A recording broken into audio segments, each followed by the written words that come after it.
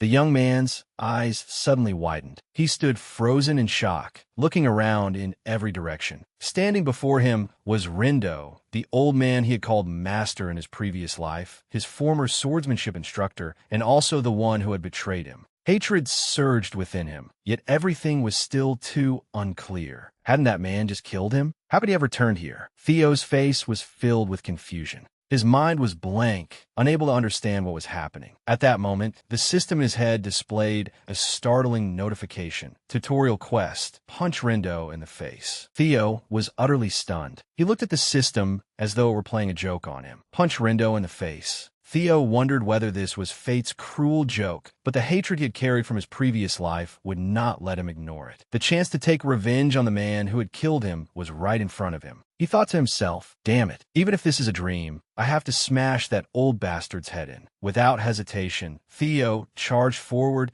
putting all his strength into his fist and throwing it straight at Rendo's face. But reality was not a dream. What had seemed like a thunderous blow was no more than a scratch to Rendo. The old man did not even blink, merely looking at Theo in surprise. Suddenly, Rendo struck back with a punch 1,000 times stronger than Theo's, sending him flying an absurd distance before he crashed flat onto the ground. The real pain left him stunned. Could this really not be a dream? Why could he feel such real pain? Rendo walked over and sighed. I understand your disappointment, my lord. The coming-of-age ceremony is approaching, yet you have not made the slightest progress. That may frustrate you, but there is no reason to strike your teacher. Theo vaguely began to understand the situation. Thinking of what Rendo had said about the coming-of-age ceremony, he remembered. That was right. The ceremony would take place in 2 days. But the strangest thing was that he had returned to this very point in time. Theo could hardly believe it. I really came back to the past. While his mind was still reeling, the system appeared once more. Congratulations. You have completed your first quest. Reward: Ragna clan talent activated. The system asked whether he wished to claim the reward. Of course he did. He would have to be crazy to refuse a reward after punching that old man. He might have been somewhat talentless, but he was not stupid. The moment the notification disappeared, a powerful light burst from his body. Strength gradually flooded through him, and Theo felt stronger than ever before. He could clearly sense his attributes rising as power spread throughout his entire body. Theo was so shocked that he could scarcely believe what was happening. What is this? What is this power? Though he still did not fully understand it all, the change in his body was undeniable. The system announced the next quest, but Theo no longer cared. Inside Rose Palace, Rendo had already gone to complain to Theo's mother about how Theo had punched him that day, although the blow had not hurt him at all. He complained that he had never met anyone as rude and useless as Theo. Shamelessly, he made grand promises that he would devote himself fully to teaching the young master. I will make him strong enough to take part in the awakening ceremony in less than 5 months. Even at over 70 years old, he had never seen someone so utterly shameless. Theo's mother trusted him completely, handing a thief the keys to the vault. She even prepared a huge bag of gold for that old fool, hoping he would pay more attention to Theo and train him properly. Rendo immediately reached out to take it, afraid she might change her mind and take it back. After taking the gold and leaving the room, the old man spoke crudely about the lady because she was a concubine. Normally, he never taught Theo properly anyway. A rotten person would always remain rotten. It seemed that he already had a plan. A mysterious person had promised him a bright future if he monitored and crippled the development of the Ragna clan. Elsewhere, Theo recalled the memories of his previous life. His mother, Lady Cecilia Ragna, had been brutally murdered by Ridden.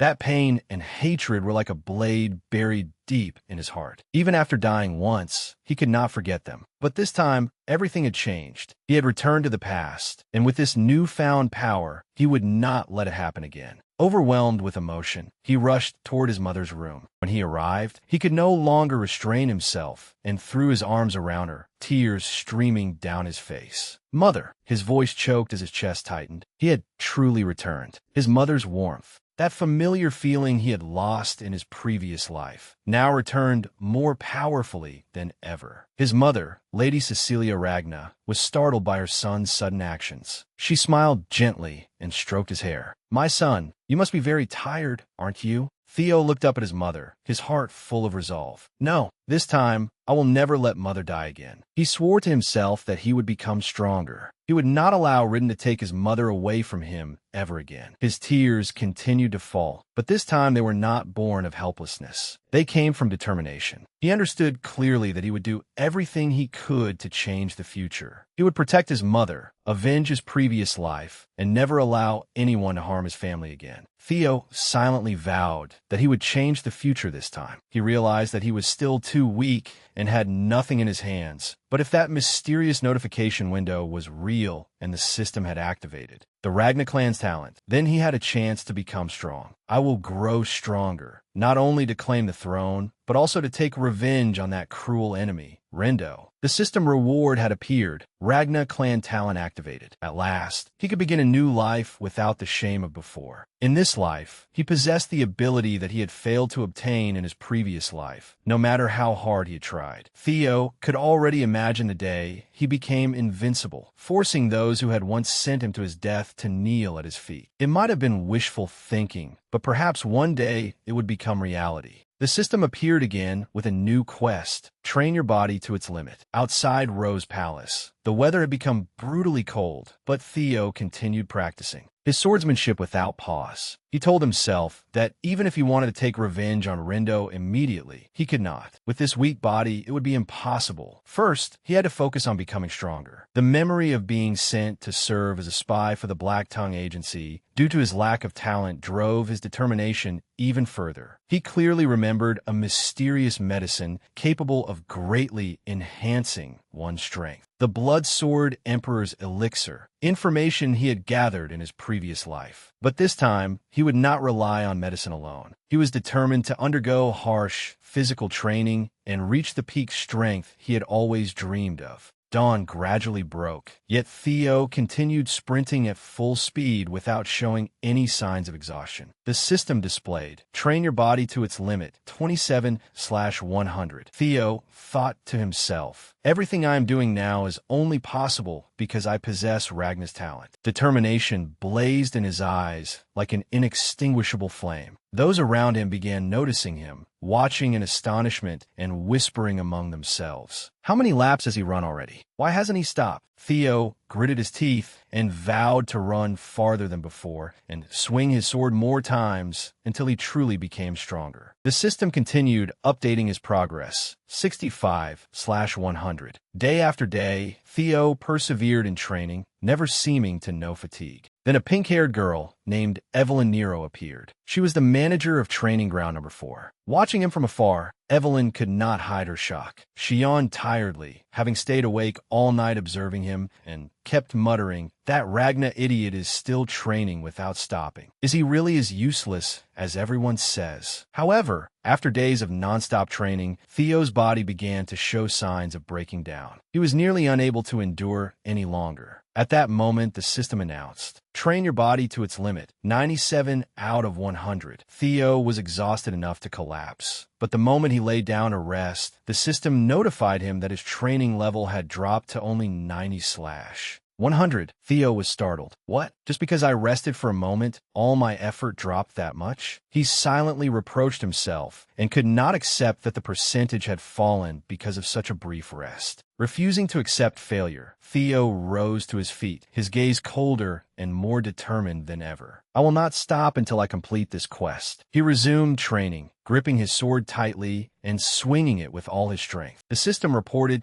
that his progress had reached 98/100. Without losing heart, he encouraged himself. Just a little more. I can do this. His body ached, and his legs felt ready to give out, but he still rushed forward as fast as he could. Just one more minute. I have to finish it. Finally, after all his hard work and effort, the system announced that his score had reached 100/100. Seeing Theo continue to push himself, Evelyn could not believe her eyes. She had never seen anyone persevere to such an extent. Theo seemed to have surpassed his own limits, struggling until his very last breath. The system announced, congratulations. You have completed the quest. Train your body to its limit. This time, the reward is a dragon heart. Theo was overjoyed. Even he could scarcely believe what he had achieved. The system was surprisingly generous, giving him an additional reward for completing the quest so quickly. You have received 10 years worth of magic from your previous life. Too exhausted, Theo collapsed to the ground and lost consciousness. But before fully passing out, he still forced himself to select the reward, afraid it might disappear. Otherwise, he would wake up the next morning crying enough tears to flood the entire palace. While Theo was unconscious, 10 years worth of magic from his previous life flowed into his body, creating a shockwave of energy that enveloped the surrounding area. Evelyn witnessed everything and could not conceal her astonishment. After being taken to a room to rest, Theo gradually regained consciousness. He opened his eyes and looked around, his mind still hazy. "Where am I?" At that moment, Evelyn appeared and told him not to worry. This was the training grounds restroom. She kindly reminded Theo that anyone would collapse if they pushed themselves too hard. Theo watched her for a moment before asking, "Are you Evelyn?" The girl smiled. "Yes. You remember me, don't you? I am Evelyn Nero, manager of training ground number 4. This morning, you collapsed from overtraining, so I brought you in here." Theo nodded gratefully and thanked Evelyn. Evelyn seemed about to say something else, but hesitated, uncertain whether she should ask about what she had witnessed. She asked Theo whether he knew that the Ragna clan strictly prohibited opening one's mana channels before the awakening ceremony. Naturally, Theo knew that, but why was Evelyn bringing it up now? Why mention that all of a sudden? Evelyn told Theo that before he had fainted, she had sensed a stream of mana connected to his mana channels. Then, with a piercing gaze, she asked, "You have opened your mana channels already, haven't you?" Theo did not understand what was going on. If that were true, how could he still be sitting here safely? He recalled that before losing consciousness the previous day, the system had rewarded him with a dragon heart and an additional reward. At that thought, Theo broke into a cold sweat. In this world, dragon hearts were as rare as a needle at the bottom of the sea, because a dragon heart could replace one's mana channels. Replacing the mana channels with a dragon heart could make them function more efficiently. However, for creatures other than dragons, such as humans, it had to be placed in the lower abdomen because a human heart could not handle mana channels.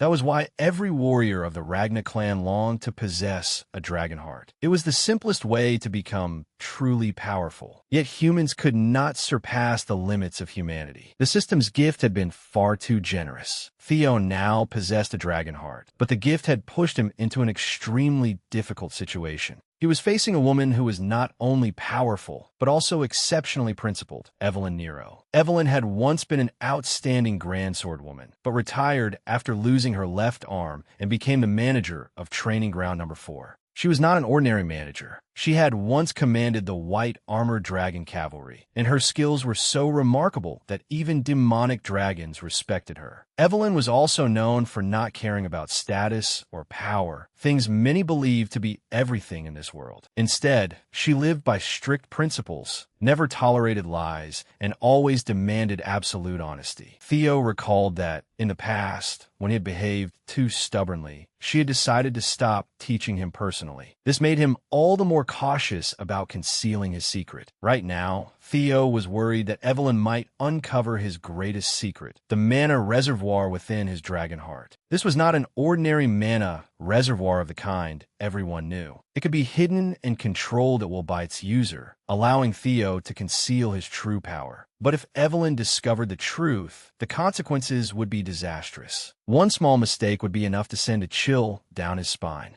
In that tense moment, Theo suddenly thought of something. He gave a cold smile and challenged Evelyn. "Do you dare take responsibility for your suspicions? If what you believe is wrong, this could be considered an insult to the Ragna clan." The question made Evelyn frown, but she still had no certain answer. Theo realized that he could seize this opportunity to turn the situation around, so he pressed on. "Do you know the punishment for insulting a descendant of the Ragna clan?" Evelyn understood the gravity of the law and answered decisively, "Execution." Theo did not miss the opportunity and pressed her further. "Good. You know that, then. Why don't you inspect me?" Though Evelyn remained suspicious, Theo's confidence unsettled her. She had never seen him act like this before. She decided to examine his body by placing her hand over his lower abdomen. But after checking for a while, she found no sign of mana. Evelyn was astonished. She could not believe he did not have any mana reservoir within him. This left her hesitant, unsure whether she could trust her own senses. The entire situation was simply unbelievable. Theo asked her with even greater confidence, "Well, there's nothing there, right?" Evelyn immediately knelt and apologized. "I was wrong. Please execute me. I will pay with my life." Theo was secretly delighted because he knew his dragon heart was unlike any other mana reservoir. Since he could control the mana reservoir completely, he could easily hide it. Furthermore, knowledge of dragon hearts would only emerge later. How could Evelyn possibly discover the truth now? Yet instead of punishing her, Theo merely placed a hand gently on her shoulder and said with tolerance, "There is no need. You are only doing your duty." Very few people would risk their lives to do that. Then he slowly left the room, leaving Evelyn alone with her scattered thoughts. Though she felt relieved, she could not stop wondering who Theo truly was. She could clearly sense that he was no ordinary person and that there was something very special about him. A few days later, Theo returned to the training ground and continued training with Master Rendo.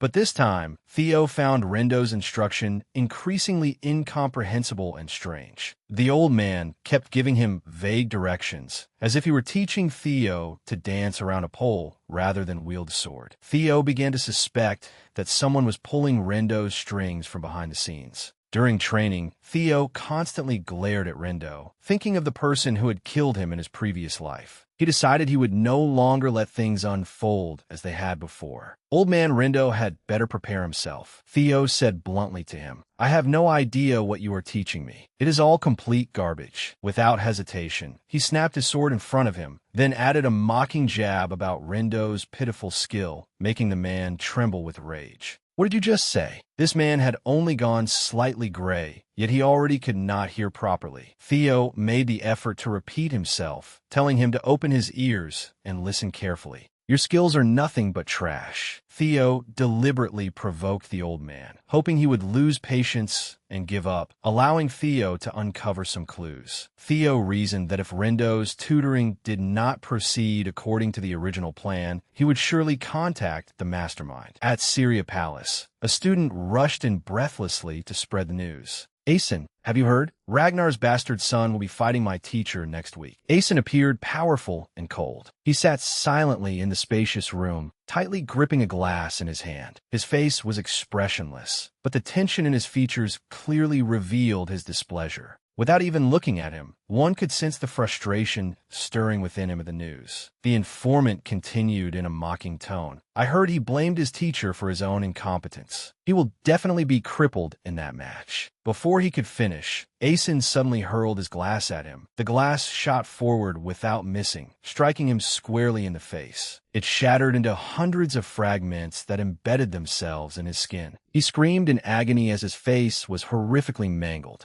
In an instant, Asen had killed him without hesitation. His fury seemed to have reached an uncontrollable peak. Gritting his teeth, he growled each word as his terrifying, scar-covered face was revealed. "So what? What does it have to do with me if some bastard gets crippled?" The man standing beside Asen was Remington Nazio, one of the Northern Four Hounds, known as the Silver Tiger. He looked at Asen in surprise, but remained silent, apparently accustomed to Asen's fits of rage. Then, a man approached from afar. It was Chovan, one of the 9 dragons, known as the Heavenly Dragon. In a calm yet cold voice, he reminded Asen to be more cautious. He should have been crippled long ago. Still, being careless would be unwise. Asen looked at Chovan, and gave a faint smile. "I only respect those with talent. You worry too much. Why concern yourself with that bastard?" Chovan kept his eyes fixed on Asen. "With Ragnar, even things that have never happened before can happen. A single spark in the wind is enough to ignite a blaze." Asen sneered. "Fine, that old instructor will handle it for us." 1 week later, at training ground number 4, the match between Theo and Rendo was about to begin. The training ground was now packed with warriors who had gathered to witness the confrontation. Evelyn Nero, once a renowned swordwoman, was also present. Beside her stood a huge man built like a military general, watching the match. Theo stood in the middle of the field, his posture resolute and his sharp gaze aimed directly at Rendo. How Guset Inwali. At first, he had only intended to humiliate Rendo and get him dismissed, but things had gone too far. There was no turning back now. The system in his mind announced his current quest: defeat Rendo and win. Theo's resolve surged as he prepared to face Rendo and settle the debt from his previous life. A few days earlier, while Rendo was training him, Theo had stared him down and said, "I told you already. Your skills are garbage. You are fired." Rendo furiously protested. "Young Master Theo Ragna, I cannot accept this. There is still plenty of time left on my contract." Theo Ragna replied coldly, "So what? If I say you are fired, then you are fired. What did the contract matter?" Though he wanted to kill Rendo immediately, Theo knew he was not strong enough yet. He decided to keep his distance and gather more information.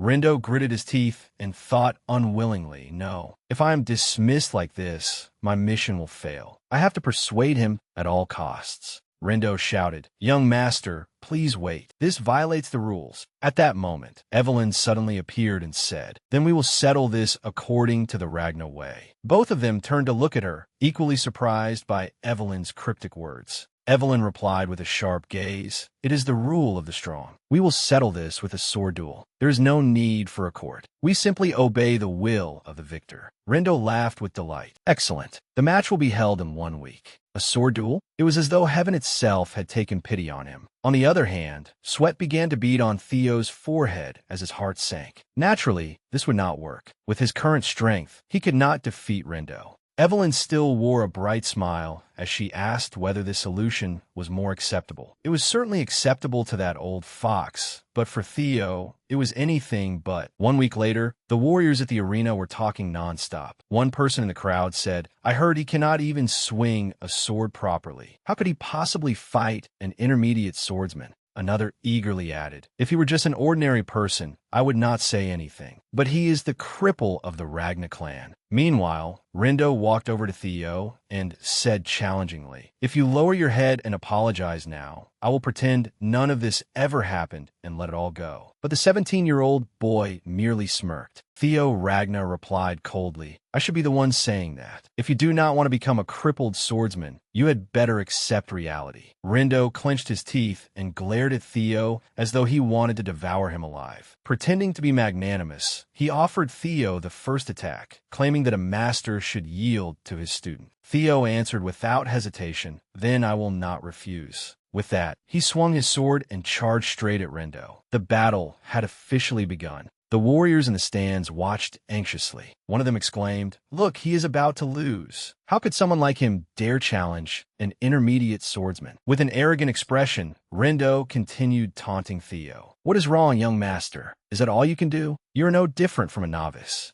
Anger rose within Theo, but he knew he was not yet strong enough to defeat Rendo outright. The duel continued as everyone awaited its final outcome. Rendo had also noticed that Theo's skills had improved recently, but compared with his own ability, these techniques were still insignificant. Theo would need to reach the level of the Northern Four Hounds before he could truly pose a threat. A few days earlier, immediately after Evelyn made her proposal, Theo had gone to confront her, demanding to know why she had suggested something so unreasonable. Yet she simply sat there calmly drinking tea and told him that she was only trying to help him. Evelyn had also discovered that someone was backing that old fox, which explained why he had been acting so suspiciously. Theo was greatly surprised that Evelyn knew this. How had she found out? Evelyn had noticed that Rendo kept teaching Theo random, useless moves, so she secretly sent someone to investigate him. Just as she suspected, there was definitely something wrong with the old man. Theo remembered that in his previous life, Evelyn had never noticed this. Perhaps in this life, he had drawn her attention through the Manhwa incident, prompting her to investigate the old man. According to Evelyn's findings, every trace led back to Camellia Palace. When Theo heard the name of that palace, he felt uneasy. It was the residence of the Northern Four Hounds. Could all this be because of that absurd succession struggle, the very conflict that had sent him to his death in his previous life? Yet the reality before him was pitiful. Theo admitted to Evelyn that he knew his own limits. He knew for certain that he could not defeat that old man, but Evelyn encouraged him, saying he absolutely could. Back in the duel, Rendo was still fighting with great enthusiasm, launching dangerous attacks one after another. But only now was Theo truly beginning. Theo easily blocked Rendo's previous strike, catching him completely off guard. The old man froze. He had never taught Theo anything like this. So how could Theo block him so effortlessly?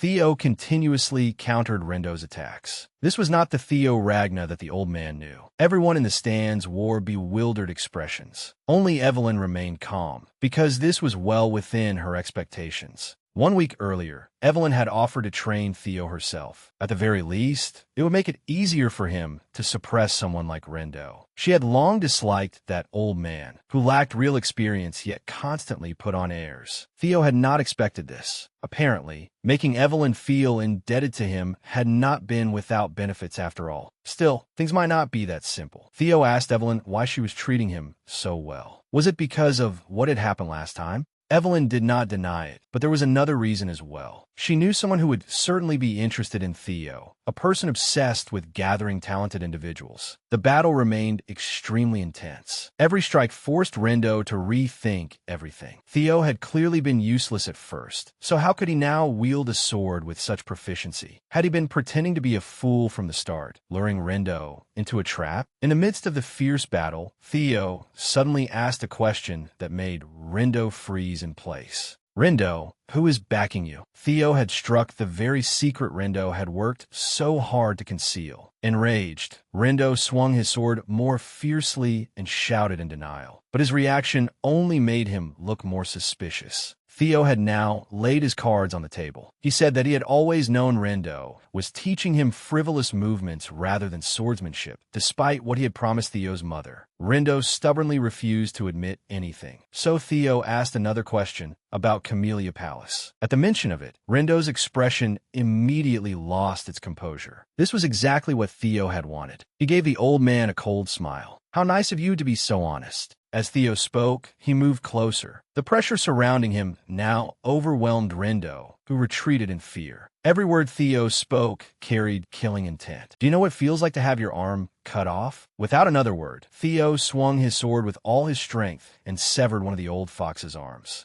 At last, Rendo stood before him in a weakened state. With a single slash from Theo, Rendo's arm was completely severed, flying through the air before falling to the ground. The men in the stands were drenched in sweat as they watched, unable to say a word. The worthless boy they had looked down on had utterly shocked them. Only then did Rendo realize that one of his arms was gone. Until that moment, he had been so focused on Theo's words that he had not even noticed it. Once the pain finally struck him, he collapsed and clutched himself, weeping in agony. Even after having his arm cut off by his former student, his mouth remained as foul as ever. He continued muttering insults at Theo, calling him an idiot. Though he was already finished, he still believed someone would protect him. After defeating him, Theo could feel a change within himself. He sensed that he could become even stronger. Theo approached the old man again and asked whether he remembered what he had said the other day. Rendo was in too much pain to remember anything. Theo showed no mercy and swung his sword again, sending him to his death. Rendo did not even have time to leave any final words before vanishing from this world. The moment Rendo's body fell, the system displayed a notification that Theo had successfully completed today's assigned quest. The system also granted him an additional reward for overcoming his opponent, and naturally, there was no reason for Theo to refuse it. The warriors in the stands could scarcely believe what they had witnessed. Theo now stood in an entirely different position. No one would dare bully him again. The system announced that his observation reward had been activated, though Theo did not yet understand what this observation was. A massive stream of light began to appear around him.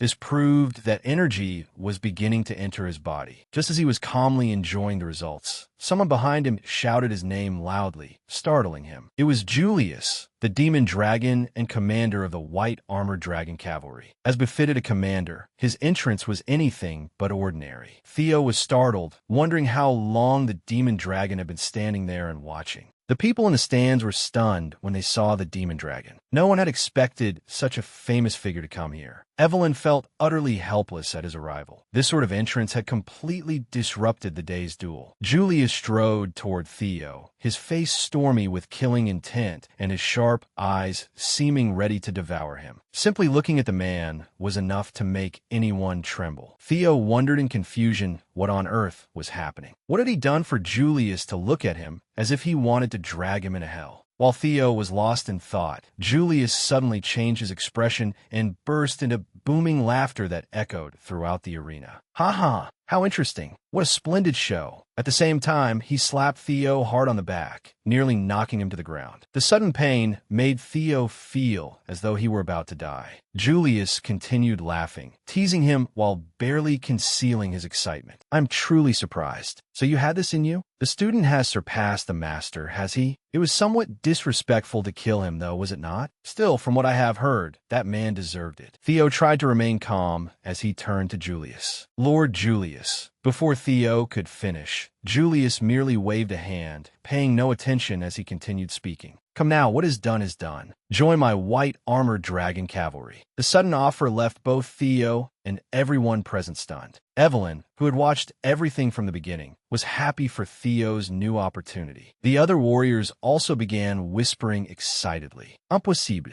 That fool from the Ragna clan was invited to join the white armored dragon cavalry by Julius. One helmeted warrior asked the person beside him, "Have you ever seen someone who has not even gone through the awakening ceremony get chosen for the cavalry?" The other person thought for a moment, then shook his head. Nothing like this had ever happened before, so everyone found it hard to believe. The warriors were stunned by Julius's decision. Even Julius, renowned for his discerning eye, could not be certain of Theo's potential. Yet he seemed to have decided to gamble on the hidden potential within him. However, contrary to everyone's expectations, Theo appeared thoughtful. After a long moment of consideration, he looked at Julius with determined eyes. "Lord Julius, I am deeply grateful for your offer, but I must decline." His answer shocked everyone, and even Julius could not hide his surprise. He stared at Theo as though he could not believe what he had heard, looking helpless before this young man. Evelyn, who understood Theo's dream from his previous life better than anyone, was equally astonished. "You turned down the white armored dragon cavalry. What?" Theo merely smiled faintly and replied, "I am not skilled enough to join the white armored dragon cavalry yet. Joining now would limit my path. I need time to grow and prepare for the awakening ceremony." Many regretted his refusal, but Julius only smiled and gently patted Theo on the shoulder in encouragement. Such admirable humility. "Very well, I will wait until you are ready." The scene shifts to Syria Palace, where tensions had grown high. Amin Ragna, the lady of Syria Palace, was discussing Theo's killing of his master with her brother, the heavenly dragon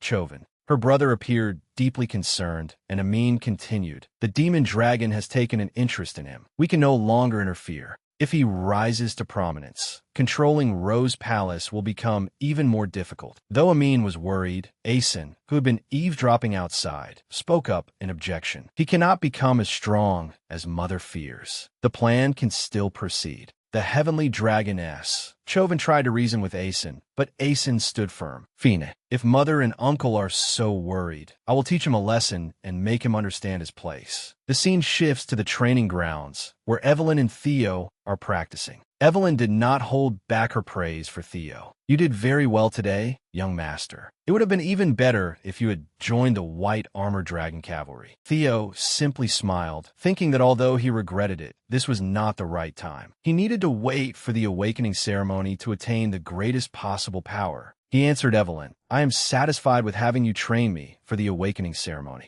As they spoke, an unfamiliar man appeared. He introduced himself as Sibin from the southern checkpoint and said that he had something to discuss with Theo. Theo observed him carefully and sensed through the system that Sibin genuinely admired him and wished to fight him. After his battle against Rendo and the attention he had received from Julius, Theo realized that people who had once been oppressed or looked down upon were beginning to approach him, challenge him, and follow him. He told himself that he would need people of his own if he wanted to become the head of the Ragna clan. The system then displayed a notification for its final mission. Erase the nickname Ragna Clans Good for Nothing. Progress 28/100. Sibin began speaking like an excited fan, saying that he desperately wanted to become someone like Theo. He was even honest enough to admit that he had never paid attention to Theo before and had only regarded him as the Ragna clan's useless failure. Though it was meant as praise, Theo found the way he said it deeply irritating. Sibin continued describing his journey to becoming Theo's devoted admirer. He had watched Theo train diligently every morning and had seen the results of his relentless efforts. He could not stop expressing how deeply he admired Theo. "Please give me a chance to speak with you directly, my lord."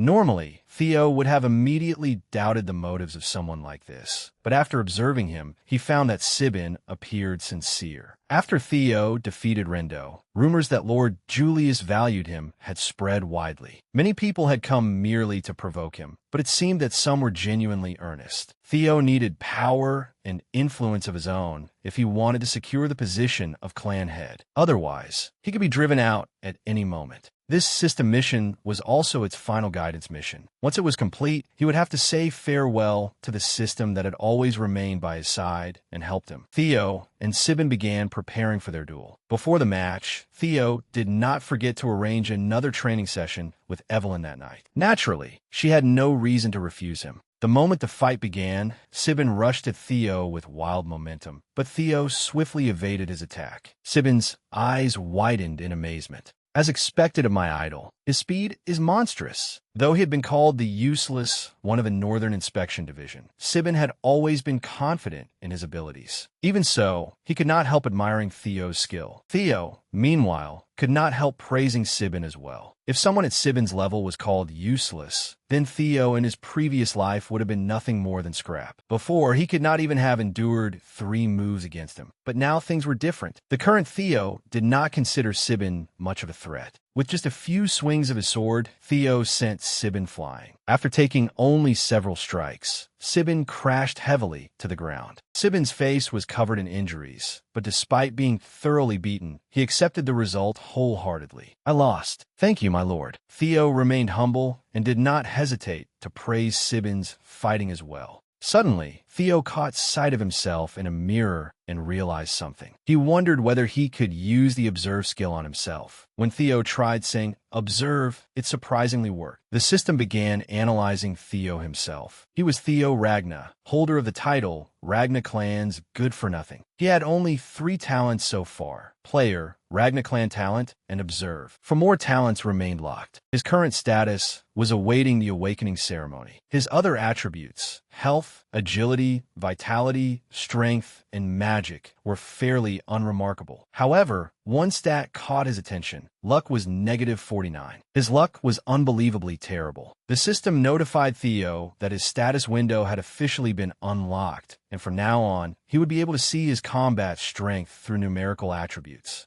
If things continued this way, then completing the mission would allow him to unlock 4 more skills and even fully view his own attributes. His strength and magic scores were remarkably high, reaching 190. Perhaps they came from the power he had accumulated in his previous life, together with the dragon heart. But he still could not understand why his luck stat was so painfully low. It was likely why so much nonsense kept happening around him. Before long, a group of people appeared and looked at Theo with eyes full of admiration. Evelyn had noticed this situation for some time. Rindo might truly have been weak, but he was still an intermediate swordsman. Theo's victory over him was bound to bring many changes. Besides those weaklings who could only envy Theo, there were also many people who admired him. The crowd before him appeared to be made up of his admirers. They surrounded Theo as if attending a fan meeting, constantly discussing his display of strength. They thought that if they had taken that blow themselves, Old Man Rindo would have cut them down in an instant. Among the crowd was a very eager young man who wanted to fight Theo and learn from him. His name was Elnalin, and he was 19 years old. He was 2 years older than Theo, yet he still addressed him as my lord. Though he looked somewhat rough around the edges, he seemed harmless enough. After observing him, Theo called Nayland by name, which greatly surprised him. "You know me, my lord?" Theo understood what he wanted and invited him forward for a match. Nayland was overjoyed. An opportunity like this did not come often. It was a tremendous honor for him.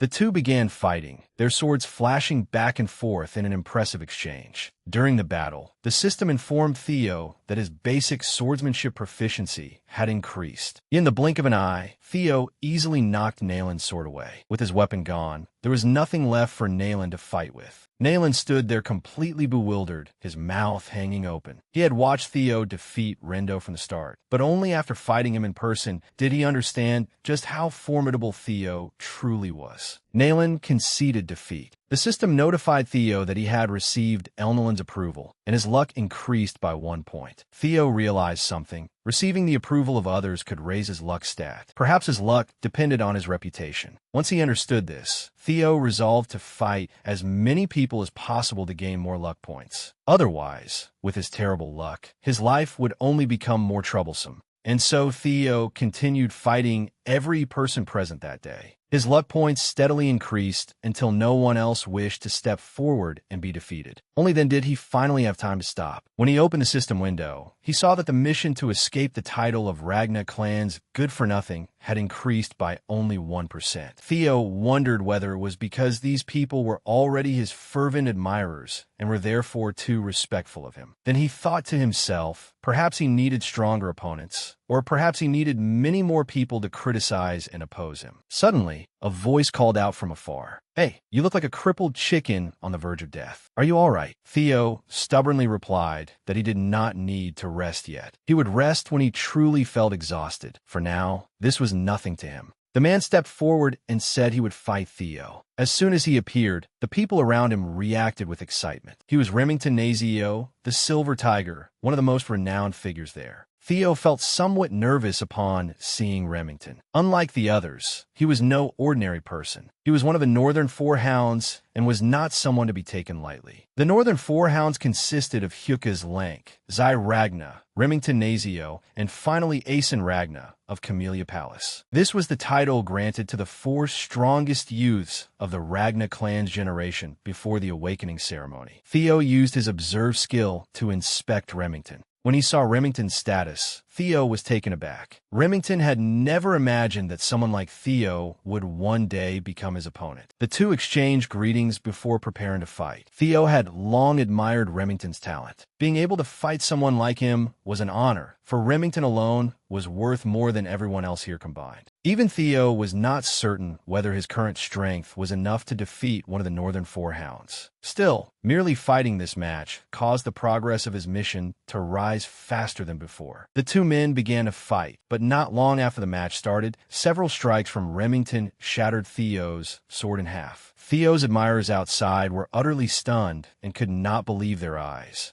To them, Theo was like a radiant sun that always shone brightly. They could not believe he would lose so easily. Someone said that the outcome had been obvious from the beginning. Theo had grown a great deal, but Remington was still the strongest of the 4. There was no shame in losing to someone like him, but Sibin refused to accept it. No one could replace Theo in his heart. He insisted that a man with Theo's fighting spirit could not possibly lose just like that, leaving those around him speechless. As they argued loudly, Remington's voice shattered the atmosphere. "I lost." Everyone was shocked to hear those words from Remington. He had exchanged only a few strikes, yet a member of the Northern Four Hounds was admitting defeat. Remington bowed his head and thanked Theo for today's match. He looked at Theo's sword and said, "This sword had already been worn down, and you had fought until exhaustion today. If we continued, this match would have ended in my defeat." Theo humbly replied that he had lost the moment his sword broke. "If this had been a battlefield, I would have died long ago." Theo and Remington looked at each other, then shook hands and agreed to have a proper match another time. Theo had successfully gained the recognition of the strongest member of the Northern Four Hounds. Sibin was immensely proud of his idol. "See, young Master Theo is different." The system displayed a notification that the progress of the mission to erase that nickname had reached 35 out of 100. Evelyn had witnessed all of Theo's efforts and struggles. She knew that Theo was truly strong, not the useless failure everyone claimed he was. Compared with his previous life, Theo had become much stronger. Yet when his sword met Remington's, he realized just how many shortcomings he still had. Though the match had been somewhat embarrassing, he had learned a great deal. Moreover, his luck had risen by 10 points and his reputation had improved considerably. He had gained more from this battle than he had lost. Only then did Remington reveal his true purpose. He had not come merely to duel, but to invite Theo into the Dragon Serpent Society. Theo was excited upon hearing the name, but he kept an indifferent expression on his face.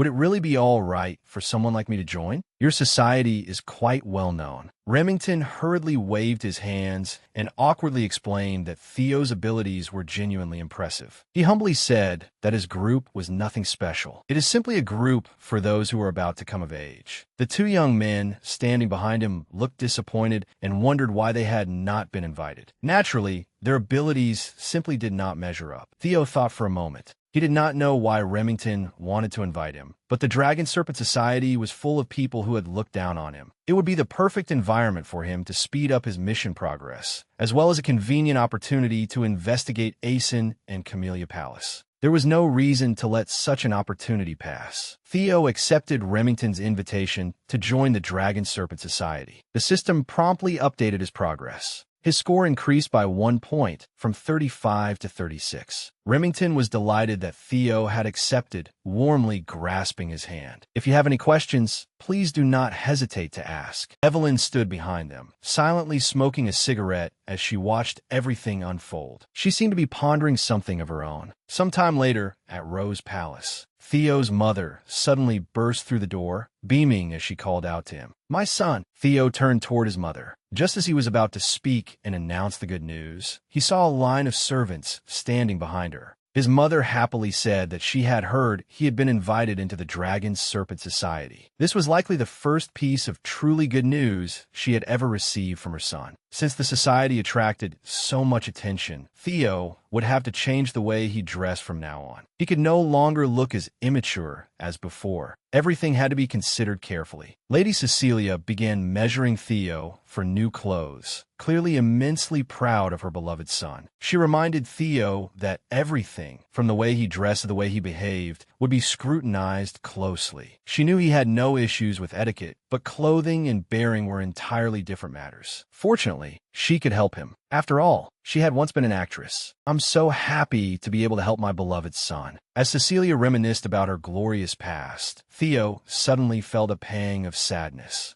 In his previous life, he had been branded the illegitimate child of a concubine, a commoner within the Ragna clan. His mother had always felt guilty for forcing him to bear such a disgraceful label, though none of it had been her fault. In the cold-hearted Ragna clan, Theo had often wondered what his mother had endured while raising such a weak son. Even as he was murdered in his former life and closed his eyes for the last time, Theo never stopped blaming himself for not being strong enough to protect his beloved mother. Moved by emotion, Cecilia leaned against her son's shoulder and wept. Behind her bright, daily smile, she had clearly been hiding something all along. "I believe in you. You can do it." Her son had finally entered the Dragon Serpent Society, and his talent had been acknowledged by everyone. Theo Ragna silently vowed that he would crush them all. He would repay every grievance from his previous life and not squander the second chance heaven had given him. 2 weeks later, the day of the Dragon Serpent Society banquet arrived. Outside Rose Palace, Remington had prepared a carriage to pick Theo Ragna up. To everyone's surprise, Theo Ragna appeared completely different from before. He looked as though he had undergone a total transformation, polished and strikingly handsome. Everyone around him encouraged him. "Young Master Theo, you look like a completely different person." Seeing Theo's new appearance, Remington did not know what to say. Awkwardly, he asked, "Is that really you, Theo?" Theo replied, "You can't recognize me either, Remington."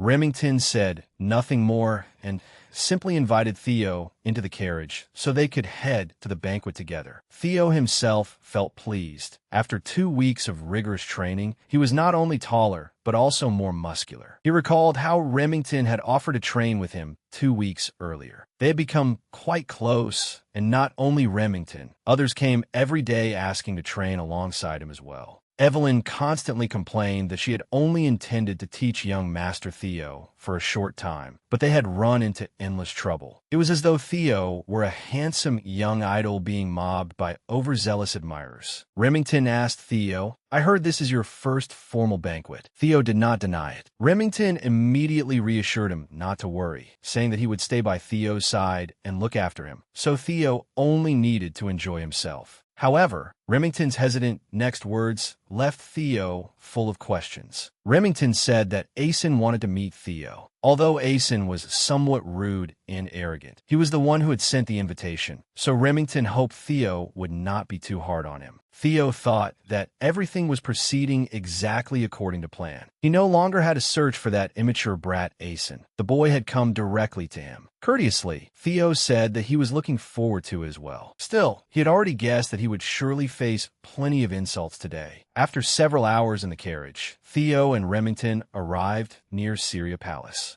Inside, Asen, the youth known as one of the Northern Four Hounds, was seated smugly as he eagerly awaited Theo Ragna, whom he considered the Ragna clan's fool. He was looking forward to Theo as one would a new toy. As they arrived at the palace entrance, Theo thought of the person who had incited Randon to hinder his growth, as well as those who had harmed his mother. Remington led him inside and announced that Asen would come greet him. Theo Ragna paid Remington no attention, focused entirely on his thoughts. The reason Asen had invited him was obvious. He wanted to stop Theo's growth. But Theo had not come here without a plan. Theo was determined to show him that he was no longer someone who could be trampled on. Suddenly, Theo Ragna noticed a strange light shining from the building. It felt like the blue glow of a quest. Lost in concentration, Theo failed to notice what was happening around him until Remington shouted, drawing his attention. "Young Master Theo, look out!" Theo Ragna looked up and saw something falling, followed by a cloud of white smoke enveloping the spot where he stood. Realizing this was Asen's prank, Remington became furious, but Theo calmly replied, "It's only flour." Yet Theo thought that in his former life, he would not have been able to avoid it and would have been hit. It was not difficult to spot the culprits behind the prank. They were watching him from the windows above. Remington shouted angrily upward, "Asen, why would you do this?" Theo used Observe to see Remington's true reaction. At first, he had suspected Remington of being involved,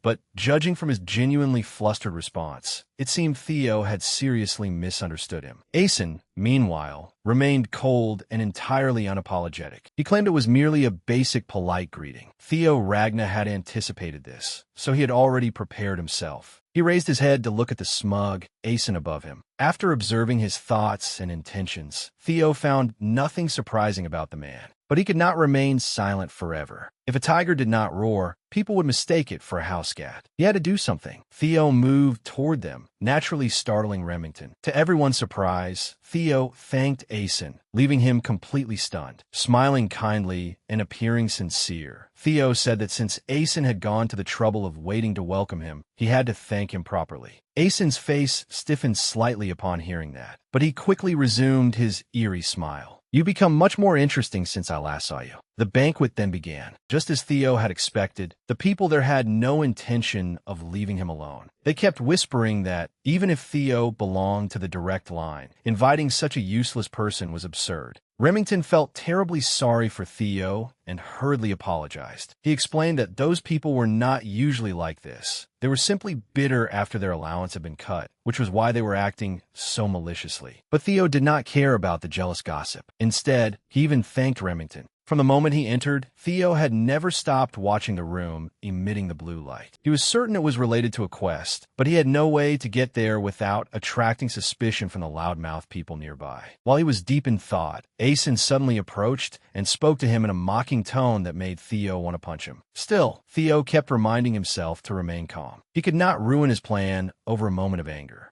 Standing on the steps, Asen said he wished to apologize to Theo. With that eerie manner of his, he walked over, slung an arm around Theo's shoulder, and said sinisterly, "You'll accept my apology, won't you?" Seeing this, Remington became uncomfortable and shouted Asen's name, like a protective husband defending his delicate wife. But Theo's next word surprised both Remington and Asen. "I thought it was only a greeting. Why would you need to apologize?" Asen had not expected that answer. After a moment, he burst out laughing and said he had not realized how much Theo had changed. The gossiping crowd continued talking about Theo, constantly making snide remarks about his origins. They became increasingly excessive. They wondered why Remington praised Theo so highly every day, and one of them remarked that Remington was an illegitimate child too. Remington heard those words. He suddenly felt self-conscious and could no longer say anything. Hearing their filthy remarks, Theo no longer wished to sit quietly.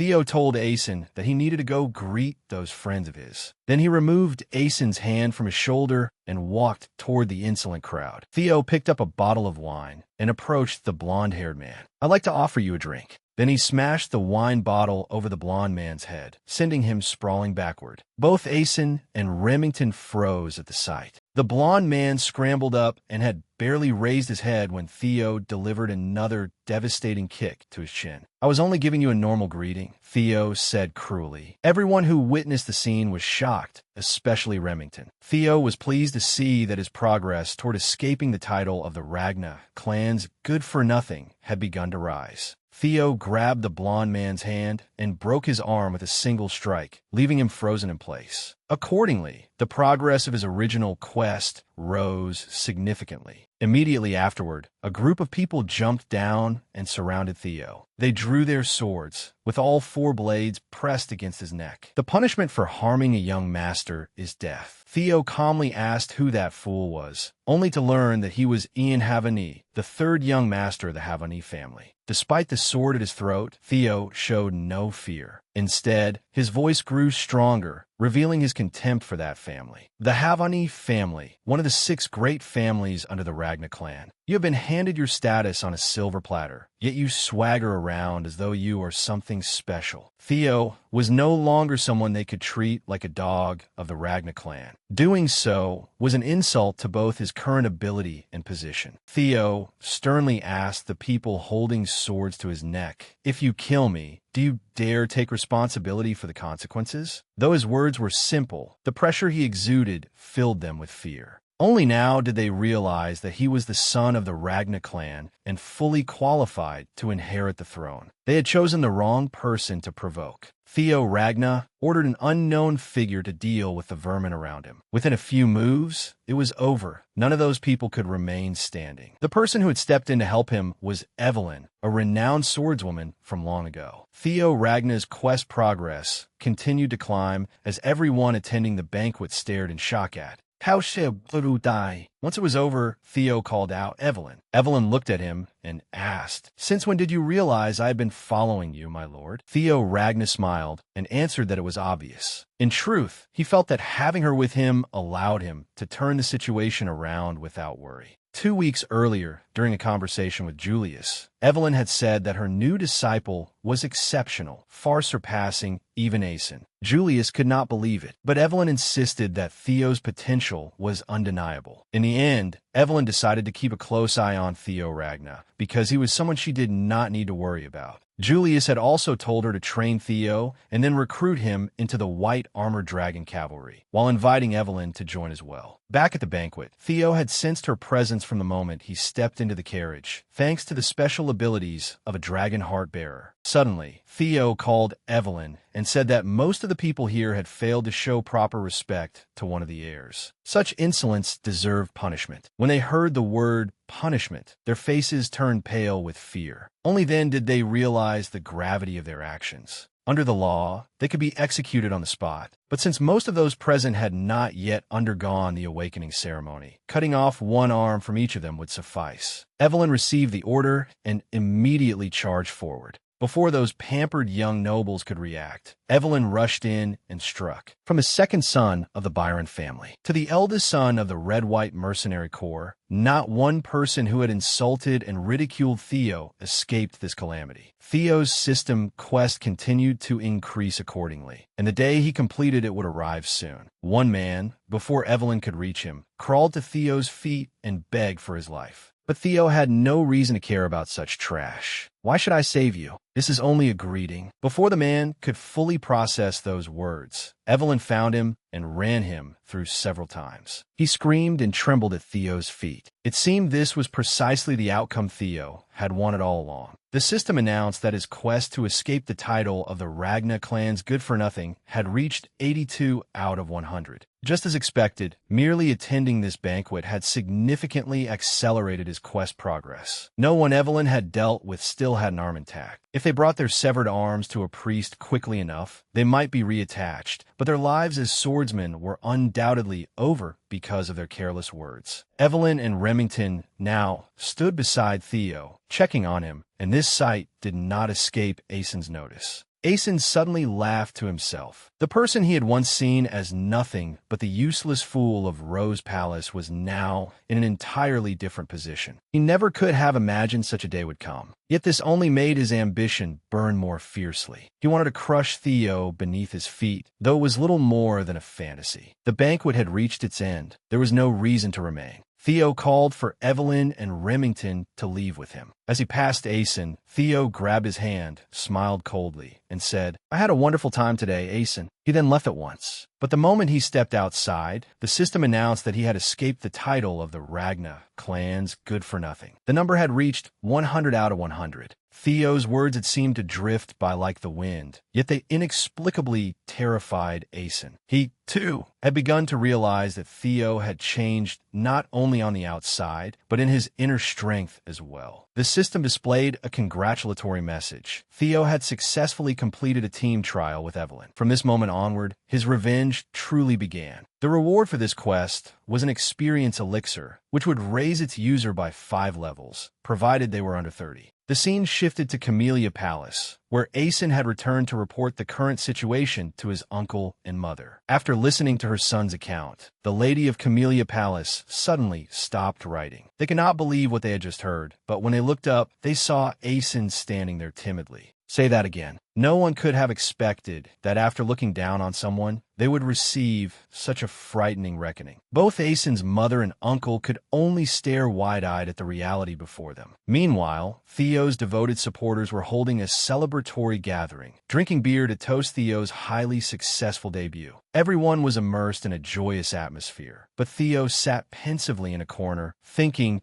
that useless Theo defeated them all. Back at Camellia Palace, Lady Amin could no longer contain her anger and repeatedly berated Aeson. "Not only did you defend that worthless fool, you even let your own men get their arms cut off." Her face had gone dark with rage. She no longer wanted to speak to her incompetent son, but she still had to vent her fury. Aeson was so afraid of his mother that he did not dare utter a word. He could only answer obediently and silently endure her scolding. The more Amin spoke, the more heated she became, her voice growing louder until her furious tirade echoed through the entire palace like the roar of a great tiger. It was no wonder. She had warned her immature son time and again that if Theo stood out, their plan to seize Rose Palace would become infinitely more difficult. Yet he had refused to listen. Aeson tried to reassure her, saying she need not worry and that he would handle everything, but she cut him off before he could finish. Lady Amin ordered him out and told him to reflect on his foolish actions. His one small mistake had ruined the grand plan they had prepared from the very beginning, and her words became harsher and harsher. "It is all because you keep chasing after such shallow things." With that, Aeson left. After her son had gone, Lady Amin sighed and wondered whom he had inherited such impulsiveness from. Suddenly, a man's voice came from the corner. "He is exactly like you were when you were young, my lady." Lady Amin merely glanced at him and asked, "You can still joke at a time like this?" The man did not argue. He simply comforted her, saying that the situation was not as bad as it seemed, which left Amin thoroughly puzzled. He explained that Rose Palace was part of the family head's inner household, making it difficult to take possession of, even though it lay beyond the family head's direct interests and was regarded as a gathering place for riffraff. Still, it fundamentally had the family head support. He proposed a plan to Amin. What they needed most was justification. Theo had caused a disturbance at the banquet, and that was their stroke of luck. Theo was gradually becoming the representative of Rose Palace, so they decided to use the Dragon Serpent Society incident as justification and suppress him through legal procedures. Lady Amin fell into thought. The reason she had always feared Theo becoming stronger was that, if his influence continued to expand, the family head would pay more attention to Rose Palace. But her brother's proposal was indeed reasonable. If they forced Rose Palace into a difficult position, it would have no choice but to submit people to Ivan's side. Then they could take over Rose Palace without attracting any criticism. Her frown immediately vanished, replaced by a sweet, delighted expression. Blinking eagerly, she clasped her hands behind her back and nodded repeatedly in agreement with her brother's plan. "How long will it take to prepare?"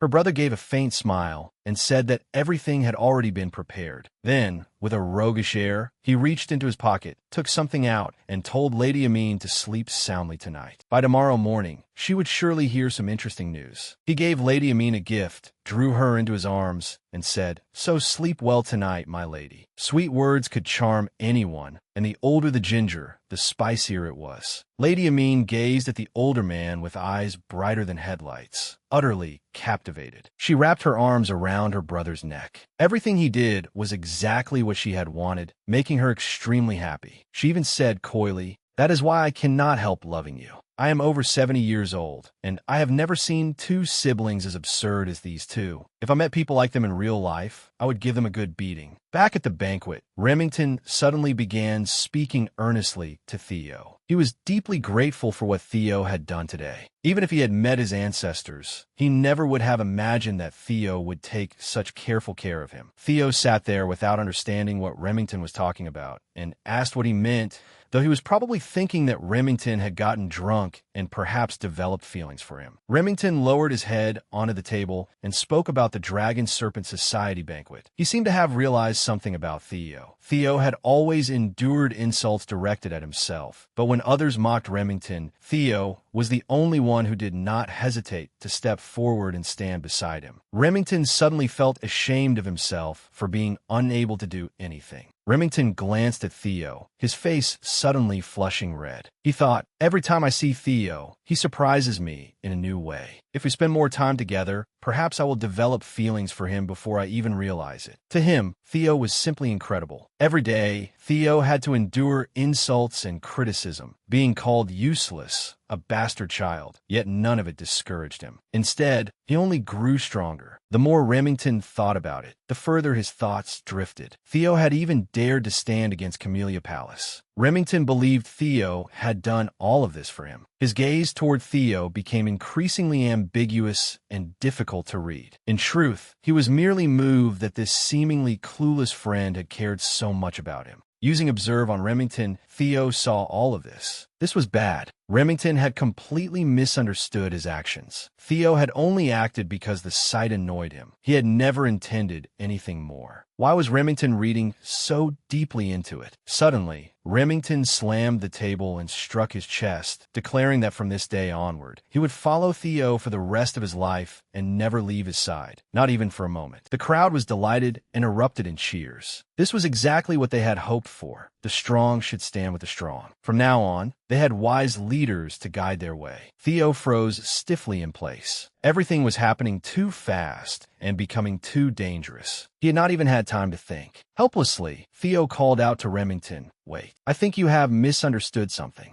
Just as he was about to say more, a voice sounded in his mind, telling him to let things proceed as they were. Theo immediately realized it was telepathy. Turning around, he saw Evelyn looking back at him with a faint smile. Evelyn reminded Theo that it was not such a bad misunderstanding. Besides, everyone seemed eager to get along with him. Theo was surprised by her words, but then he let it go. He merely sighed softly and said, "I am not anyone special." Everything that had happened was due to the messages from this system, from his return to the past and receiving Ragnar's talent, to becoming as strong as he was now. Theo wondered what it truly was. At first, he thought they were merely fragments of regret. Yet as he examined them more closely, he began to feel differently, as though he had experienced all of this before, even if he could not remember clearly. In any case, this mysterious thing was helping him greatly, so there was no need to dwell on it. The Dragon Serpent Society incident came to an end, and Theo noticed that his level had increased. He realized that every time he leveled up, he received points to improve his attributes.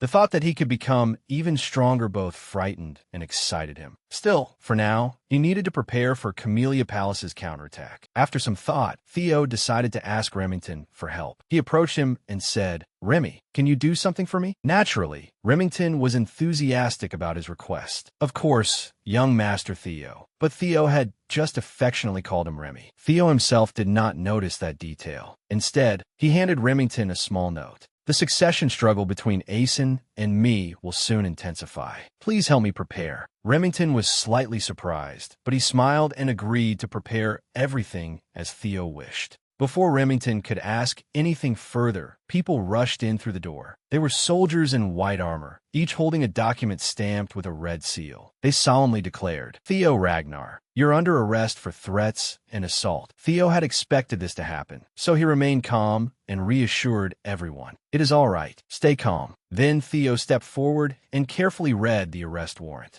After confirming that it was genuine, he did not make them wait. He quickly held out his hands, allowing them to cuff him and take him away. Before leaving, Theo signaled Remington and Evelyn about the task they needed to carry out. Both understood his signal without a word. Remington held the note Theo had given him earlier. He was certain it contained a secret mission that Theo had carefully prepared. The scene shifted to the secret northern branch of the Ceres Merchant Guild, where a fierce battle was underway. The butler delivered this urgent news to Lady Cecilia at Rose Palace. She anxiously wondered what had happened. Upon hearing that Theo had been accused of inciting rebellion for causing a disturbance at the previous day's banquet, she became so overwhelmed that she collapsed to the floor. She kept telling herself that Theo would surely overcome it. He had always been that kind of person. Lady Cecilia was terribly worried, but there was nothing she could do but pray that Theo would remain safe and return unharmed. On the way to the court, Theo looked outside and thought to himself that he had been here for some time now. Since he had completely destroyed the Dragon Serpent Society, he could be certain that this would not end with simple detention. They would certainly hold a trial. Theo also understood that bringing an heir like him before the tribunal meant they wanted to test his ability as a successor. When he entered the courtroom, Theo alone faced four high-ranking figures: Julius Ragnar, the Demon Dragon; Echovian, the Heavenly Dragon; Osa Ragnar, the Sword Dragon; and Work Ragnar, the chairman of the council. Lord Work spoke first, demanding that Theo explain the crimes he had committed. Theo could tell that the man made no effort to hide his contempt when he called him a bastard child.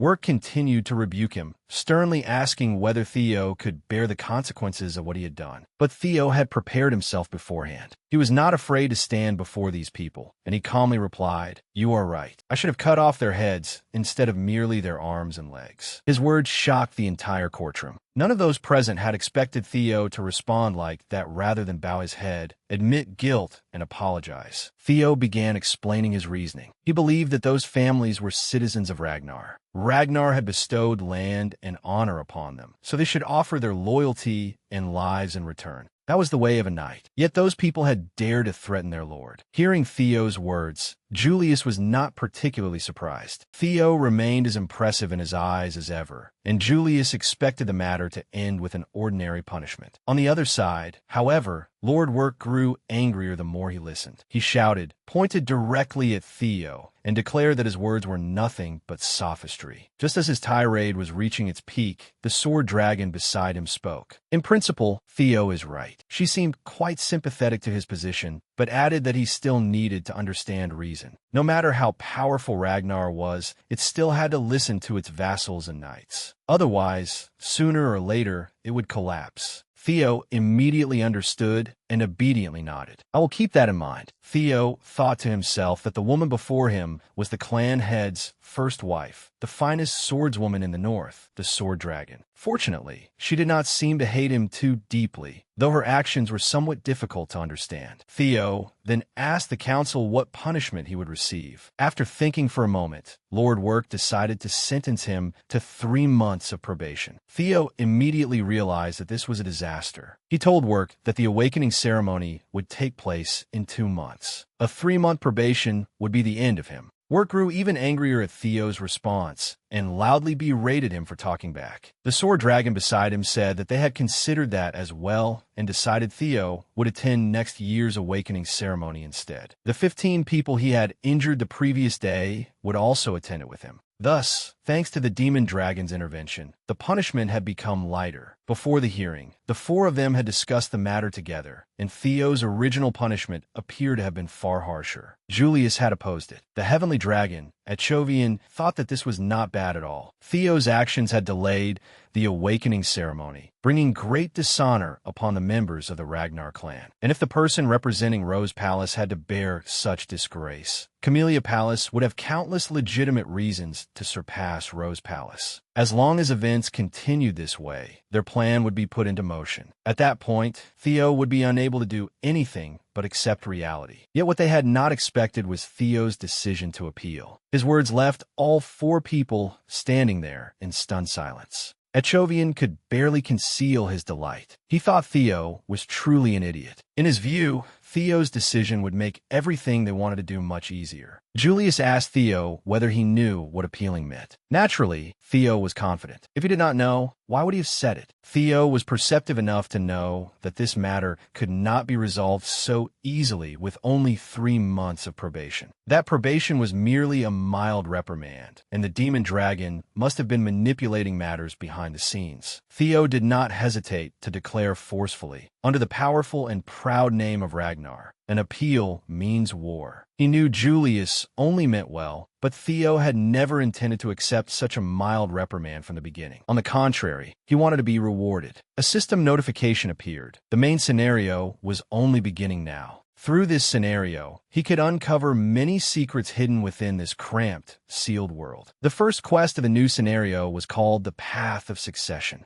The scene shifted to the secret northern branch of the series' Merchant Guild, where a brutal battle was taking place. A figure in a black cloak charged alone through the enemy ranks, cutting through them from every direction. That person had already brought down many members of the Merchant Guild. It turned out to be Evelyn. She and Remington were fighting here under Theo Ragnar's orders. Remington spoke up, so they really were hiding there, exactly as young Master Theo wrote in the note. Remington looked down at the box, unable to imagine what it contained that had led the 2 of them to destroy the entire Merchant Guild. From this point on, Echovian's Camellia Palace had completely fallen. The scene returned to the hearing. Lord Work asked Theo whether he had gone beyond arrogance by turning a matter that could have been resolved with 3 months of probation into a war. He believed that Theo could never stand against the forces of 15 families on his own. But Theo remained calm and clear-headed. He firmly replied that this was something he had to overcome. He even asked Work in return whether, in cases with such a vast disparity in power, it was not normal to appeal the probation through representative combat. After hearing Theo's words, Julius could not help falling into thought. Normally, an appeal would determine a winner and loser through battle. But if direct combat was impossible because of an overwhelming imbalance of power, representative combat would be used instead, with each side appointing a representative. If that happened, Theo would represent the defense, while Aeson would most likely represent the other side. Julius believed Theo would certainly lose if it came to that. Had Theo made this decision because he was hiding some kind of trump card? Julius suddenly thought that if Theo believed Evelyn or he himself would step forward to represent him, Theo would be disappointed. Theo made his proposal. They would select representatives and hold the representative battle in 1 week. Hearing this, Echovian immediately guessed that it was a strategy. This fellow was still looking down on others and entertaining foolish ideas. He thought that the demon dragon or Evelyn would represent Theo, but knowing their personalities, that was unlikely. He even arrogantly thought he would put Aeson forward to teach Theo an unforgettable lesson. But he had no idea that Aeson's attitude toward Theo had changed noticeably since the previous banquet. He quickly nodded and was about to continue discussing the representatives when a voice suddenly interrupted, startling both Theo and the 4 people seated above. I thought you were merely a quiet child, but it seems you have become quite skilled at these clever games. You have changed greatly since I last saw you, my son. The voice was stern, deep, and steady, carrying an indescribable invisible pressure. The person who had entered was Kyle Ragna, the clan head and Theo's biological father. All 5 people present, including Theo, immediately knelt respectfully to greet him. His authority here was clearly immense, commanding everyone's respect. As Theo bowed to greet his father, the system suddenly appeared and issued a mission: seize Camellia Palace and uncover its secret. Theo abruptly remembered the blue light that had shone from Camellia Palace that day. There had to be something mysterious inside that room. However, the events of that day had been too chaotic, and once he returned home, he had forgotten all about it. But now was not the time to be distracted. First, he had to resolve the mess before him. Even the slightest mistake could ruin every plan he had painstakingly prepared. His father's appearance now was a huge question mark to him. The moment Kyle entered, he ordered Theo to rise. On the way here, he had heard about Theo's situation and his intention to appeal. If that was the case, it would be difficult for Theo to participate in the representative match himself. Kyle sternly asked whether Theo had already chosen someone to represent him. Theo narrowed his eyes warily, knowing that this was his father testing him. After thinking for a moment, Theo lowered his head and said that from the moment he had decided to appeal, he had intended to step forward and do it himself. His father immediately said that if he did that, he would lose. Yet Theo did not seem concerned. He replied that if he did not try, how could he know? Theo began his speech, saying that even if he were forced to bow his head, he would never lower himself so easily that others could trample over him. Theo's words made his father burst into laughter. Covering his face, Kyle laughed heartily. "Did you all hear the words of my son? Even if he is forced to bow his head, he will not lower himself easily." Theo's words had clearly pleased his father. That attitude was exactly what Kyle wanted to see, and Theo humbly lowered his head to thank his father for the praise. In truth, Theo had his own plans. The representative match he proposed was only bait. From the beginning, he had never intended to fight. It was good that he could speak honestly without having to conceal himself. Before coming here, Theo had asked Remington and Evelyn to find evidence of Camellia Palace's treasonous conspiracy. Once he obtained it, he could win without tiring himself out in a battle. Spending that time clearing dungeons would be much more enjoyable. Suddenly, his father said that personally, he wanted to give Theo an opportunity. As the master of the Ragna clan, Kyle wished to test Theo with a single strike. Theo was greatly startled by his father's words. Kyle told him to forget the trial. If Theo went outside now and could withstand a single strike from him, Kyle would personally erase all of Theo's charges. After saying that, Kyle turned to leave immediately, but Echovian stopped them. "Clan head, that cannot be allowed." Echovian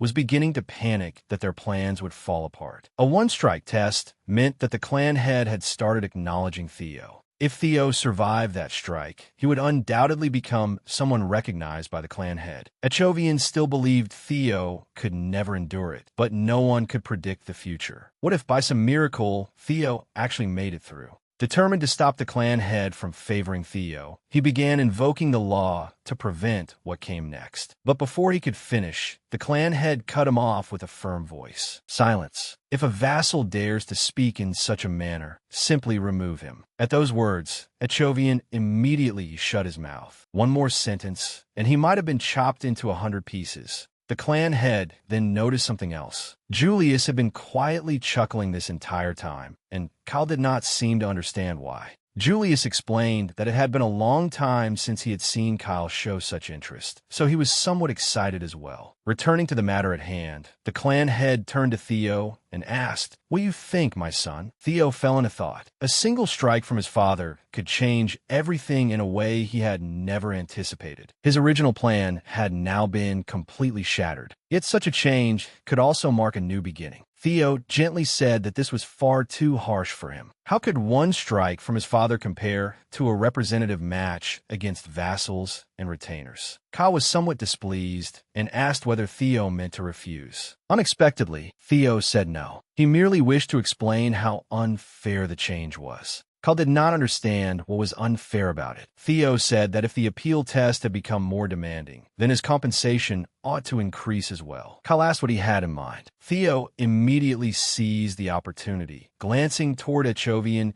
as he said something like Camellia Palace. Echovian's face instantly turned pale. Theo's proposal had struck him right where it hurt, and he could not help cursing Theo inwardly as a bastard. Work Ragna, standing nearby, also thought Theo had gone mad to make such a demand of the clan head. He believed that such arrogance would surely get Theo killed. But to everyone's surprise, Kyle agreed immediately without a moment's hesitation. Theo's attitude pleased him greatly. If one wanted to succeed, one had to be courageous like this. This was what it meant to be his son. Kyle asked whether anyone objected to the arrangement, but naturally, no one dared oppose him. Kyle turned and walked out to the arena. He was immensely excited. He would personally test Theo Ragna now. The two entered the arena under the watchful eyes of the four people from the court, each of whom looked extremely tense. In a corner, Echovian was drenched in sweat, feeling as though he were destroying himself. Who would have thought that the trap he laid would become the very stepping stone that allowed Theo to rise so high? But after calming down, he felt there was nothing to worry about. No matter how much Theo had improved, he could never withstand the clan head's full power strike. It was something no one had ever achieved. Echovian confidently believed Theo would soon be sent to meet his ancestors. Standing in the arena, Theo looked out and saw Echovian, convinced that he would lose. That was not beyond Theo's expectations. But unfortunately for Echovian, Theo would never allow that to happen because he had the reward from his previous trial mission. The clan head suddenly remembered something and asked Theo whether he had taken an elixir before arriving. But then he thought that even if Theo had, his aura could not have changed enough to defeat him, so it was not worth considering. Theo sensed that his father had become serious and was preparing to begin the fight. His father stood before him like an enormous mountain and asked whether he was ready so that he could begin. Tau family not that. I am ready. Kyle said that he normally used his Earth General sword, but since Theo could not yet use mana, today he would use only this ordinary steel sword. Once they agreed, the test began. Though it had only just started, the aura radiating from the clan head was already terrifying.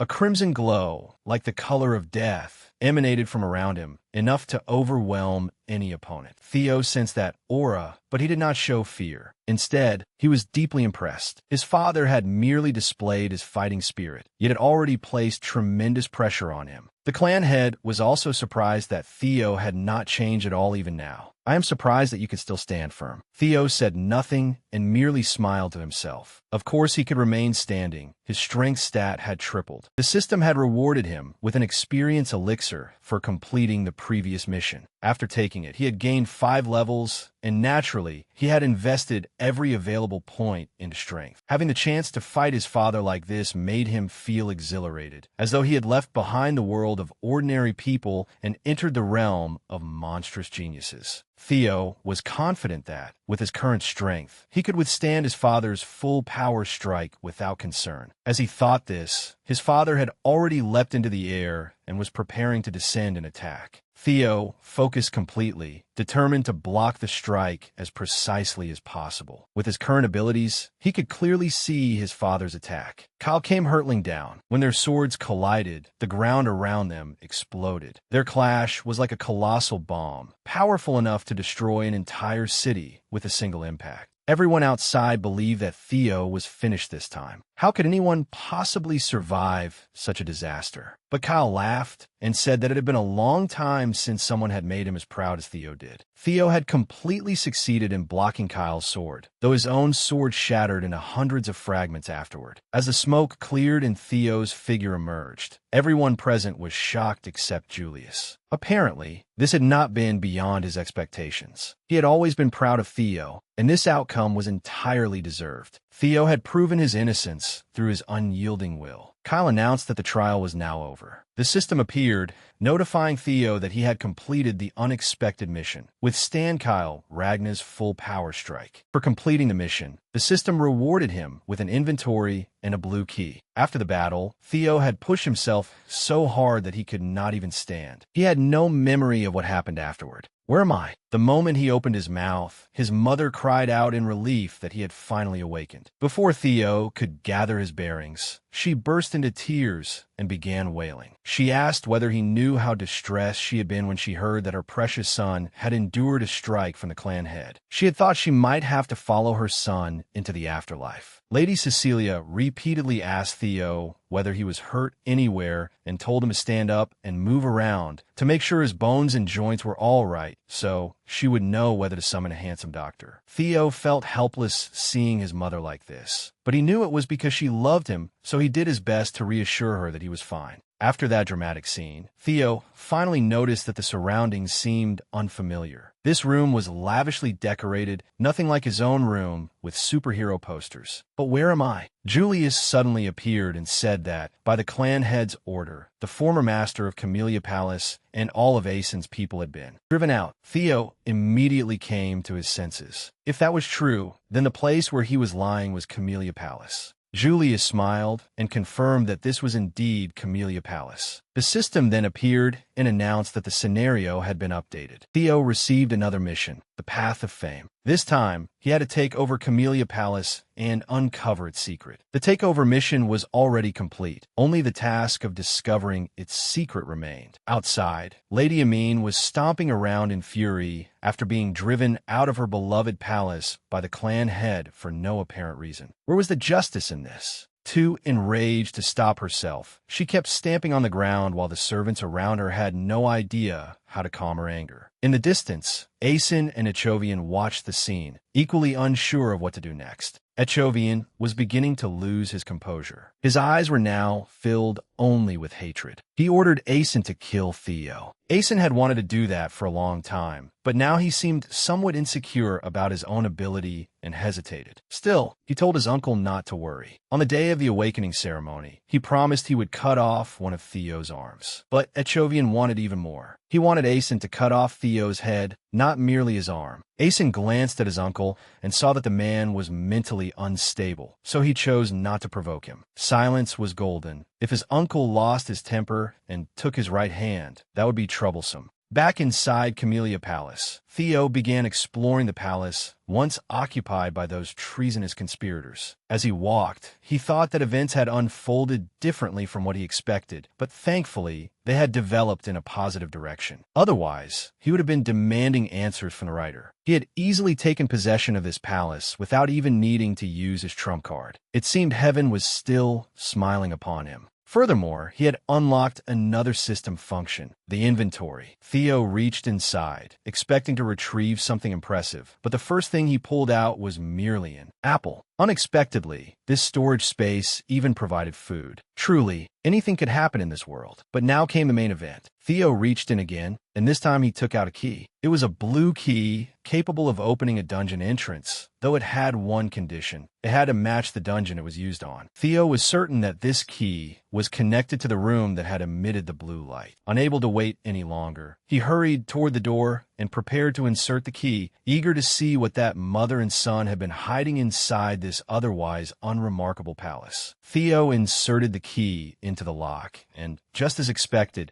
it was connected to the palace's mysterious room. But when the door opened, what appeared before him was a deep earthen tunnel, a sight that was utterly eerie. The system announced that Theo was the first person to discover this dungeon. Experience points earned inside the dungeon would be doubled for every mission he completed. It seemed he had struck it rich this time. Theo began walking in, determined to clear the place no matter what monsters were inside. He could not let such a golden opportunity for double experience slip away. After taking just one step, he remembered that he could not enter empty-handed. Otherwise, he would not be able to catch any monsters. Theo used the magical inventory the system had just given him and pulled out armor and a sword. Theo then followed the path deeper inside to scout the area. Soon afterward, he encountered a wolf with saliva dripping from its mouth, staring at him as though its beloved wife had finally returned after leaving it starving for far too long. After observing it for a while, Theo judged that it was tall, large, and jet black. Calling such a thing a monster would not be an exaggeration at all. Meanwhile, the wolf continued shyly approaching Theo. At first, the old wolf pretended to be an innocent little girl to get closer to Theo. Then, the moment Theo let down his guard, it pounced, intending to bite him from behind. But Theo was alert and handsome. He had prepared thoroughly before entering this place. He had merely pretended to let his guard down to test the wolf. Who would have thought it would reveal its true colors so quickly? Theo raised his shield and clamped the wolf's entire jaw against it. Their eyes met, creating an instant spark between them. "You're pretty strong for a damn beast." But the wolf was not willing to give up on this handsome young man so easily. Having accidentally bitten the shield, it quickly released its jaws and searched for another way to devour him. Once again, it opened its mouth wide and lunged at Theo. Theo stabbed it several times with his sword to hold it back, but the beast's hide was incredibly thick and it moved extremely quickly. Superficial attacks would never be enough to injure it. From this, it was clear that this wolf was no ordinary wolf. Perhaps Jack had personally trained it to make it this cunning. The wolf was likely as powerful as a monster from the Demon Sea beyond the northern wall. If it was as troublesome, ordinary methods would not work against it. Theo needed another approach. Theo charged toward the wolf and attempted to use the pure white arc before bringing his sword down, but the technique failed. As expected, such an advanced skill could not be copied so easily. Theo immediately changed tactics, switching to a single strike technique. In short, a deadly single strike. If the key to resolving this was to place everything on one sword strike, Theo would hone his swordsmanship and focus on speed. This was what Evelyn had taught him. After a while, the wolf could no longer see Theo and began to grow enraged, its face twisting in fury. It had not expected Theo to become so fast. Yet Theo was now behind it, ready to send it straight to hell. Unable to bear the pain, the wolf let out a heaven-shaking howl. Theo's previous strike had injured one of its eyes. Although he had not completely defeated it, Theo had successfully wounded it. The earlier attack only made the wolf more ferocious. It charged at Theo again, opening its mouth wide as though eager to eat fresh meat. But Theo was not afraid of this old fox. He raised his sword and told himself that he could do it. Scene change. 2 months later, at training ground number 4, word spread that more and more people had begun gathering there. Everyone had heard that the clan head had taught Theo the single strike technique, so increasingly more people came hoping to challenge him. While Sibin was talking with his classmates, a blond man called out to them from afar with an insult that could not have been more offensive. "Hey, you lackeys over there." He asked about Theo's whereabouts in an openly mocking tone. The blond man was Henry Morris, a trainee swordsman from Plum Blossom Palace. He even called Theo a coward, making Theo's brothers-in-arms furious. Before Henry could laugh for long, Sibin lost his patience and rushed forward, slashing at him with his sword and forcing him to shut his mouth at once. Sibin unleashed a torrent of insults so fierce that even his teammates beside him broke out in cold sweat. Theo reminded him that he should not comment on other people's appearances like that. Still, that group deserved it. With that, Sibin ordered his team to draw their swords and teach those rude brats a lesson. The other group was not about to back down either. Every one of them held a sword, and both sides prepared to rush into a fight. Suddenly, a blue light appeared from nowhere around them. Then Ragna appeared before them, leaving everyone astonished. He was one of the Northern Four Hounds. Right after Ragna's arrival, another uninvited guest appeared, Hux Lank. One surprise was already enough, but now there were 2. Everyone wondered what auspicious day it was for 2 members of the Northern Four Hounds to show up here at once.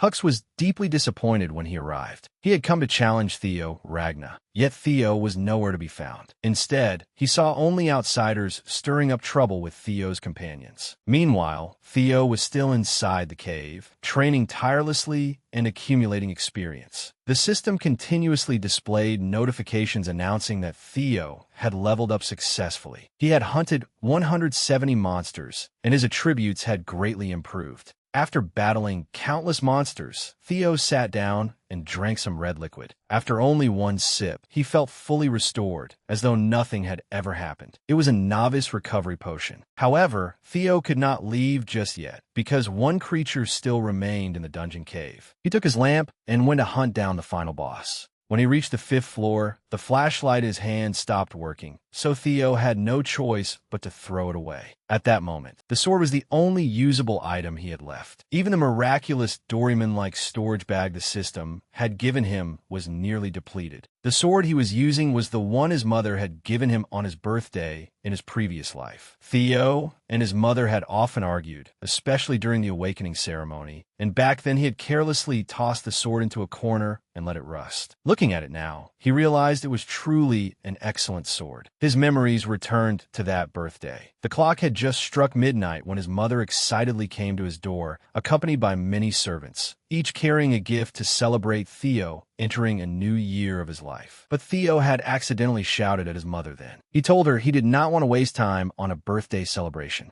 His actions had left his mother utterly disappointed. Theo vowed that, no matter what happened in this life, he would never repeat the mistakes of his past. Every thought brought him another step closer to the room where the monster waited. The system warned Theo that this was the boss room. Inside was an exceptionally powerful monster, the offspring of Jack, so he needed to be cautious. The moment the system notification vanished, the boss appeared. Unlike any monster Theo had fought before, this one was a dragon. As Theo approached, he saw that it resembled a lesser drake, which eased his worry somewhat, but not entirely. The Ragna family was known as descendants of dragons, yet the final boss of this strange quest was also a dragon. This made Theo curious. Was it simply a coincidence, or was there some hidden meaning behind it? One thing was certain. He had to defeat this creature to complete the quest. Whether Theo could bring down such a gigantic beast depended entirely on him. There would be no Evelyn or Remington at his side to help him here. Theo decided that the first technique he would use would be lightning, as he had practiced it enough against the savage wolves. The technique might not compare to his father's dragon lightning, but if Theo could fully utilize the power of his dragon heart, it would surely inflict a serious wound on the dragon. With that, Theo thrust his sword forward with all his strength. His efforts were not in vain. The attack struck the dragon. Blood flowed from the dragon's body, and it cried out in pain. Still, the result was not what Theo had hoped for. He had wanted to pierce straight through and destroy its brain, but his strike was not powerful enough for that. Theo refused to give up, not even for a second. He continued fighting the dragon with determination, confident that he could defeat it in no time. Seeing that things were not going well, and that his original plan had fallen apart, Theo needed to quickly find a new strategy. Against this difficult beast, he would first distract the dragon with an ordinary attack, then target its weak point. The system notifications were no longer blue. They had turned red, signaling danger. The fear status effect had reduced Theo's movement speed by 10%. Only then did Theo realize that it felt as if someone was holding him back, preventing him from moving.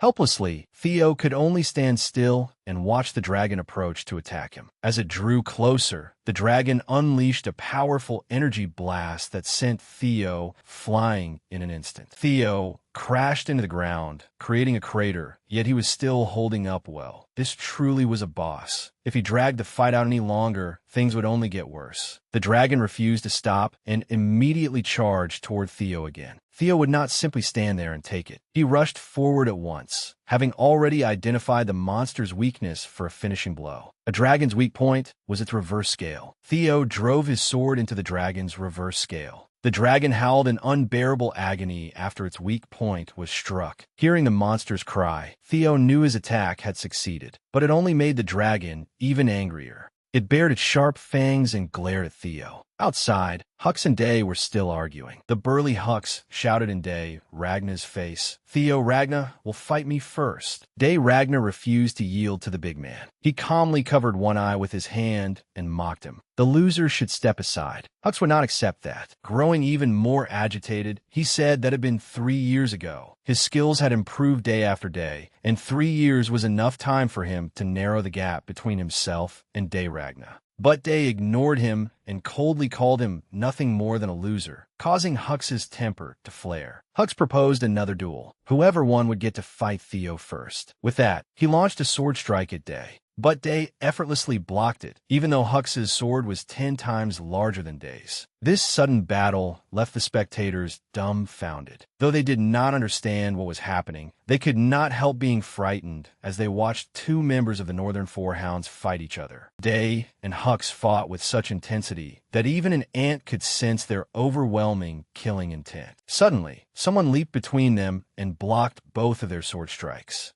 If you want to fight, go fight somewhere else. This is young Master Theo's territory. The person who said this was Remington Nazio. At the sight of Remington, Hux grew even more excited. "Oh, Remy, you came at the perfect time. I want to fight you too." Hux seemed to suffer from a lack of friends, always wanting to pick meaningless fights. Remington found the huge man extremely irritating and gave him a cold glare. While everyone was arguing, an aura suddenly appeared that sent chills down their spines. Even Remington, who had been waiting there all this time, wondered where this killing intent was coming from. When they turned around, they saw an unidentified figure approaching them. Remington had already guessed who it was, but such immense pressure suggested that something extraordinary must have happened while Theo was in seclusion. At last, Theo Ragnar appeared. Hux was thrilled, for the opponent he had always wanted to fight was finally here. During the 2 months Theo had spent in the cave, he had struggled through battles against more than 100 monsters and had even defeated the Lesser Drake. The moment Theo struck the dragon's reverse scale, he had thought he was about to die. Fortunately, the creature gradually exhausted itself. After all, the weakness of dragons was still their scales. After Theo defeated the dragon, the system appeared to grant him rewards. He received the Lesser Drake's Fong and Claws. The Lesser Drake Fong was an enhancement material that could be used in weapon crafting to increase durability. Theo decided to use the Fong and devote all his efforts to repairing his sword. After all, it had been a gift from his mother, and the battle against the Drake had worn it down considerably. But the rewards were not over. The system displayed another message. Theo had acquired the Lesser Drake's Fear skill. This was a D+ rank skill that released the distinctive killing intent of a Lesser Drake, overwhelming nearby creatures and inflicting fear upon targets weaker than its user. Theo was delighted to receive it. He had heard that only the chosen could use such a skill, and he had never expected to be fortunate enough to gain that opportunity. But then Theo remembered something. It was not certain that this skill would work within the Ragna clan, where countless powerful people resided. Theo's mission had now been completed. The system announced that the Camellia Palace dungeon had been cleared. Theo left the room with a gloomy expression. The system displayed another notification congratulating him on completing the quest and granting him his next reward, a nest compass, an item that guided its holder toward a nest. Theo looked at the new toy without understanding what it was for, but whatever it did, he needed to store it carefully. He opened his inventory and put the compass away. He staggered as he tried to return to his room for rest. 2 months had been more than enough. The monsters had battered him so badly that his body no longer felt like his own. But before he could take more than a few steps, a maid called out to him. "Young Master Theo, there you are. There's an urgent matter." Theo turned around to see what was happening, and his exhausted face left the maid stunned. She asked what could possibly have put him in such a state, but he did not answer. He only asked what had happened. The maid told Theo that a fight had broken out at training ground number 4. Hearing this, Theo no longer had any desire to sleep. Thus came the scene from earlier, where Theo approached the crowd with an overwhelming presence. The Lesser Drake's Fear skill displayed its power, blanketing the entire training ground. Theo merely cast one glance at the blonde group and ordered them to leave. They suddenly began foaming at the mouth and collapsed to the ground on the spot. This drew Hux's attention. Seeing those people fall like that, he laughed and raised his sword, fully prepared to fight. "I knew it. I had a feeling you would be interesting." Hux leaped forward and swung at Theo, but Theo easily blocked the attack and redirected it, leaving Hux questioning his entire life. Hux could not believe that all his training had been redirected so easily. Even Theo had not expected himself to block Hux's strike. If this had been the Theo of the past, he would certainly have been severely injured by that attack. But Black Bear Hux would never surrender so easily after having his strike blocked. Driven by his competitive nature, he charged forward again. He was like this because he had always been considered the weakest of the Northern Four Hounds. He had not mastered a full range of techniques and was not naturally very clever, so he constantly wanted to prove that he was not inferior to anyone. But that was only compared to the other members of the Four Hounds. As a member of the Lank family, he had never been defeated when it came to strength. Theo was extremely confident as he faced him. Hux's blade was nothing compared to Theo's current strength. Theo effortlessly evaded the sword's strike once more. Not only could he block Hux's attacks, but he could counterattack as well. Theo decided to deliver the final slash, defeating Hux and leaving the huge man sprawled on the ground, unable to even open his eyes. Seeing Hux unconscious before him, Theo was utterly shocked. Theo had unknowingly used every bit of strength he possessed. Fortunately, his opponent this time was Hux, who was renowned for his toughness, so he had merely been knocked unconscious. The clan members, thrilled by the spectacle, rushed over shouting in excitement. Young Master Theo had defeated Black Bear, one of the Northern Four Hounds, in a single strike. Seeing that everyone was praising him a little too excessively, Theo calmed the crowd down and said that Hux had only fainted, not died. But as soon as he finished speaking, his sword suddenly cracked and snapped in two. Theo stared blankly at the blade as it fell to the ground, his face stricken, while his subordinates continued cheering. It was the sword his mother had given him for his birthday. In stark contrast to Theo's gloomy mood, the others exclaimed, as expected of young Master Theo. He even destroyed his own sword with a single blow. Remington stood silently watching everything unfold, then recalled a story from long ago involving Day and Theo. Back then, They had both been children. On a winter night, blanketed in snow, Day had gone outside barefoot, dressed only in a summer gown. His face had turned red from the cold, yet the child seemed not to care. Theo had encountered Day on the road and, without hesitation, wrapped his own scarf around Day's neck to keep him warm. Still, Theo was not satisfied, because Day still looked freezing. Theo decided to bring Day home, smiling brightly. He took Day's hand and led him away. "Come to my house. I'll take you home once the snow stops." At the memory, Day smiled faintly. His heart was now filled with countless thoughts, and he soon turned around and left. Remington watched him go in confusion. He wondered whether he had imagined it, but Day Ragna had just smiled, a sight Remington had never witnessed before. Sometime later, one afternoon at Camellia Palace, everyone was celebrating Theo's birthday. They continually congratulated him on being granted the title Leicester Tiger, also known as the Glorious Tiger. His mother appeared carrying an enormous bowl of abalone and said that these abalones had been caught in strictly limited quantities from the seas of Idria.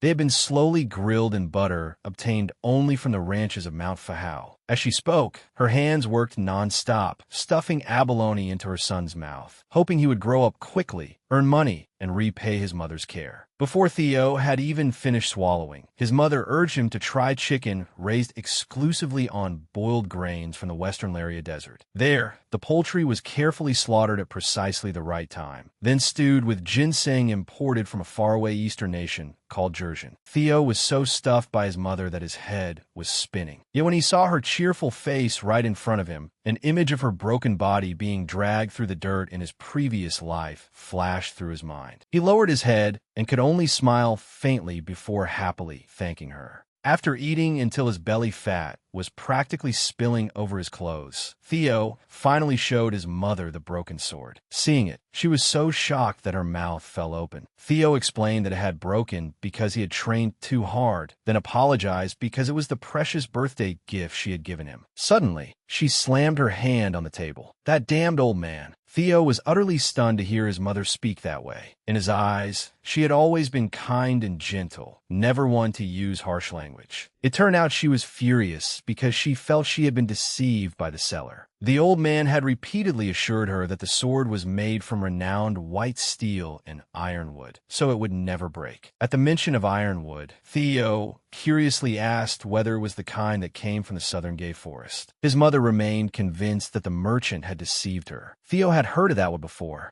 He knew it was valuable, but had never imagined it was worth so much. He had no idea where his mother had gotten the sword. She resolved to find that merchant and demand an explanation. This time, she would bring Theo the most perfect sword in the world. At a loss for words, Theo modestly said that any replacement sword would do. His mother firmly refused. She said that only now had everyone recognized her son's true worth, so they needed to be even more meticulous. Besides, the awakening ceremony was less than a week away. They could not simply settle for something mediocre. She would not allow her son to appear with such an old, shabby sword. With that, she turned toward the door. "Since we're talking about it, let's go right now." Theo looked after her in surprise and asked where she intended to go. Turning back, she confidently replied, "We're going to the finest workshop in all Winterra, the Basket Workshop." The Basket Workshop was known as one of Winterra's most reputable weapons manufacturers. Its fame was tied to its enormous size, rivaling that of a factory, but that was not what made it truly special. The most remarkable thing about the Basket Workshop was its owner. The intelligence agency had classified her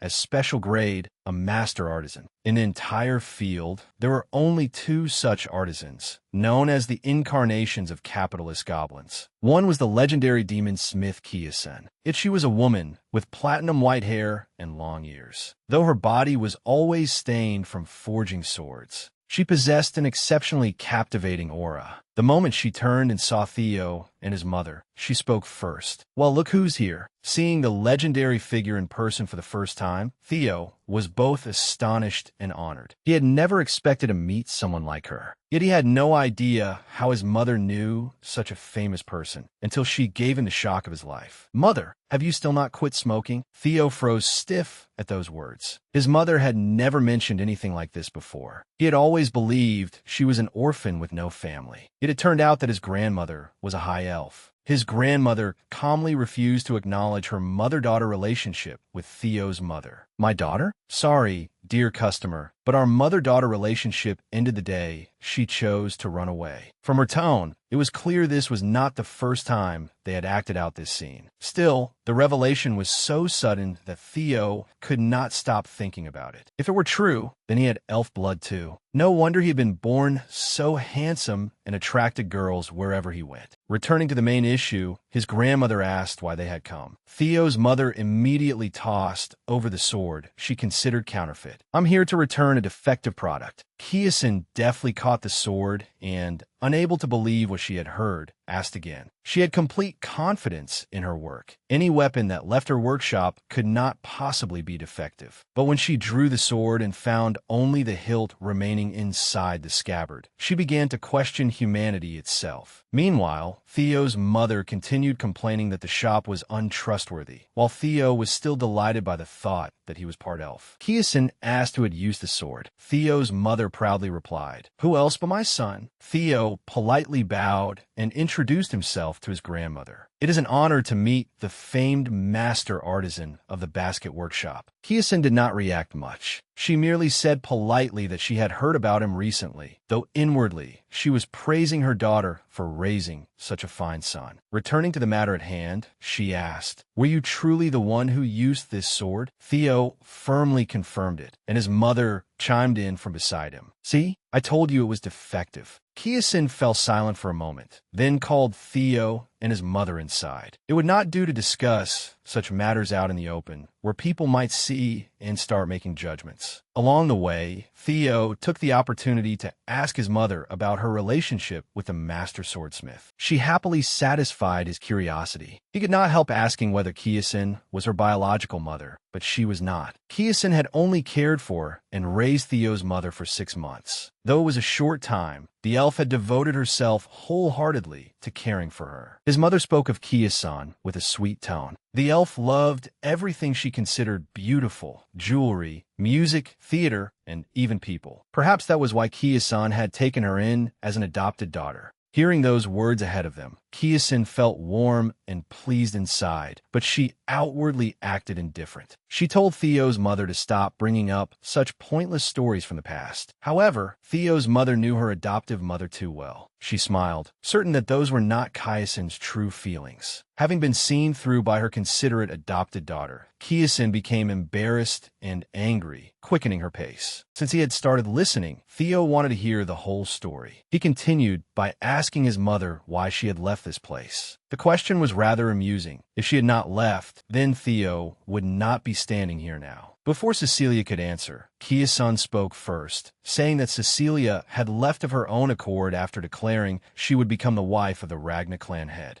Remembering the day Cecilia had departed, the elf's face was filled with sorrow. Her daughter's departure had brought her considerable grief, because she had truly regarded Cecilia as her own flesh and blood. To dare go to such a miserable place was truly foolish. Still, it is impressive that you survived this long. It sounded like a sad story, but Cecilia's reaction was truly eye-opening. Her face was overflowing with happiness as she spoke of the clan head. What could I do when the clan head was so handsome? He was so dashing and manly, and he loved me deeply too. She had run away from home for a man, yet recounted it as though it were a grand achievement. Kiyosin did not hesitate to expose her further, saying that after leaving so decisively, Cecilia had crawled back here last year to ask Kiyosin to forge a sword as a gift for her son. Cecilia felt embarrassed that her secret had been exposed in front of her son. The two, despite not having seen each other in a long time, bickered like children. Watching his mother and grandmother, Theo suddenly realized that he had never seen his mother speak this way before. In his previous life, he had never truly known her. Thinking back, he felt terribly ungrateful. It was likely because he had been too obsessed with the clan, especially with the fear of being swallowed by it. Moreover, it was obvious that the demon smith cared deeply for his mother. So why had Theo never noticed any of her actions in his previous life? After walking for a while, they arrived at the room Kiyosan wanted to use. It was her private room, the main office of the workshop. Cecilia was still chattering to Kiyosan, saying that instead of bringing them here, she should give Theo the finest sword imaginable to make it up to him. At that moment, Kiyosan pulled Theo into the room, told Cecilia to wait outside for a moment, and slammed the door shut. Once inside, Kaisen's expression became extremely serious. She asked Theo whether he possessed a relic of the primordial dragon. Theo did not understand what she meant. Theo asked whether she meant the ancestor of the guardian dragons who protected the clan. He had only heard the legend that the ancestor had distributed the primordial dragon's treasures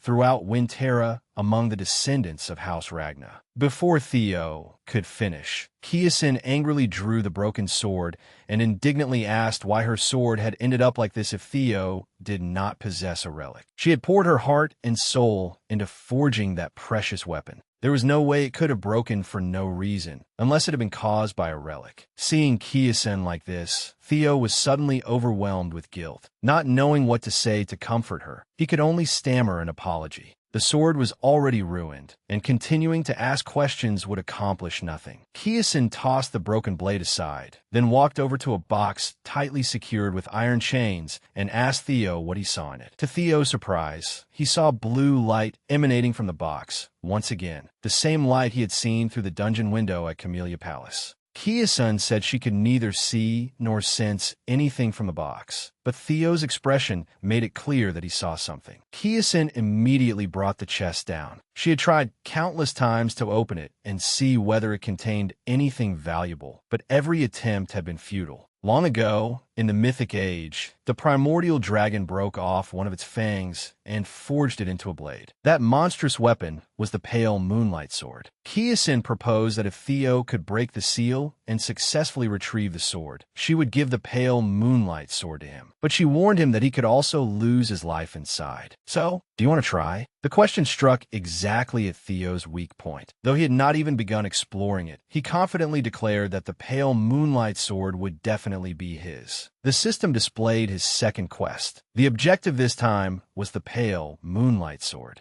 The pale moonlight sword was the weapon of Black Dragon, the leader of the Blacksnow Society and one of the 9 dragons. Very few people knew what it looked like because nearly everyone who had heard of or seen the sword had either died or vanished without a trace. Yet by some miracle, Theo had witnessed the pale moonlight sword's true form, and Black Dragon had allowed him to live. And now, Black Dragon's pale moonlight sword was here. For years ago, Theo had encountered the weapon's owner. It turned out that Kiyosin had been safeguarding the sword all this time. Having encountered this sword a second time, Theo knew it could no longer be a coincidence. He had to obtain it. After observing the place for a while, he noticed that it resembled Camellia Palace. If so, then this blue key should work here as well. Seeing Theo take out a key, Kiyosin was very surprised. He looked a little immature, yet he certainly had quite a few impressive items. Theo immediately tried inserting the key into the box to see whether it would do anything. The moment he turned it, the box's lid sprang open. Inside was something like an air conditioner with a 1,000,000,000-watt output. It blasted out a powerful gust of wind and sucked Theo inside, leaving both him and Kiyosin dumbfounded. The moment he opened his eyes, a familiar scene appeared before him. Memories of the day Rose Palace had been taken over by Asen and Rindin suddenly resurfaced. As Theo was still trying to understand what was happening, a strange creature appeared behind him and lunged in attack. But Theo was no longer as foolish as he had once been. He reacted with incredible speed, catching the insolent bird by its beak and sealing its mouth shut. It tried to control others' minds, exploiting their ambitions and strength against them. It truly was a monstrous sword. The bird had thought it held the advantage, only to have its mouth covered by a 17-year-old boy. It was utterly stunned, having never been treated like that before. Unable to escape, it could only continue cursing Theo. Theo calmly told the bird that he had long since overcome the despair it had planted in him. What a country bumpkin. He then mocked it for deluding itself into thinking that such low-level power could tempt him. Sorry, but I'm much sharper now, and handsome too. Theo remembered that, in his memories, the Birdmaster had been extremely tall, at least 10 meters high. Yet he did not understand why, upon meeting it again today, it seemed so small.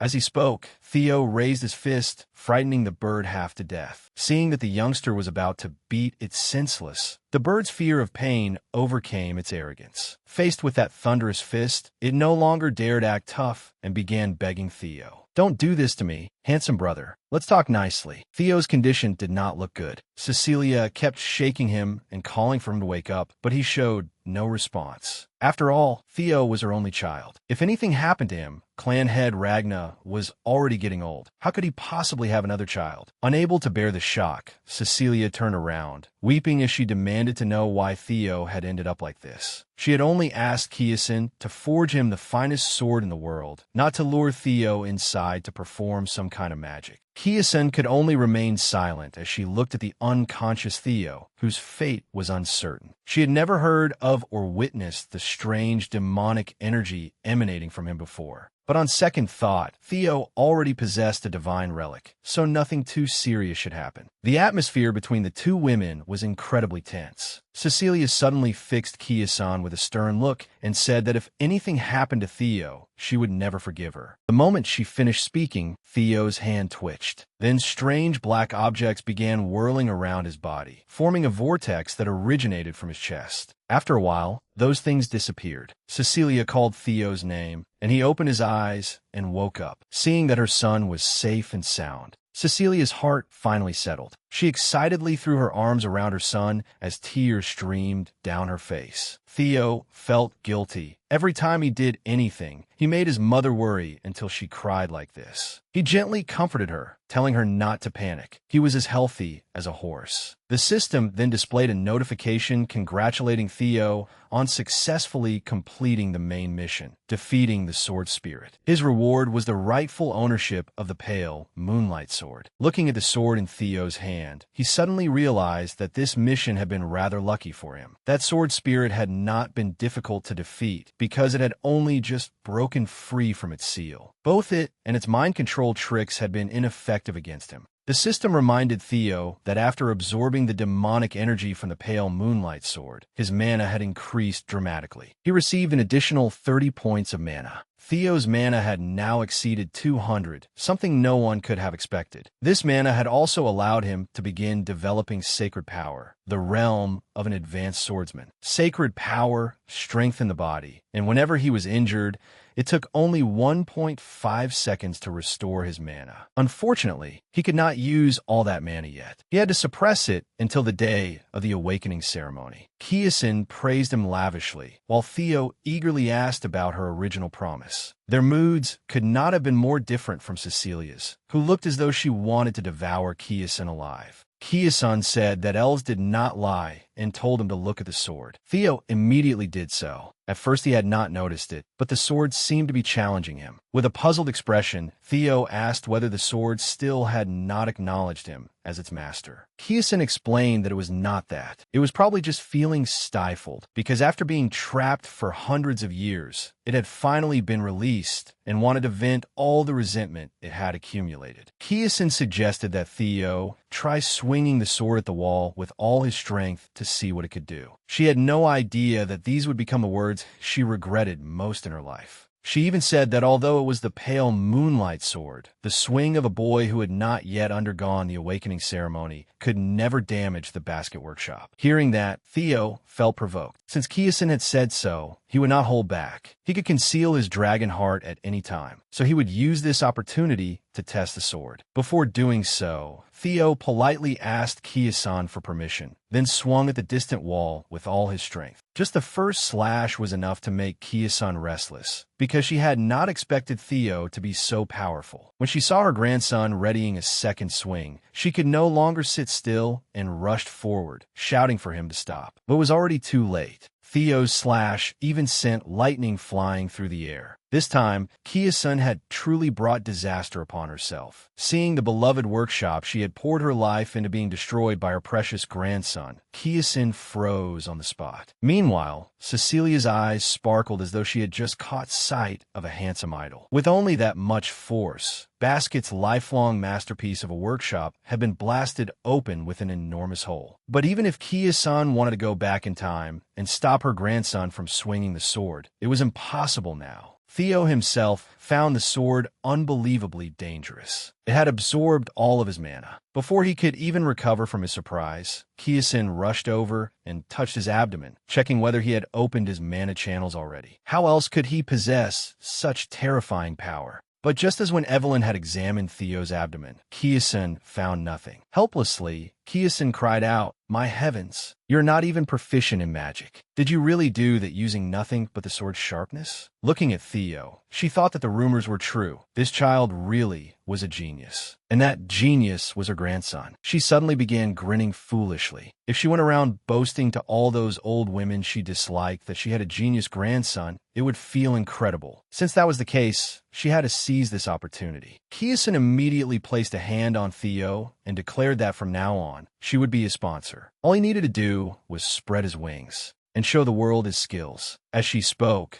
she was already thinking about the fortune she would make once Theo became a living advertisement for the basket workshop. Just when it seemed like a touching story of grandmotherly affection, Cecilia stared at her mother in disbelief. "Mother, I can see money shining in your eyes." Nothing could have been more chilling than that. Having been called out, Kiyosin fell silent. Every celebration eventually came to an end. After obtaining the pale moonlight sword, it was time for Theo and Cecilia to return home. The two bowed to Kiyosin, climbed into their carriage, and departed. Before leaving, Theo gave Kiyosin 2 dragon horns, telling her to accept them as compensation for repairing the wall. Holding the 2 heavy horns in her hands, Kiyosin could already see piles of money before her eyes. Her mood instantly brightened. Happily walking back inside, she praised her beloved daughter for raising such a sweet, adorable grandson. Suddenly, a voice sounded behind her, making Kiyosin stop in her tracks. "It has been a long time, Demon Smith." Kiyosin warily turned around to see who dared to startle her. Behind her, she saw only a pitch-black bird perched on a branch. "Why are you here?" The bird said nothing more. It merely stood there, looking down at the Demon Smith as if judging her. In the blink of an eye, 5 days passed. It was Theo's big day, the day of the awakening ceremony. Theo was still diligently training with Evelyn. After only a few days apart, Theo had changed so much that Evelyn could not help expressing her surprise. "Your swordsmanship has become stronger and faster," Theo happily replied. "I'm glad to hear you praise me." Theo's astonishing transformation left everyone stunned, especially Evelyn. She could clearly sense his effort. Theo had grown so much stronger that he could now even force Evelyn back. Moreover, today was the day he would awaken his mana, and if that happened, he was certain to become a monster. Theo and Evelyn's final training session before the awakening ceremony came to an end. Evelyn encouraged Theo to aim for first place and wished him success. Theo smiled and thanked her. He even promised that if he became the top scorer, he would mention her name in his speech. Evelyn looked at Theo and felt a chill. Was this boy out of his mind? When the others heard that he would mention names, they rushed over and asked Theo to mention theirs too. This shameless way of thinking had spread far too widely. It was truly dangerous. Theo decided not to waste any more time chatting. He bid everyone farewell and headed to the capital for the awakening ceremony. If he stayed any longer, he might not awaken even in his next life. He soon arrived at the venue for the awakening ceremony. Standing before the closed gates, Theo confidently announced his name, and the guards did not dare stop him from entering. The inside was already crowded with participants.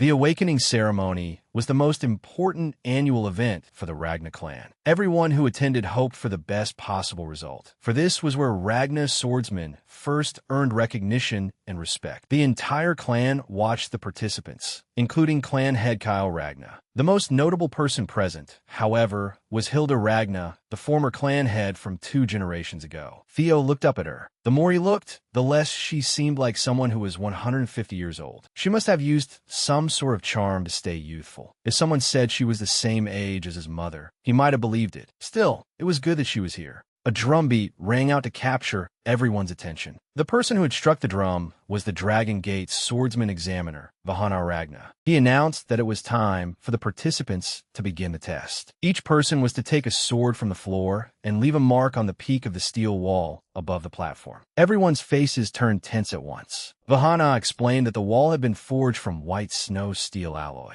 Ordinary iron swords could not damage it, but things would be different if mana was infused into the attack. Each person would receive a Soma pill. Every Soma pill contained 10 years' worth of mana, and it was a divine medicine capable of opening one's mana channels. They had to swallow the Soma pill and open their mana channels at the Dantian. Only then could they use the sword to strike the white snow steel wall. The depth of the cut would determine the result. From now on, whoever was called would receive a Soma pill and step onto the platform. This sounded interesting. As soon as the event began, the first person called was Theo. He stepped forward with confidence, every stride radiating strength and presence. Theo thought to himself that in his previous life, Aizen had ranked first, but now that he had a second chance at life, he would never let that happen again. Theo accepted the Soma pill from the soldier, picked up a sword, and walked toward the steel wall. The system appeared, displaying today's mission: become the first-rank participant in the awakening ceremony. Above, the former clan head was speaking with clan head Kyle Ragna. "That is the boy, isn't it, Kyle? The child you mentioned before."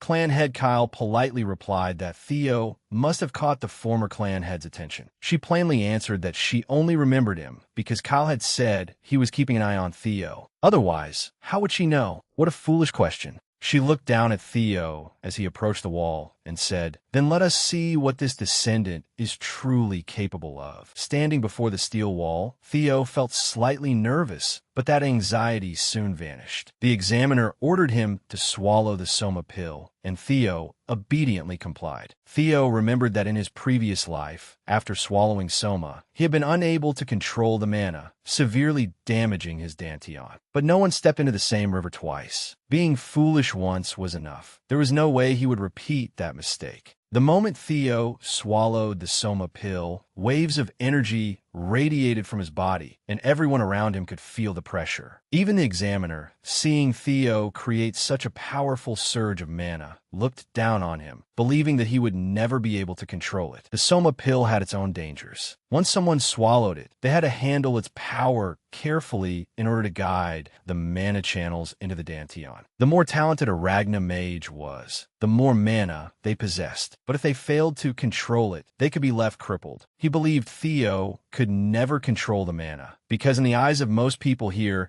Theo was merely a useless, illegitimate child who would never amount to anything. But Theo broadened his horizons beyond measure when, after some time, he remained perfectly safe and sound. Nothing happened as the old examiner had expected, leaving him utterly shocked. And he was not the only one surprised. Theo was as well. With this new development, he now possessed both a dragon heart and mana channels, the perfect combination for taking first place. It looked like he would have to prepare a speech for later after all. Theo suddenly thought that this game was boring. This time, he had obtained everything far too easily. But putting those irrelevant thoughts aside, what Theo needed to do now was gather all this enormous mana and release it in full to create an unprecedented feat. Theo was like a superstar now. Every step he took drew everyone's attention. As he swung his sword, the image of a gigantic dragon with sharp fangs appeared behind him. His presence made the three people above break out in cold sweat. That slash crashed into the steel wall with a thunderous boom, causing the entire wall to shake violently. Aizen witnessed the scene and could not believe his eyes. He stood there frozen, watching the boy he despised achieve such a spectacular success. Theo's strike left a massive, long crack across the steel wall, right through its center. Witnessing that overwhelming display of power, Examiner Vahana was so shocked that his jaw nearly dropped to the floor. Theo Ragna has passed. Theo proudly turned his back and walked away. The crowd was utterly astonished by Theo's ability. They murmured among themselves that, aside from young Master Thorkel, the clan had never seen anyone accomplish something like this before. It was simply beyond incredible. After that performance, Theo's luck suddenly rose from -6 to 0. At the same time, a notification appeared. The curse of bad luck had ended. From this day onward, his reputation would begin spreading throughout the world. Receiving that notification, Theo was as delighted as a child. He had finally done it. Now, he could begin from the same starting line as everyone else. In his previous life, this had been his lifelong wish. Many people were interested in his performance. OSA Ragna Plunus eyed Theo greedily, wanting to take him as a disciple. Julius, seeing so many people interested in Theo, could no longer smile because he had noticed the boy before he had anything. Most notably, Hilda Ragna found Theo very interesting. Both the Black Dragon and the Sword Dragon had exceeded her expectations. What pleased Theo most today was catching Hilda's attention. That was why he had displayed all his abilities. What Theo sought was Garuda's heart, and Hilda was the one who possessed it. If he could obtain that item, his path forward would become much easier.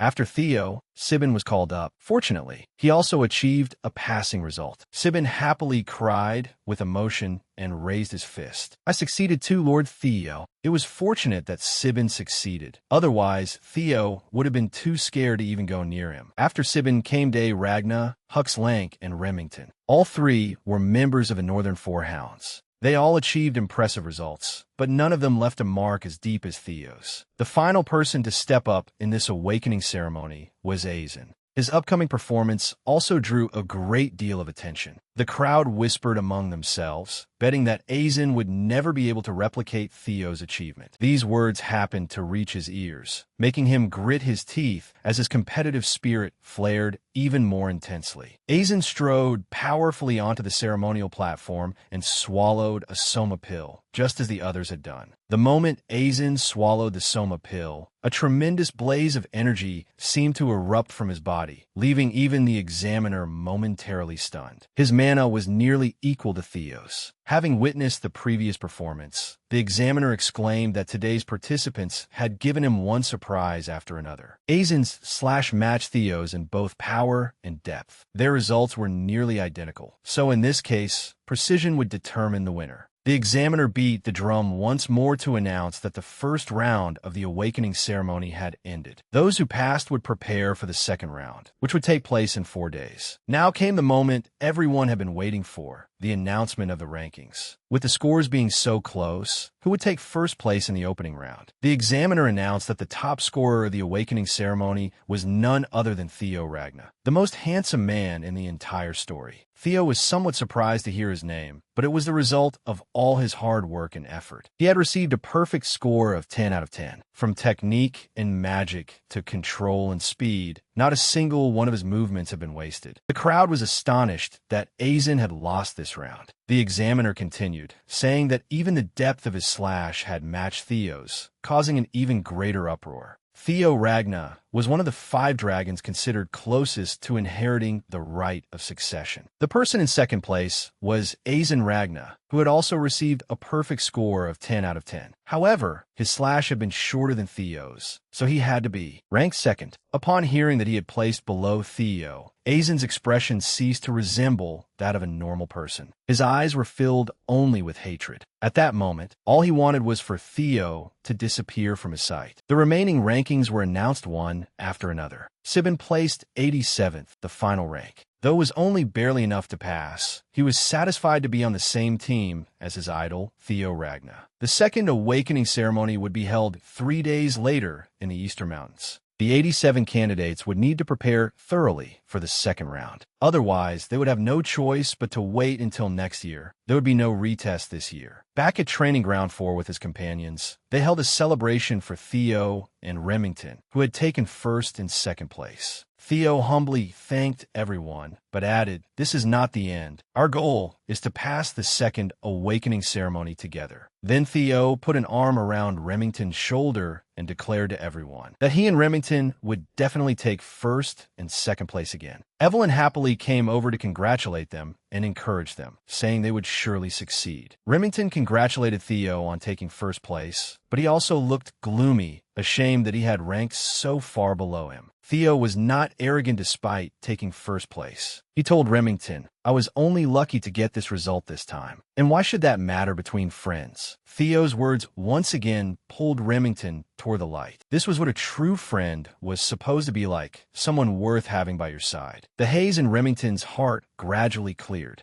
The two clinked their glasses and promised to give it everything they had in the second round, showing the world what it meant for two friends to strive forward together. After the party, that very night, Theo went alone to the snow-covered Eastern Mountains. Theo knew very well that achieving first place in the awakening ceremony would have been unimaginable in his previous life. Yet all of this was only the beginning. Killing a pawn like Rendin was enough for now, but that was not his true objective. His real enemies in this fight were Arson and the other 5 dragons. Reborn into this life, he would make them pay tenfold by any means necessary. Theo's expression was unusually serious, and the aura he gave off was frightening to behold. He had come here to check the compass the system had rewarded him with earlier. The compass was pointing toward the eastern mountains. Theo decided to go and find out what exactly the dragon's nest was. Suddenly, he noticed someone behind him. He immediately used Flash Step to vanish, leaving the other person utterly bewildered. Before the man could make sense of what was happening, Theo Ragnar's sword tip was already pressed against his throat. "Who are you?" The hooded man looked terrified as he tried to explain that he was not suspicious. He was Gatsby Jotun, a member of the Sword Gall unit. It was fortunate that he knew enough to explain himself. His captain had watched the awakening ceremony and sent him here. Only after hearing this did Theo breathe a sigh of relief. So he was a scout. Theo had suspected it from the beginning, but had not expected them to move so quickly. The man confidently told Theo that he had an opportunity to join the Sword Gall unit, clearly very proud of his team's reputation. But before he could finish boasting, someone arrived to mock him. "Just as I thought, the Sword Gall unit is full of fools." The man was deeply offended at being insulted out of nowhere. "What did I do? I haven't even touched anyone." Another person stepped forward and formally invited Theo to join their sword unit. The one extending the invitation was Aijin Sorcery, vice commander of the Black Iron Cavalry. But before Aijin could even finish speaking, a group of people suddenly appeared and jumped down, beating Aijin to the punch and leaving him frozen in place. The crowd noisily introduced themselves as members of various factions. Some even offered Theo the position of captain within 3 years. His time had truly come. He had only made a single sword swing, yet countless people had come seeking cooperation. The only shame was that no long-legged beauty had come to invite him. They quarreled like children fighting over candy, while Theo could only find a corner to hide in before things became even more complicated. While those youngsters were still fighting among themselves, a mature-looking man appeared, every step he took dignified and imposing. He was Osa Ragna Plunus, the Sword King of the Plum Blossom Palace. But to recruit someone talented, did he really need to lower himself this much? Like the others, he had come hoping to win Theo over. At another training ground, an unfortunate man was being beheaded. The person responsible was Arson. It was not just one person. Dozens had been slaughtered because of Arson's rage. At that moment, he was like a maddened beast, cutting people down indiscriminately. With a personality this foul, it was no wonder no one favored him. Arson seemed completely deranged. Everyone who appeared before him looked like Theo in his eyes. As a result, his hatred only grew stronger. Taking second place the day before had stripped away what little humanity he had left. He should have taken only half a soma pill, but he refused to listen and swallow the entire thing. Now his mind was completely clouded. One person after another fell on the training ground. No one escaped his reaping blade, and the field was now littered with corpses after Arson's senseless rampage. As he stood staring at the bodies at his feet, he heard someone approaching. Without a second thought, he swung his sword to attack, not caring who it was. Arson had completely lost his reason, but his sword strike was nothing before his uncle. The man easily stopped the blade with 2 fingers, then sternly told Arson, "Do you think venting your anger on the wrong targets will change anything?" He then turned and walked away, ordering Arson to follow him. At times like these, one needed to keep a cool head instead of doing something so foolish. At the second ceremony, I will show you how to turn it into Theo Ragna's grave. Meanwhile, on the snowy mountain, the appearance of the Plum Blossom Palace's Sword King put tremendous pressure on the other factions. The Sword King of the Plum Blossom Palace had come personally. How could their side possibly compete? Osa merely cast a spell, producing streams of violet light that left everyone around him astonished. They whispered that Osa was using a spatial separation spell. Sure enough, in an instant, Theo and Osa were alone in an entirely different dimension. This was one of the distinctive abilities of the Plum Blossom Palace's Sword King, creating a space completely isolated from the outside world. Theo had only heard rumors of it before, but now he was witnessing it firsthand. He felt like a celebrity being pursued by thousands upon thousands of fans. Osa spoke first. "He is surely furious, but when I wish to give someone a gift, who could possibly stop me?" Theo did not yet understand understand what kind of gift he meant when OSA drew out a sword and said that its power was immense.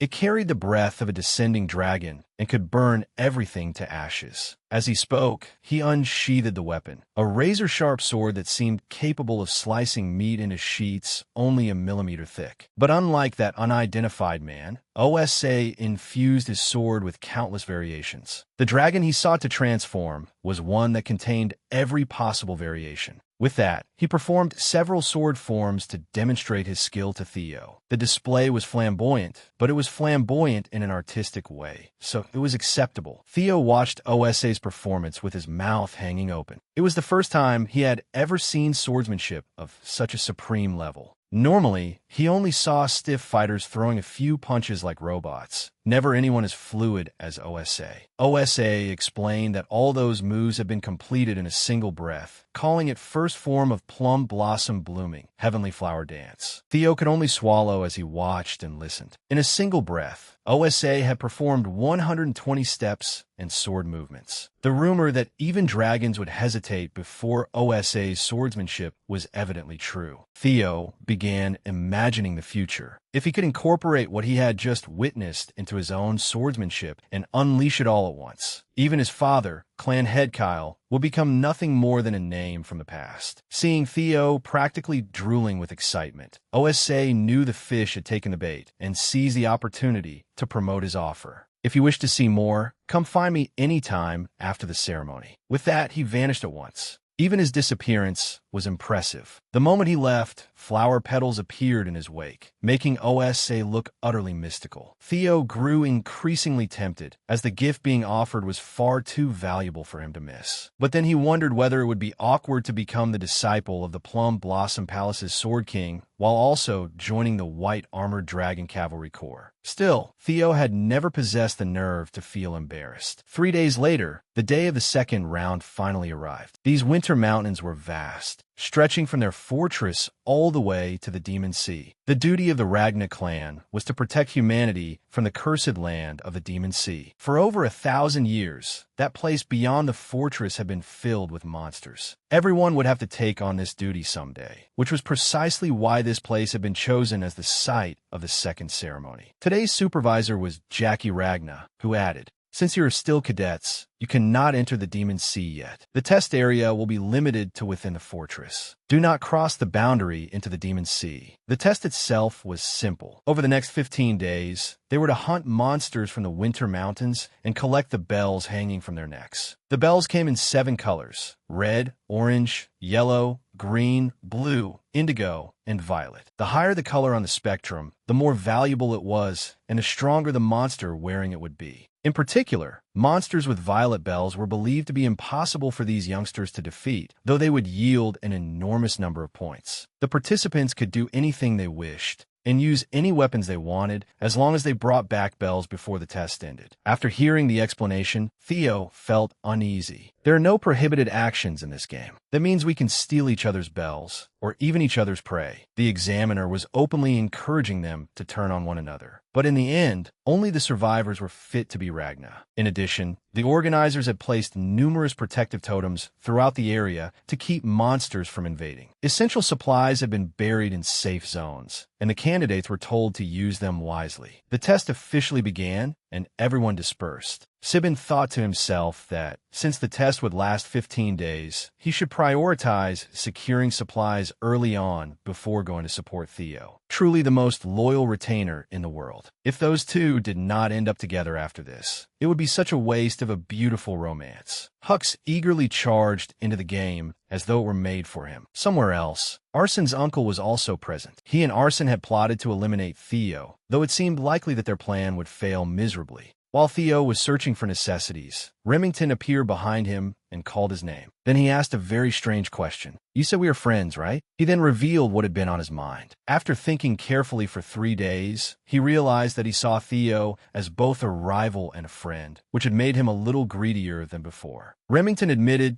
that he wanted to surpass Theo in this competition. Theo listened to him very seriously. After hearing him out, Theo merely smiled and said that he understood how Remington felt, and that he had also given it much thought. Hearing this, Remington felt as though a burden had been lifted from his heart. He had believed he was the only one with such feelings, but Theo was not upset by his words at all. Truly handsome in both appearance and character, Remington became much more enthusiastic. He declared excitedly that this was exactly why he could not afford to lose, and that he had come only to say those words. Theo smiled in reply and wished Remington good luck. Remington then vanished from the area immediately. After he left, Theo felt that the game had become far more interesting now that Remington regarded him as his goal. But there was no more time to think about such things. He had to set his feelings aside and focus on the task at hand, finding the dragon's nest indicated by the compass. At the base of a mountain slope, a familiar blue glow shone out, signaling that a new mission was about to begin. Outside the winter mountain range, Theo still held the compass as he searched for the true source of the light. He had known from the start that what he needed to find had to be nearby, but he had not expected it to be hidden beneath that pile of snow. Staring at the thick mass of snow before him, Theo felt somewhat concerned. If he wanted the treasure, he would have to dig through all of it. He stamped his feet in frustration. If only he had brought a shovel. Using his beautiful pale moonlight sword to dig would look utterly ridiculous. But if people could predict everything in advance, they would all be rich. At this point, there was only one thing left to do: draw the pale moonlight sword and get it warmed up for some morning exercise. Theo swung with all his might, carving a massive gash in the ground, then said, "Stop hiding." It turned out there was still a group of troublemakers here. The moment Theo discovered them, they emerged from hiding. One of them seemed amused by this game of playing with Theo and sneered, "When did you realize we were here?" These fools must have thought they were kings of hide and seek, believing no one could find them once they hid. Their leader remained arrogant. But the two behind him had been trembling from head to toe ever since they were found. They were the Mount Book Zukon trio, Hai, Chow, and Lin. They often disguised themselves as people in distress during missions before slaughtering civilians. They were a side effect of the Ragna clans, expanding influence. Theo could never forget the Mount Book village massacre. He and Husian had handled that case, so Theo knew exactly how horrific it had been. According to official records, 761 people had died, while another 220 had vanished without a trace. The most tragic part was that the victims could not even be identified because those demons had smashed their heads beyond recognition. Once Theo had acquired enough strength, he had intended to deal with those beasts after settling all his other concerns. But it seemed fate had brought them here today. Watching him, Theo asked whether Arson had paid them to kill him, but they laughed scornfully, as if people like us would let a brat like Arson manipulate us. Realizing he had guessed wrong, Theo asked who it was. Naturally, though these men were reckless, they were not foolish enough to reveal the name of the person who had hired them. Then Theo quietly uttered one word: an elder. The three of them froze on the spot, then stared at one another in bewilderment. How had Theo guessed so accurately? As expected of a reincarnator, he knew everything. Yet their leader did not care much about that. He was still arrogant, certain that he could never lose to a 17-year-old boy. He loudly boasted about his strength and even reassured his companions. "It's fine. He's going to die anyway." Then he pointed his sword at Theo and grinned wickedly, saying that nothing thrilled him more than smashing handsome, sweet faces like Theo's. In contrast, Theo showed no reaction at all, merely beginning to slowly draw his beloved pale moonlight sword. It was still too soon to say who would devour whom. As soon as he finished speaking, Theo released an aura so overwhelming that the group felt suffocated by fear. Behind him, the image of an enraged dragon appeared, glaring at the three fools as though it wished to devour them alive. Theo only needed to slash the ground once to reduce everything to ruin. His eyes had become sharper than ever as he said he did not want to become like them, people who went around ruining innocent civilians' faces. Therefore, he would cut off their heads instead. After that strike, none of those young men remained alive to continue fighting Theo. This time, he had finished his opponents far too quickly. Theo thought it was probably because they were still immature, making them easy to deal with. After studying the heavenly flower dance that the master of the Plum Blossom Palace had given him for 3 days, Theo had finally managed to perform the technique 3 consecutive times. He could also alter and apply it in several forms, including arcs, curves, and circles. Of course, he still could not execute it 120 times in succession like its beautiful creator. The immediate problem was finding a way underground after disposing of their bodies. That would suit Theo Ragnar's style perfectly. As he pondered this, a blue light behind him caught his attention. Approaching the cliff wall, Theo found a staircase. This was probably the legendary hidden invisible staircase. The system displayed a notification for a hidden quest. Find the invisible staircase and explore the blue cave. Without a second thought, Theo jumped down, leaving even a nearby bird confused. Meanwhile, in the private office of the Four Pillars, a soldier reported the current results of this round to the Four Elders. Arson was ranked first with a total of 41 demons defeated, and the team he had assembled had grown to 21 members. Zay Ragna was in second place. Julius, curious, interrupted the report to ask about Theo. Surprisingly, Theo's score was currently 0, and he did not have a single ally. Julius' mouth fell open in astonishment. OSA of the Plum Blossom Palace, seated nearby, listened in as an elder began making barbed remarks, saying that even if Theo had excelled in the first round, that did not mean he would achieve the same results in the second. Hearing the report, the elder could not conceal his delight. He burst into laughter as he referred to Theo as an illegitimate child. In his mind, the Zukon trio he had hired to eliminate Theo had surely completed their task. He had no idea those 3 fools had already been dead for quite some time. The elder and Arson's shameless uncle exchanged dangerous looks. They seemed to have reached a common goal, so Theo's predicament was a source of immense joy to them. After taking over the Plum Blossom Palace, Arson's uncle had used the opportunity to investigate the Rose Palace, but he had found nothing. The only clue concerning the Rose Palace, he was certain, had to be on Theo. He would have to contact Arson and urge him to speed things up. OSA looked at the 2 men and seemed to sense the uneasy atmosphere. He turned and quietly said to Julius, "The elder and the secretary are definitely plotting something. We need to establish a safety net." But Julius immediately refused because he trusted Theo's ability, strength, and strategic mind. Theo's result was probably due to some unexpected complication. Even if they intervened in the test, it would be useless. Then Julius angrily added, "Moreover, I cannot overlook the fact that you met Theo without telling me." OSA could only sit stiffly before Julius' anger and reluctantly say that Theo's feelings were what mattered most. It was clear how highly Theo was regarded by the elders. Meanwhile, Theo had entered the blue cave. It was filled with nothing but human bones. As he walked, he assessed the place and concluded that it contained mental assault traps that were quite troublesome. An ordinary person who entered and saw all those skeletons staring at them would likely have died of fright long ago. But Theo had more than enough ability to overcome them. Especially after passing the pale Moonlight Sword's trial, these piles of bones were nothing to him. Theo began using sensory expansion, one of his special techniques, which allowed its user to use mana to enhance their physical capabilities and extend the range of their senses. Going a little deeper, Theo finally reached where he needed to be, the hatchling's nest. When Theo saw the golden light shining from within the cave entrance, his eyes lit up like Lamborghini headlights. Rumor had it that 3 years from now, this would be the place where Huzian captured the hatchling and discovered a legendary item. But Theo had arrived 3 years earlier. Standing before the enormous entrance, Theo apologized to the future Huzian. But since the prize was already before his eyes, he had no choice but to claim it first. Theo's arrival awakened the monster inside, and a roar rang out. Amon Grima! Theo was stunned. Before him lay a vast hoard of gold, silver, and jewels. He murmured, "This isn't a hatchling's nest at all." Theo was like a tiny ant before the endless treasure. "This is the nest of an ancient dragon."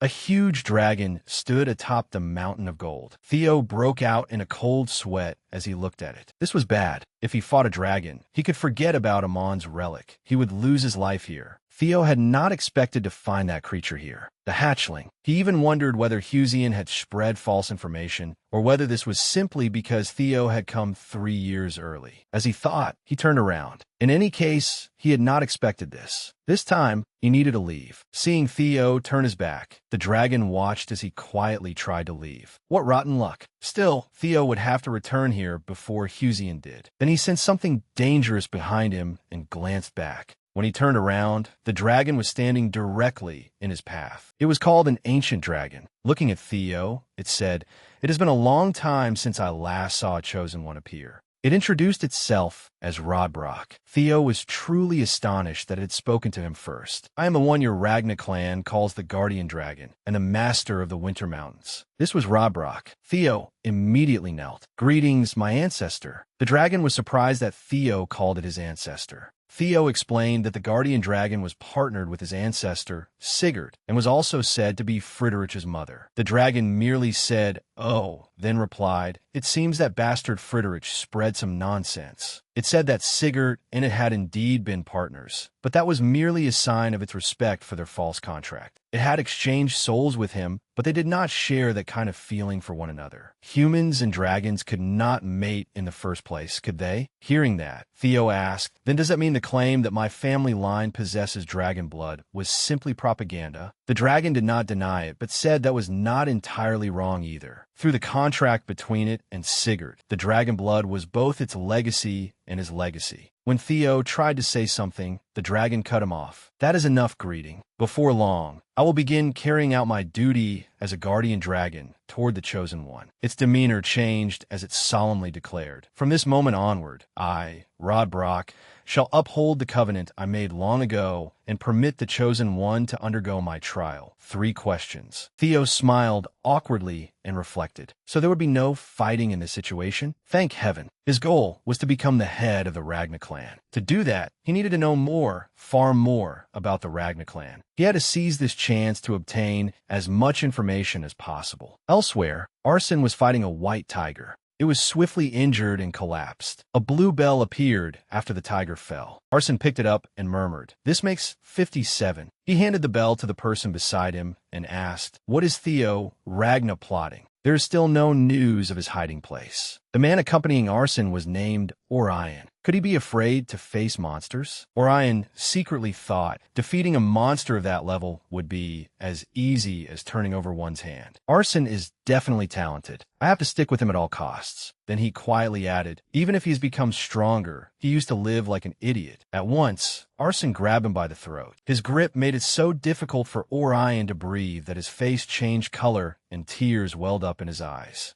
Arsene lifted him into the air. "You have never been strong, so of course you would not understand. Have you ever seen me fear anything? If you have strength, you fear nothing." The more Arsene spoke, the angrier he became. He roared, "What exactly are you plotting?" Orion was nearly unconscious. He mumbled, "I'm not plotting anything. I am sorry." At that moment, someone arrived with a report. "Forgive me, Lord Arsene. The director of the Central Intelligence Bureau has sent a message." The message contained only a few words. "Execute the plan quickly." After hearing the report, Arsene released Orion. "Understand. Tell him not to bother me." Murderous intent radiated from his face, because the person who most wanted to eliminate Theo was Arsene himself. The moment he appears, attack him. Meanwhile, Theo was contemplating how to deal with the ancient dragon. He took the initiative and asked his first question. The ancient dragon yawned lazily before finally saying, "I have waited for you so long that I am bored to death. What do you want to know?" Theo asked softly, "Why are you here?" The dragon guessed. "Are you planning to ask basic questions in order to uncover hidden knowledge about your family background?" "A fine question." It slowly began, "The reason I am here." Theo patiently waited for the ancient dragon's answer.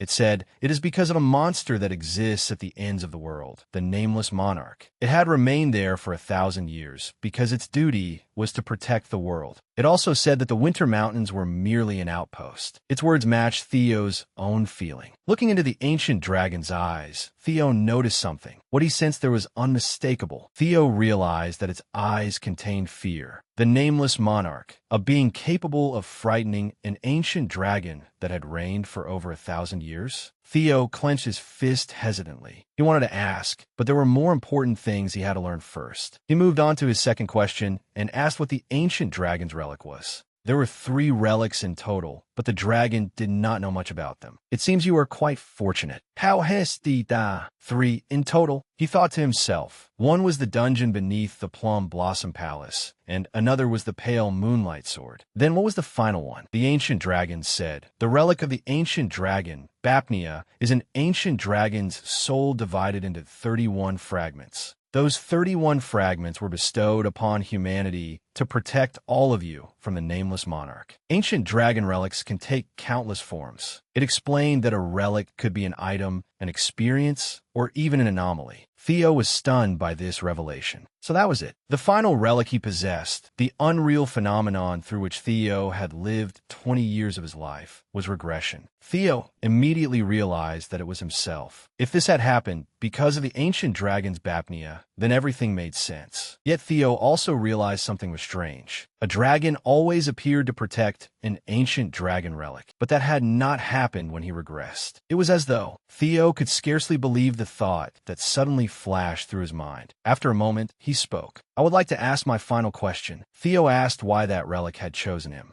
Why had the relic chosen someone as untalented as Theo to fight the nameless monarch? The dragon said it would answer Theo's question with another question. The ancient dragon asked, "What makes you believe you are the only one that relic has chosen?" Theo was startled by the question. Then he realized that he was not the only chosen one. The realization shocked him so much that he could not speak. He could only think Ed Kiasin, the black dragon. They know about those relics and want to collect them. If those relics had chosen them as well, then they were probably seeing messages similar to his, and they too might have regressed. Theo had taken another step closer to the truth of the world. Yet instead of becoming clearer, everything had grown more complicated. The appearance of a nameless monarch feared even by ancient dragons, and the existence of other regressors besides himself. While Theo was immersed in thought, the ancient dragon spoke. "I have now answered all three of your questions. The task is complete, so I will give you your reward." Hearing the word reward, Theo snapped out of his thoughts. Right, he had come here to obtain Amon's relic. But Theo had changed his mind. He needed to obtain something more important, something no ordinary item could compare to. A notification window appeared. "Congratulations. You have completed the hidden quest." It also stated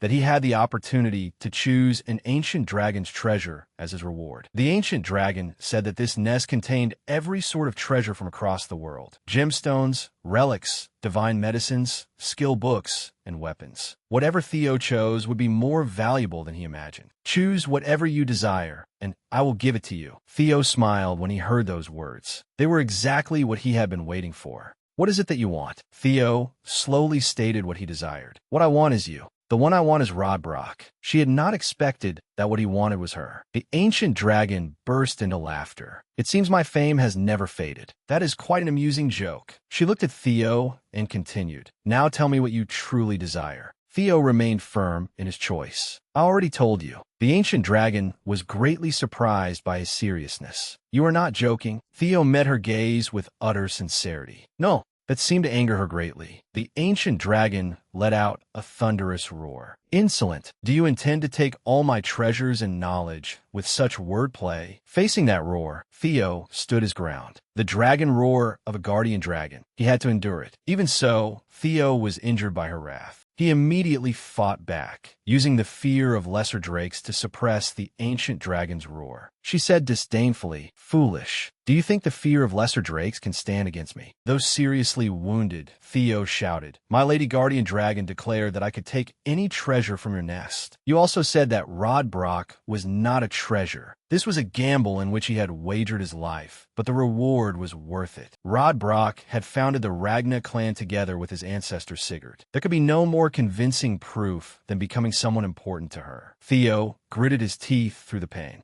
He could not repeat the past. He could not afford to miss this chance. Theo shouted again, "Please give me Rodbrock. You promised me before your holy sword." His face was stained with blood, yet his determination did not waver. "Please stand by my side." She recognized Theo's resolve. In his eyes, she saw a familiar figure, Sigurd. Her demeanor softened somewhat. "Very well, I accept." Theo was surprised that the ancient dragon agreed so readily. After accepting, she withdrew her dragon roar. The ancient dragon immediately transformed back into human form. Her original form was that of a woman. She smiled. "You have made me interested in you. I will give you a chance." She stood gracefully above Theo, looking down at him. Her beauty was breathtaking, and her golden eyes were mysterious. Theo was astonished by her current appearance. she said smugly. Have you been captivated by my beauty? I understand, but I am over 2,000 years old. Theo began to speak. Great guardian dragon. Just then, she looked down at the large hole in her chest. Ah, this. Her voice was calm, yet carried an indescribable undertone. Let me tell you, my heart was taken 50 years ago. Since then, I have been waiting for death. At most, I have 3 years left. That was why she could not even leave her nest. In other words, she could not help Theo directly. She extended her hand and calmly asked, "So I will ask again. Do you still wish to take me as your reward?" Having heard her story, Theo showed no surprise. He wore a gentle, warm smile. Theo remained resolute. My answer remains the same. I choose you. Rod Brock is my reward. A notification appeared. You have acquired Rod Brock,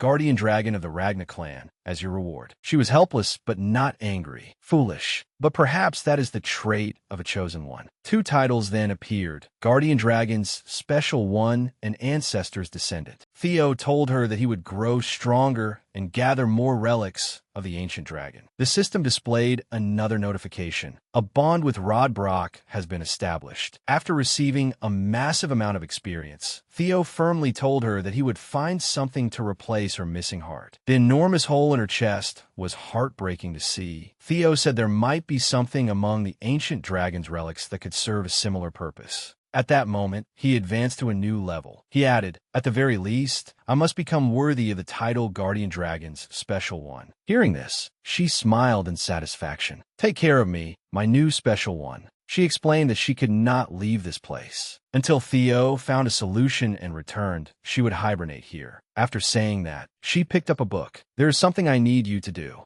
It was to form a true soul bond with her. The ancient dragon gave him the book and told him to read it there and awaken his heart gate. You can accomplish it within a month. There is simple food around the nest, so take your time reading. This was an additional reward called the Demonic Grimoire, Amon. Theo took the book into his hands, and his expression changed. The Demonic Grimoire, also known as Amon, was the Book of Amon, the hidden entity. It contained the principles of magic concerning the echoes of the primordial era, a sacred sound encompassing every strange truth of the universe. Receiving Amon's demonic grimoire was certainly good, but Theo asked, "What do you mean by 1 month? That is how long it takes to begin awakening the heart gate. Do you have a problem with that?" Theo explained that the second stage of the awakening ceremony had already begun. The test only lasted 15 days, and he had less than half a month left. He asked whether he could return after the test was over. This displeased her somewhat, and she cast him a sidelong glance. The ancient dragon leisurely sat down in a chair. That could work, but then she said that she would not allow it, leaving Theo helpless. She said coldly, "It would not be fun to let you go so easily. Open your heart gate before the second stage ends. From now until then, I will not let you go anywhere." Theo was utterly shocked. The remaining time until the second stage ended. With so many opponents ahead of him, he had very little time left. There were only 13 days remaining, equivalent to 312 hours. 3 days before the second stage began, at the Central Intelligence Bureau, it spoke.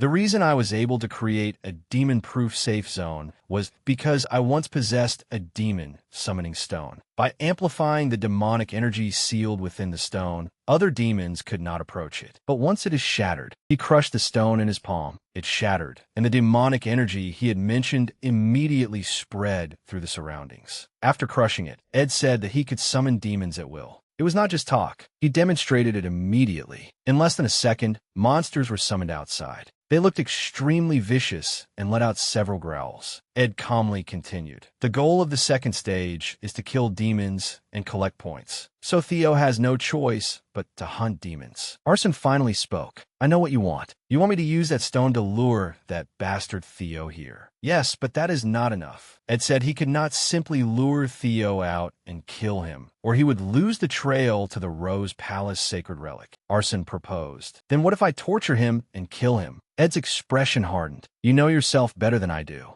Ed bluntly stated that the gap in skill between Arson and Theo was not that great. He knew Arson would have trouble restraining and torturing Theo. He continued, "But he seems to be an emotional person. Use the people who follow him against him, the deserters from Training Zone 4. You can easily take them hostage and demand clues about the sacred relic from him. Arson clenched his fist. I understand. That was the two men's plan. But Arson reconsidered. Rather than hunt demons, Theo would not appear until the final stages anyway. There were 12 hours left until the second stage ended. Arson was currently ranked first in this stage with 860 points. He felt it was a waste of time. Arson even had to make sure that one of the monitors was his uncle's man. A man quietly said, "Perhaps those three brats from the hunting party got him." He was Phillips, an apprentice swordsman of the Plum Blossom Palace. He was currently ranked 77th with 446 points. Phillips said casually, "Otherwise, he would have appeared by now." Arson did not respond, only giving him a brief glance. Arson frowned. For a promising talent of the Plum Blossom Palace, that is a rather worthless thought. Now I understand why the young lady of the Plum Blossom Palace is interested in Theo. Phillips grew angry at his words. "What did you say?" He gritted his teeth, thinking to himself, I helped him capture Theo, yet he mocks me. In response to Arson's contemptuous attitude, "Whatever. I did not expect much from you anyway." Phillips felt furious. Damn it.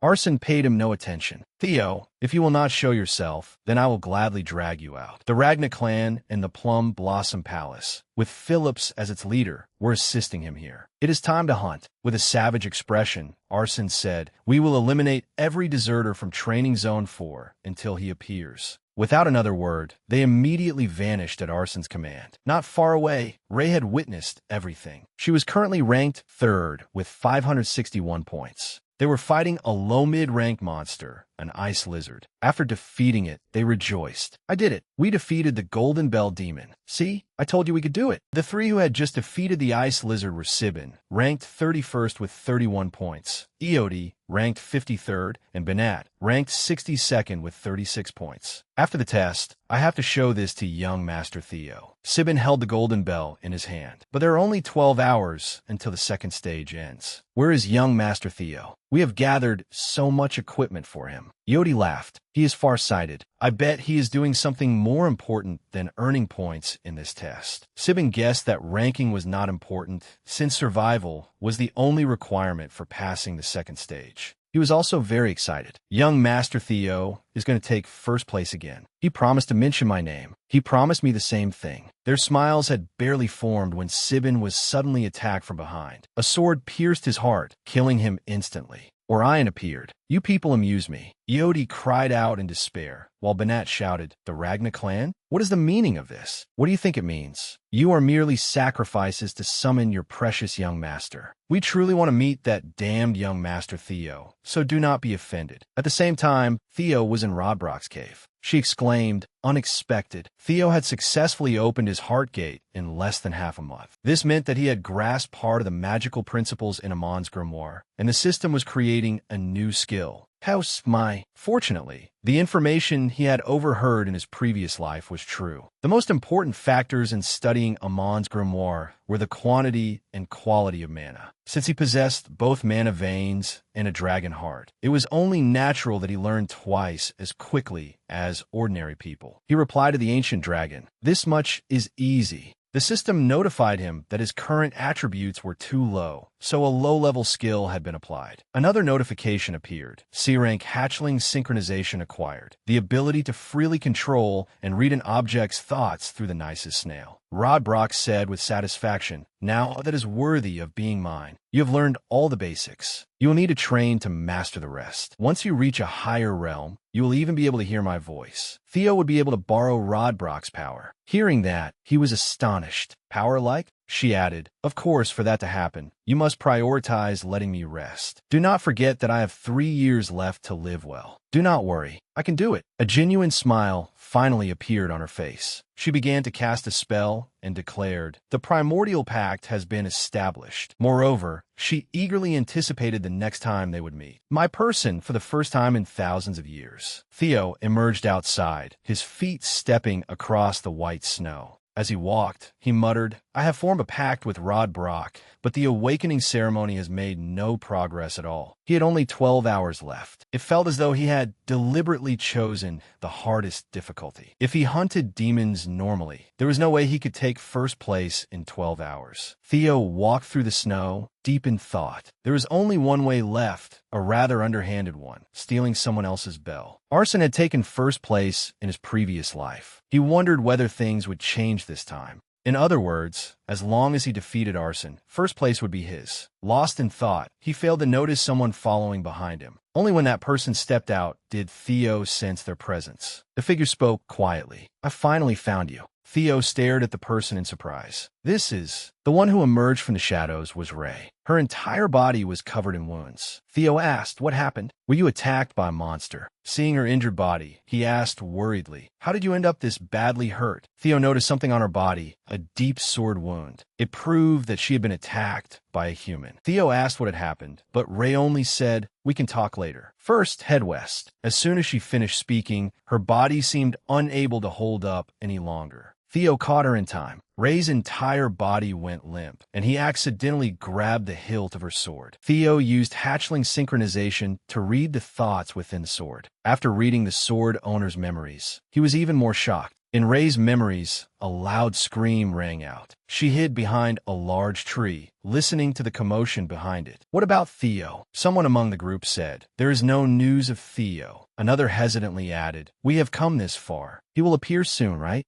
A group of people had been tied up by Arson's men. "I left traces of those guys from Training Zone 4, and there are monsters that will lead him here as well." A man who appeared to be the leader asked, "Should we kill them?" The man beside him flinched. "Huh? What? Did I do something wrong?" "No, he means these guys. Why bring all 9 of them here? 2 or 3 hostages would have been enough." As he spoke, he raised his sword before them. "These fools. It will be fine to kill a few." At that moment, Ray stepped out from behind the tree. "Stop." Arson glanced at her indifferently. "What is this, Ray Ragna?" She looked at him coldly. "You have gone too far." Arson frowned. "This has nothing to do with you. I do not want to make things complicated, so stop sticking your nose in and get lost." Ray firmly replied, "They are Theo's companions." Ray demanded that he release them. Hearing that, his attitude changed. "I see. You're on that idiot's side too." Ray showed no further restraint and took the initiative to attack Arson. A fierce battle broke out between them amid the snowstorm. However, Ray was no match for Arson and was quickly wounded by his sword. Suddenly, the system displayed a notification, condition unstable. Unable to read some of her thoughts, Theo could no longer contain his anger. "What is this? Why did Arson capture my 4 companions? How could you?" Before Ray could finish, Theo cut her off. "Tell me, what exactly happened?" Ray gritted her teeth and said, "From the moment we began, Arson was determined to capture you. But he could not find you, so he captured your friends to lure you out." Theo was utterly taken aback. Ray added that she had not come here to talk about this. But Theo could no longer take anything else in. "Arson, even in this life, you will not leave me alone. But I am no longer someone you can trample on." Theo shouted furiously. "Where are they? Where is Arson waiting for me?" In the freezing night, a voice cried out, "Theo has appeared." Someone rushed over to report to Arson. He suddenly showed up at the northern cliff's edge. "Really?" The messenger answered nervously. "It's true. He was talking to Ray Ragna. He'll be here soon." Arson was thrilled upon hearing the news. "You finally came, Theo Ragna. I'll show a bastard like you that you can never surpass me." Just then, another voice spoke up. "Don't forget, young Master Arson." The man told him there was no need to confront Theo directly. They only needed to extract information about the ruins from him by using hostages. "We'll take care of Theo Ragna. And when we deal with him, use the summoning orb to blind the nearby observers." "Understood." Arson calmly followed the instructions. "Don't worry." Meanwhile, Ray, covered in wounds, tried to stop Theo. "No, you can't go to Arson." She added that even the Central Intelligence Bureau observers were on Arson's side. "Even you, Theo, can't handle this. This isn't a test. It's a massacre. It's a trap meant to kill you. You can't go alone. Find the other observers and convince them to come with you." Theo did not dismiss Ray's warning. "There's no time. Thank you for helping me. But if we're in this state, then the others have probably already met with trouble." Still resolute, he said, "I have to go immediately. Tell me where they are." Ray snapped at him. "Are you stupid? If you go, you'll only die. What would any of this mean if you die? Even if someone has to be sacrificed, it can't be you." But Theo remained unwavering. "I don't want to lose my people again. I don't want to." He remembered how they had once promised to witness the second blooming festival together. But Ray believed that, for the Ragna clan, sacrifice was unavoidable. Yet memories of laughing and playing with his friends kept flashing through his mind. In anger, he called Ray a nuisance. His words immediately hurt Ray. He grabbed her by the shoulders. "You expect me to just stand by and watch?" He recalled the past. Why had the Rose Palace burned down? Why had their subordinates died? It was because of one foolish Ragna.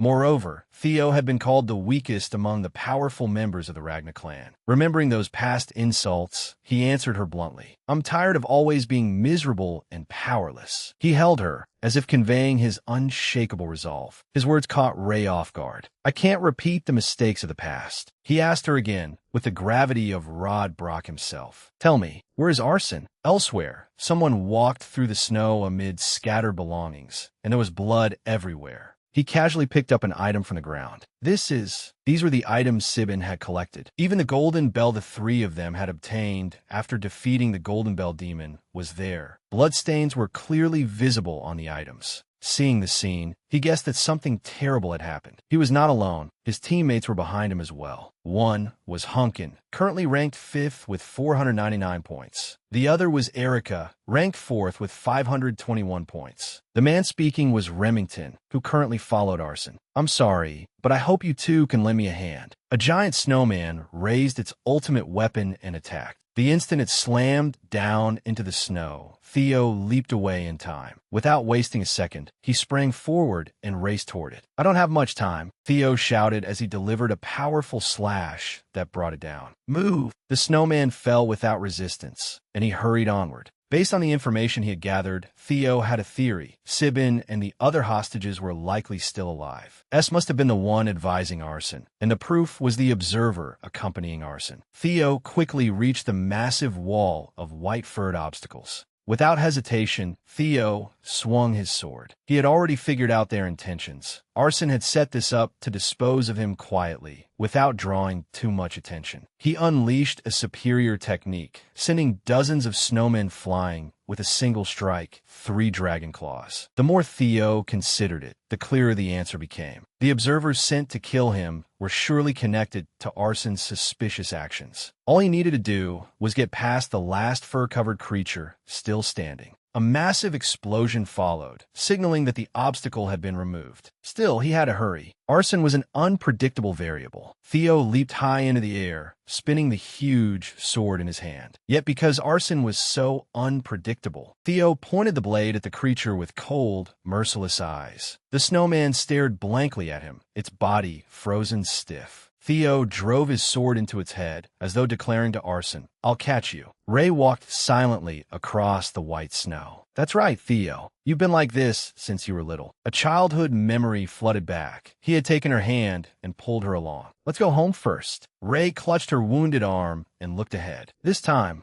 she walked across the white snow, each step agonizing as blood flowed behind her. But Ray did not stop, for she had made up her mind. I'll help you. Sibin clenched the rag in his mouth and growled, as if cursing. Enraged, Arson kicked him in the face without mercy. He stomped Sibin into the snow as if grinding down a piece of trash. You're too damn noisy. I told you I'd kill you all if you refused to shut up. Just then, someone called out, Young Master Arson. Don't forget that the director of the Central Intelligence Bureau said not to cause any unusual disturbances. Arson gritted his teeth and let it go. Fine. He sheathed his sword to avoid further trouble, then sat on Sibin as if taking revenge for earlier. Arson looked sharply upward as though waiting for something. He gazed toward the forest, uneasily thinking, for senior prosecutors were sent to kill that bastard Theo. Even so, I don't believe I could win against him. He clenched his trembling hand and cursed under his breath. That idiot. At last, the person Arson had been waiting for appeared. Everyone turned toward Theo as though seeing a ray of hope. Understanding their meaning, Theo gave them a slight nod. He stood silently amid the blinding snowstorm. The moment Arson spoke, Theo arrived. You finally decided to show your face. Theo took slow steps toward the battlefield Arson had prepared. How that na? Theo's gaze dropped, filled with pain and humiliation.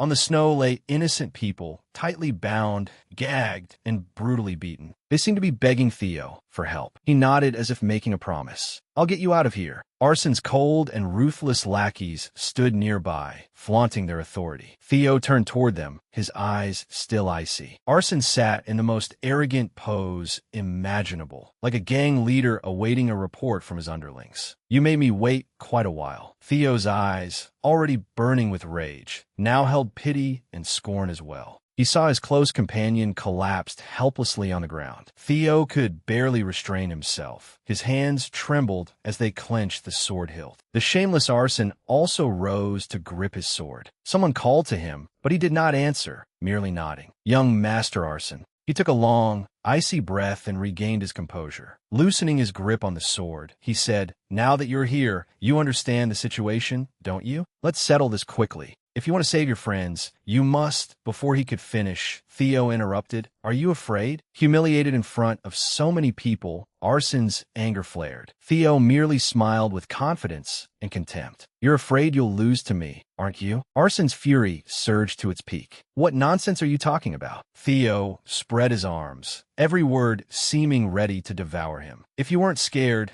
there would be no reason for you to do all this. Capture so many people, tremble before me, and use them as hostages. Isn't all of it because you're afraid of losing to me? It seems that title of strongest among the Northern Four is nothing but empty praise." Arson had been provoked beyond reason. "You bastard." Theo pointed his sword at Arson and challenged him. "Then come on, fight me. Of course, that's only if there's even a grain of pride left in that rotten body of yours." Arson was pushed to the point where his rage erupted like a long-dormant volcano. Before fighting, Theo made one demand. "If you win, I'll give you anything you want, even my life. But if I win, release them." Arson's body stiffened, his limbs trembling with excitement. "A sword duel? Arachnofool is asking me for a sword duel? Don't you realize your ego has gotten out of control?" His face twisted with every movement. "You think I'm really afraid of you?" His underlings hurriedly tried to stop him. "Young Master Arson, those are only provocative words. You do not need to listen to him.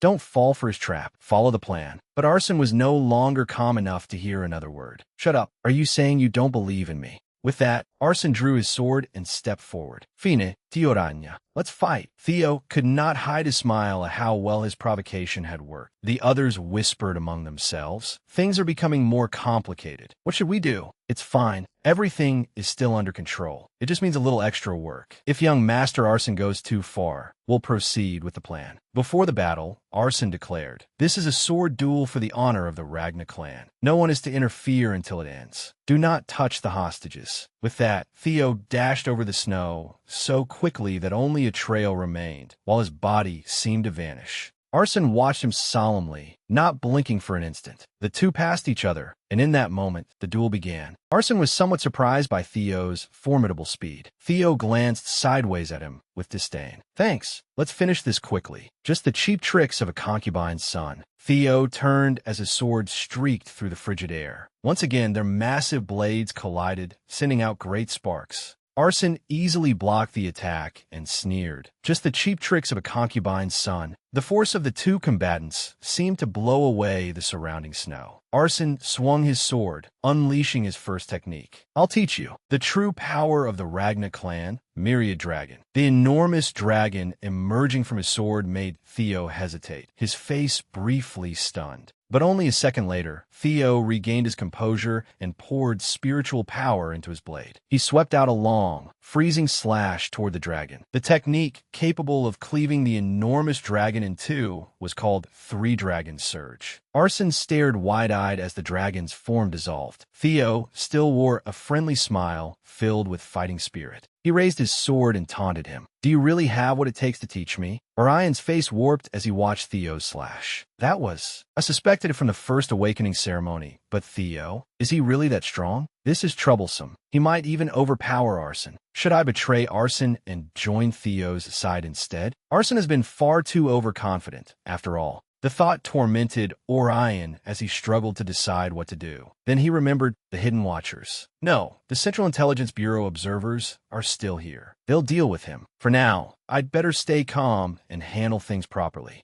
Ending his train of thought, he waved his hand and gave an order. Orion's group dispersed quickly. We could get caught up in this. Leave Arson alone and split up to act. In the midst of battle, a memory resurfaced for Arson. Someone had called his name. Arson. It was S. He had coaxed Arson with honeyed words. "You must seize the power of the Ragna clan, for this uncle and for your mother as well, so that Choi One can claim everything." S explained further. The Ragna name is only a shell. That declaration made Arson's eyes light up. You are one of Choiwan's people, understand? Back in the battle, though furious, Arson still praised Theo. You're not bad. With that, he stomped forward and charged decisively. The two threw themselves back into an endless clash, accompanied by Arson's fierce cry. Tao that na! Their powerful swords collided, driven by both men's intense will. Arson strained his face as he tried to force down Theo's sword and defeat him. Theo also struggled to hold him back, but he still wore a relieved smile. Fortunately, he's acting exactly as I expected. Meanwhile, at a closed-door meeting, an announcement was made. Theo Ragna has appeared. He is currently confronting Arson Ragna. Julius clenched his fist in delight and shouted, "He finally showed himself. I knew it, he's all right." Wogang's surprise was plainly visible. Didn't those people take care of him already? S also breathed a sigh of relief. He's still alive. What a relief. I don't know what you did, but from now on, everything must proceed according to plan. Once Arson discovers a clue about the artifact, I'll report him to the prosecutors and have him beheaded. Before he could celebrate for more than a few seconds, he received new information. Breaking news. Theo Ragna and Arson Ragna. The words hit him like a punch. Are currently fighting. S's eyes widened with anxiety and unease. He exclaimed, "What?" Back in the brutal battle, Theo used a technique. Phantom sword, clown steps. Arson nimbly defended against Theo's frenzied attacks. Attack after attack, Arson did not tire in the slightest. He even had enough time to assess his opponent. He's strong. His attacks are very fast. A glint of sword light flashed deep in his eyes, but Theo's image was reflected clearly within them. Not enough. It was as if Arson saw Theo's movements in slow motion. That speed. Arson's hands began to move, though they still appeared calm and unhurried. He launched his sword at blinding speed. I can still see every sword trajectory. At that moment, Theo suddenly recognized something familiar. A thrown sword. Memories from his previous life flooded back. The same sword was flying toward him then as well. Sibin lay sprawled on the ground in pain, yet he was still worried about Theo. Everyone else stared fixedly at the battle. In his previous life, Theo had fought a fierce battle much like this one. Arson had even spoken one final farewell. Remember this, a sword attacking straight ahead can reveal your opponent's next position. His sword had drawn blood, though only a little. Tiny drops of blood fell onto the pure, white snow. They were Theo's. Yet not only had he blocked the attack, he had also realized something. So it was you. When Theo had lost in his previous life, Arson had mocked him. You talk too much. Though the sword had pierced deep into his heart, Theo had struggled to remain conscious. That stranger had lowered the mask of his cloak slightly. It was Arson. I'll finish you here. Theo's eyes widened with excitement and rage. The man who appeared that day. His memories returned to his previous life, to the day Theo died. That had been his fate, dying without ever knowing who had burned down the Rose Palace. Back then, Theo had not been strong enough. At that moment, fortune had been on his side. However, thanks to Remington revealing himself and Evelyn's investigation, Theo discovered that Remington was closely connected to the incident at Rose Palace. In the end,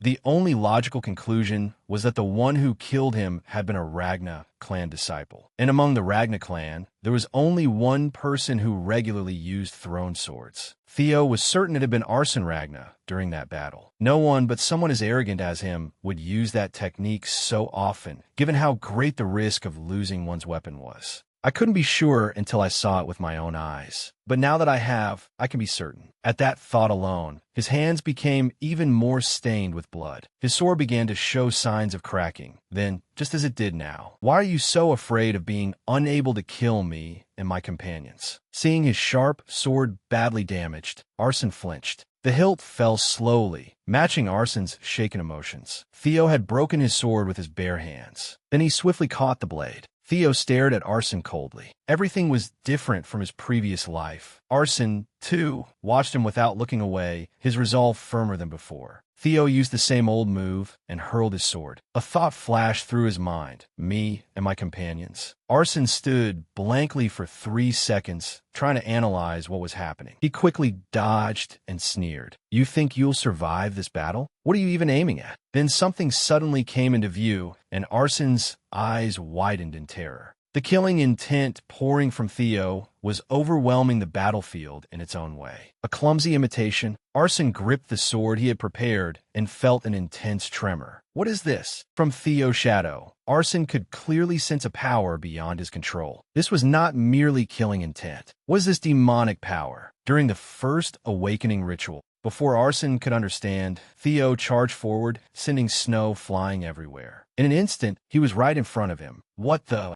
Arson's eyes spun at the sudden reversal. An explosion blasted the snow high above the tree branches. Arson was thrown far away. Though he tried to resist, he lacked the strength. Theo relentlessly rushed in, attacking with overwhelming, frenzied power. In an instant, Theo thrust his sword straight at him. Fortunately, Arson's swift reflexes allowed him to narrowly escape. Dissatisfied, Theo mocked him. How much longer are you going to look down on me? Enraged, Arson lunged forward. You bastard. He seized Theo's outstretched arm. Arson dragged him headfirst toward the sword he had already positioned. Theo saw the sword tip about to reach his eyes. Arson drove it forward with all his might. Theo kicked hard against the snow to propel himself away. Both of them were flung backward, and Theo narrowly escaped through quick thinking. They both scraped their feet through the snow to regain their balance. As soon as they steadied themselves, they resumed their fighting stances for round two. Before Arson could act, Theo leaped high into the air. Theo closed in on him again, intending to defeat him as before. With a sharp swish, Arson's sword spun dozens of times through the air. Theo gritted his teeth and called out his name in fury. Arson! He slid forward, preparing to send him to his grave. Theo drew the sword point as far back as he could. Do you know what it feels like to have a sword buried deep inside your body? Arson gritted his teeth, his eyes wide with unprecedented rage. The gleaming sword flew toward him, leaving him stunned. Remington looked at the bloodstains left on the snow and reasoned, this doesn't look like a monster attack. It looks like someone took them away. The only one who could have done this is Arson. Hukas asked doubtfully, Arson? But he's ranked first. Why would he want them? Remington glanced at Hukas and said, it seems he captured Theo's subordinates to lure Theo out. It looks like he intends to eliminate Theo during the second awakening ritual. Hukas roared in outrage. What? You should fight fairly. How can he do something like that? So Arson is actually a coward. Erica replied irritably. So what? This is the Ragna clan's awakening ritual. Situations like this are normal. Remington silently looked at her. He spoke bluntly. That's why I dislike the Ragna clan. Even if this is a contest of strength, it's still unacceptable. She stared at Remington seriously. What you're saying is dangerous. Are you serious? He smiled provocatively. I have to save his subordinates. If it were Theo, he would do the same.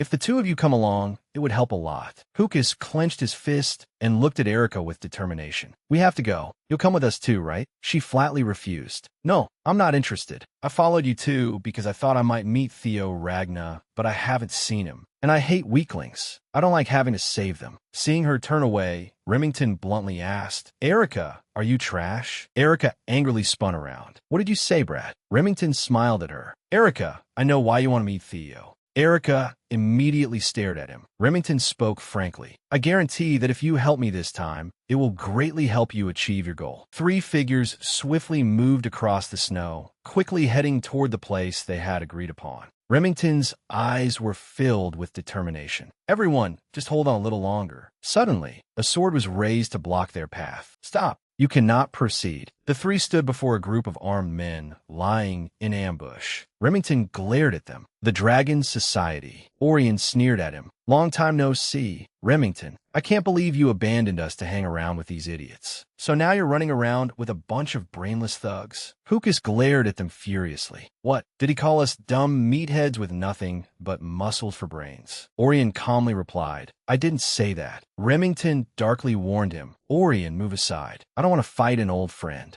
Orion answered without hesitation, I refuse. Remington stared at him uncertainly. He decided to draw his sword. If you won't move, then I have no choice but to eliminate you. With that, everyone rushed into battle. Sibin panted as he tried to sever the rope, using a broken sword to saw through it. He strained with all his remaining strength to accomplish it. Elsewhere, Theo continued fighting relentlessly. Theo attacked, forcing Arson to dodge in haste. The broken sword shot past Arson's back. Then it plunged into the snow right in front of Sibin. His eyes widened as he thought, this is the opportunity young Master Theo gave me. I have to cut it The blade gradually cut deeper into the rope while the battle continued beneath the white snowfall. Wind and snow howled all around while the shrill clang of swords rang out. Theo and Arson continued their fierce clash. Theo gritted his teeth, so he finally came. The examiner overseeing the competition, Senior Examiner Liam Ragna, swiftly entered the battle. "Forgive me, young Master Arson.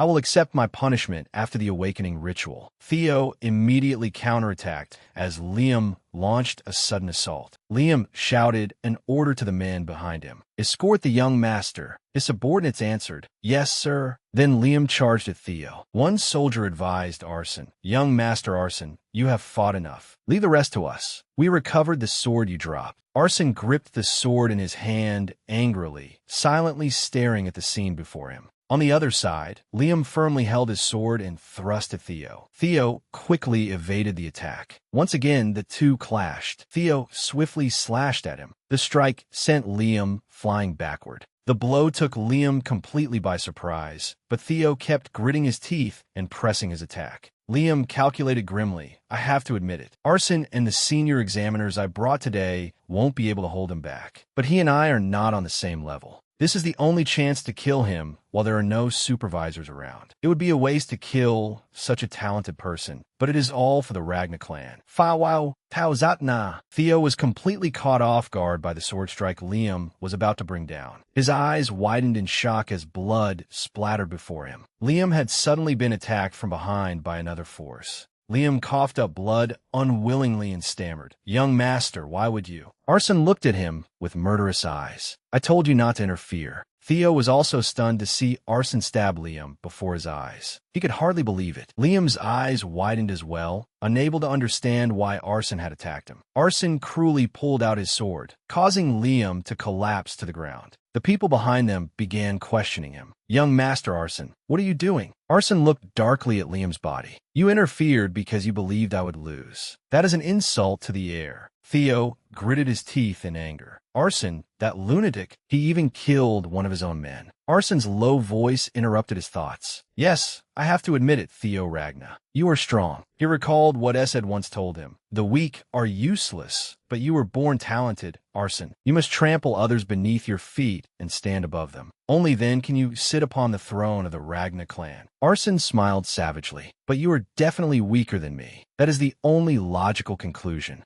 I will become the strongest and stand upon the throne. So I cannot lose to someone like you in a place like this. Anyone who stands in my way." Vildi. Theo frowned deeply as Arson looked at him. Arson decisively swung his sword down. His eyes burned with intense hatred. Suddenly, he froze at the sight before him. He stood motionless as Theo charged toward him with incredible power. Arson's eyes widened as Theo's sword came down. A powerful force rushed forward to block his path. The soldiers below hurried toward Liam. "Senior Liam, are you all right?" One of them gritted his teeth and rebuked him. "Damn it, I knew you were reckless, but this is too far." Liam angrily shouted, "What are you still doing? Don't worry about me. Protect young Master Arson. Kill Theo Ragna." The soldier defied the order and protested. "But why are you being so stubborn? Why don't we?" Liam frantically ordered. "Go kill Theo now? If young Master Arson dies, we are all finished." Arson roared in fury and charged again. He swiftly unleashed a powerful attack at Theo. Arson gritted his teeth in disbelief. Absurd. Impossible.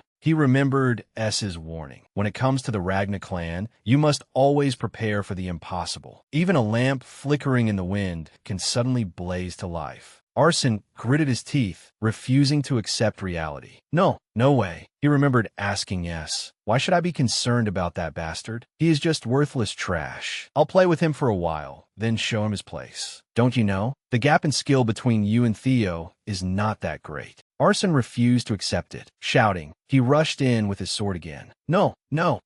Tearing a piece of trash like you apart is nothing difficult. I will become the king of the North, and I will claim the Ragna clan's throne. I, Arson Ragna." Theo watched him scream like an uncontrollable beast. "For the sake of your ambitions, countless people on my side have died. If you have no intention of giving up those ambitions, then I will shatter them, even if I have to use force. Theo gripped his sword tightly and charged forward, thinking, with the power I've been granted. His power was as immense as a roaring dragon, carrying boundless might. Theo shouted as he unleashed his technique. 3 dragon claws. Arson flinched as Theo came rushing toward him. Theo's power seemed capable of shattering everything. He made a silent vow. I will become stronger and cut down every one of you. Liam, too, froze at the sight before him. The light was so dazzling that even those fighting Remington turned to look. Remington and the others silently watched. Arson screamed in panic as the attack struck. Under the bright moonlight, Theo and Arson remained facing one another. Suddenly, blood burst from Arson's body and splattered everywhere. Theo's power illuminated the entire area, and the air turned hazy after the blow. Arson's body remained standing even as blood ran everywhere.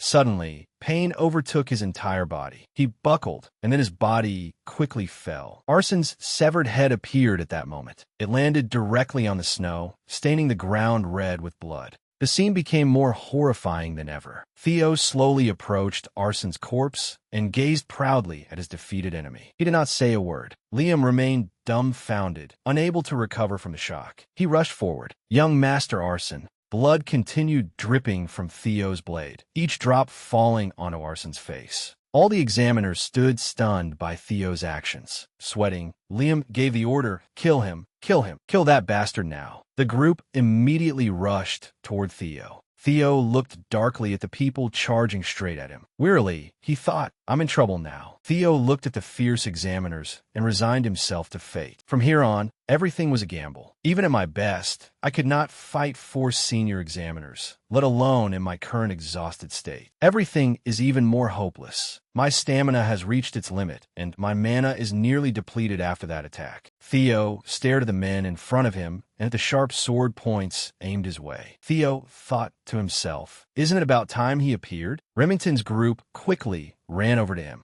They hurriedly appeared in front of Theo and blocked the examiner's attack. Theo looked at them in surprise. "Wow, you guys, how did you?" Remington smiled and looked back. Saving a comrade in danger is only natural, young Master Theo. Theo could scarcely believe his ears. Erica looked Theo over appraisingly. "You're even more impressive in person. This is the first time I've met someone as strong as you. I like you already." Sibin, 17 years old, male, innate talent, loyalty, fought alongside them as he said, "We sincerely want to support young Master Theo. We can't run away after causing trouble." The swords continued clashing. While fighting, Remington spoke. "Interference by examiners is strictly prohibited. You know that directly interfering with a candidate is a serious offense, don't you?" Liam gritted his teeth in anger. The examiners behind him asked, "Sir Liam, what should we do? This has become far too serious. Should we eliminate all of them? Please make a decision." As Liam looked ahead, he calculated silently, "We're finished. We couldn't find any information about the Rose Palace sacred relic. We couldn't get rid of Theo either, and even Lord Arson is dead. We're in an extremely dangerous situation now. There is no way to make up for this failure." The instructors behind him hurriedly reported, "Liam, there's no time." Liam fell into thought. Then, the best course of action in this situation is. He quickly gave the order, "Kill them all." The instructors behind him were shocked. "What?" Liam began explaining. An abnormal outbreak of mana and a monster stampede occurred, resulting in the deaths of every candidate at the scene. That was the best option. Passing it off as an accident would erase every trace connected to Xana. 20 level 5 monsters are enough to disguise this as an accident. Understand? The remaining instructors stared at him in alarm. They looked at Liam, then immediately obeyed. "Yes, sir. Everything is for Xana's benefit." With that, Liam hurled the gems in his hand. Someone was struck at once and fell. Selford cried out in fury. "Liam!" He cursed irritably. "Damn it, another problem." White Armor Dragon Rider Supervisor Selford Gardner rebuked Liam. "What do you think you're doing?" White Armor Dragon Rider Supervisor Aaron Backers watched anxiously as well. Plum Blossom Palace Supervisor Natasha Kopel and Water Lotus Palace Supervisor Sally Gardner also appeared. Liam could not believe it. How did they get here so quickly? Liam quickly collapsed, while the other 3 instructors panicked. "Liam," Selford urgently warned the remaining 3, You three over there, don't move. If you value your lives, surrender quietly. If you want to end up like Liam, then go ahead and resist. They were immediately surrounded by the supervisors. Theo groaned as he looked at them. He only managed to call out once before collapsing. Supervisor. Ray rushed over to catch him. How mumut tangundens. You came at just the right time. Thank you. Theo glanced toward the people behind him. The instructors had been escorted away. Remington ran over in alarm. Theo, that was reckless. Why did you go that far? Young Master Theo, that was far too dangerous. Erica quickly cut in. Why didn't you call for me? Hookus laughed heartily and shouted, Hey, don't forget that I helped too, you know. The others were in tears as well. Theo, you can't die before we have our rematch. Young Master Theo, you went that far to save us. Theo smiled faintly to himself and slumped onto Ray's shoulder as he listened to them. He sighed in relief and murmured, Even if we die, we have no regrets. Ray stared blankly at Theo's reaction. Theo continued, The power I have been pursuing. Ray smiled at him. How? Theo stubbornly added, Oh, and bring the bell over here. I still have to take first place. She smiled at his expression as the night gradually grew quiet again. Elsewhere inside a castle, S asked the person before him in shock, What did you just say? A soldier was reporting before a round table filled with high-ranking officials. S stared at the soldier, making him break out in a cold sweat. Arson. Wu Gang was equally stunned, while OSA glanced toward the soldier. Julius widened his eyes in shock, and S's expression grew even darker. He's dead. At that moment, in the freezing, snow-covered forest, the second round of the awakening ceremony was coming to an end. The crowd looked at one another with eyes full of secrets, their breath steaming continuously in the cold. Footsteps sounded across the white snow. A dignified figure stood atop the high platform, his robes fluttering in the wind. He slowly spoke, You have all done very well. Thus, I officially declare the second round of the awakening ceremony concluded. The second coming-of-age trial has ended. The people below looked confused and questioned one another. That's one of the 9 dragons. Why is he here? He usually never appears. Farrell held a sheet of parchment and announced, Of the 87 participating candidates, 45 remain alive. That is not a bad number. The geniuses truly have gathered in this generation, especially the first-place candidate, whose score is most impressive. Upon hearing Farrell's meaningful words, Theo's expression suddenly changed, as though he could scarcely believe it. Farrell continued, All candidates who pass the second coming-of-age trial will be promoted from apprentice swordsman to junior swordsman. That alone is enough for you to be proud of. From this moment on, you may officially act as recognized swordsman of Xana. Everyone here has passed. Now, I will announce the scores for the second round. First place, Theo Ronga, 1,121 points. The area immediately erupted in a chatter. Of course, it's Theo Ronga again. Over 1,000 points? How is that possible? He had no points until near the end. Hey, haven't you heard what happened between him and Arson? Theo himself was left speechless as the murmurs kept reaching his ears. Farrell continued announcing the scores. Second place, Remington Nazio, 926 points. Third place, Erica Lank, 843 points. Fourth place, Ray Ronga, 789 points. Fifth place, Hookus. He continued from the highest, ranking downward amid the biting cold. Farrell had nearly reached the end of the page. 45th place, Ella Lemon, 28 points. That concludes the list. You have all worked hard. However, the awakening ceremony has not yet ended. There is still one final examination ahead of us. Therefore, those who have qualified for the third round, please raise your hands. Once again, the crowd began discussing it excitedly. Can you do it? No idea. I didn't collect enough. I have enough, but I still don't understand. At that moment, Remington confidently raised his arm, a proud smile on his lips. Erica, her face cold and composed, also raised her arm confidently. Then, amid the vast blanket of white snow, Theo slowly raised his large hand with determination. His body was covered in wounds, but his eyes still shone with fighting spirit and courage. Theo deduced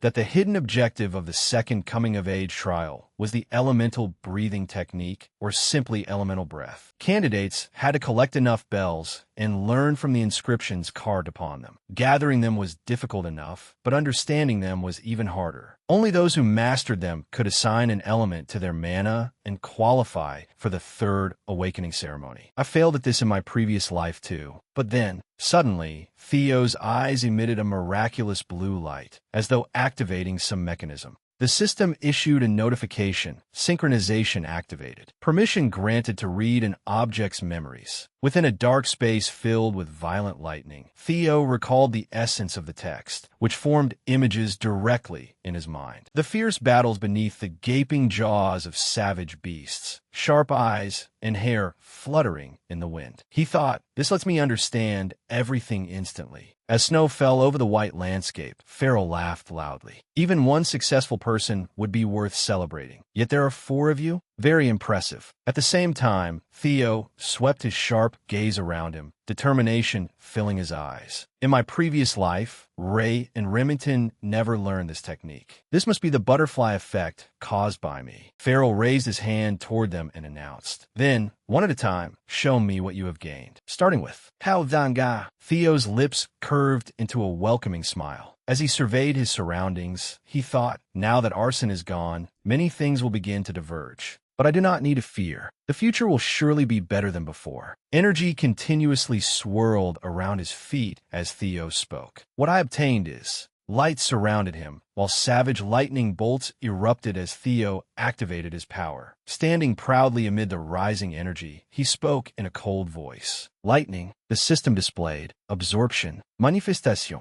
control, expansion, sword energy. First, absorb mana with the lightning attribute, then manifest it. Moments later, powerful energy exploded around him, cracking the rocks in a terrifying display. The system indicated that he had reached the manifestation stage. The scene unfolding before them left the crowd below gaping in astonishment. Impossible. He can not only absorb it, but manifest it too? That's young Master Theo for you. Standing amid the blazing golden energy, Theo thought, normally, this is where it should stop. Seeing Theo's performance, Remington smiled proudly. At the same time, a miraculous light appeared in Theo's chest, shining with supernatural energy. Theo's sharp eyes and sinisterly raised smile turned toward the sphere, radiating energy. The system notification indicated the control stage. Ray's eyes widened in astonishment, stunned by the mechanism Theo possessed. Erica raised an eyebrow in admiration. I like this guy. Hookus gaped in shock. That's insane. Pharaoh laughed loudly. How surprising. I never expected you to reach the control stage. You truly live up to your reputation. Suddenly, his eyes widened at the shocking development before him. At that moment, Theo's left chest shone brightly as another mechanism activated. Energy burst forth around his body, cracking the ground beneath him. Theo was like a god bringing warm light to humanity, bearing a noble mission. Savage lightning flashed down as killing intent radiated from Theo's sharp eyes. Elemental breath, lightning. In an instant, Theo drew his sharp sword with a fluid motion.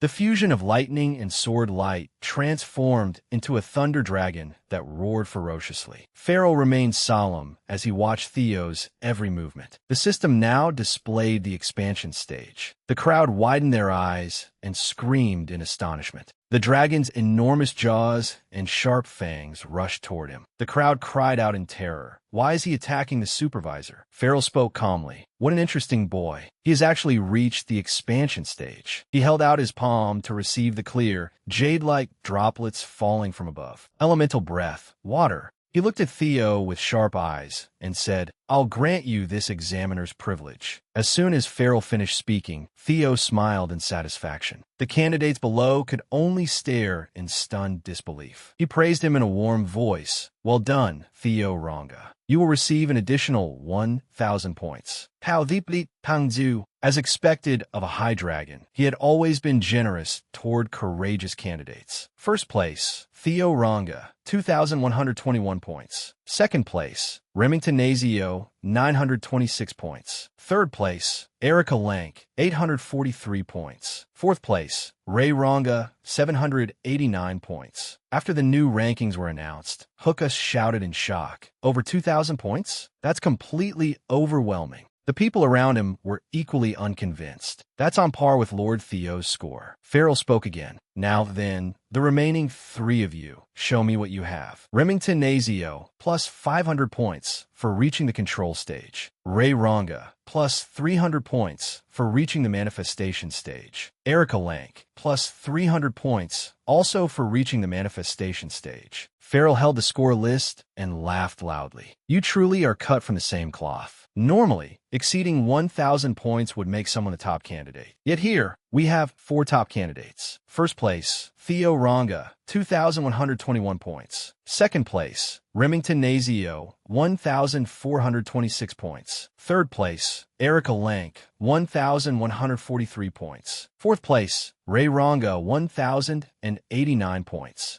You have all worked very hard. Those who will not participate in the final round may leave now. Prepare yourselves for the nomination ceremony 1 week from today. Beneath the white sky and falling snow, only the four renowned top candidates and Farrell remained. He half closed his eyes and slowly spoke. Now then, at that moment, a towering mountain behind them exploded with crimson energy. Their faces filled with panic as they prepared to rush over in support. With sharp eyes and a meaningful tone, he said, "Shall we begin the third round?" Theo frowned and hurried forward, unease rising within him. What is this? Why is Roadbrook's energy here? The third trial, meeting the clan head. Anything could happen during this meeting, as it was an examination determined entirely by the clan head. This meeting would determine whether someone would be nominated to enter the clan head's residence. Each of the 5 main candidates served within the clan head's residence. Being nominated to the clan head's residence was recognition that one was a potential heir candidate. Theo's sharp eyes were filled with surging thoughts. So the person waiting for us is the clan head. But why can I sense Roadbrook's energy?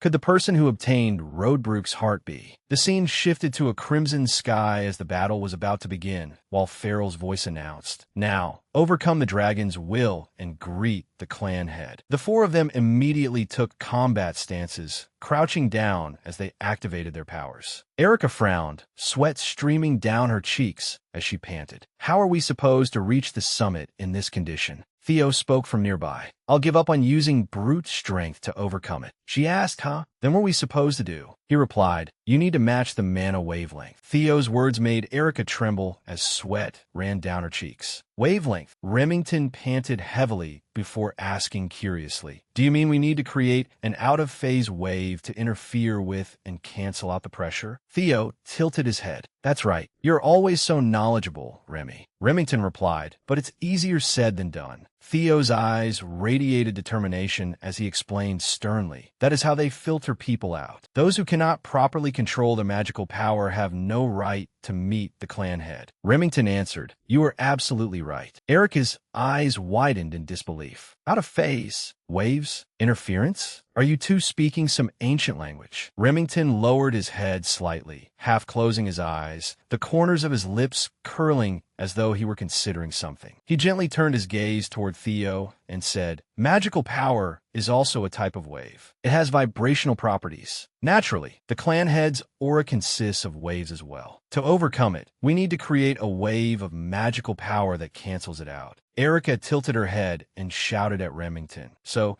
you mean I just need to create magical power that opposes this pressure? He answered, more or less. Erica shouted angrily. You idiot who is so obsessed with principles. Why couldn't you explain it simply from the beginning? Remington frowned mockingly. Obsessed with principles? Behind them, Ray thought, I see. So that is what I need to do. Erica raised her voice. That's right, you overly complicated principle freak. Are you really 17? You talk like some old man. At that moment, energy began glowing as scarlet lights flickered. They widened their eyes, dumbfounded by the situation unfolding before them. Already, Theo stood amid the radiant energy, his dignified posture looking overwhelmingly powerful. He spoke in a low voice. As the next clan head, it is only natural Theo's words made Remington's eyes widen in shock, while Farrell's gaze turned thoughtful. Erica, too, showed little expression on her face. Theo's robe fluttered in the wind as he ran ahead, saying, "I'll go first." Remington panicked. "Young Master Theo," Erica called after him. "Hey." Then, tilting his head and narrowing his long eyes, he slowly said, "Don't just stand there. Your scores will be determined by the order in which you arrive." Farrell's casual announcement came as a complete surprise, leaving them stunned. They immediately sprinted off and vanished from sight. Farrell laughed heartily. Well, I never thought I'd want to take disciples at my age." Under the clear blue sky and refreshing air, loud laughter echoed through Camellia Palace. "Where's my precious youngest daughter? My beloved Lucky Charm?" Two maids standing quietly to one side watched and whispered to each other. "Oh my, the ghost artisan is here again." Since young Master Theo had become a rising star, the palace had grown much livelier. At that moment, Cecilia was seriously discussing costume selections with a business partner. Suddenly, the door flew open, accompanied by Kieran's voice. "So you're here, my dear Cecilia." Cecilia said, "Mother, please mind your manners within the palace grounds." Kieran spread her arms wide as she rushed over. "Manners? Why bother with such pretentious etiquette? I'm about to become filthy rich." Cecilia sighed, at a loss for words. "Aren't you already very wealthy?" Kieran leaned close to Cecilia's rosy face and whispered, "But not filthy rich. Not yet, but soon." Because Theo had become a star, orders were pouring into my workshop without end. My workshop has finally become widely renowned. Hearing Kieran talk about her son Theo, Cecilia's lips curved upward with pride. Yet as she lowered her eyes, unease rose within her. I always believed Theo would succeed.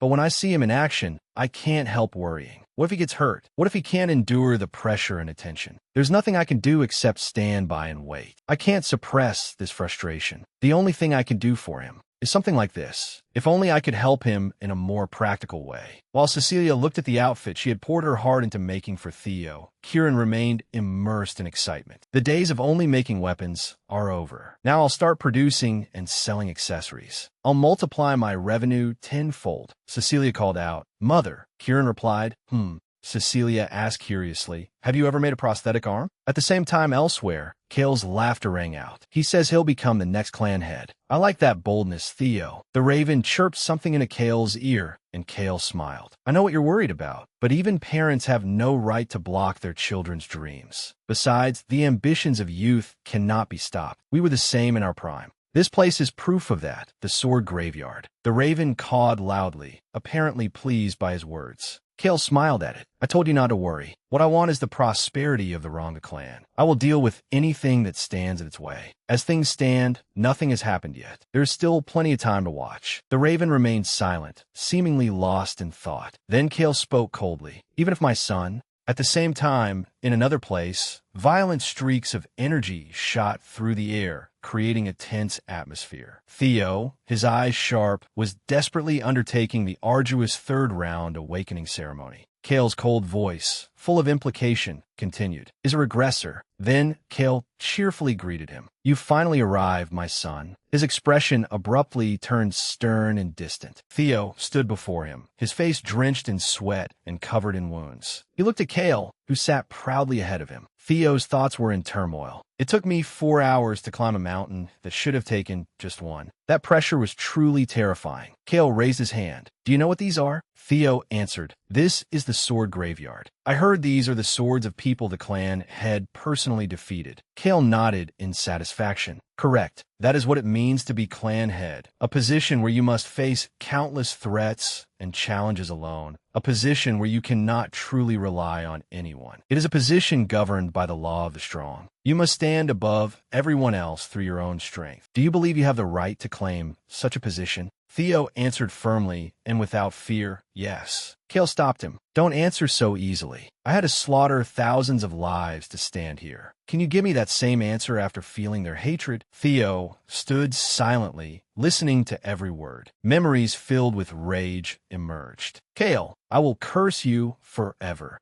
How dare you commit such cruelty? I'll tear you to pieces. After experiencing it all, Theo spoke. My resolve has not changed. Kale tightly gripped the sword in his hand and asked sternly, why? Theo sank into thought. To avenge my past life, become clan head, and put an end to this wretched war for the throne, I am willing to overcome any challenge to fulfill my purpose. But I know that isn't the answer he seeks. Theo boldly drew his sword. I will answer with my blade. Kale smiled with interest. Rising to his feet, he said, good. From now on, I will not treat you as my son, but as a challenger. Let us see what you learn from her teachings. Theo was startled. He said her, just as I suspected. Father is the one who took her away. Theo clenched his weapon and readied himself to fight. Suddenly, his eyes went blank with shock. With a single strike, Kale cut off Theo's head. Theo thought, am I dead? Parts of Theo's body slowly fell away. He still could not understand what had happened. Theo observed Kale's movements and judged the technique, sword hard. Kale looked at the approaching raven and teased. Are you worried our little protagonist will die? It responded in its own bird language. Kale replied, that's right. Only those with firm willpower and unwavering determination can escape the sword heart. It is a cruel trial for immature children undergoing the awakening ceremony. But if his resolve is only half-hearted, then it would be better for him to perish here as an empty shell. I do not need a regressor who will only bring harm to the clan. The raven's thoughts seemed to agree. You're right. Thank you. Theo resolved himself. I can't let this be the end. I promised myself I may break. Tears fell from his eyes whenever he remembered. Theo's body gradually faded beneath those negative emotions. Yet he still gripped his weapon tightly and fought against the sword heart. His hand held fast to the sword's hilt, filled with resolve and longing. But I will never surrender. Theo's small figure shone brilliantly within the black void. His blade glowed like the radiance of the sun. Suddenly, a massive explosion obscured everything. Crystal fragments shattered and scattered throughout the dark space. Theo awoke from the nightmare-like ordeal he had just endured. He remained dazed, overwhelmed by reality and his surroundings. Theo looked at his esteemed father, Kale. Kale wore a proud smile. You passed. Sweat still streamed down Theo's face. 1 week later, on the day of the clan headquarters appointment ceremony, Hookus complained, there are so many people here. It makes me nervous. Erica looked down on him. Why are you still so timid at your age? He shouted, I'm not timid. You're just too bold. There are commanders of every unit, former clan heads, and the current clan head. There are too many heroes here. She scoffed. You really are a child. Relax. No one will be interested in someone who couldn't even achieve elemental breath. Hookus trembled with anger. His hands clenched into fists. What did you say? Then he sighed. Can't you tell me? What exactly did you receive from the clan head during the third ceremony? Erica calmly replied, that's a secret. He grumbled, you're so mean. My Theo would calmly share it with me. She frowned. Zotao, what are you talking about? Hookus smiled faintly. You know, the life of a Lank is to become the Ranga clan's sword. We must stake our lives on the Ranga clan. In that case, I want someone cool and strong, someone with power, character, and ambition. He declared loyally, and that person is Theo. I want to stake my life on him, so he's my Theo. Erica objected, and Theo agreed to this? Hookus' eye sparkled. Does he need to? I'm planning to join the same unit as him. I don't know why, but the clan head said he would not bring Theo to the clan head's residence. He grew excited, so I might get to follow him. Suddenly, drums thundered throughout the area. Bahana announced, attention, the appointment ceremony will now begin. The overall top trainee, Theo Ranga, please step forward. The people below erupted in cheers and raised their hands in support. Theo slowly walked toward the platform of honor reserved for the first-ranked candidate. He wore a satisfied smile, knowing he had given it his all. Evelyn watched from afar. Everyone is watching him so intently. Young Master Theo, where will you choose? I would be very happy if you join our White Dragon Riders, but that is only my selfish wish. Theo stood silently, waiting for the next announcement. Vahana continued. Congratulations on attaining the position of overall top trainee, Theo Ranga. Now, before he could finish speaking, someone stepped forward and interrupted him. Vahana stared blankly at the proud figure. The person who appeared was Choi Won, director of the Central Intelligence Bureau. The crowd stirred. What is this? Is he planning to avenge Asen? That can't be. Kale watched from within the crowd, his gaze full of judgment. Julius and OSA also became tense at Choi Won's appearance. Vahana warned, Central Director, I do not know your intentions, but please take your seat. Ignoring him, Choiwon called out Theo Ranga. The Central Intelligence Bureau judged that the Heavenly Dragon was likely still shocked by Aesin's death. However, even he would not dare cause trouble during the ceremony. Choiwon extended a hand with a smile. I would like to offer you the position of Deputy Director. Theo was stunned by the unexpected proposal. Theo taking first place was extraordinary. Even among the Ranga clan members, he had once ranked at the very bottom. The black egg had shattered layer by layer, revealing only blazing red eyes staring ahead as though they would swallow everything around them. It was the process through which he rose to the top. The people around him discussed it among themselves. Even if he became stronger, who would have imagined he could send Aesin to his death? They say he even defeated the supervisor before anyone could stop him. Is he really that skilled? Yes. They say he completely overwhelmed Aesin. Theo's rise from the bottom had moved many trainee swordsmen, earning him even more admiration. People no longer looked at him with contempt. Instead, they began to regard him with envy. He was no longer the fool of the Ranga clan. The system displayed a notification as well. You have achieved first place in the Awakening Ceremony. Congratulations. You have completed Scenario Quest 3, Victor of the Awakening Ceremony. You have received the Ezer Core as a reward. The reward has been placed in your inventory. Theo looked up at the system screen and thought blankly. Right, there was a quest. What is an Ezer Core? Since it was such a long quest, it must be something good. Choiwon began his announcement. Our Central Intelligence Bureau. Theo looked at Choiwon with sharp eyes that seemed full of hatred. Yet Choiwon wore a bright, radiant smile. Wishes to offer Theo Ranga the position of Deputy Director. Theo merely stared at him in silence, as though considering something. He frowned slightly and fixed his gaze on Choiwon, observing him. The system immediately displayed an information panel. Observe S. Choiwon. S. Choiwon, 46 years old, male. Title, Heavenly Dragon. Talent, scheming. Strategy, a hidden knife. Ambition, status. Intends to use Theo as a hunting dog to uncover the secret of the ancient dragon's creation. After comparing it with the system's information, Theo thought, of course. He is after the ancient dragon's creation. He must already know that I possess it. But from now on, nothing will go as you wish, Heavenly Dragon. I will personally destroy the Choiwon family. The scene shifted to a large room, where Julius shouted, "What do you think you are doing, Director of the Central Intelligence Bureau?" Choiwon replied, "I am simply recruiting talent according to the appointment ceremony's procedures. Is there a problem with that?" Julius angrily raised his voice. "Do you think everyone here is an idiot? Everyone knows you are trying to avenge your nephew's death." Choiwon lowered his head, half closed his eyes, and curled his lips into a sinister smile. "That is understandable, but you are mistaken. As an individual, I may feel anger, but as Bureau Director, I only wish to recruit exceptional talent." Julius thought, what a cold-blooded man. Even after his nephew died, he still only thinks about achieving his goal. Vahana looked up and declared, "Enough. I understand your desire to recruit talent, but please wait until the procedure begins.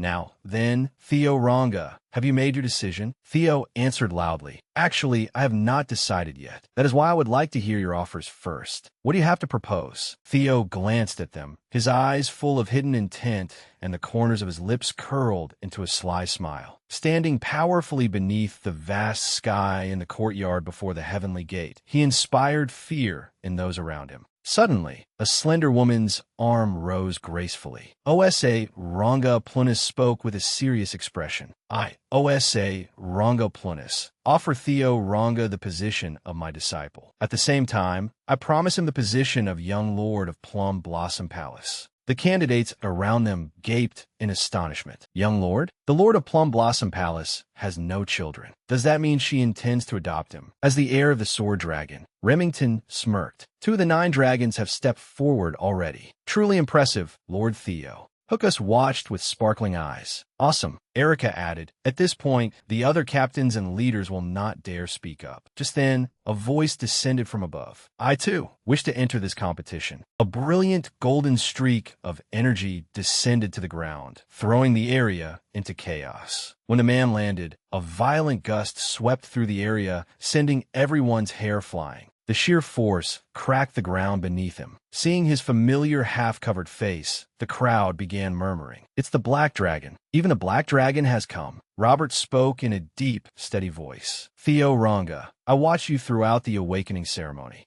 Theo was bewildered. Me? Then the man continued. Kale was right. You possess many appealing qualities. Join Black Snow, and I promise you the position of Snowless. Snowless was the highest rank among Black Snow's secret intelligence agents, a position whose holders could reveal their identities publicly and receive honor. When Theo had belonged to Black Snow, only 8 people had attained this rank. In his previous life, no matter how hard he tried, he could never reach it. Yet now it came so easily. At that moment, Farrell lightly cleared his throat and spoke calmly. Theo Ranga, your third awakening ceremony was truly impressive. Do not forget that our Ascending Dragon Hall is also open to you. The crowd beneath the platform was instantly shaken. What? Even Ascending Dragon Hall? 4 of the 9 dragons have stepped forward. There is still one more, our captain. Julius, his half-mask, lending him a mysterious appearance, parted his lips and spoke. Our white armor dragon unit offers Theo Ranga no special privileges. His words split the crowd into 2 opposing opinions. Why was he so insistent on this? Just as expected of Captain. Believing that proving oneself was true honor, Julius spoke. I truly wish to recruit you, but I will not offer you any special treatment. That would be unfair to the other members. What I can offer is my full support and the pride of being a Dragon Knight. Theo remained standing tall, utterly unafraid of Julius's veiled remarks.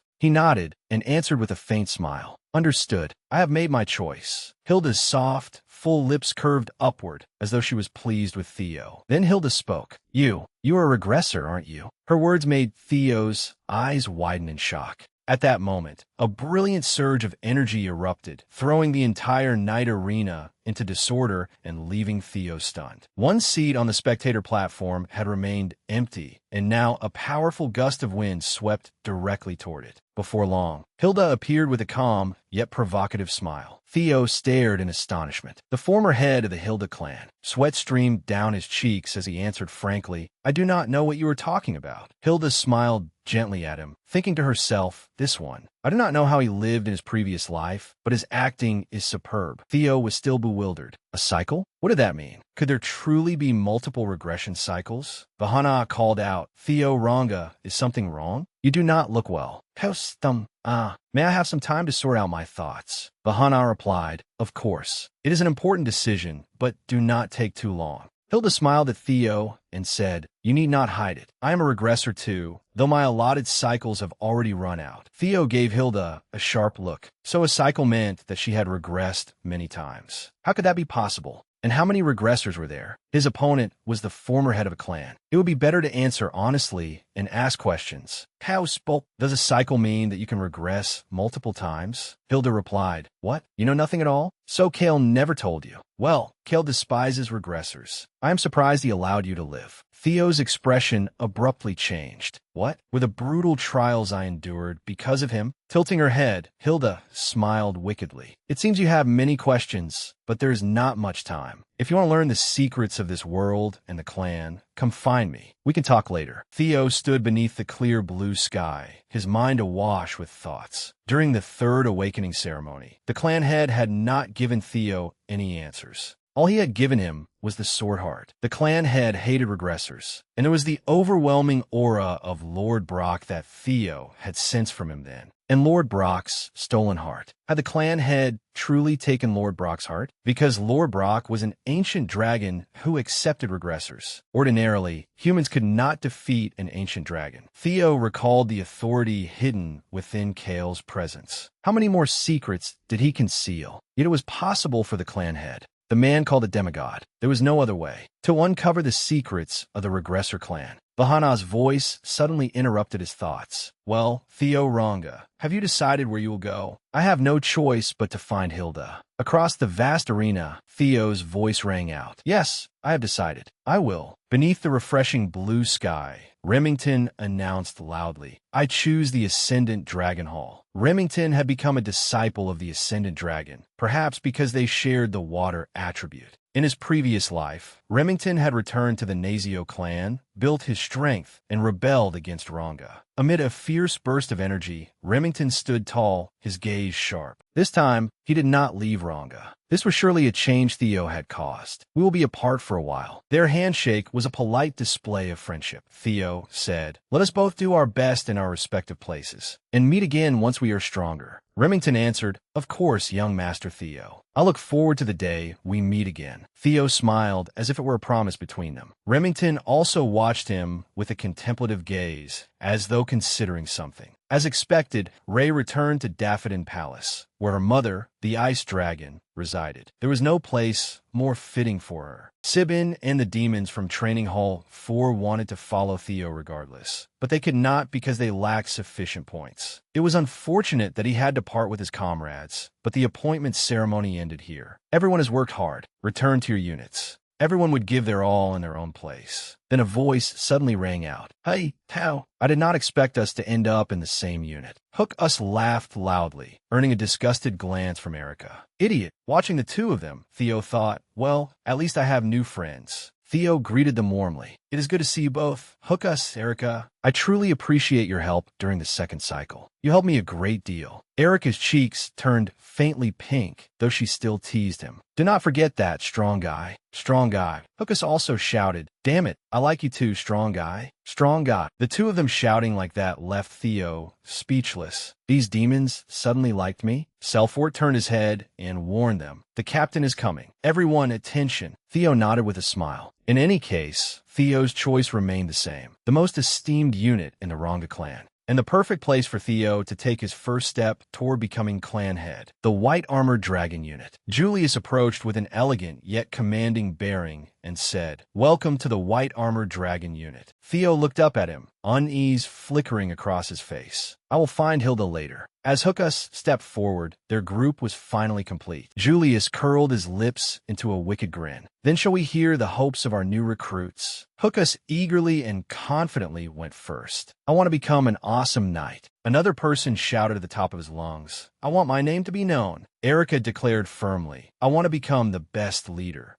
Another rookie raised his head and shouted, "I want the captain to acknowledge me." As soon as he finished speaking, everyone looked at him critically. They were all speechless at the new recruit's aspiration. Even Theo, who normally radiated authority, furrowed his brow in surprise. His lips curved slightly, as if he were preparing to state his own ambition for the Great War 5 years from now. With unwavering courage, Theo voiced his aspiration. "Within 5 years, I will become captain of the White Armored Dragon unit." As soon as he spoke, Selfort's face changed. He really had the nerve to say that right in front of the captain. Julius laughed heartily. "Good. You all have fine dreams. You have come to the right place." Theo's coat fluttered in the wind, as if the beginning of a battle was at hand. Julius spoke sternly. "No matter why you joined the White Armored Dragon unit, you must all remember this. Every drop of your blood and sweat will become part of Ragna's history. The hardships of today will become tomorrow's honor. So never let our shields break or our swords bend. Your comrades will protect your backs, so you must protect theirs as well. Because at the end of the road of sweat and blood lies honor. Welcome to the White Armored Dragon family." Unexpectedly, Julius's companion, who had joined him in countless life and death battles, appeared at that moment. The sight stunned everyone. A dragon, the captain's partner.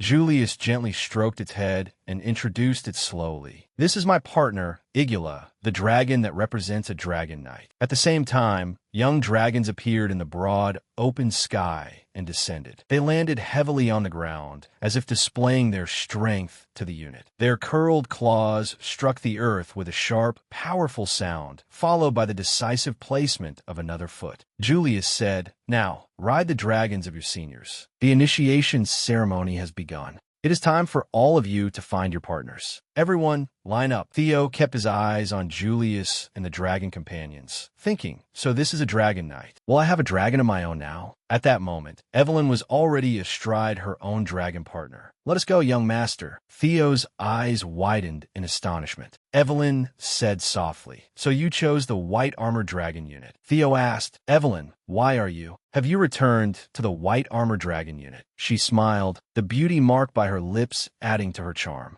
Yes, that is right. Suddenly, Theo's gaze froze, as though he had noticed something shocking. Amid the cool breeze, he stammered, "Evelyn, your arm." Evelyn answered Theo's question with a curved smile, though a hint of melancholy lay beneath it. The arm resting upon her dragon companion was an artificial arm, encased in steel armor. Memories of an earlier time gradually surfaced. When Cecilia brought Kirsten to meet Evelyn, she raised a hand to her chest and smiled. "I came to express my gratitude." Evelyn, who had been training the cadets, turned around in surprise and carelessly dropped the cigarette she had been smoking. "The lady of Camellia Palace." "Kirsten, if you're referring to young Master Theo, there is no need. Even without my help, I believe he would have been able to show his talent." "That may be true, but simply knowing that someone sincerely recognizes and supports you, and realizing that person is deeply reliable, can become a firm pillar for a child. I was told that you are such a person to Theo." Noticing Kirsten's knowing smile and Cecilia's earnestness, Evelyn could not help feeling a little embarrassed. "No, I'm only an aging inspector who has left this place." Before she could finish, Cecilia interrupted her. "Please do not underestimate yourself. Sometimes, a guiding light does not realize how brightly it shines. You are that light. I will help you so that your light may shine everywhere." Cecilia's every word seemed to strike Evelyn directly in the heart. Back in the present, Evelyn sat atop the dragon with her left arm replaced by a beautiful, intricately crafted mechanical limb. "Thank you, young master. I heard that you took special interest in this matter. Thanks to you, I was able to return to the white armored dragon unit." Theo closed his eyes in reflection. "I should have taken care of this much sooner. It seems Mother gave me all the credit." He recalled the beautiful and gentle image of the mother he cherished. "That is just like my mother. Thank you, Mother."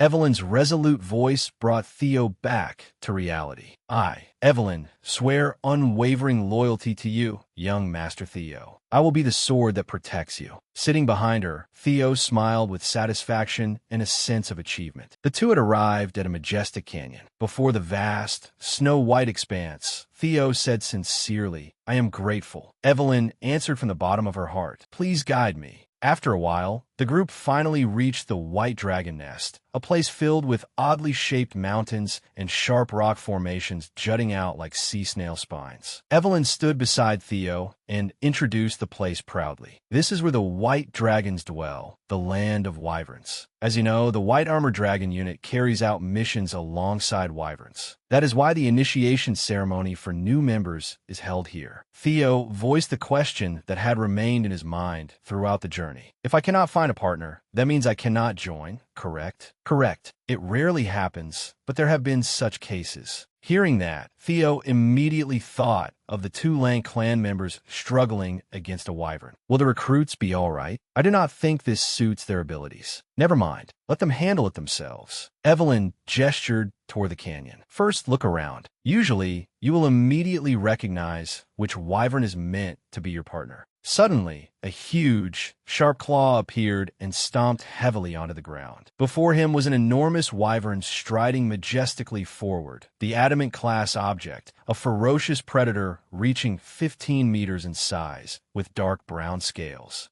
Another, smaller species appeared in the sky, the venomous aviali, a poisonous dragon capable of exhaling purple mist. Its body was long like a serpent, and its tail carried a venomous stinger, a deadly weapon. As they continued onward, Theo encountered another wyvern with unusually shaped wings, the sword dragon, Jaya, a gentle herbivorous dragon. It hid underground and launched surprise attacks from below whenever it sensed danger. Finally, Theo and Evelyn were chased by a pack of fire-breathing dragons, the speed dragon, Veloraptor. Though small, they were exceptionally agile, hunted in packs, possessed high intelligence, and could breathe fire. After escaping the pack, Evelyn began explaining. "The wyverns managed by the White Armor Dragon unit are mainly these 4 types. So, do you feel a connection to any of them yet?" Theo gazed into the distance thoughtfully. "A connection?" A sharp glint flashed in his eyes. "There's one I have noticed, but I do not see it here." The image of a gigantic black dragon arose in Theo's mind. A large dragon it had bitten to death hanging from its jaws. Dragon corpses lay everywhere around it. 6 years after the Great War, A mutant wyvern had invaded the white dragon nest and slaughtered hundreds of wyverns carefully raised by the white armored dragon unit. In his memory, the dragon spread its great wings and flew over villages while countless soldiers below tried to resist it. The Black Dragon Phantom. That day, 8 villages were burned to the ground, and dozens of inspectors were killed. Ragna classified the Black Dragon Phantom as a second-rank calamity and ordered its extermination. In the end, it was captured only after the Black Dragon Demon King and the Sword Dragon intervened. It had been given the nickname Black Dragon Phantom because of its ability to hide within shadows. Theo's eyes remained intent, as though searching for something. A partner with such enormous potential would be wonderful. Then something appeared before his eyes, the characteristics of the dragon he had seen in the past. On a distant rock formation, the figures of 4 dragons gradually emerged. Found it. The 2 headed directly toward the dragon Theo had been seeking. Elsewhere, atop a massive rock formation, a dragon stood beside someone. It was Julius, smiling as he watched the recruits from afar. Suddenly, a person wearing a fur cloak approached him. "You seem happy, my lord."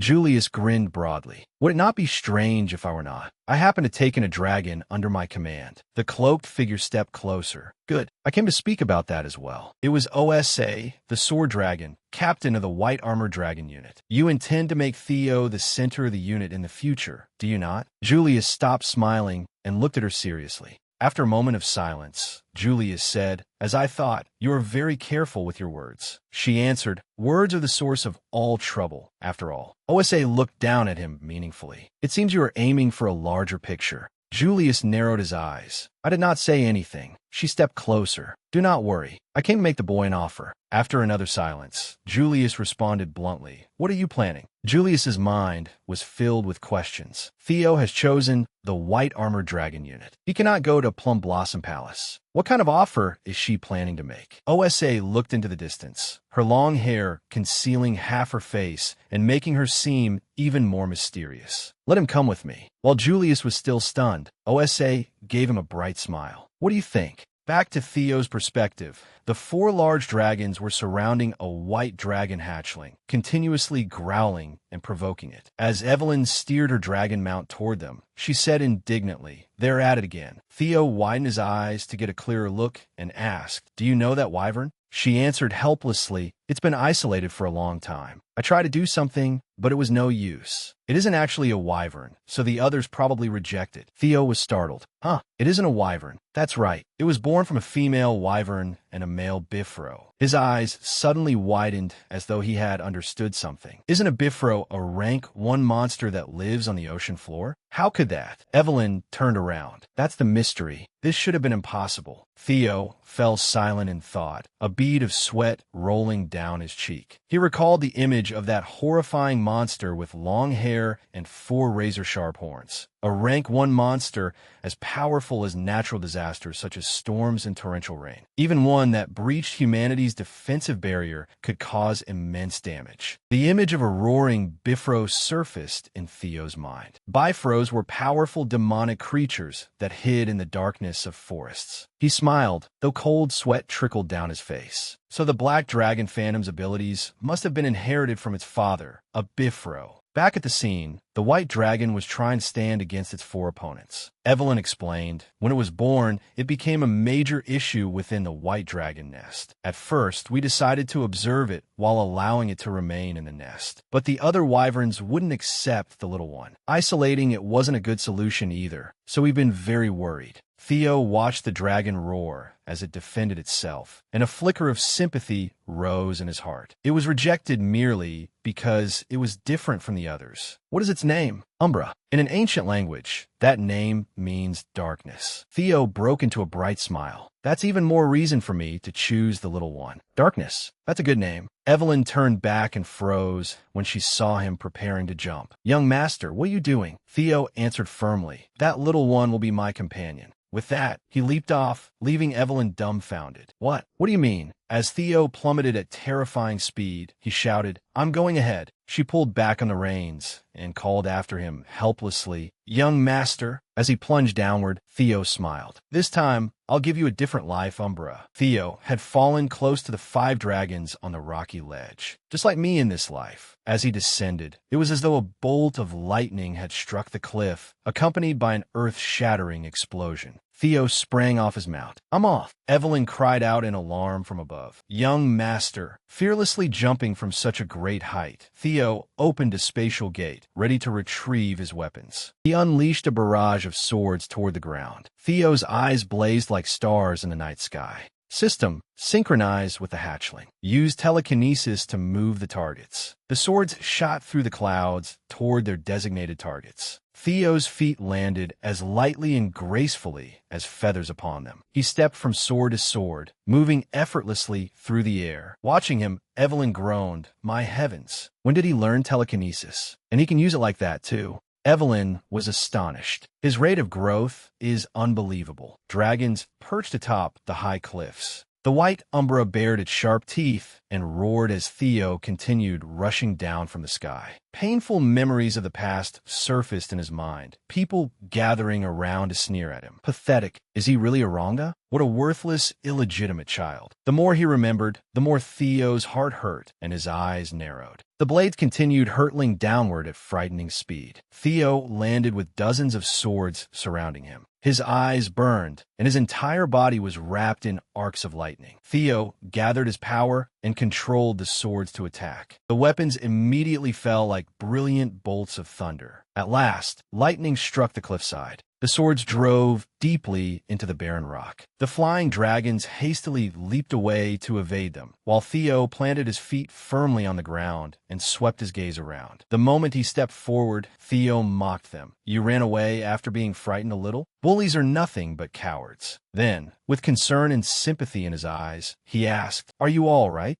Umbra cautiously backed away with a low growl. Then it fled and flew high into the sky. Theo called after from below, "Wait, how, Sai?" Evelyn descended on her mount and said, "It's tense right now, so approaching it won't be easy. You should wait a while and try again later." He replied, "No, this is when it needs someone by its side the most. Why do you think it stays near the nest even after being driven away? It's lonely. Emotional wounds hurt more than physical ones. It's wounded, so it can't have gone far. Help me find it." Above the barren, jagged cliffs, Umbra curled up in a dark corner. It mourned its loneliness and whimpered from its injuries. Suddenly, Umbra's eyes widened as it sensed a sound. Theo and Evelyn were approaching from across the way. Evelyn explained, "Many riders have tried to tame it, but none have succeeded. It's extremely wary of those around it. Its current condition is even worse." Theo requested, "Can you get me some food? In the meantime, I'll try to understand it. After all, this is my entrance examination." Theo and Umbra, two complete opposites, stared intently at one another. Umbra let out a fierce roar, like a warning bell. Theo was unafraid, remaining where he stood and meeting its gaze head-on. Umbra continued threatening him with thunderous shockwave roars, yet Theo calmly observed it without even blinking.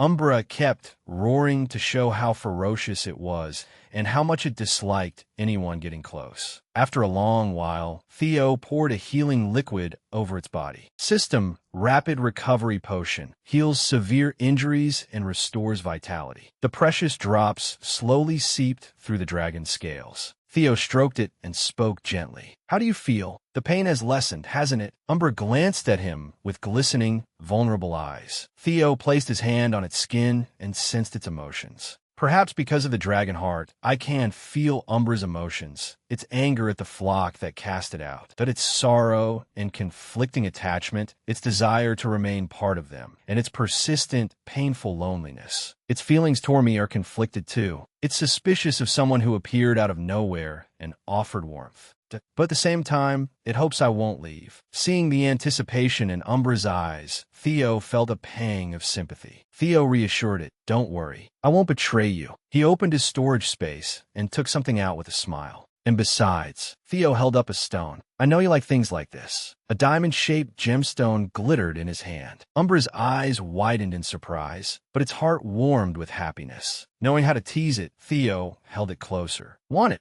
Umbra squeezed its eyes shut, trying not to look and suppress its desire. But it could not resist and opened its eyes to stare. Then Umbra excitedly put on the necklace with the gemstone. Theo said, "Here, if you follow me, there'll be plenty more." Theo looked at it with a sly smile. "Well," Umbra growled excitedly, making a sound of agreement. Theo tempted it further. "I heard you don't like collars or saddles, but I can make you one covered in gems like this. Absolutely dazzling and beautiful." He thought to himself, "I'll have to squeeze some things out of Grandma." Elsewhere, Curson suddenly shivered as a chill ran down her spine. Someone asked with concern, "Lady Curson, are you all right?" "You don't look too well," she replied. "I don't know why, but I feel like I'm about to lose a fortune." Back on the other side, Umbra suddenly spread its wings, catching Theo by surprise. It let out a roar. The system announced, "You have been acknowledged as its master." Theo broke into a sweet smile. System, new skill acquired, flying dragon taming, rank C, proficiency 1%. Sometime later, Evelyn dismounted from her dragon and flew over. When she arrived, she lightly touched down on the ground. Evelyn was carrying 2 freshly hunted wild boars. She gaped at the strange sight before her. Umbra and Theo were cuddling. Evelyn exclaimed, "How did you do that? It's never opened its heart to anyone before." Hearing her voice, Theo opened his eyes and replied, "You're back." He looked at Umbra eating happily. "Thanks for the meat, Evelyn." She asked curiously, "Really? How did you do it?" Theo explained, "I simply tended to its emotional wounds. Once its heart began to waver, the gift sealed the deal." Evelyn stared at him, utterly bewildered. "How lauget lao li? You want me to eat that? It's all right. I've already eaten. You can have as much as you want." She smiled to herself, just like young Master Theo. Not only is he good at charming people, but he can charm wyverns too. After a while, Evelyn snapped out her thoughts. "Congratulations, young master. It has acknowledged you as its companion." A flying dragon exposing its neck and back was a sign of trust. Suddenly, Evelyn panicked. "Wait, no, what are you doing?" Theo sat on Umbra's back in confusion. "It called for me to get on," she shouted. "Even if it has accepted you as its companion, you haven't been trained to fly yet. Riding a dragon without reins or a saddle is extremely dangerous. Taking off would be the shortest path to death." Theo reassured her proudly. "It's fine. I have my own way." Theo then activated his flying skill, compensating for his lack of riding skill. Evelyn stood there, dumbfounded, staring up at the sky. Theo and Umbra flew together in perfect harmony. Theo rode Umbra with complete coordination. "All right, I understand. You want to show me something, don't you?" Theo's face was as warm as the morning sun.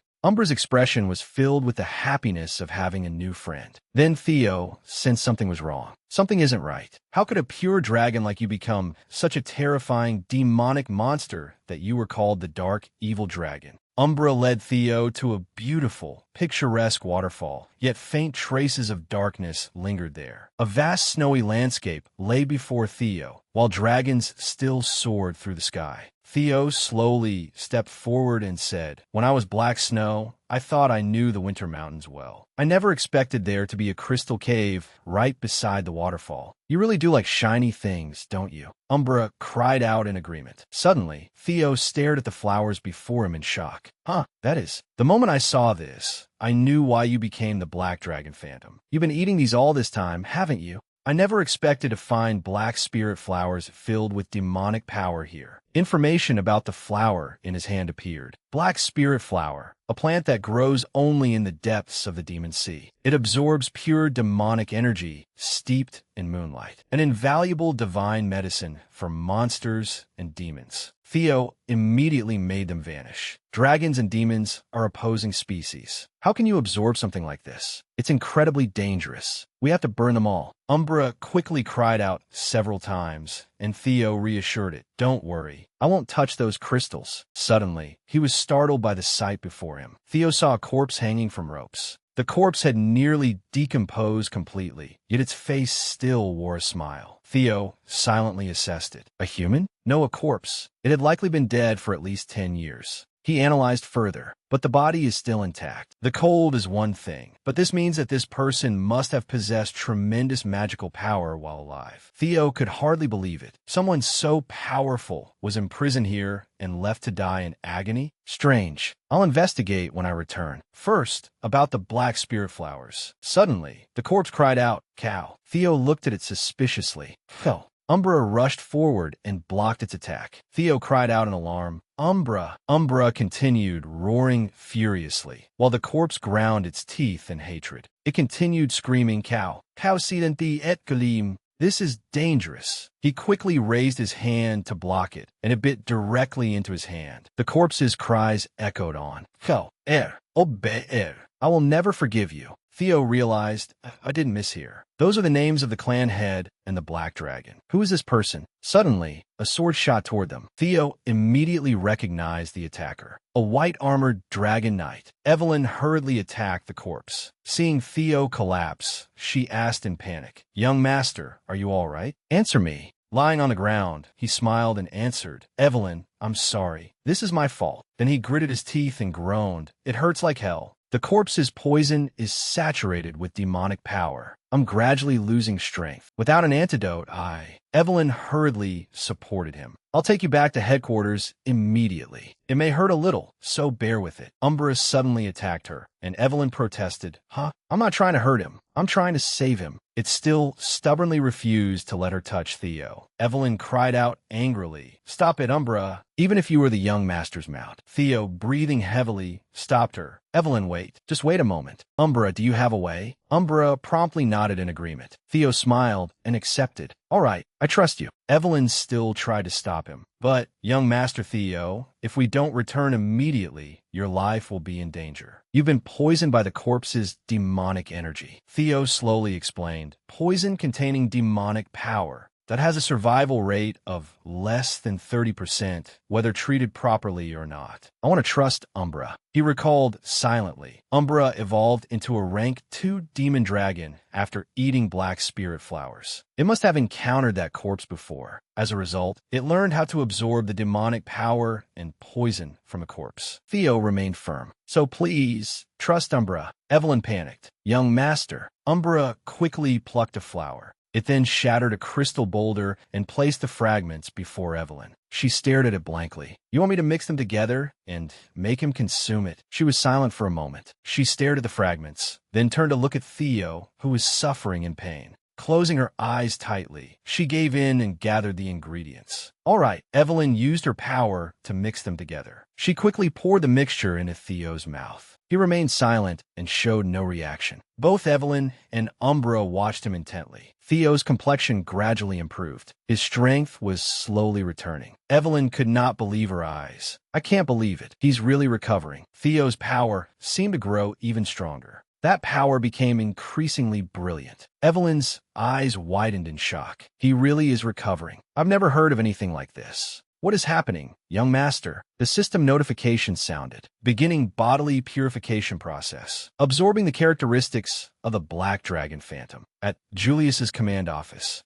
Julius asked the man behind him in alarm, What? Has Black Snow verified this report? The soldier hurriedly corrected himself. Yes, sir. After cross-checking the facts, they concluded there is an 89% chance that this information is accurate. Hearing that, Julius slammed his fist down, splitting the table in two. Damn it, I never imagined such terrible news would fall upon us. Yet this is completely beyond anything I predicted. Sir Isvin, captain of the 5th Company of the White Armor Dragon Unit, and the 15 men accompanying him all died on the battlefield. Theo underwent a body transformation to accumulate mana more easily, an ancient secret art. However, it required numerous powerful mana users and took several agonizing days to perform. Even then, it had only been proven effective on children under the age of 5. The purification occurring within Theo was the result of countless coincidences aligning perfectly. The corpse's extremine poison had entered Theo's body and enhanced his mana. The monster's extreme yang essence gradually accumulated in his body, strengthening his muscles. Decades worth of condensed mana gathered from consuming black spirit flower poison, along with Umbra's help, the one who had mastered the difficult method of neutralizing that poison. All of it somehow reached a strange balance. Rather than being destroyed or expelled, Theo's body absorbed the very essence of power contained within the demonic poison. Theo abruptly opened his eyes. Evelyn hurriedly asked, Are you all right, young master? He murmured as he sat up, Evelyn, I'm sorry for making you worry. She and Umbra both sighed in relief. The system displayed, acquired demonic poison that created the first Black Dragon Phantom. If not properly controlled, he may become the second Black Dragon Phantom. He continued, reading the notification. Good thing I trusted Umbra. Ranga's already perfect physique has now gained both Purification Rebirth and the Black Dragon Phantom trait. His growth rate from now on will be unimaginable. How suddenly spoke. But more importantly, who is this old man? Evelyn suddenly ran ahead. Theo asked in confusion, "What is it, Evelyn?" Her mouth fell open in astonishment. "There's something carved into the wall." "A journal?" Theo asked. Theo recalled the screaming corpse. Kyle, Robert, he was even more stunned. He continued, reading the writing on the wall. "Damn it, I have not even begun my revenge. How can this be happening? I'm losing consciousness more and more. It is time to make a decision, and I must admit that I no longer have even the slightest hope. I will abandon everything and melt myself into my beloved sword, the Jade Serpent Sword, sealing myself within it. I hope someone will find this place. I hope they will fulfill my wish. I pray that my successor will surpass them. I leave my legacy here." Theo looked up at the wall. "Wait, the next part. This is Phantom Swordsmanship in Thunderstorm Wind God. The Wind King, Hector Ranga. I heard he had died, but it turns out he had been here all this time." Theo looked at her blankly. "What are you doing? For a Ranga subordinate to harm a legitimate heir is a grave sin punishable by immediate execution. Therefore, the one you killed was no longer a Ranga. He was merely a madman. You did it to save my life. Was there any other choice? Everything that happened here will remain a secret forever. If it still bothers you, take the Wind King's secret manuals. Evelyn, you keep them. Now that you have become his successor, no one can call it a crime anymore. Didn't you say you would become my sword, Evelyn?" Evelyn smiled at him. She knelt respectfully. "I humbly ask the great and noble lord to accept this oath of loyalty." He gripped his sword and spoke. Tao Thanga, Theo declared loudly. "I accept Evelyn Narivo's oath. I shall engrave it upon my heart and soul, and on the long road ahead, I swear to make you my first sword." She smiled contentedly as well, while Umbra rejoiced at the sight before them. The snowy land, too, returned to its former tranquility. Everyone was still training. Hookuz looked up with a grin. "That Theo guy still isn't here? Maybe I'm actually the most talented one in the White Armored Dragon unit." Theo slowly descended to the ground. Hookuz stared blankly at his arrival, then exclaimed in shock, "Theo Ranga, what the hell did you bring with you?" Whispers immediately erupted. Evelyn quickly stepped forward. "Senior swordswoman Evelyn Narivo and swordsman apprentice Theo Ranga have completed the aptitude test and returned." "But where is the captain?" Michael replied slowly. "He just received an urgent letter and returned to his office." Suddenly, a powerful gust of wind arose. Like a massive whirlwind, it scattered everything around them. Julius appeared atop his mount. He declared forcefully, "I know you have only just completed your appointment ceremony, but I'm sorry. Every one of you will be deployed to Blanqui Fortress. A scheme to steal the dragon-slaying sword, Balmung, and start a rebellion. A plot orchestrated by Ed Troyven." A soldier asked him anxiously, "Commander, what is this about? What kind of mission is important enough to deploy even recruits who have not completed their basic training?" Theo thought to himself, Sir Isvin, the oldest knight in the White Armored Dragon unit. Even Julius listened to his advice. He was not someone who could be taken down easily. Could this be part of the butterfly effect I caused? And even if they are alive, they are in no condition to continue their mission. The current forces will form a temporary fifth company and carry out their assignment. Evelyn Arrivo will serve as the temporary captain of the fifth company. Since the mission will begin in 3 days, complete your basic training by then. I do not believe they are dead, but we must still avenge them. Theo fell in a deep thought. The event where the Black Skull Bandits kidnapped the Ceres Merchant Guild was supposed to end with no losses thanks to the White Armored Dragon unit. But apparently, that was not the case.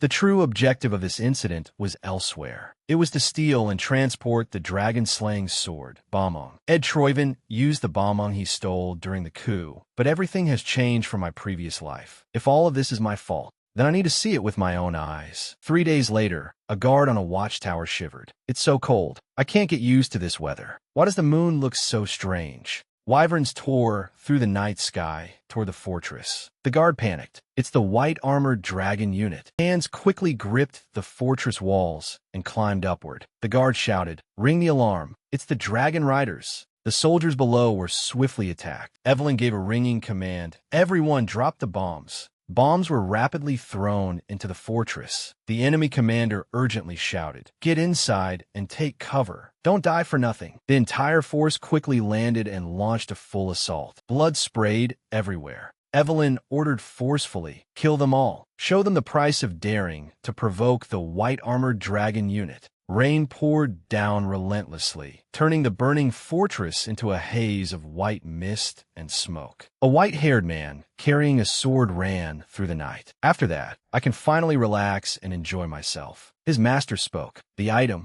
The master quickly inspected it. "Good. It is the correct item. We have achieved our objective. Prepare for the next stage of the plan." The master turned toward the fortress. "Now all that remains is to exterminate the vermin." Elsewhere in the fortress, a soldier was quickly subdued. Hoku's announced, "Target secured." That was far too easy. Not to mention, the system notified him. Theo assessed the situation silently. This guy too. He knows they stole Balmung, but he has never actually seen it. Forget the lowly grunts, but why do even the commanders not know? Did I overlook something? Michael grinned and put an arm around him. Even if they call you the Lightning Tiger, a recruit is still a recruit. Just admit you're nervous because it's your first mission. Suddenly, Theo's eyes widened. He abruptly broke free and ran off. Michael stared after him in confusion. What's wrong with him? His slash sent dirt and rocks flying everywhere. Theo stared ahead. "I knew it." She suddenly cried out, "Explosives! Those bastards are trying to take us down with them." Michael agreed as well. Lank's sisters begin the evacuation. Everyone stared at it in shock. Theo screamed, and a thunderous explosion immediately rang out. The mysterious figure in the distance spoke again. "Reload." Another explosion erupted, setting the surroundings ablaze. Thokio smiled coldly and ordered, "Wipe them all out. Do not let even a single ant survive." That day, in a castle, a woman's silhouette remained seated by a window. Amin muttered madly, There. Mother's Asen. Does it hurt, my child? Mother will bring you the head of that filthy maggot." Evelyn continued fighting fiercely. She ordered the entire force. "Don't let a single one escape." The soldiers answered, "Yes, Captain. There must be some mistake, Captain." Evelyn quickly dodged, then realized, "It's an artillery bombardment. Defend yourselves, everyone." Bombs continued raining down, and Evelyn frowned. The bombs are getting more and more powerful. Noises came from the only nearby doorway as the entire team rushed toward Evelyn. "Captain," Evelyn quickly said, "you came at the right time. This is a large-scale bombardment. We have to get out of here quickly." The system notified him. Countless images appeared before him, and he began examining the display. Evelyn patted Theo on the shoulder. "Why are you standing there, Theo? We need to escape right now, so pull yourself together. We have to get out of the fortress immediately." "What are you doing?" Stones came flying madly toward them. The others protested furiously. "You want us to go back into the place where we nearly got blown up? The lives of all 21 of us are in your hands." "Damn it, shouldn't we just run outside?" The screen displayed, using synchronization to read this subject's remaining thoughts. "How suitably filler." The rocks continued hurtling toward them. Theo realized that they must have assumed they would never survive inside the fortress. He used the system to survey the area. Theo quickly calculated that, with this ability, they still had a chance to survive. The system announced, with the mine gate open, synchronization has spread rapidly. Theo thought, the left side is rigged with explosives, and the right side is under artillery fire. "We'll take the stairs down." Everyone rushed downstairs as the surrounding earth and stones sealed off the entrance. They suddenly came upon a wall blocking the path, a dead end. Everyone began questioning Theo. "Hey, you told us to follow you and trust you. Theo, you have a plan, right? We can go back now. It's collapsing." The artillery has expanded its bombardment range. Everyone watched in panic as rocks fell around them, desperately holding their ground. Every eye was fixed on the movement around them. Theo glared angrily at the boulders blocking their way out. The entire tower seemed to be sinking into a sea of flames. The mysterious man outside spoke. "Keep this thought firmly in your minds. This is revenge for young Master Asen, so be thorough." Thokio gripped his sword grimly. "Whether they've been crushed or not, bring me their heads." Buried beneath the rubble, Theo muttered, "I thought I was about to die." Rubble filled the entire area. The group narrowly escaped death, piled on top of one another. Hokus breathed a sigh of relief. "Just as expected, Theo, you really did have a good plan. You destroyed the floor in the final seconds before the artillery struck." Suddenly, a group of soldiers pointed their spears at them. What? Who are you people? How did you get here? Theo watched them warily. Black Skull bandits? Why are they here? We investigated this place before, but there was nothing. Then he suddenly realized something. A group of people was imprisoned in a cell. Theo spotted Isfin in chains. Fifth Company Captain, Chana Isfin. The cell doors were quickly opened, while Hookuz and Erica tied up the soldiers. Evelyn spoke respectfully. I'm glad you're still alive, Chana, but this is truly unbelievable. I never expected the mastermind to be Xana's intelligence bureau. The chains were quickly removed. Isfin asked her suspiciously, You say that, but none of you seem particularly surprised. Evelyn replied sadly, I had suspected it. In a place this chaotic, there had to be an insider. But I never thought they would stab the very people who fought alongside them in the back. Aaron declared furiously, This is blatant betrayal. Michael joined in. That's right. We have to take revenge. Isfin hurriedly cautioned them, Don't let your emotions override your reason. It would be best not to act rashly right now. They were fully prepared to capture us from the moment this battle began. With our current forces, we cannot gain the upper hand against them. Now we must notify Black Snow outside about this. Theo suddenly interrupted. That's impossible. The fact that we received no assistance from Black Snow earlier means they must have already wiped out Black Snow's forces at the ambush site outside. That's why we entered the fortress instead of charging outside. But we still have a chance to win. They buried all our comrades under that artillery barrage, which means they're trying to end this quickly and cannot afford to drag it out. For that reason, they will definitely return to check our bodies down here, once they let their guard down and become certain of their victory. If we ambush them while hiding among these ruins, we may be able to win. Isfin stared at Theo. He silently assessed him. He opened his mind gate at that age. He murmured, I must be getting old if I was thinking of giving up my life in a place like this. It seems we have some exceptional newcomers in this campaign. He tapped his cane on the ground. He quickly agreed. You're right. The White Armor Dragon unit will not sit quietly and endure this. We will proceed exactly as planned. White Armor Dragon unit, assemble. Prepare for battle. Thokio and his soldiers entered the tower. He kicked aside the rocks in the distance. A soldier, barely clinging to life, groaned beneath them. Save me, please. Just this once, save me. Thokio asked one of his subordinates, Have you found them? The man immediately reported, Not yet. We searched the west side, and we're searching the east now. He fell into thought. The ambush unit has not reported anything unusual either. But how? How can we not find a single White Dragon unit corpse? He hurriedly asked them, Wait, stop. Has anyone seen the White Dragon unit? A tremor suddenly shook the surroundings, making the soldiers stagger. A sword thrust up from the ground, taking Thokio by surprise. He quickly blocked Evelyn's attack. Their weapons collided with a cold clang. They immediately clashed head-on. Thokio was forced back by her assault, overwhelmed by Evelyn's strikes. She relentlessly continued attacking Thokio, then landed lightly on the ground. He cried out in terror, It's an ambush. The enemy is the White Dragon unit. Prepare for battle. Evelyn tightly gripped her sword as she confronted him. I had hoped it wasn't the Intelligence Bureau, but under Xana law, traitors are executed on the spot. Thokio repeatedly exchanged blows with her. He gritted his teeth in disbelief. How could they have survived those explosions? What is going on? Evelyn continued fighting resolutely, never giving up. She struck Thokio without mercy. Her attack sent him flying backward. She tightened her grip on her sword. An alarm sounded in Thokio's mind. He was blasted backward once again. That power forced him to quickly retreat into a defensive stance. Evelyn declared bluntly, Intelligence Bureau, there is no point in resisting any longer. The moment our ambush succeeded, you lost every chance of victory. But if you surrender, we will spare your lives. With a dark expression, Thokio ordered those behind him, everyone, use the secret technique. The soldiers were confused. A secret technique? What is that? Theo stared at them in shock.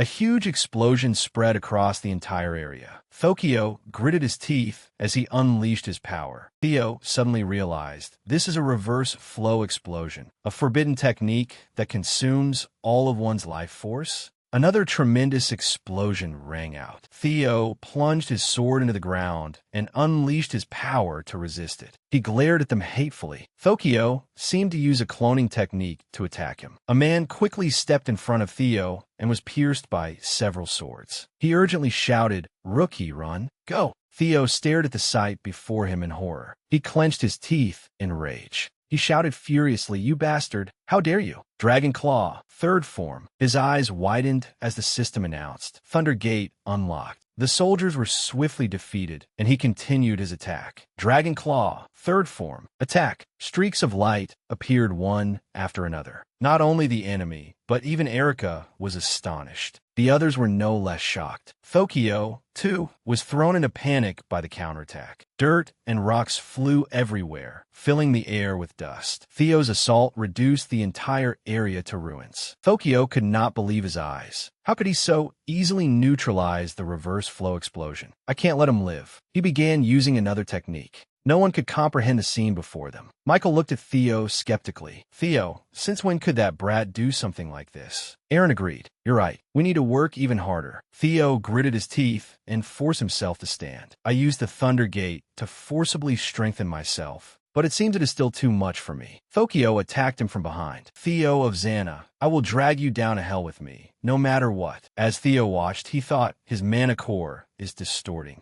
No way. He's about to self-destruct. Suddenly, a force appeared before him, leaving Theo startled. Evelyn unleashed her power and sent Thokio flying backward. Thunderstorm Wind God Art. Explosive Wind Strike. Thunderstorm Wind God Art. She followed with consecutive attacks. Chaotic Windstorm. Theo stared in amazement. The mana core explosion has stopped. Evelyn quickly finished Thokio off. He was swiftly defeated. Theo collapsed to the ground in exhaustion. Then a voice sounded beside him. "You worked hard, Theo." The group happily praised him. "No wonder everyone acknowledged you. Don't even dream of taking Lord Theo's title of First Sword. It's mine. We survived thanks to you. Thank you so much." Theo stared blankly at their reactions, then smiled at them. Michael quickly pulled him to his feet. He asked Theo curiously, "The captain survived too. Where did you learn that skill?" Theo brushed it off casually. "You'd be in trouble if you knew." The group crowded around Theo in celebration. Sven looked fondly at the cheerful group. Gazing into the distance, he murmured, "The long night is over, and a brilliant dawn has risen once again."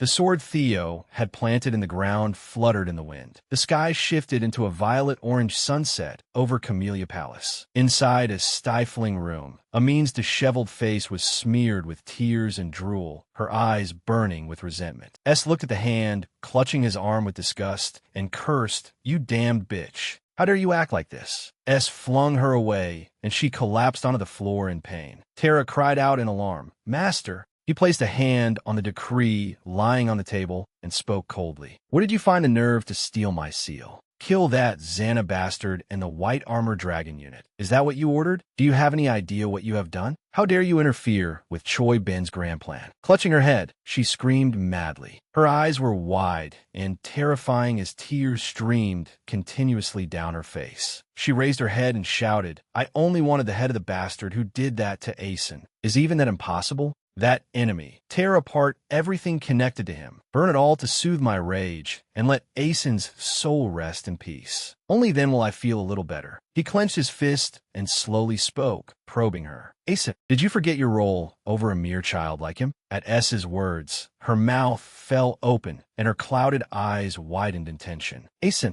with a cruel expression, S reminded her in a deeply cutting voice, "You lost the dragon-slaying sword, the key to the entire plan. From this moment onward, you're no longer Choi Ben's daughter." She stood there stunned and devastated, whispering inwardly, "That look, father." The bitterness pierced every inch of her being. Her eyes went blank, and she lowered her head, unable to face reality. Soon afterward, he calmly walked to the door and gave his order. "She is useless now. Lock her away where no one can see her. Eliminate all the vermin connected to her, so no information gets out." Tara respectfully replied, "Yes, master." He walked out with a dark, sinister expression. Behind the door, desperate pleas continued to ring out. "Please reconsider. Just this once, if you spare me, I will do anything. Please spare my life." Ignoring those pitiful screams, he folded his arms and calmly walked through the pool of blood flowing from the corpses. "The rebellion plan I painstakingly prepared has been reduced to ashes. It is all because of that bastard, Theo of Xana. I swear I will personally send you to your death." The scene shifted to a spacious bedroom. Theo sat comfortably on the bed, staring intently at the system screen. Suddenly, a massive sword appeared in his hand as the system's voice rang out. "Dragon-slaying sword, Bomb.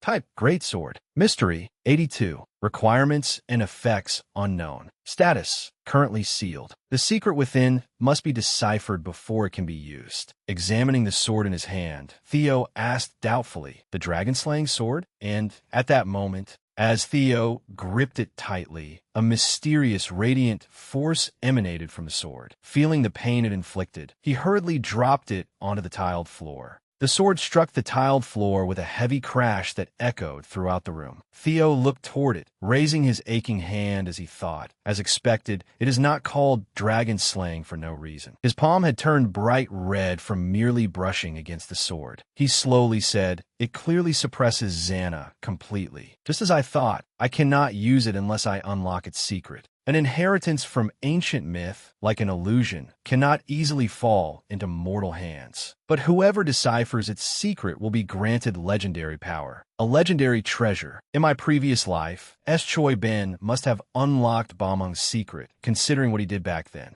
A place comes to mind. Until I unlock its secret, it is nothing more than a useless lump of iron." Suddenly, a strange sound came from outside the room. Theo quickly turned his head, suspicious. Theo went to open the door and said in surprise, "Evelyn." She placed a hand over her chest and bowed. "Forgive me for disturbing you at this hour, young master. Do you have a moment? The commander wishes to see you." The scene shifted to Julius speaking with Thomas. Julius said, "It is good that you return alive, but you wish to retire from service?" Thomas lowered his head sadly and spoke slowly. "It is shameful to say this, but as you can see, I lost my legs and Rosanani, my wyvern, in the recent battle. Furthermore, this old body cannot endure the battlefield much longer. I intend to spend the rest of my life in my hometown, remembering the comrades who fell." Hearing this, Julius laughed heartily. "Who could stop an old man as stubborn as you? Do as you please." Thomas replied, "Thank you, Commander. I know this is not a worthy request, but I have something to say about the rookie Theo of Xana." Julius permitted him. "Speak." Thomas continued, "At his age, the Thundergate has opened." Julius was stunned. "The Thundergate? That is the boundary separating ordinary people from the extraordinary." He slammed his teacup onto the table, splashing water everywhere in agitation. At first, I was shocked to hear it too. Clearly, he is not a born genius who possessed it from start. Rather, it was as though he forcibly opened a door that had been tightly shut. The feeling was unmistakable. The door was violently forced open. In any case, his vessel has suddenly expanded,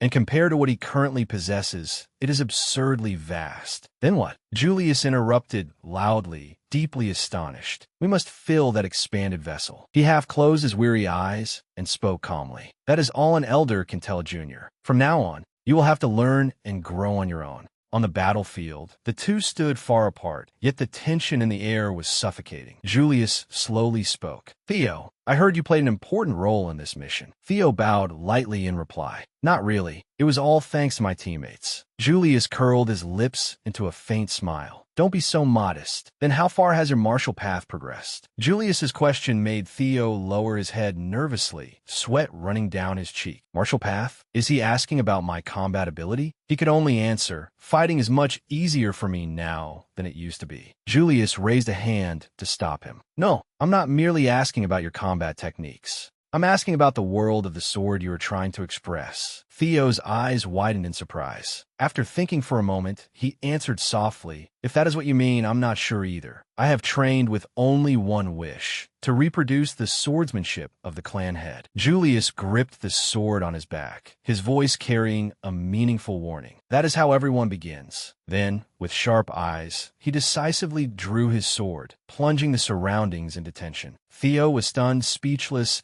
as Julius drew his sword and pointed it directly at him. A crimson energy began gathering across the battlefield. Theo recognized the red space around him. This is the Demon Dragon's realm. It was different from the realm Sword Dragon had displayed before his second awakening. What he said earlier, could it be because this is a world formed from one's personal martial path? Theo suddenly opened his eyes wide at the sight before him. Julius stood ahead amid a terrifying, roaring aura. "My sword represents the demon, Theo recoiled in fear, raising an arm as his bloodshot eyes stared ahead. Julius held his sword firmly, his sharp gaze ready for battle. Every fluid movement of his blade and every murderous expression on his face remained fixed on Theo. Then Julius released a circular wave of energy overhead, making heaven and earth tremble. His sword attacks came in rapid succession. His robes fluttered in the wind as his sharp eyes gleamed within the crimson aura.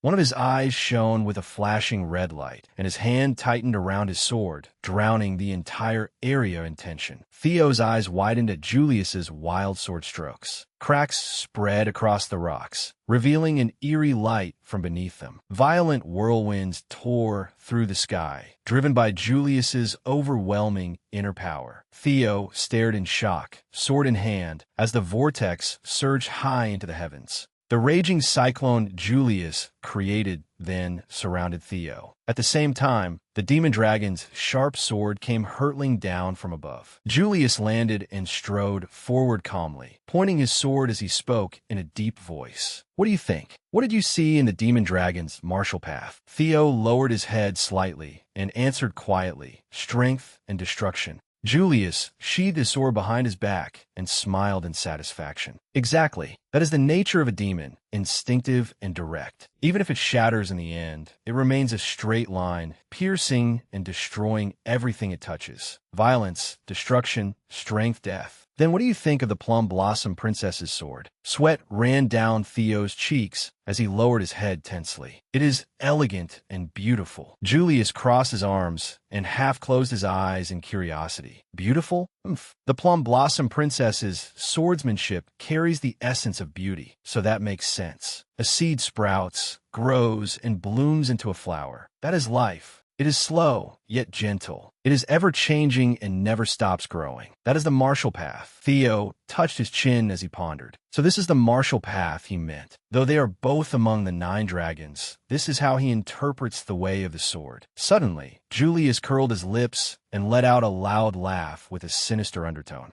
With his arms crossed, he explained solemnly, "Life and death, life and violence. Do you think the meanings behind those 2 swords are entirely opposed?" Theo asked. "Aren't they?" Julius flicked his robe, letting it flutter through the crimson space. He turned around and spoke in a low voice. "Wouldn't it be boring if I told you outright?" Theo stared blankly at the old book that appeared before him, doubt rising in his heart. "What is this?" Julius replied, casually. "A conversation between the Plum Blossom Princess and me about the sword." Theo was stunned by his words. "You mean?" Julius gazed toward the vast sky as he explained. "This is exceptionally rare. Theo, you have become the disciple." The image of 2 figures standing back to back seemed to explain his words. Theo's eyes widened in disbelief as Julius's voice continued. "Of both the demon dragon and the sword dragon." In the quiet space atop the cliff, the 2 of them faced separate directions, each lost in their own thoughts. The book snapped shut sharply in the silence. Julius lowered his face, looking somewhat melancholy, his lips pressed together as though something was difficult to say. Crossing his arms with faint irritation, he slowly spoke. "Still, you are far too strict, insisting that someone who is supposed to belong to me become a joint heir. Honestly." OSA covered her mouth and smiled teasingly. "You're just jealous." "Even so, you cannot deny that this will help Theo immensely, can you?" Julius replied slowly, "You know it as well as I do. Theo is currently the most promising heir. No one can compare to him. He is growing at a rate equal to his talent, and sooner or later, he will hit a wall." OSA held the notebook in her hand, tilted her head toward him, and said, "When that time comes, this will help him overcome it." Julius hesitated. "But what if?" OSA looked at him sharply. Julius lowered his head, his voice subdued and sorrowful. "What if Theo becomes the enemy of the clan head? No, what if he becomes the enemy of the Ranga clan?" His words made OSA tense, sweat trailing down her cheek. Julius looked out at the scenery and continued, "You know it too. Those who grow that quickly," OSA said quietly, "most of them do not meet a good end." Julius replied, "That's right. If Theo follows that same path, the secret manual we give him may one day return to the Ranga clan stained in blood." Osa smiled faintly. "I never expected this. I thought you simply cared for that child." But after hearing you just now, I am certain of one thing. This truly is Julius's way. You should keep it for now. When Theo, whom you have watched over for so long, has matured without being consumed by greed, and when you're sure he has become a Ranga who cherishes every moment, give it to him then. Julius merely lowered his head without replying, as though deep in thought. He slowly raised the secret manual and stared at it for a long time, as if entrusting his hopes to it. Theo's face was drenched in cold sweat as he thought. The Ranga clan's two dragons, the foremost and second foremost in swordsmanship. Sword dragon and demon dragon, two heirs at once. He hesitantly asked, "Can I really accept this?" Julius's broad, sturdy back faced him as he replied in a warm, deep voice, "There is no need to be so modest. We are giving it to you because we believe you deserve it." Hearing that, Theo slowly nodded, accepting their trust. Theo watched their departing backs and reflected, "Come to think of it, I have only been able to grow this much because of them. I have never done anything for them, yet they have always helped me." Theo lowered his head and bowed sincerely. "Ever since Rendon, I have received nothing but help from the two of you. I will repay you someday." At that moment, the sound of firm footsteps approached. Julius strode forward imposingly, his robe fluttering in the breeze. "If you want to repay me, there is one way to do it right now. Spar with me, Theo." A pleasant little reunion after so long. No, wait, now that there's a new disciple, how can I, the captain, just stand around? Now the real training begins. Julius's words made Theo break out in a cold sweat, desperately wanting to signal for help. Evelyn turned and left as the sounds of their fierce battle erupted behind her. Faster, she calmly stepped outside and firmly locked the door. Theo's miserable voice echoed from behind the door. "Please spare me, Evelyn." Evelyn blocked the large door and shouted, "I'm sorry, young master." Under the clear blue sky and cool weather, chains lay scattered across the ground, making it seem as though something dreadful had just occurred. In the warm sunlight, Evelyn gently pushed open the door and stepped inside. The instant she entered, her eyes widened in horror at the sight before her. Evelyn stared in shock at Theo, who looked like a gaunt corpse as he sat blankly on the steps. She asked worriedly, "Young master, are you all right?" His face was pale and covered in bruises. Evelyn cautiously approached, trembling slightly. The captain went a little too far this time. Theo lowered his head and groaned. Then Evelyn reported, "In any case, following your order, we have locked him in the dungeon. But are you sure it is all right to leave him like that? He is not the kind of person who will talk no matter what we do to him." But still, Theo answered, "Don't worry. I already have a plan. Come here. Let me whisper it to you." After several minutes of whispering, Evelyn's eyes widened in astonishment, as though she could not believe what Theo had told her. The beautiful violet sky cast its glow over the grand Plum Blossom Palace. Meanwhile, within the spacious training yard of the palace lord's residence stood luxurious architectural structures. A voice rang out from within. "Kumein, Tao Baoet, Zet Pet Fun." Greetings, Palace Lord of the Plum Blossom Palace. OSA descended the stairs with an unyielding, dignified bearing. "Good. I have been waiting for you. Have you received the gift that Demon Dragon and I prepared?" Theo replied respectfully, "Yes. The two of you have helped me a great deal." OSA gently turned her head and extended a hand, releasing a mystical aura. The displayed sword rose into the air in response to her energy. Within the Palace Lord's training yard, OSA floated lightly into the air amid fluttering flower petals, moving with graceful fluidity. She slowly descended and walked toward Theo with a sweet voice. "Good. What I am about to teach you is not some lofty technique, but the easily overlooked foundations of swordsmanship, skill, and artistry. From there, until the end of the path, I want to teach you how to breathe life through the sword. I will ask you once again, Theo Ranga, do you wish to become my disciple?" Theo sincerely knelt on the ground. Before answering, he asked respectfully, "May I ask you something first, Palace Lord? Is this an invitation from the Heavenly Dragon Sword Saint?" His words made her stare in surprise. OSA slowly smiled in satisfaction. "Not many people know that title. You guessed it. I will not deny it. I am the sole heir to a secret sword art passed down through a single lineage, the Heavenly Dragon Sword. Heavenly Dragon Sword Saint is indeed one of my titles." Theo asked. So this was to test my true intentions? He lowered his head. I apologize. OSA simply replied, It is all right. I do not blame you. I have no hidden agenda. From plum blossoms in full bloom to the heavenly dragon sword art, I intend to pass everything on to you. Theo slowly left the palace lord's training yard, beautiful plum blossoms blooming along both sides of the path. Suddenly, a voice called out from behind him. Hey you, Theo, stop walking.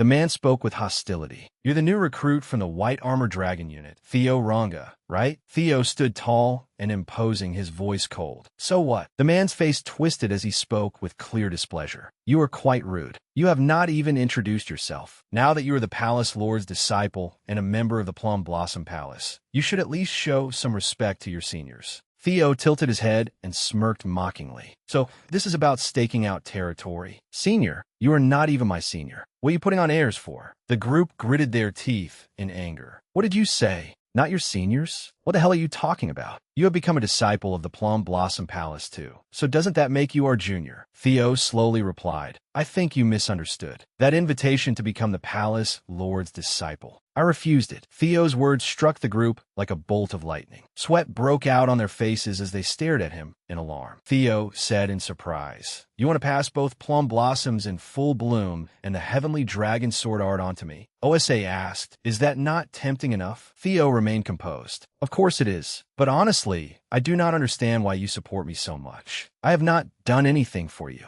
Not yet. OSA said, Stand up. There is no grand reason. It is simply that you remind me of someone. Theo looked surprised. I remind you of the clan head? OSA confirmed it. That is right. You were like him when he was young. And I am not merely talking about your appearance. In his youth, he was intensely devoted to his dreams and ideals. She hesitated. No, perhaps he still dreams of them even now. That is why he never despaired. He worked hard to overcome every hardship and obstacle. Even so, he never once gave up or violated his own principles. When I look at you, I see the part of him that I love. How could I simply sit by and watch? Now that you understand, it is time to answer. Theo replied, That is true, though what is an enticing offer, I must refuse. OSA's expression darkened. The reason? Theo placed a hand on his chest sincerely. Right now, I already have too many masters. Lady Plumblossom, who taught me so much. Demon Dragon, General Julius. My senior, Dragon Sword. Evelyn, Selford, and Aaron, my friends and comrades. Remington, Hook, and Erica, my friends at the training grounds. Even Arson and Heavenly Dragon. They are all my masters.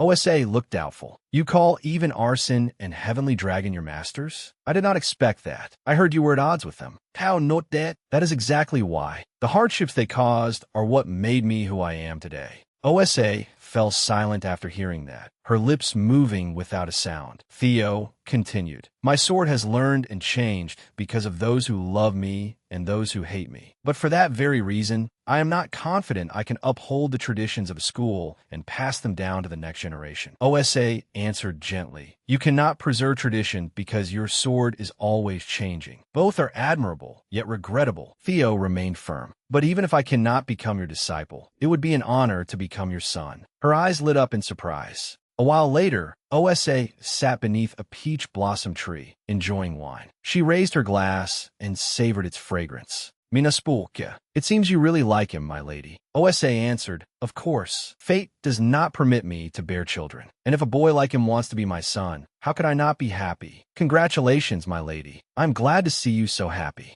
She set down her cup. I should thank Theo for making me a mother. Could you prepare a letter for me to send to my husband? Mina asked, What would you like me to write, my lady? OSA caught her off guard. About Theo's promotion examination. Mina objected. Forgive me, but he's only a novice who has just completed his awakening ceremony. If he draws too much attention at such a young age, he could be put in danger. You of all people should know that, my lady. Stroking her cup, she replied, That is precisely why we must hurry. Before the great storm descends upon Xana and devours everything, I want to give him as much as I can. Deep within a dark dungeon, a prisoner was held captive. Sidra was bound by a chain around his neck. Slowly, he raised his eyes toward the other side of the iron bars. Sidra spoke to the assassin. You finally came. The man said, Do not resent me. This is all for his sake. Sidra answered earnestly, I will never ask. Just execute me now. The assassin hurled a dagger at Sidra, but a sudden flash of light helped him evade it. The assassin was stunned by the sight before him. Evelyn dropped down from the ceiling right in front of his eyes. Sidra shouted bitterly, "I have been waiting for you." The man recognized her. Evelyn Yurovo. Damn it, it is a trap. She then rushed at the assassin. He swiftly dodged Evelyn's sharp sword strike, wondering, has she always been this strong? It is humiliating that I could not kill Sidra, but being captured would be far worse. I need to get out of here and make plans for the future, Evelyn declared. I will not let you escape. Evelyn unleashed her secret technique, Thunder God's Tempest. The assassin was severely wounded and spat out a mouthful of blood. The assassin panicked. I cannot be captured like this. I have to erase every trace. Sometime later, Sidra rebuked him. Why do you always do this? Every plan fails. Leaning against the wall, he vowed, I will not be fooled a second time. Late at night, only moonlight remained inside the castle. The door to the study stood open, revealing ashes that had once been knowledge. Cliff reported, at 1:15 this morning, Evelyn Yurovo apprehended an assassin who had infiltrated the dungeon. He was confirmed to be from Serpent Demon, an organization under the Eastern Powerhouse, House Chaincrest. Julius remarked, it appears they are connected to the Heavenly Dragon and House Chaincrest. This clears up many of our suspicions about spies within the organization. She agreed. Exactly. We are holding this meeting far away to prevent information from leaking. According to our intelligence, Serpent Demon is currently stationed at the old Callum Castle. Within 3 hours, they will deem the mission a failure, destroy all evidence, and flee. We must raid their base before then, surround their members, and obtain information. That is the objective of this mission. I am Cliff, and that concludes my report. Theo pondered. I can meet an agent of Cliff's level again. Resting his chin on his hand, Julius calmly added, there is one more thing. This mission will also serve as Theo Xana's promotion examination. Theo was surprised. I already qualified to take the examination? Julius encouraged him. Yes, but will not be easy. He continued. The difficulty of the examination has increased. Naturally, examinations become harder as you advance in rank. However, assigning a mission that could lead to civil war as a test for an intermediate swordsman is highly unusual. I heard that you ordered Evelyn to wait in ambush on the roof because you knew the assassin would come. Since you set this in motion, you understand it better than anyone. Theo listened blankly, then softly replied, I am sorry. Julius put an arm around him. Even as the heir, it is disrespectful to make plans without consulting your superiors. Since things have come to this, you must complete the mission flawlessly, advance to intermediate swordsman, and earn the privilege of undertaking solo missions. Understood.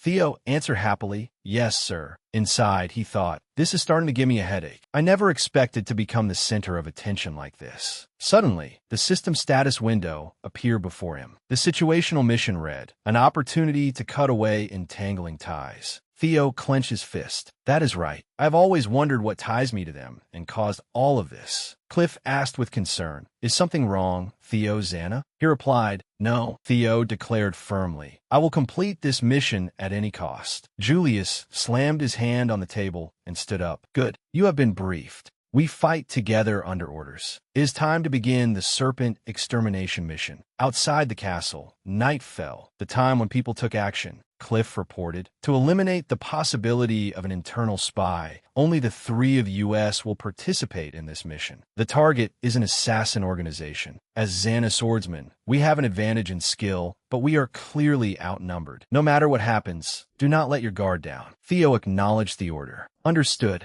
Inside the assassin organization's base, they were gathering up all remaining traces. A subordinate reported, most of the documents have been dealt with. The assassin nodded in satisfaction. Good. We will leave as soon as he returns. Someone asked, how long has he been gone? He answered, less than 2 hours. You should be back soon. Suddenly, a sphere flew into the room. A smoke bomb exploded, filling the entire chamber. An ambush! Dark figures swept through the white smoke. The subordinate was swiftly taken down before he could react. Realizing that something was wrong, the assassin shouted. Clutching the bleeding wound on his neck, he cursed, damn it. Cliff darted past them and glanced back. A powerful foot stomped down on the floor, pinning the documents beneath it. The entire room descended into chaos as papers scattered everywhere. she announced. The targets are under control. Evelyn and I will handle things here. Theo, go down to the basement. He thought. She took down 3 of them in the blink of an eye. How zipply understol. He moved forward as swiftly as the wind. Theo thought. According to the blueprint provided at the meeting, the basement should be directly below these stairs. Suddenly, he accidentally touched a red thread. Theo's eyes widened as he sensed something was wrong. An arrow shot toward his face. Theo grimaced and hastily dodged the sudden attack. Countless traps lay waiting before him. Theo quickly braced a hand against the ground and lifted his body to evade them. He activated his young dragon synchronization skill to scan the area. Not only traps, the ambushers have been detected as well. He used the dragon lightning bodyguard technique to move to the other side. Countless swords crackling with black lightning shot forth. Dragon grave. The ground was left covered with the ruins of a fierce battle. Many members of Serpent Demon had died in the clash. Flames erupted from the assassin's body. He could not believe it. How is this possible? After killing him, Theo let out a weary sigh. With security this tight, there must be something hidden in the basement. Suddenly, Theo stared in shock at the strange scene before him. Streams of red liquid flowed across the floor. A man with his back turned cursed. Damn it, the stench of this evil aura reaches all the way up here. The priest rebuked him, harming people during sacred rites. You truly are an impatient believer. Theo stared at the man in alarm. The Holy Demon Church?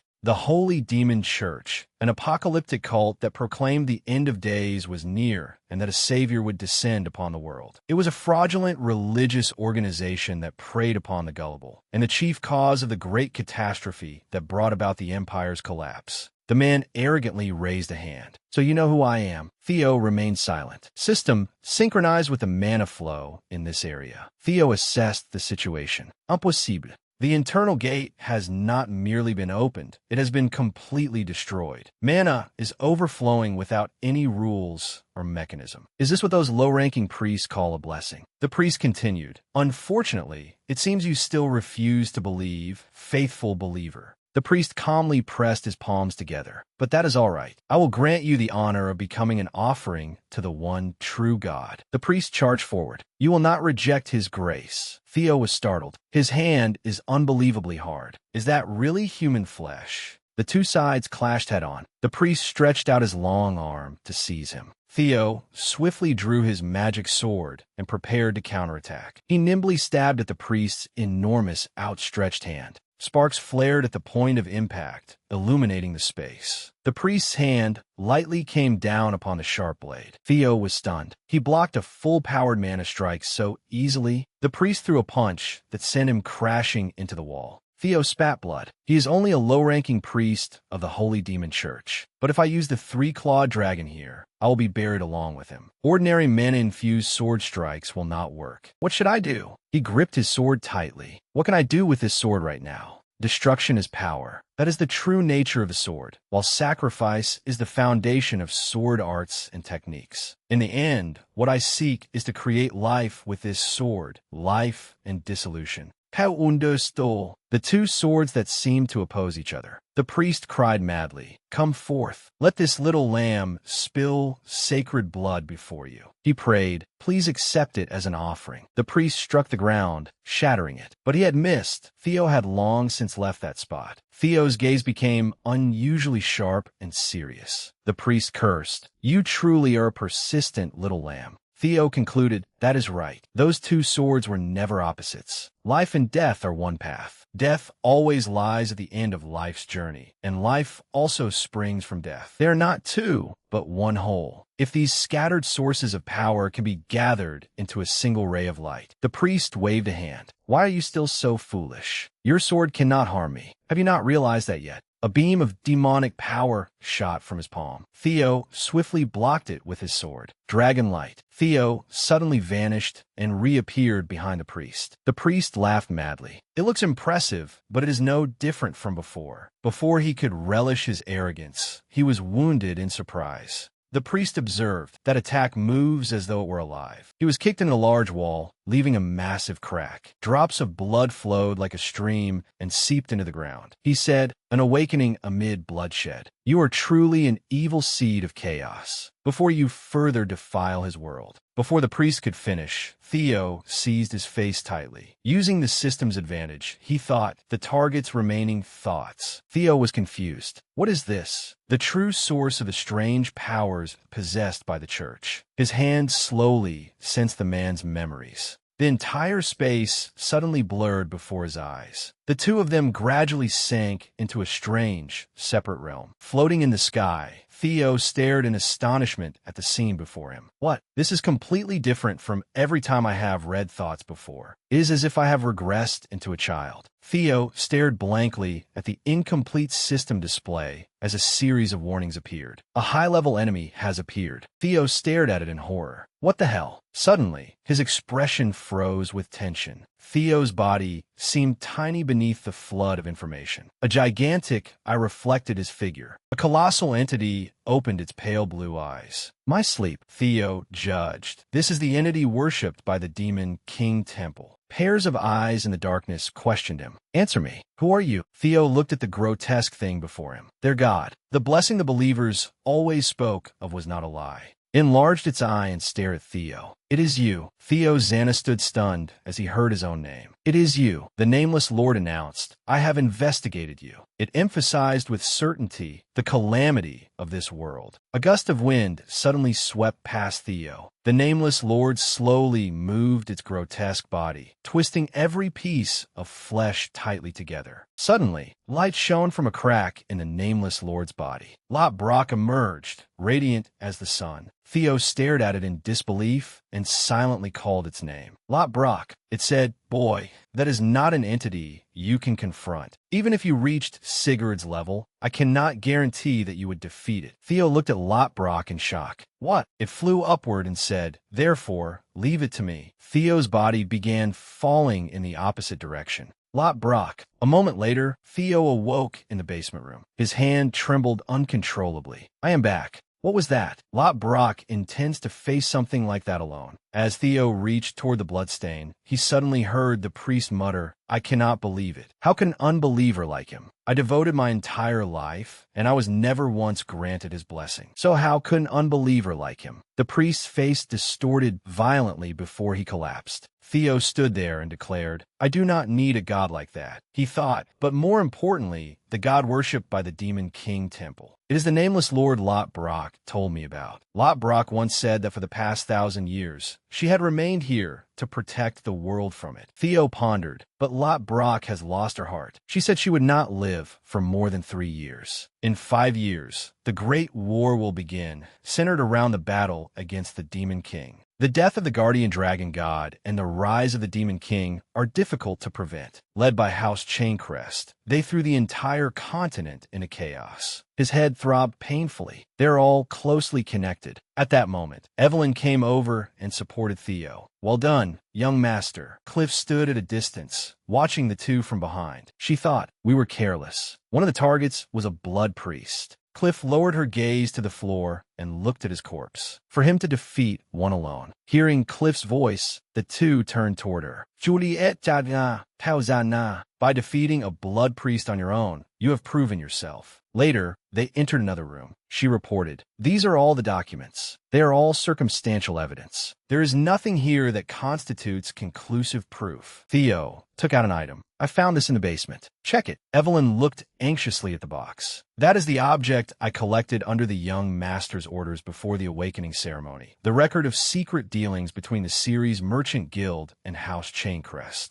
I wondered why he had not used it until now. So his vision had reached this far ahead. Cliff flipped through it. Records of transactions from the Ceres Merchant Guild. There are also records of dealings with House Chaincrest, bearing their official seal. Well done, Theo. With this, we can prove that House Chaincrest conspired to commit treason and is connected to the Demon King Temple. Theo listened silently as she spoke. Now that we have sufficient evidence, Evelyn's expression turned unusually serious. After Cliff submits a quick report, we will immediately raid the Ceres Merchant Guild. Theo thought to himself, just wait. House Chaincrest. At last, it is your turn to be crushed. Inside the room hung the banner representing their unit. Julius flew into a rage. I knew it. That damned House Chaincrest bastard. I knew he would betray us someday. Zeno spoke leisurely. We still cannot be certain. Although there are suspicious details, he is only a suspect. Do you take me for a fool? The Supreme Black Dragon shared this information with us. That means this is beyond mere suspicion. He scoffed. Stop wasting time on speculation. Julius gritted his teeth. Judging by your reaction, it seems you knew about this and still let it happen. Zeno tightened his grip on his teacup. Theo Zana, according to Cliff's report,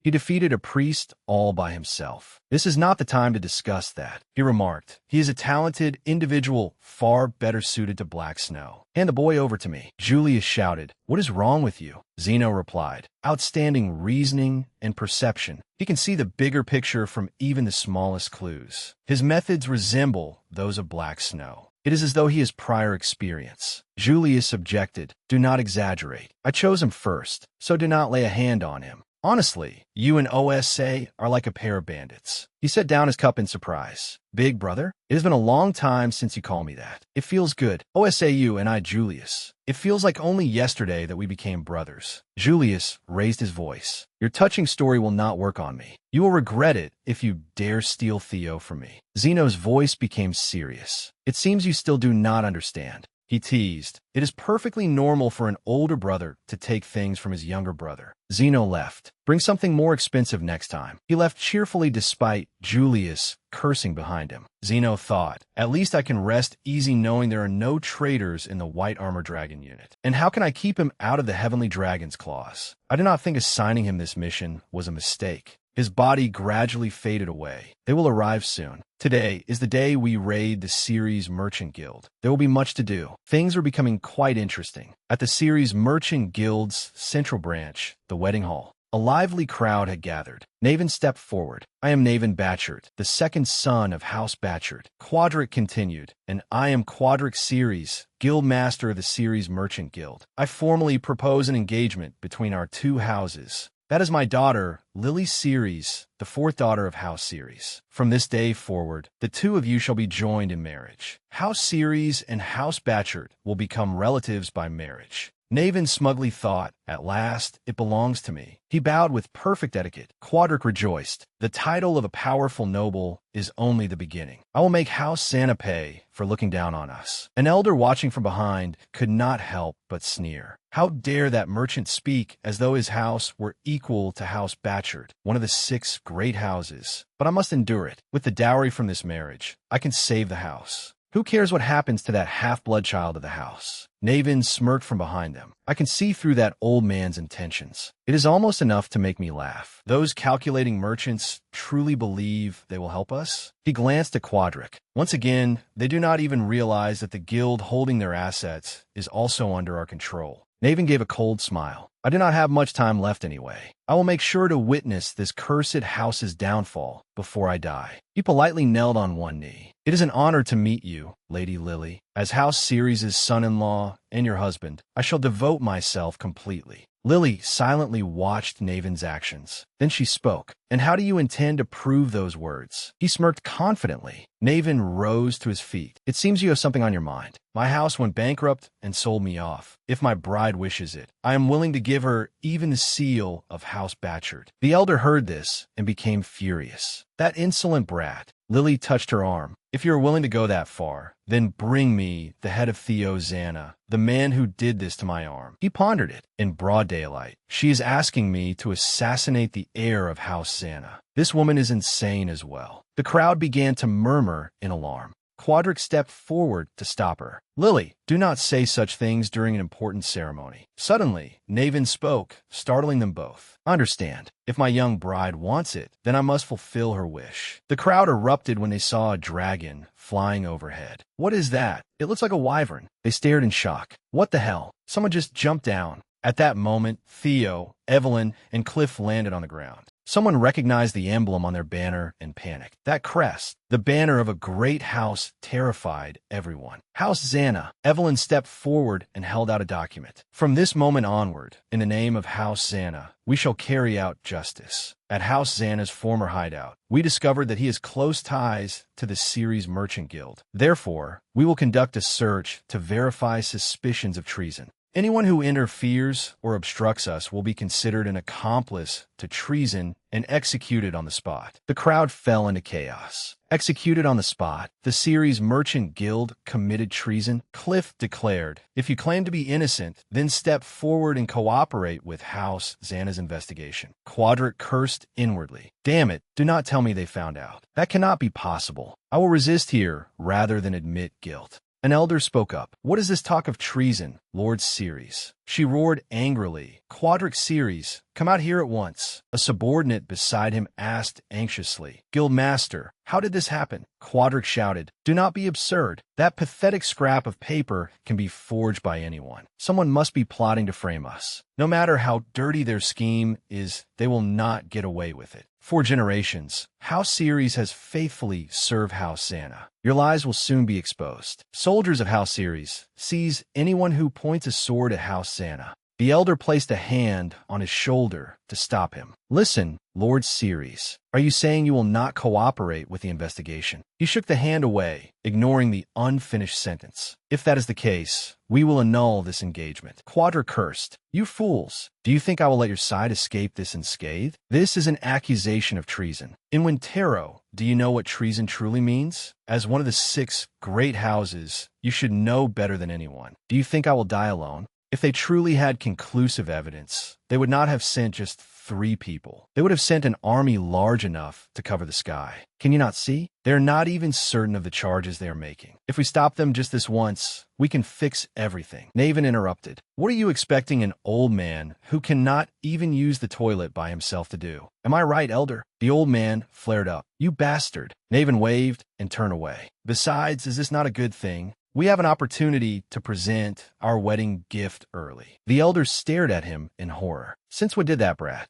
Naven ignored everything and leapt down from the building. The elder seethed. "That damn bastard child. The moment we draw our swords, we become accomplices." The elder gave the order. "We will join the battle as well. Support House Ceres." The soldiers scattered. "Yes, sir." Then sharp weapons were raised as the soldiers entered the fight. Cliff warned them, "This is your final warning. If you do not stand aside, we will execute you on the spot for treason." The subordinates of the 2 houses began to tremble in fear. A tense atmosphere hung between the 2 sides. Suddenly, another arrogant figure appeared above them. Naven said, "Honestly, you people from House Zana certainly enjoy swift executions." Theo's group was immediately startled by his appearance. He launched a direct attack at them. Naven spoke again. "It is a pleasure to meet the guests from House Zana who came to attend the wedding. Especially you, Theo. I never expected our first meeting to be under such circumstances." Theo was stunned. "Who would have thought we would meet here?" In the coming battle, alongside the Ceres Merchant Guild and House Batchard, the one who will throw House Zana into chaos is the Demon Sword, Naven. He said, "I will take your head."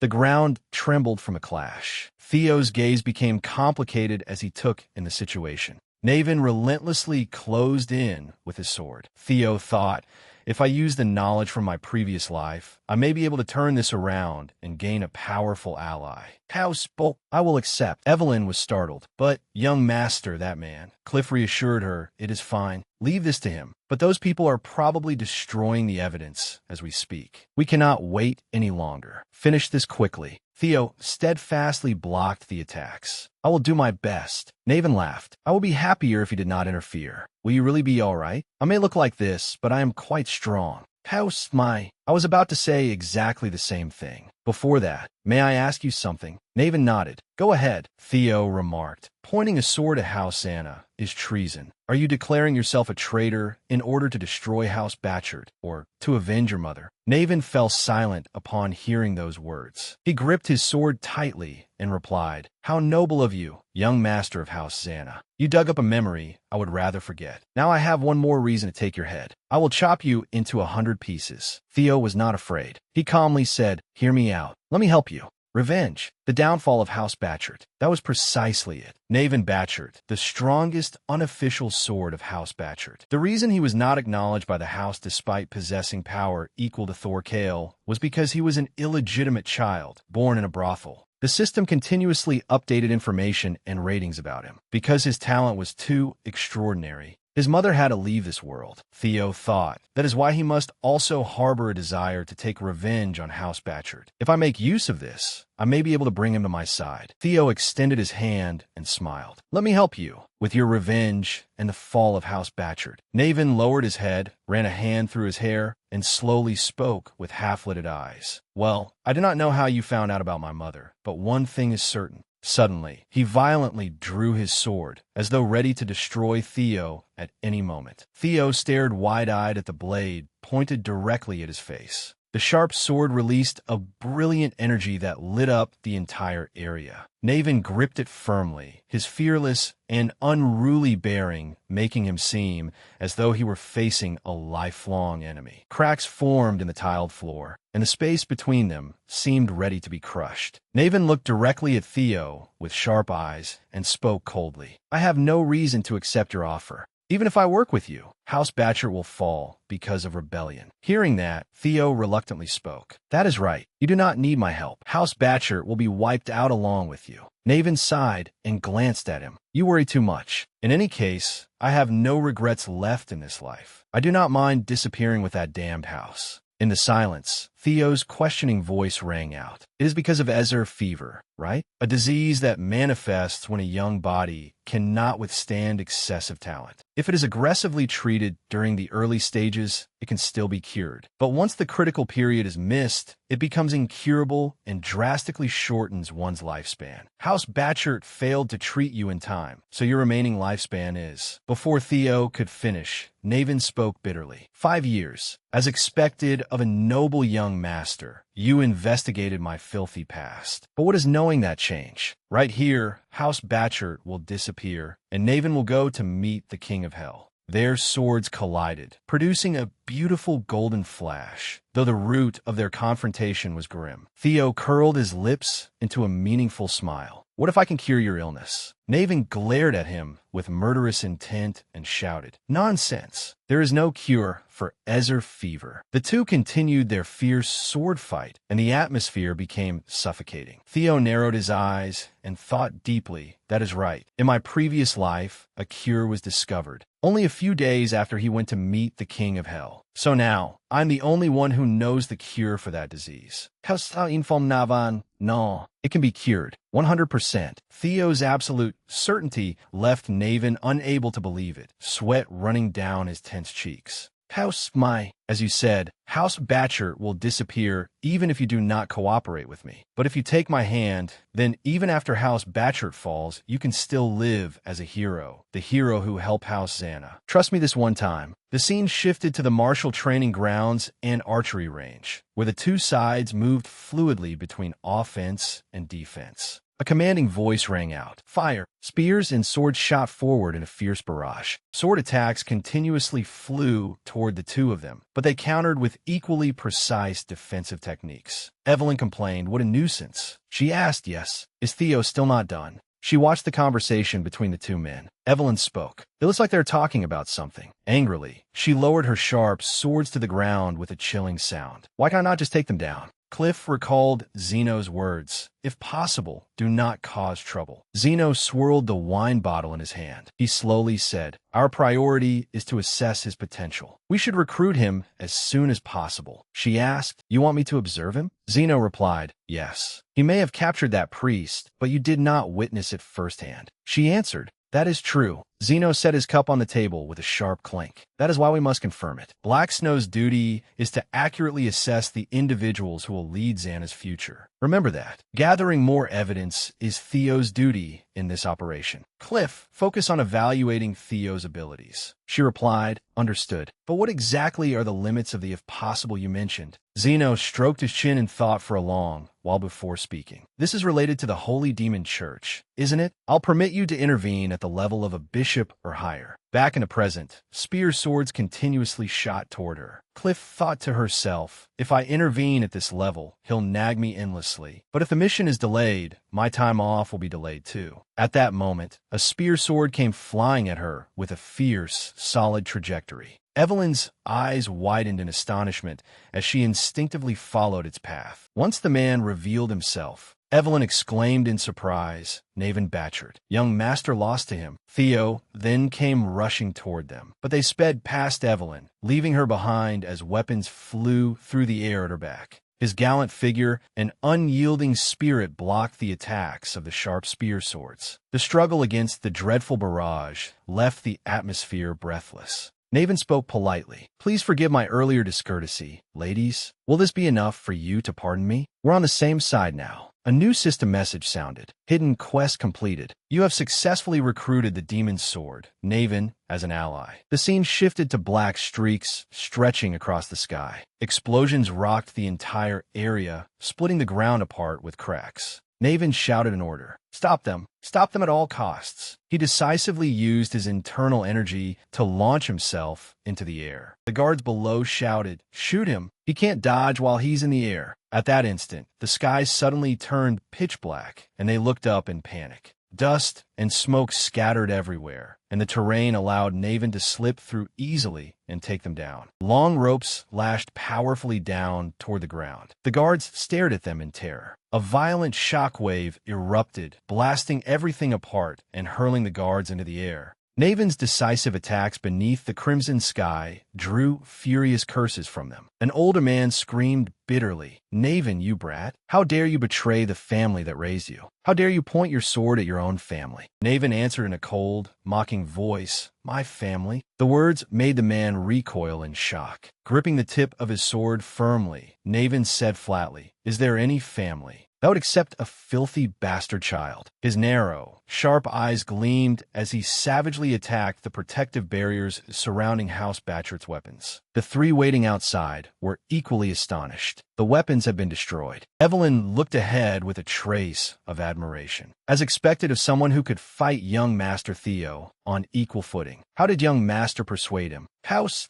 I merely promised him what he wanted. Then he said, Don't just stand there. Follow him and capture Quadric's series. Meanwhile, inside a warm room heavy with a foul smell, a hand slammed angrily onto a table. Bagooz reported cautiously, Guildmaster, our forces are being pushed back. The man roared, Do you think I don't know that? Then he said, There's no time. We must destroy any documents that could serve as evidence. First, burn every document related to House Chaincrest. With a grotesquely twisted face and bloodshot eyes, Quadric screamed, No, don't touch those documents. His bizarre appearance made Bagooz break out in a cold sweat. What is it, Guildmaster? Please think rationally. We need to minimize unnecessary casualties. Quadric brutally seized Bagooz by the arm. Pressing his disgusting grin close to Bagooz's face, he snarled, If we burn them, how will we recover the money we invested? Are you telling us to abandon all that money because of those bastards? Then a voice suddenly came from nearby. Are you telling us to abandon all that money because of those bastards? The man spoke nervously. What a coincidence. I was just in need of your help. You arrived at the perfect time. Outside, their guards fell one after another under gunfire, blood spraying everywhere. Theo looked toward the gate ahead. Excellent. I can see the destination now. Keep charging toward the entrance. At that moment, the doors slowly opened and rows of guards emerged. A cold voice echoed out. Uninvited guests are causing quite a disturbance. Theo stared wide-eyed at the man before him. The man pointed at his followers and declared, Believers, rejoice. It is time to put what you have learned into practice. A few minutes earlier, while Quadric had been cursing Bagooz, a deep voice had sounded. Living creature, blinded by the poison of greed, you cannot see far ahead. Quadric spoke fearfully, sweat pouring down his temples. Heavens, just when I needed help. You arrived at exactly the right time. The one behind Quadric was Boros. Two pairs of eyes streamed with dark red blood, creating a horrifying sight. Quadric strode toward him with solemn bearing and a domineering presence. His face was filled with fear as he watched the figure approach. So you truly can't be sent to the underworld. And you even sent a bishop of the Holy Demon Church. Since you're here, help us. You and House Chaincrest aren't on the same side, which means you're on the same side as us, right? Please help me. Boros looked at him from afar with cold, terrifying eyes. Boros said in a low voice, I will help you, because I may need you on the day of judgment. Before that, were the files concerning House Chaincrest? Quadric glanced arrogantly at Boros, though he was uneasy inside. Why are you looking for those? They're my source of income. Do you think I didn't hide them carefully? If you need money, then do your job properly. Before he could finish, a huge hand gripped his face, turning it red as blood vessels swelled in his eyes. Quadric's terrifying face flickered behind a veil as he snarled, What an arrogant fool. Do you truly intend to oppose the great plan of the Divine Lord? You miserable unbeliever. Enough. Send him to the underworld. There are plenty of people willing to provide funding. Quadric's face was distorted by Boros, the bishop of the Holy Demon Church, and his clouded eyes trembled with fear, unable to utter a sound. His fat face was squeezed tighter and tighter in agony, like a balloon about to burst from being overinflated. Using all his strength, he forced his mouth free from Boros's hand and shouted, I am sorry. Wait, I'm sorry. I was terribly disrespectful, Bishop, and if I die now, House Chaincrest will become even more suspicious. His words made Quadric pause, growing even more doubtful. Boros slightly raised his arm, his sleeve slipping down to reveal a pale hand with frightening black nails. He made a gentle gesture. At once, Quadric's bulky body was hurled away, crashing to the ground with a sound that seemed to tear through the air. The two of them then turned to leave. Quadric left him with a warning. Burn every file on House Chaincrest immediately. Don't even dream of running away. The Divine Lord sees all. If you want to live, hurry. Those words made Quadric's eyes widen in terror. Sweat streamed down his cheeks as fear seeped into his very bones, and he hurriedly rose and fled the large room. Outside the entrance, the four of them shouted in unison, I'll break through the entrance soon. Then the doors slowly opened, and rows of guards emerged as a cold voice rang out. Uninvited guests are causing quite a disturbance. Theo stared wide-eyed at the man before him in astonishment. The man pointed toward his followers.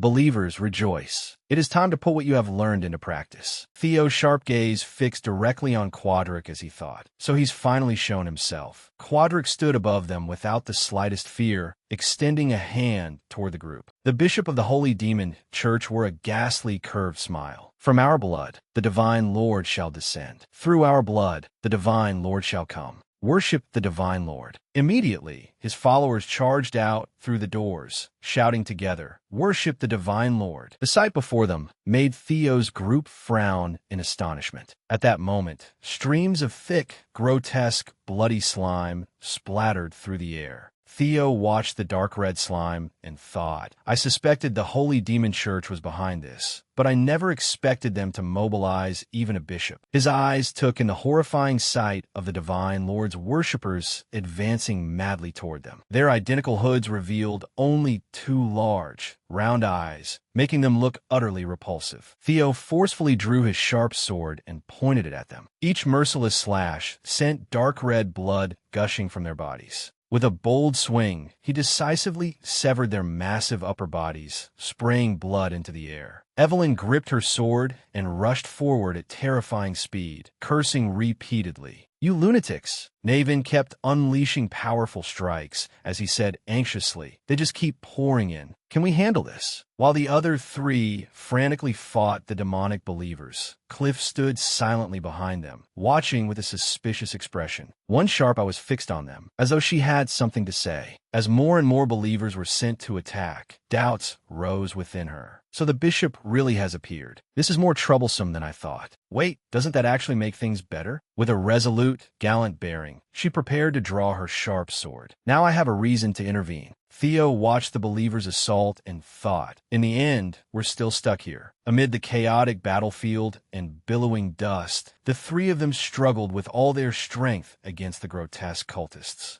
Before long, dark red blood splashed across the sky, proof that Theo's group was still fighting fiercely. At that moment, Cliff descended from above in a miraculous surge of energy that shook the entire space. She landed lightly on the ground amid violet energy and declared, From now on, I'll take command. We cannot stand by and watch them block House Xana's path. I'll destroy this place." Her words ignited Theo's anger, and he shouted, "Wait! Don't forget why we came here. We have to get the files before they destroy them." Cliff responded with a sigh and meaningful words. "Theo, perhaps I overestimated you. Now that the Holy Demon Church has revealed itself, we don't need any more evidence." Theo immediately dashed past her and said slowly, "No, it's the opposite. Their intervention on this scale means they possess something they absolutely do not want us to obtain." Cliff glanced at him with raised eyes and asked, "I know. So what do you intend to do?" "Whatever the priority is, we still have to get past them first, don't we?" Theo assessed the situation before answering. "That's true, but by the time we do, the evidence will be gone." With his sword always ready and murderous intent shining in his sharp eyes amid the swirling dust, Theo charged through the continuous attacks at incredible speed and shouted, "I have a way. Connect to the Thunder Gate. Greatly expand the young dragon's synchronization range, and use young dragon synchronization to scan the surrounding terrain." Waves of enemies rushed at them, filling the district with tension. Even Cliff had doubts, but she thought, "We have no evidence, but the Supreme Black Dragon said it, so I'll watch for now." Suddenly, a pale-faced man plunged down from above to attack her, shouting, "How dare you let your guard down?" Unfortunately for him, the protective barrier Theo created blocked his aerial attack. Amid the thick smoke and dust, Cliff turned around and said firmly, "Fine, I'll trust you this time. We'll handle things here. Make sure you get that evidence." Astonishingly, Theo took advantage of the terrain, using a believer's head as a foothold to launch himself high into the air. He soared upward with resolute force and declared, "Leave it to me." Below, huge hands from the believers stretched up as though they wanted to swallow Theo into their mouths. His sharp eyes were filled with determination to uncover the evidence the Holy Demon Church was hiding. Theo's sturdy figure braved every danger, charging through a murky crimson scene filled with demons and pairs of glowing eyes that illuminated the entire space. Naven flew through the smoke-filled air at lightning speed. Evelyn was no exception, as though she were carefully observing the dangerous situation. The two of them joined forces to continually attack the frenzied believers below, causing blood to spray across the sky in a bizarre spectacle. Naven curled his lips into a confident smile. "I'll clear the way. Master, go on ahead." Evelyn shot him a sharp, mocking look. "You've only just met young Master, and you're already calling him your master?" Their combined energy created an overwhelmingly destructive force. The two continuously struck down the rampaging believers, staying behind to clear away dangers so Theo could find the evidence. Theo said boldly, "Thank you, both of you." Then he unleashed his ultimate technique, Thunder Dragon's swift guard technique, Dragon Gate. Theo looked at the crowd and thought they would never casually hand top-secret documents to just anyone. If anyone has them, it must be a high-ranking commander. As he watched more people continuously flood out, the entire area became packed with bodies. He spotted the man's disgusting fat face. There he is, Quadric Series. At the same time, the system issued a notification. Scenario quest, clues to the evil of your previous life. This is your opportunity to settle the grudge from your former life. Stop their conspiracy. The two faced off amid a space splattered with dark red blood. Naven tilted his head and slowly introduced himself. "Allow me to introduce myself. I am my lord's first sword, Naven Batchert." Quadric narrowed his eyes suspiciously. "First sword? That joke is going too far."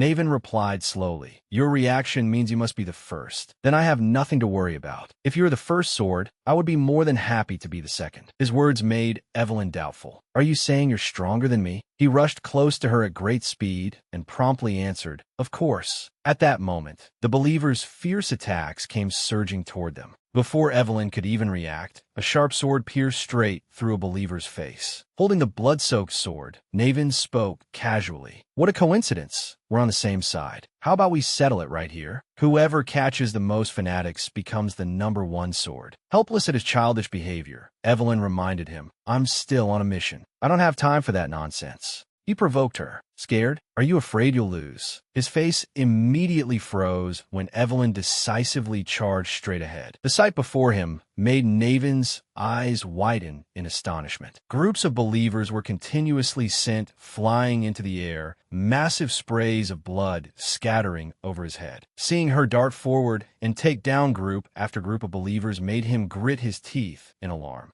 Evelyn shot through the air and announced, "Let me show you exactly why I am the #1 sword. Don't regret this." He tilted his head, following her every move, and unconsciously curled his lips into a smile. Naven accelerated, running alongside Evelyn. "I'm looking forward to it." The scene shifted to a dense urban district lined with buildings. The room where beverage formulas were prepared stood completely empty. Behind a mixing counter, a hidden underground passage had been revealed, its stairway leading downward. Quadric strode toward the secret door in the oppressive darkness. The sound of a key being tossed to the floor tore through the silence. He lit a torch to guide his way inside. The door opened quietly, revealing a secret archive with a huge iron chest placed in the center. He opened it and looked at the neatly arranged documents within. Evidence of payments collected through House Chaincrest. "If I just burn these, we can at least avoid being charged with treason." Do I really have to burn them? Everything here is too valuable. These things won't be easy to restore. Besides, including the deal we made with Heavenly Dragon,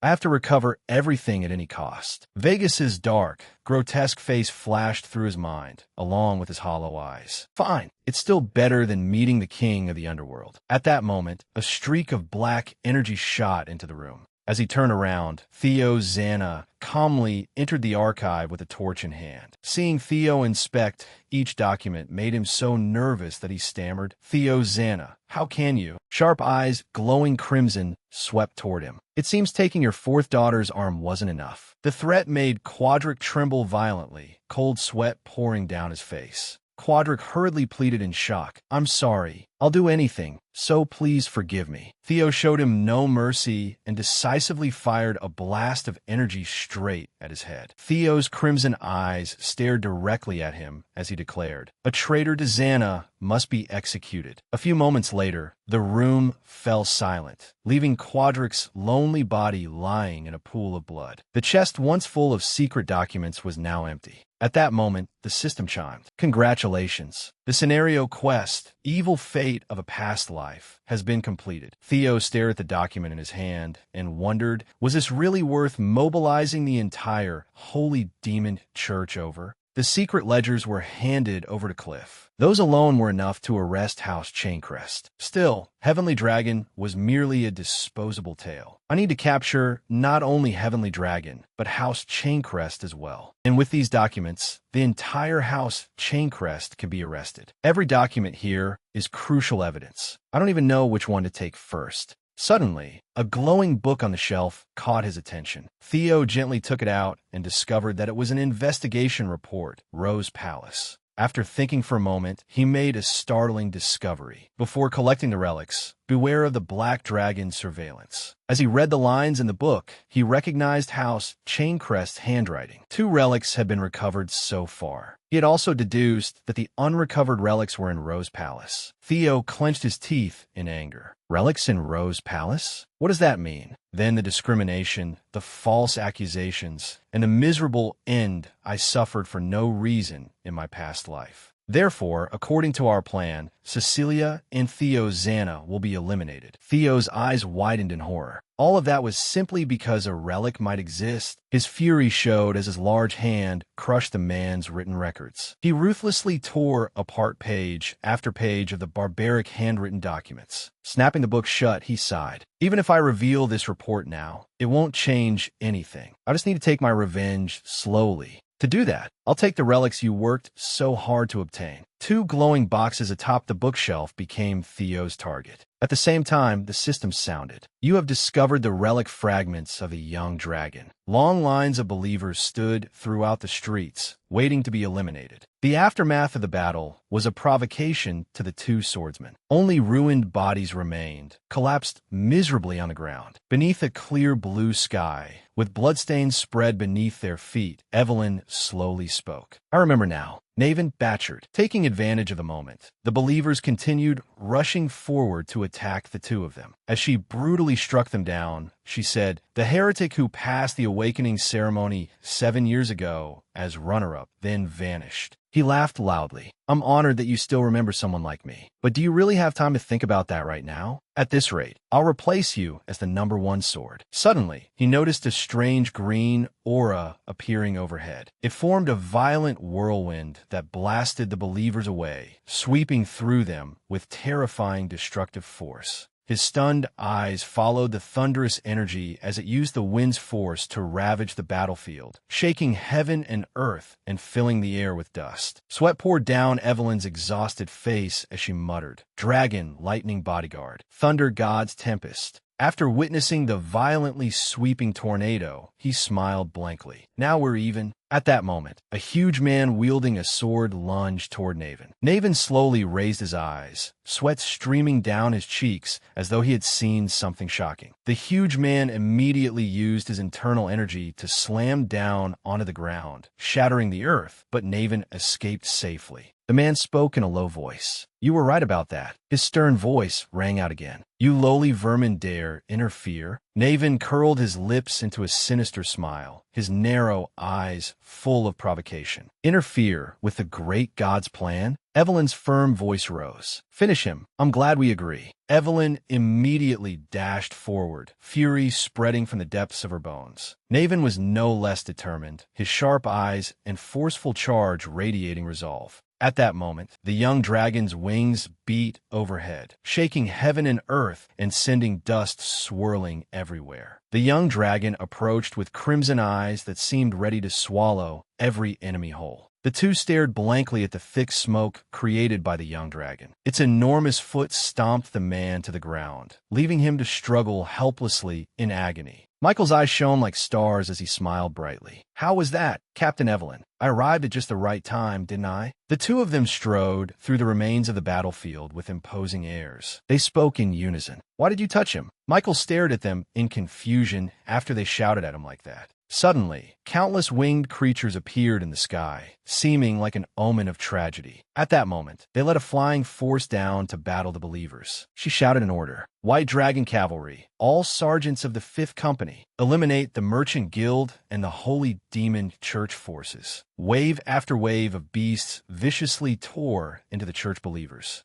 Michael led the young dragon in a continuous assault amid the chaotic skies. The young dragon's mighty roar echoed throughout the area with savage force. And just like that, believers' heads were severed from their bodies, blood spraying everywhere. The scene shifted to a grand, classical fortress, scorched black and marred by hideous cracks. Outside the window, a horrifying battle was underway, filled with miserable cries begging for mercy. Vegas wore a sinister smile, his desire intense. When the bleeding sky heralds a new sun, the end is near. Do not waver. Embrace it with faith. Let the blood saint guide you and bring you peace. She lowered her head in a daze, as if countless things were rapidly closing in on her. Then she looked up and exhaled. "Scheming like that really doesn't suit me. After going so mad, it feels as if the weight in my heart has finally been lifted." The scene shifted to a peaceful, clear area where people lined up to receive supplies. From somewhere nearby, people shouted, "Can I leave now?" Holding a sheet of paper, someone replied, "Yes, yes. Just show me your Merchant Guild membership card, and you can go." For compensation claims, the complaint desk is at the far left. Michael clutched his head, sweating nervously. "Captain, do you still need that report?" His voice grew increasingly frightened and shaky. "Bring it to me right now." He shouted so loudly that saliva sprayed from his mouth. Someone ate flying dragon supplies? Which bastard did it? The Merchant Guild members could only stand there bowed respectfully, without daring to complain. He crumpled the paper in his hand and asked, "Captain, this mission comes with special compensation, right?" Questions came flooding into his ears. "Captain, I'm tired. Captain, Captain, Captain, what should I do? Captain, Captain, Captain, Captain, Captain, Captain, Captain, is this right, Captain? Captain, Captain." The voices came from every direction, and his eyes clouded over as veins bulged across his furious face. He shot into the air and shouted, "Handle it yourselves. I'm terrible with paperwork too. Damn it. We're a little black and little snow. Where did they run off to after dumping us here?" Meanwhile, inside a tent filled with important weapons, Theo spoke. "These are the documents the guild master tried to destroy. They contain evidence of stealing information and assets from House Santa, as well as detailed plans of treason. Everything is recorded here. As soon as he finished speaking, the file was thrown onto the table with a sharp sound. Well done. The voice continued to praise him. Well done, intermediate swordsman Theo Zana. Theo stared blankly for a moment, then slowly said, thank you. She added, you work very efficiently. It's as if you've been with Black Snow for a long time. What do you think of the Black Dragon's invitation? Theo was slightly flustered. Well that. She sighed helplessly. You don't need to be so tense. I was only joking. Theo answered honestly. It's hard to tell whether you're joking or not. She then spoke seriously. There's one more thing. I have good news for you. The operation to arrest Heavenly Dragon is underway. The previous ledger is enough to prove their treason. Theo's eyes widened. Somewhat doubtful. He asked, you mean? She explained in detail. Yes. Black Snow's elite capture team is already on its way. At that moment, a masked guard outside the tent shouted, bad news. They both hurriedly turned toward the tent flap, Theo's face full of confusion. Just then, a hooded man with thick dark red fluid streaming from his eyes screamed, have you been hiding your strength this entire time? Without hesitation, the man decisively drew his sword and sliced through the hooded man's head, spraying blood everywhere. Corpses lay slumped in pools of fresh blood all around him as he sneered. Only fools reveal their true strength. Gongdatin Taozana. He slowly walked across the blood-soaked remains of the guard strewn across the ground. His footprints marked the pristine white snow as his voice drifted through the air. Ah, the dragon-slaying swordsman. Everything I painstakingly built has disappeared without a trace. His face was twisted with deep marks, as though he wanted to crush everything in existence. His narrow eyes brimmed with terrifying killing intent as he said, fine, go as wild as you like. House Chaincrest's plan is still in motion. We may have lost the dragon-slaying sword, but I have this. That is enough. The time is coming, Father. The time when we must summon him. A crowd bustled outside the grounds of Camellia Palace. People chatted excitedly. I love this design. It's beautiful. The head of the house replied, thank you for waiting. Please come this way. When will we have some? It was only just released, so we still need to inspect the quality. She thought to herself that this place was becoming busier and busier. Someone approached and asked, is Mother here? She sighed. What is all this about tailors? She replied excitedly, we're starting a new business, a luxury brand specializing in elegant fabrics and accessories. The older woman listened enthusiastically as she explained her strategy. A proud smile unconsciously formed on her lips. She happily recalled the past. It has been a long time since I saw you smile so brightly, brighter than any jewel. She took her hand. So don't worry about the price. Isn't that why Mother is here? The older woman turned her face away. You catch on quickly. But that isn't the only reason I came. I also came to share some news. She asked, what news? The answer came, about the palace. The news startled her. Trembling, she said, don't tell me something happened to Mother's son. Did that wicked woman, the administrator, hurt him again? The older woman wondered how worried the girl had been all this time and patted her head reassuringly. Calm down. It's the opposite, actually. She advised her casually, don't be too surprised. She covered her mouth in shock. That woman, the administrator, the luxurious palace, stood beneath the night sky, lit only by dim moonlight. Drops of blood still clung to black hair. Bloodstains were scattered across the tiled floor. Everyone's faces had turned tense as they stood staring at the closed door. She painfully collapsed to the floor. Are you all right? She said, I'm sorry, Mother. Thinking that everything is over made my legs give out. The older woman stepped forward and supported her with both hands. Her hands trembled. It really happened, didn't it, Mother? The older woman replied gently. Have you ever seen an elf fly? Tears began to fall. All this time, I never showed it, but every day felt like I was walking on daggers. The endless schemes, the baseless accusations, not to mention the constant threat of assassination. I never told anyone about any of it, but I nearly lost my life countless times. Whenever that happened, I knelt and prayed to God, asking him to at least let my mother's son live. Through tears, she asked, it's really over now, isn't it? Hearing that, the woman could not hold back her tears either. She patted her head reassuringly. It really is over. You have endured far too much all this time. You did well, my daughter. Naven stood upstairs. You become quite famous, haven't you? Theo replied. I've waited long enough for you. Have you finished everything? He explained. I told Black Snow not to reveal it, but you already knew. Naven calmly said, yes. House Batcher will be dissolved. From the head of the house to those who signed the trade bills, they will all be stripped of their titles, at the very least. They are merely reaping what they sowed. With this, House Batcher will completely. Theo cut him off. Do you think that is enough? Naven frowned. What do you mean? Theo explained, but let me tell you this. Become the head of House Batchard. Naven hesitated. Me? Theo answered firmly. If everyone except you loses their title, you will be the only one capable of leading the house. And cooperate with me in the coming war against House Chaincrest. Naven fell silent, unable to comprehend it. Then he burst into laughter. A war against House Chaincrest. He thought to himself. So this was what he had been aiming for from the beginning. Theo calmly continued. The disparity in power between us has already been exposed. A war with House Chaincrest is unavoidable. House Chaincrest and the Holy Demon Church's involvement in the Heavenly Dragon Rebellion has been proven. The real question is what they are plotting in the north. Everyone's faces turned pale. This was clearly a declaration of war. He thought, that's right. Now that they have been exposed, House Chaincrest and the Holy Demon Church will not let this go. But Naven remained calm. So what? A war is no great concern to someone who does not have much time left. I should at least get something in return, shouldn't I? Theo took a sip of tea and replied with a faint smile. Then he suddenly slammed an item onto the table, startling Naven. Naven looked confused. This is, Theo explained, I told you already. I can cure your illness. The recipe for the cure for Azer fever, along with its main ingredient, an Azer core. It is not widely known yet, but Azer fever is caused by the chaotic flow of mana within the body. This core will stabilize your mana flow. He was stunned. I never expected this. I thought you would only give me enough to exploit and bind me. What if I take what I want and run? Theo answered. I would not mind if you did.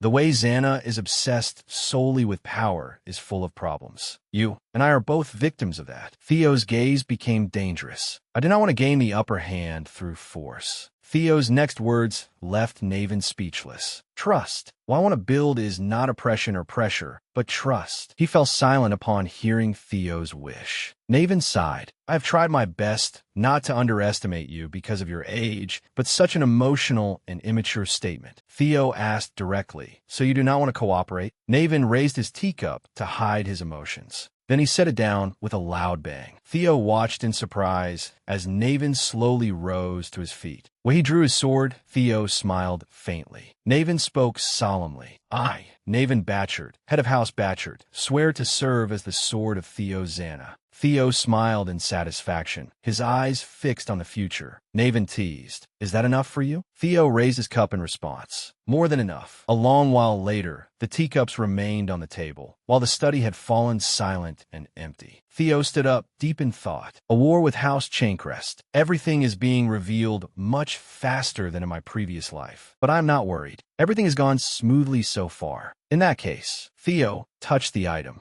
Shall we open this treasure vault? The system announced, side quest, conquer the ruins. Theo thought, the ancient dragon relics I have absorbed so far are the Lesser Drake and Griffin. Both have become key strategic assets for me. He looked inside the box and saw a ring. Then this relic will also become, the system replied, ancient dragon relic. The withering ring has been equipped. Then Theo was transported to an unfamiliar place. Moving to the dungeon, gliding across the desert, he assessed his surroundings. Nothing but rocks and sand. Is this the desert I saw in the book? More importantly, it is much hotter than I expected. What the hell am I supposed to do here? The system reported, you have entered the Guardian's territory. Strange creatures appeared high in the sky. Theo was irritated. What, 72 hours? In a place hot enough to melt me. I have to survive for 3 days. Suddenly, he sensed the ground shifting. A sandstorm rose without warning. A monster slowly emerged from beneath the layers of sand. Theo sweated in the scorching heat and cursed. This is insane. Before him stood the sandworm boss. Its voice was cold amid the hazy dust. Intruder.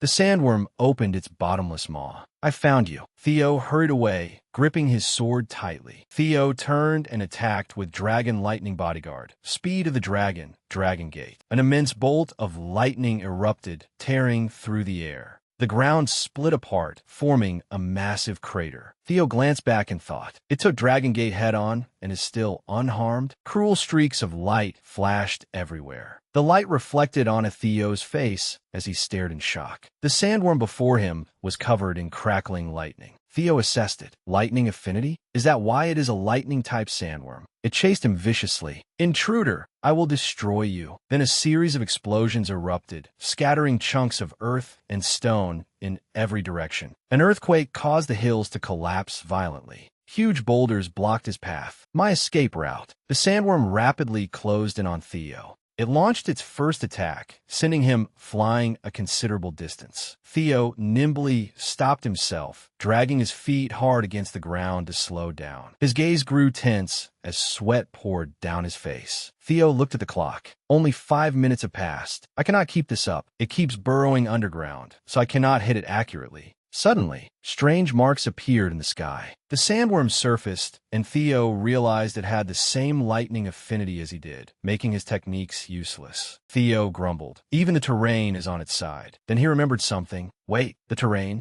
Theo brightened at his own idea. Could it be? He reached into the air and retrieved an item. Theo took out a stone, the other relic I received during the previous quest. He looked curiously at the sandworm. What if I use it now? Theo gripped the treasure tightly. This is a gamble. He gently put the gleaming object onto his ear. Theo steeled himself, but it is worth a try. Then a series of system notifications appeared. A danger warning suddenly appeared. Theo hovered in the air, his nerves instantly tense. The system reported, a different dungeon quest cannot be initiated while a quest is in progress. Theo braced his hands on his knees, staring intently as he tried to understand. Theo stared at the crack in shock and sighed. Naturally, nothing goes as easily as I want. Fractures in space spread wider and wider. The system repeatedly displayed. 2 dungeons are attempting to invade one another. The Frostflower Dungeon's guardian is appearing. A pair of eyes emerged. Theo was worried as he became trapped between 2 high-difficulty monsters. On one side was the newly appeared beast of the Frostflower Dungeon. On the other was the sandworm he had yet to defeat. The guardian of the fairy dragon relic spoke. Chosen One, it has been a long time. You have done something quite reckless. A dragon with butterfly wings appeared amid falling snow, bringing with it fragments of crystal. Its gaze was cold. Pay the price for your arrogance. With that, the fairy dragon fired crystals toward Theo. It unleashed a magical storm that continuously surged toward him. Theo stood ready in a fighting stance, sword in hand. He was uneasy. This is bad. I never expected things to turn out like this. Theo lowered his gaze, his face covered in wounds. Theo grew desperate. So this is it. This is how everything ends. He looked up at the sandworm, which opened its mouth as if to swallow him whole. Theo complained, 72 hours. I should have gritted my teeth and endured it. Now that it has come to this, the only thing I can do is... With nowhere left to run, Theo changed his strategy and went on the offensive. The fairy dragon was suddenly attacked by the sandworm. It snapped. What are you doing, Guardian? The sandworm went berserk. Intruder. Must be destroyed. The fairy dragon agreed. Agreed. 2 guardians cannot coexist in one place. Theo stood still, unable to understand their conversation. The fairy dragon rushed forward to attack. Get lost, sandworm. It retorted. Intruder, I will deal with you. The 2 ancient dragon relics fought over priority. The furious sandworm opened its huge mouth to devour its opponent. It lunged forward and bit deeply into the fairy dragon guardian's body as Theo watched from afar. Just imagining myself in there is terrifying. Suddenly, a vast amount of darkness flowed into his sword. Theo was excited. It seems you want me to use you. White moonlight sword. How smifily. Hold on a little longer, it seems. He glanced at the battle in the distance. They are about to finish each other off. The sandworm used its lightning magic to attack. It spewed a massive torrent of lightning from its enormous mouth. The fairy dragon refused to yield, gathering a huge mass of dark energy. Then it swiftly returned everything the sandworm had inflicted upon it. The fairy dragon stood high above, roaring to display its might. Below, the sandworm had lost control and sought to devour it. Suddenly, the fairy dragon's eyes shone with danger as it struck back with the power of light. Heaven and earth seemed to tremble from their fierce battle. Crystal fragments shot forward and pierced deep into the sandworm's mouth. The 2 tore each other apart to claim the throne. The sandworm bit through the fairy dragon's body, causing slime to gush out. Hidden behind its teeth was the fairy dragon's energy. Soon, the sandworm was attacked from within. It stared at its enemy with fierce resolve, while the fairy dragon's eyes were equally filled with the savagery of a boss. They bit and tore at each other's flesh. The fairy dragon's eyes blazed like the sun, and its claws raked fiercely, producing flashes of lightning. It was a direct clash between two rulers of opposing domains. The fairy dragon gnawed at the sandworm's body with all its strength. The sandworm refused to lose and counterattacked, causing it to bleed heavily. Suddenly, in the distance, Theo rose into the sky like a star. His silhouette reflected in the monster's eyes. Wielding his sword boldly, Theo declared, "You first." He swiftly unleashed a storm-like slash to finish his enemy. The sword strike cut across the clash between the two guardians from separate dungeons. Excitement surged through Theo's body. Enjoy it as wildly as you want. He continued to raise and bring down his weapon upon them. Both the sandworm and fairy dragon roared furiously, shaking the entire space. The fairy dragon stared blankly at what was happening before its eyes. It spoke in bewilderment. "What is this?" The fairy dragon stared numbly at the purple liquid floating in the sky. Slowly, Theo emerged from behind the cloud of dust. The system announced, "You have successfully hunted the desert worm." Then came another message. "Side quest. Conquer 2 ruins is halfway complete." Theo looked at it and remarked, "As expected, hunting a boss is the same as conquering a ruin." Suddenly, Theo's eyes darkened. Then the remaining one. The fairy dragon jolted and pleaded, "Wait. Let's talk first. How wanka kulo? What do you want to say?" It replied, "This is not how one conquers the ruins of the ancient dragons. Among the guardians, I am the wisest. I exist here to test your wisdom." "If you solve my riddle," Theo interrupted. "Actually, I've already proven my wisdom." The fairy dragon was surprised. "I have not seen that," Theo explained. "I was the one who made the two of you fight each other." It hurriedly said, "Wait." Theo raised his fist. "If you truly are the wisest guardian, then accept the result." Before the fairy dragon could finish speaking, it was obliterated. "At least listen to the riddle." At last, an explosion of light erupted on the mountain. The system congratulated him. "You have successfully hunted the fairy dragon." Later, he returned to the room, where 2 new boxes sat on the table. Theo lightly tapped the tabletop before the 2 items and let out a sigh, releasing the thoughts he had kept hidden. Theo smiled at the system. "You have conquered both ruins." Black veins spread across his face. "Now I can finally—" Darkness consumed the sword. Under the moonlight by the window, he wildly swung it and called out, "Griffin!" The summoned darkness gradually took shape and answered, "Theo Zana." It rushed toward him. "I want to eat your heart." Theo clenched his hand tightly, trying to restrain its madness. The darkness slowly crept in, as though it sought to take control of his body. Blood vessels bulged within his pupils, and he cursed inwardly. "Damn it. I suppressed it only once, so I forgot." The white moonlight sword has always craved blood and flesh. Before I returned, it absorbed the power of the Moon Guardian. An evil black aura raged endlessly. Theo's arm quickly slipped out of his control. The darkness seized him. It devoured both of them, so he is stronger than before. "At this rate, I will be devoured too."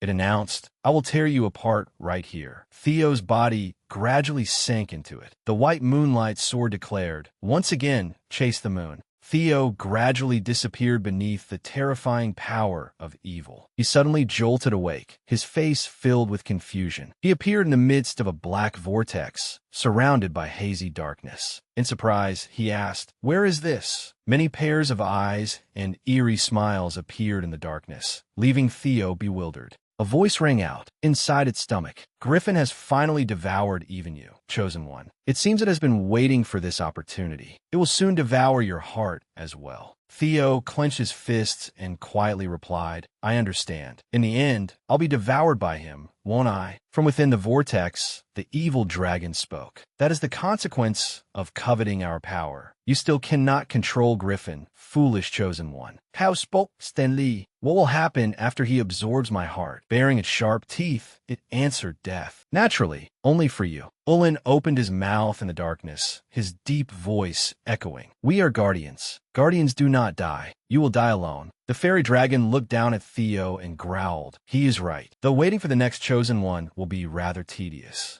The evil dragon glared and added, "Even if you die, we will merely become relics." Theo narrowed his eyes slightly, his voice cold. "Have you forgotten the mission the ancient dragon gave you?" Olin and the evil dragon froze in the tense space before him, their eyes revealing clear shock at his words. Theo's eyes blazed red like fire as he enunciated each word. "The Guardians must assist the Chosen One in fighting the Nameless King. If I die here, this world will collapse again. His voice rang out with sarcasm. Aren't you two being terribly irresponsible? The evil dragon immediately snapped in anger. What? Theo curled his lips into a meaningful smile and spoke slowly. I suppose, in the end, you are no different from Griffin. Guardians who care only about themselves. Stupid, aren't you? The evil dragon roared, flames flashing in its eyes. How dare you? You dare use the ancient dragon's name to threaten us. Its immense body erupted with power, every scale gleaming like ice as it shot forward like a massive spear. Theo stood motionless amid the frost, listening to the evil dragon's furious roar. Do you want to die? If you do, then we can only wait for the next chosen one. He answered coldly, then kill me. The dragon halted, blurting out in surprise, what? Theo raised his chin slightly. Though an ice blade rested against his throat, he remained calm and disdainful. You have threatened me enough. Kill me. He smirked and stared straight at it, his low, hoarse voice echoing. If you want to see this world collapse into hopelessness inside your relic, then go ahead. The evil dragon watched in silence, an indecipherable glint in its eyes as it considered something.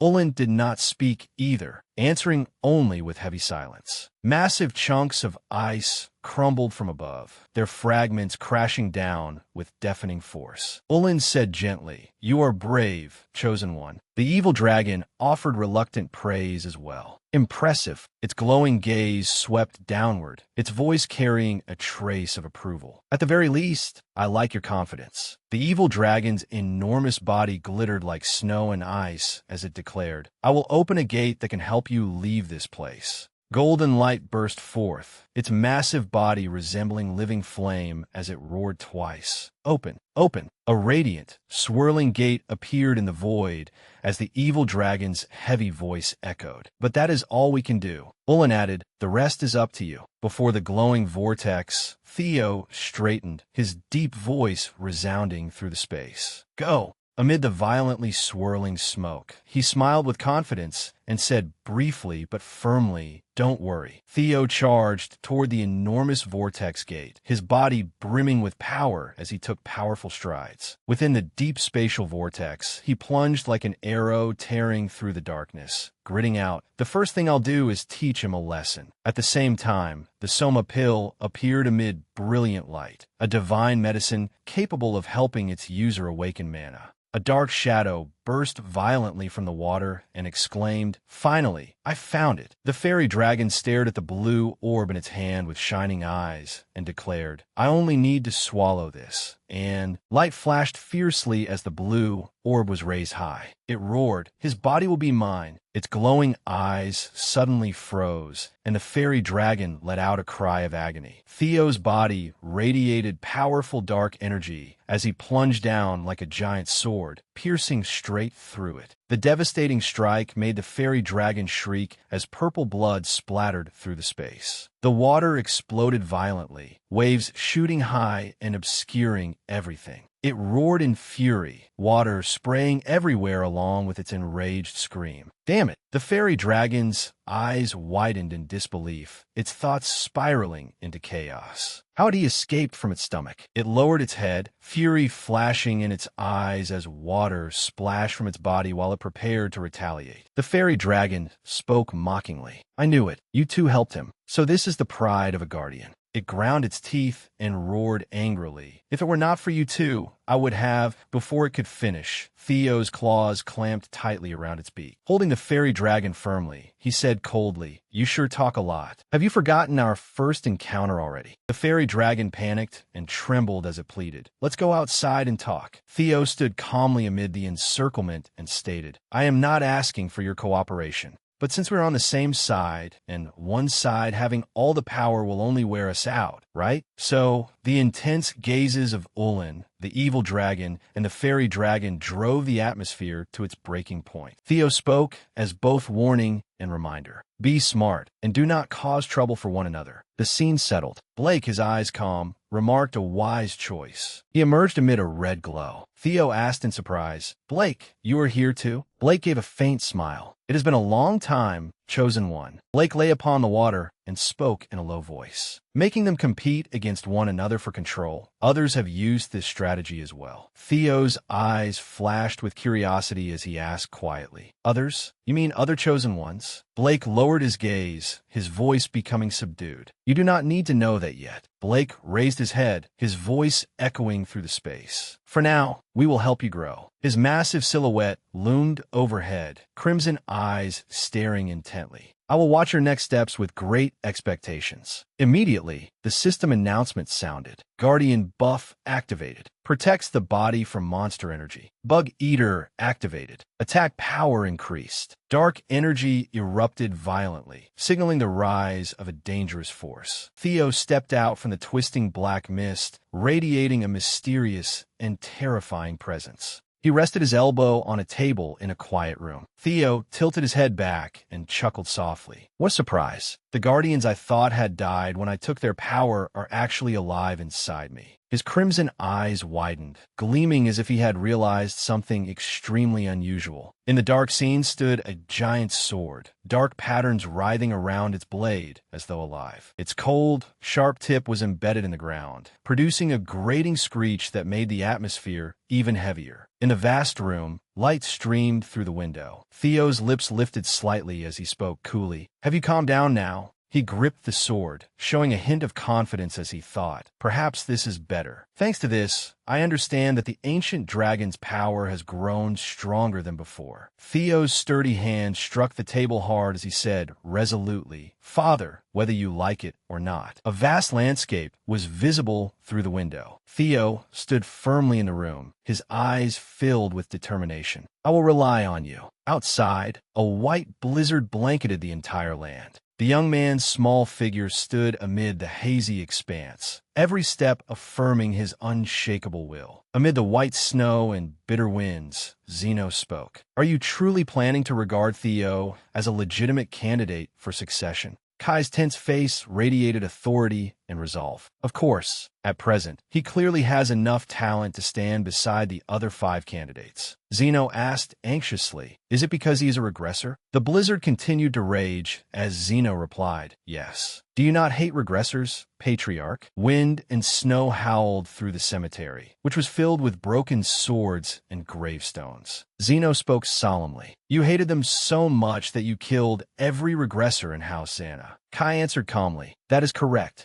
His strong hand tightened around the freezing sword, and he gave a faint smile. But this time, I want to conduct an experiment. Zeno's crimson eyes suddenly widened as he stood frozen, as if he had sensed a terrifying aura approaching. He murmured, could it be? Kai's cold answer rang out. That is right. In any case, everyone must follow the proper procedure to become an official heir candidate. The sword reflected his face in its cold light, and Zeno's expression flashed with horror upon recognizing the weapon. But that sword is far too dangerous. Kai laughed, the curve of his lips revealing clear madness. But there is nothing better. The crimson sunset dyed the sky. Clad in a black cloak, Kai stood tall and spoke in a low voice. Because it is the sword of the regressor I personally executed, the sword of the mad dragon emperor, the former patriarch. Julius slammed his hand down on the table, his eyes icy as he shouted, Theo Xana, prepared to depart. A voice echoed through the space. The patriarch has summoned you to the sword graveyard. Zeno's face briefly showed surprise. Countless swords stood embedded in the ground beneath the falling snow. Firm, powerful feet landed upon the frozen earth. Theo appeared boldly, his expression cold and indifferent. He slowly passed by each sword. Theo moved forward, struggling to breathe. Is so heavy. The karma within this forbidden ground of the fallen feels heavier than before. It must be because I am much younger than I was in my previous life. He recalled Kai's words. Do not think that answer will come easily. Will you truly give the same answer after enduring the hatred of your own son? Theo reflected. At last, I understand what father meant back then. His gaze darkened as he spoke. I am here. Theo Xana, a mid-rank swordsman, greeted the appearance of the great dragon. The formalities are complete, Theo Xana. First, your master, the freeloader. Next, your brother, A. And now, the Lord of the Rose Palace has fallen. That is not all, is it?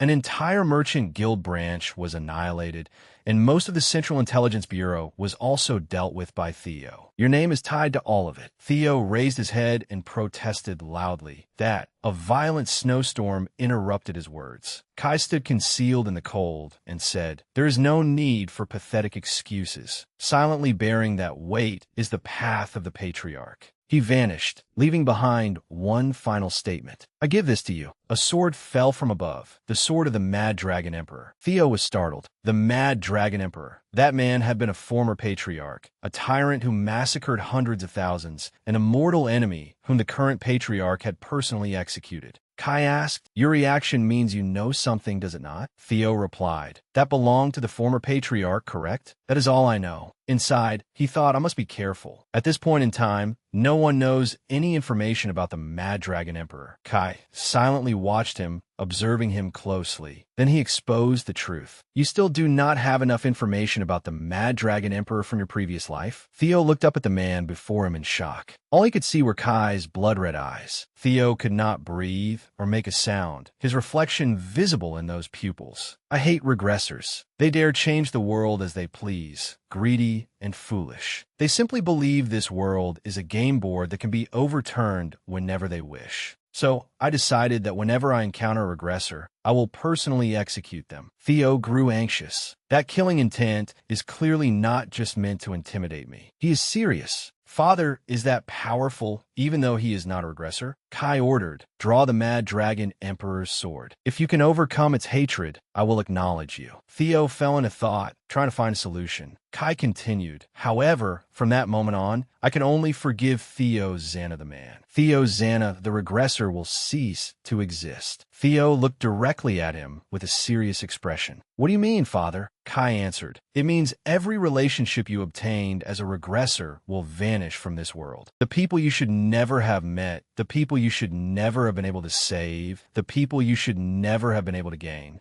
All of those connections, I will erase them." Hearing those bitter words, Theo clenched his fists. He protested firmly. "If that is the case, then I refuse." Kai refused flatly. "No, you cannot refuse. I told you that I would execute every regressor. You have only two choices. Reject my offer and die here, or abandon the filthy past of a regressor and be recognized as the sixth heir. Choose." Kao spoke. "It is true that I want Father to acknowledge me." His silhouette gradually faded into the blizzard. "But if this is the way I have to obtain it," Theo roared in anger, "then I refuse." Kai tore off on his arms. "You think this title is so easy to obtain?" Tears began to fall from Theo's eyes. Kai continued, "You think you can obtain it without making even the slightest sacrifice or paying the price." Theo cried out in pain. "How can there be such a huge difference between us?" Kai was disappointed. "Seeing your foolish, hasty choice makes me think you are no different from the other regressors. Perhaps you think you can regress once again, do you not?" Theo angrily clawed at the ground. He shouted back at Kai, "Do not get the wrong idea. My regression, and everything I have done to come this far, was so I could take responsibility for everything that collapsed because of me. If Father intends to stand in my way, if Father will acknowledge me only if I abandon everyone, then right here and now." Theo charged forward with his weapon, declaring, "I will surpass you." He flew toward Kai like a missile. Kai calmly and leisurely raised an arm toward the sky. Theo rushed forward madly at uncontrollable speed. He nimbly evaded every obstacle, moving like the embodiment of a hunting beast. Suddenly, a sword fell from the sky.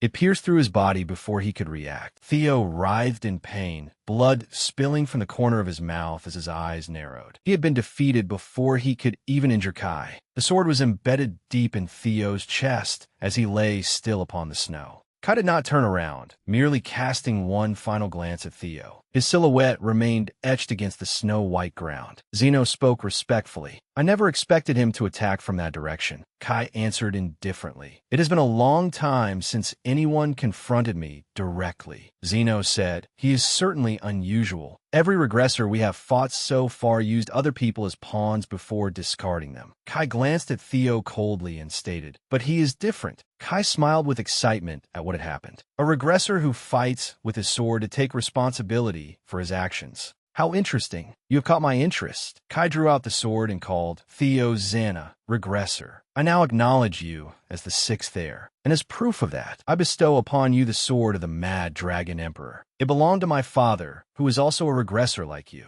You are a man like him, yet you chose a different path. I do not know how different you will become in the end. He looked happily at Theo's glowing body. His expression held anticipation for the future. I look forward to seeing it. Strange lights entered Theo's body. A vast surge of energy descended from the sky to the foot of the mountain. Amid a bustling city, a thought arose. Where am I? Crowds flowed through the streets beneath the moonlight, where towering buildings stood in magnificent splendor. Theo placed a hand on the mirror in a daze. Staring blankly at his own reflection, his emotions fell into turmoil. He forced out each word. It's over. Theo has lost all hope in life. In reality, he awoke in his familiar bed. Theo held his aching head as he recalled what had happened. What was that just now? OSA entered the room and spoke. You're awake, son? Mother. She smiled gently. Did you stay up late? You must have been exhausted. Theo asked anxiously. Mother, are you all right? You weren't hurt. OSA replied. I should be the one asking you that. The patriarch personally brought you here last night while you were unconscious. I was terribly shocked. Seeing you worry about me means you're all right now, doesn't it? Theo pondered. Could he have told him everything? As if to confirm it, someone entered from outside. Young master, you're awake? Evelyn. Captain Julius. Julius said, Congratulations, Theo. I heard you passed the patriarch's test. Theo asked the test. Julius nodded. That's right. You're the talk of the city now. Outside, the city was in an uproar. Breaking news. Xana now has its official sixth heir. People clutched newspapers tightly in their hands. The sixth heir.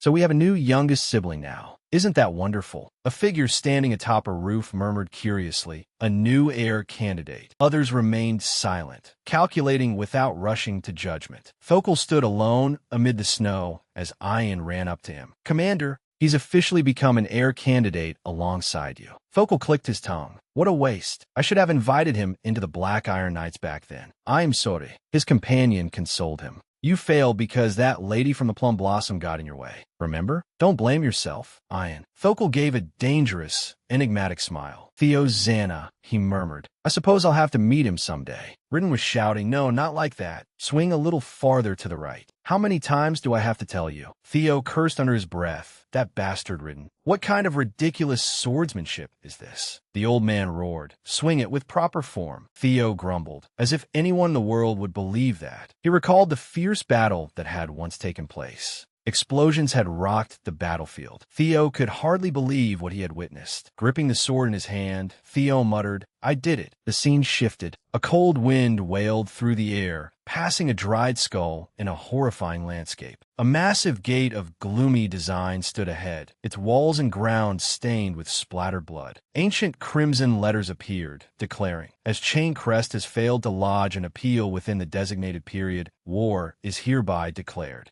Inside the vast, dark council chamber of the Nine Dragons, a voice echoed. It seems House Chaincrest has been preparing for this for quite some time. The Northern Lords have been making suspicious moves. A mocking laugh rang out. What can a rabble gathered together possibly accomplish? One seat is already vacant, yet you can still laugh. Though the Patriarch has remained silent for now, we cannot postpone discussion of the succession forever. Raviner spoke in a low voice. Isn't it too early to discuss that? Zeno replied, You are mistaken. This is the most appropriate time. If conflict breaks out among the heirs just before a war, would that not be the true disaster? Shut your mouth, someone shouted. Yet the man continued. We must reduce unforeseen incidents to a minimum. Am I wrong? An indignant voice immediately responded. How rude. A thin arm rose, and the atmosphere seemed to sink. Enough, both of you. Sela spoke quietly in a deep voice. Perhaps we need an official meeting. I will arrange it. Murmurs of agreement filled the chamber. Come to think of it, there is an appropriate event coming up. Then we shall decide after seeing them for ourselves.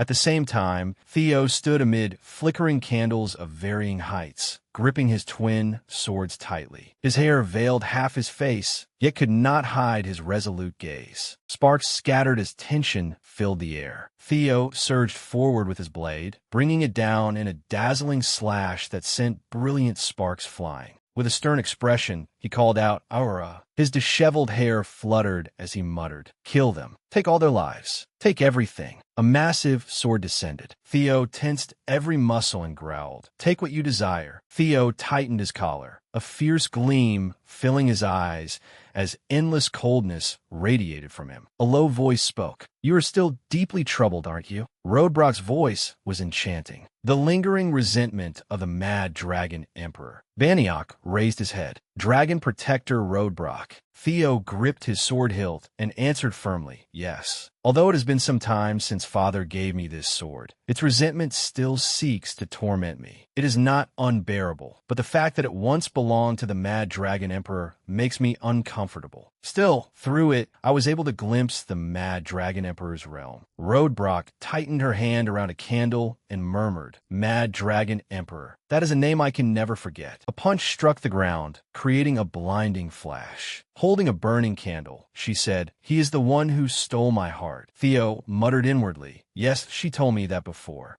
That is why I'm even more puzzled. Why did father give me his sword? Rodebrock gave a faint smile. Do not be hasty, Baniak. If you rush ahead too far, you will once again face something beyond your ability, just as you did last time. By the way, has the arm that was severed recovered completely? How ansuous thou? Zets? Thanks to timely treatment. Rodebrock reached out and lightly touched his arm. Theo wondered, Is she worried about me? She spoke sternly. It seems you have fully recovered. Why are you staring at me? That is enough for today. You may leave. It seems someone else is looking for you.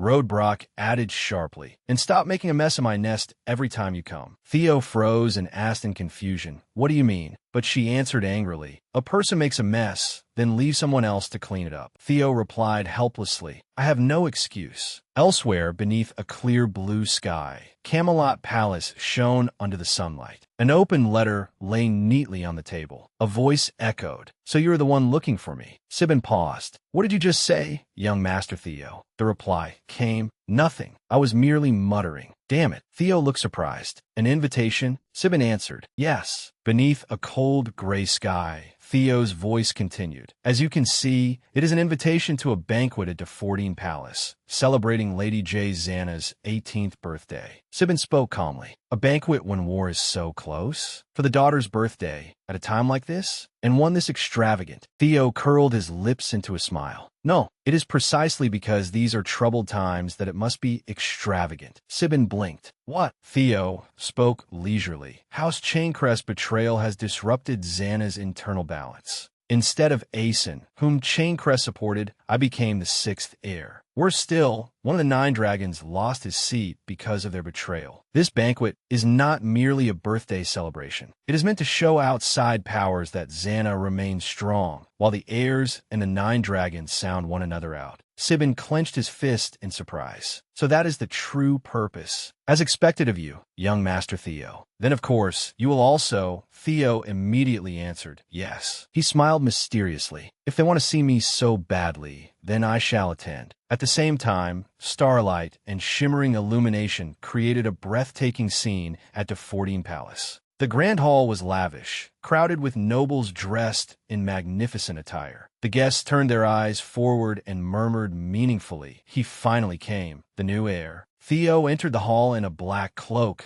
radiating a cold presence amid the announcement. Young Master Theo Xana. He thought, as expected, every eye is on me. Of course, the birthday banquet is just a pretext. They came to see the new heir. Theo strode beneath the lights, thinking, if I want to leave a powerful impression here. A deep voice rang out. You truly cannot sit still. You have caused quite a commotion. Naven approached and said, I have been waiting for you, young master. Theo turned and laughed. I almost did not recognize you, Naven. You did not shave even for your wedding. Naven replied. That day was simply too chaotic. Throughout the hall, people whispered, Naven, you were the sole survivor of the Batchert family purge. Ah, so you are the head of the house now? Although House Batcher has declined, it remains one of the 6 pillars, and now its head calls the 6th heir, young master. Naven said irritably, Thanks to your timely arrival, all the gossip is now focused on us. Theo gave a faint smile. The atmosphere was already set. Theo narrowed his eyes, his tone hardening. Now comes the important part. A mysterious voice interrupted. So you are Theo Xana? Both Theo and Navin looked surprised upon hearing the voice. Thokul raised a hand and said, "This must be our first meeting. Allow me to introduce myself." He smiled faintly. "I'm the fifth heir." Theo immediately assessed him. "Just as I thought." He approached sooner than I expected. Thokul introduced himself confidently. "I am Thokul Zana, commander of the Black Iron Knights." The two stood facing one another, creating an ominous and intimidating atmosphere. Whispers still echoed through the grand hall. "We finally meet." Thokul smiled meaningfully. The one who had long led the succession race stood before the newly risen heir. He smiled, dispelling the tension. "There is no need to be so wary, Theo Zana. I merely came to see with my own eyes the one chosen as the sixth heir." Thokul remained friendly. "Ah, and I'm glad it was not that childish Aeson." Yet Theo thought, "Your first impression is polished and impeccable." His eyes remained sharp. But in Zana, only the strong are respected. Thokul's expression stiffened, though he kept smiling. People whispered outside. Would they really welcome a rival so happily? Their hands clasped, light falling upon them and making the moment seem momentous. Theo smiled and relaxed. "It is an honor to meet you, Commander Thokul Zana of the Black Iron Knights." "I am Theo Zana of the White Armor Dragon Unit." Thokul gave a sinister smile. "So you have drawn the line so clearly?" Theo was taken aback by those words. The atmosphere turned tense and murderous once more. Thokul looked pleased. In a mocking tone, he said, "My youngest brother places far too much importance on formality. There is no need to be so stiff." Thokul's eyes revealed his intentions as he said, "Relax. Call me brother." Amid the murmurs, his face was full of resolve and excitement. That is truly the style of a Zana. Theo paused in surprise, but his expression remained calm. Then his demeanor suddenly changed. With an icy smile, he replied, "If that is what you want me to call you." Theo cleared his throat and said coolly, "Then very well, brother." Inside the palace, the light of countless chandeliers made the setting grand and magnificent. John loosened his tie and sighed wearily. "This is so uncomfortable. I want to take it off." Hearing this, Kale said, "Endure it. It is because you behave like that people call House Vank barbaric." A voice rose from behind them. "It seems everyone has arrived." Gon approached. Someone asked, "Gon, you made it?" He answered, "Of course. How has everyone been lately?" John said, "I heard you have become famous in the West, enough to make even the ascending dragon hesitate." Gon laughed. "Rumors are always exaggerated. By the way, has anyone seen Theo? I wanted to ask him how the White Armor Dragon unit has been lately." He panicked, breaking into a sweat as a voice behind him asked, "How?"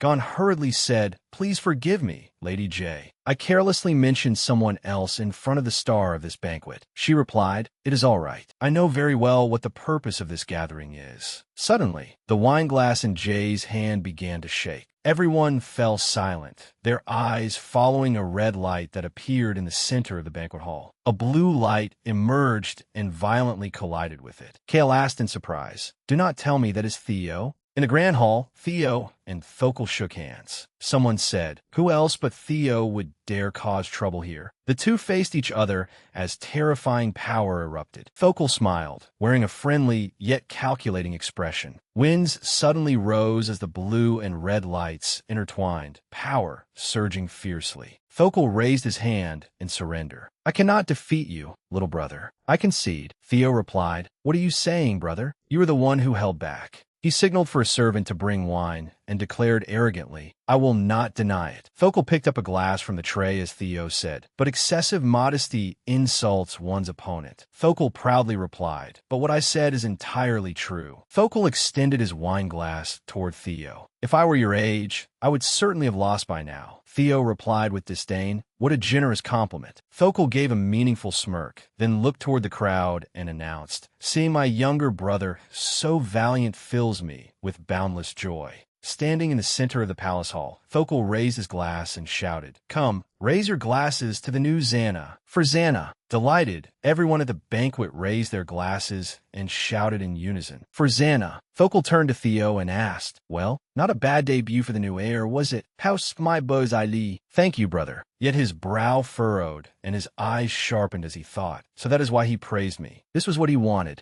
By praising me, he displayed his martial skill to reinforce his standing and elevate his reputation. Then, by acknowledging his opponent, he won the people's favor. The atmosphere that Navin and I had worked to control now leans toward Thokul. Recalling Thokul's friendly smile, Theo affirmed inwardly, Thokul Zana cannot be underestimated merely because of his outward friendliness. Jean and his friends came over to greet him. You have not forgotten my vow, have you? I will become your sword, Theo. Gon added that surge of mana really was Theo's. Whispers about Theo reached everyone's ears. He reached that level at such an age? Lady Che fanned herself and asked, is he engaged? Perhaps he would suit our daughter. Someone interrupted, oh, my lady. On the upper floor of the palace, lavishly decorated in aristocratic style, Wogang gripped the railing tightly and cursed inwardly. Damn it. He looked down at the grand hall and thought, I plan to use that bastard's behavior as an excuse to throw him out of here. Glancing at Thokul, Wogang scowled. Yet some fool had to interfere. Turning toward the window, he thought coldly, a mere illegitimate brat dares to run wild in this family, doing whatever he pleases. It makes me sick. Looking down through the window at the corridor, Wogang suddenly became suspicious. Two female figures entered his sight, both all too familiar to him. Aaron and Evelyn were chatting and laughing together, smiles on both their faces. His expression darkened as he growled. She dares to do that in a place like this? At the palace fountain, amid a romantic and picturesque setting, Aaron suddenly exclaimed excitedly. Ah, Captain, she exclaimed, unable to stop praising her. You look amazing. Wearing an evening gown that accentuated her slender figure, Evelyn shyly asked, really? Aaron clapped excitedly. Have you ever known me to give empty compliments? You're beautiful and adorable. Evelyn lowered her head, her cheeks flushing red. Adorable, determined. Evelyn headed inside and cried out, no, I need to change back into my uniform right away. Aaron grabbed Evelyn's arm and pleaded, who wears a uniform to a banquet? I'm not letting you go. Just come with me. Suddenly, a wine glass smashed straight into Evelyn's head, shards of glass scattering everywhere. Evelyn froze, her body going rigid, her spirits completely shattered when she heard that familiar voice. Just hearing that name makes me sick. Trembling in panic, Evelyn fled as Wogang's figure loomed behind her. Aaron halted and looked after her captain. His face twisted viciously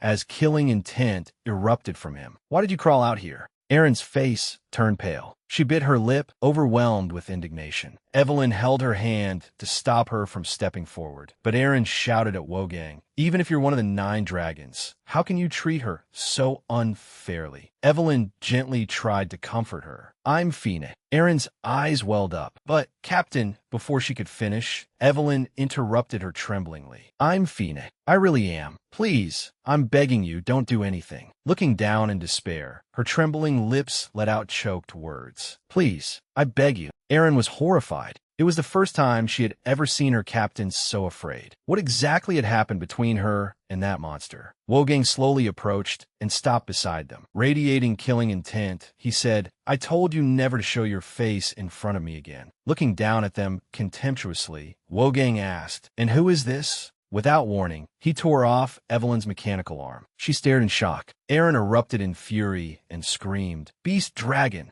Wogang raised Evelyn's arm high. Evelyn's gaze fell upon the empty space where her arm had been, her expression blank. He violently hurled the arm to the floor. Its outer casing was almost completely cracked, and the internal components were ruined. Evelyn stared in disbelief at her missing arm. Wogang mocked her. Did you think putting that thing on would let you return to how you were before? Trash should live as trash, trampled beneath everyone's feet. If you dare appear before me again, I'll tear you to pieces. Evelyn fled in panic, while Aaron cried out behind her, Captain! Aaron helplessly called after her captain. Wogang laughed with satisfaction, openly contemptuous. At last, that stench is gone. Aaron shouted furiously. I'll report this to the inspectorate. Inspectorate? Wogang answered calmly. How amusing. Go ahead if you want. Turning away, he left Aaron with a challenge. You're about to learn what the survival of the strong truly means in House Zana. Winter snow blanketed the streets. Evelyn fled from the palace, leaving a trail of footprints in the snow. Crying, she thought, just as I expected, I never should have come to a place like this. Evelyn recalled her nightmare-filled past. She had tried to endure it once, when she had been beaten down onto the floor, her body covered in wounds. He had cruelly told her, "If you ever call me father again with that filthy mouth of yours, I'll tear you to pieces." Evelyn had cried upon hearing her father's vicious words. Get lost, and never appear before me again. Do you understand? Evelyn used every ounce of her small strength to run away from Wogang. In despair, she said, "In the end, nothing has changed. Her childhood and adulthood, the past and the present, both were the same miserable scene." Lost in thought, Evelyn bumped into a passerby. The person seemed familiar. "Evelyn, where are you rushing off to?" It was Julius. His tall figure stood imposingly, radiating overwhelming authority. Tears rolled down Evelyn's cheeks, but they were no longer tears of sorrow. They were tears of joy and relief. Meanwhile, the grand hall was bustling with activity as young ladies danced merrily and friends chatted animatedly, smiles ever present on their faces. Suddenly, a shriek echoed through the hall. The atmosphere froze as everyone looked around in confusion. Julius twisted Wogang's arm behind his back so hard that bone cracked. Wogang screamed in pain. "Damn it, what do you think you're doing, Captain of the White Armored Dragon Unit?" His face became savage, his eyes brimming with killing intent as he roared, "Julius Zana." His expression was utterly ferocious, his single eye glowing blood red. Julius Zana. Wogang used all his strength to wrench himself free from Julius. Clutching his crushed arm in agony, he looked toward Julius, who was striding closer step by step. Julius warned, "I told you already. I would leave you neither living nor dead." Wogang roared in fury. "So you really intend to betray House Zana? Arrest this dangerous criminal at once." A group of soldiers immediately surrounded Julius. The guests retreated, leaving a wide circle in the center of the hall. The sharp swords of the family's own soldiers were pointed straight at him. The encirclement tightened without a gap remaining. The inspectorate had intervened.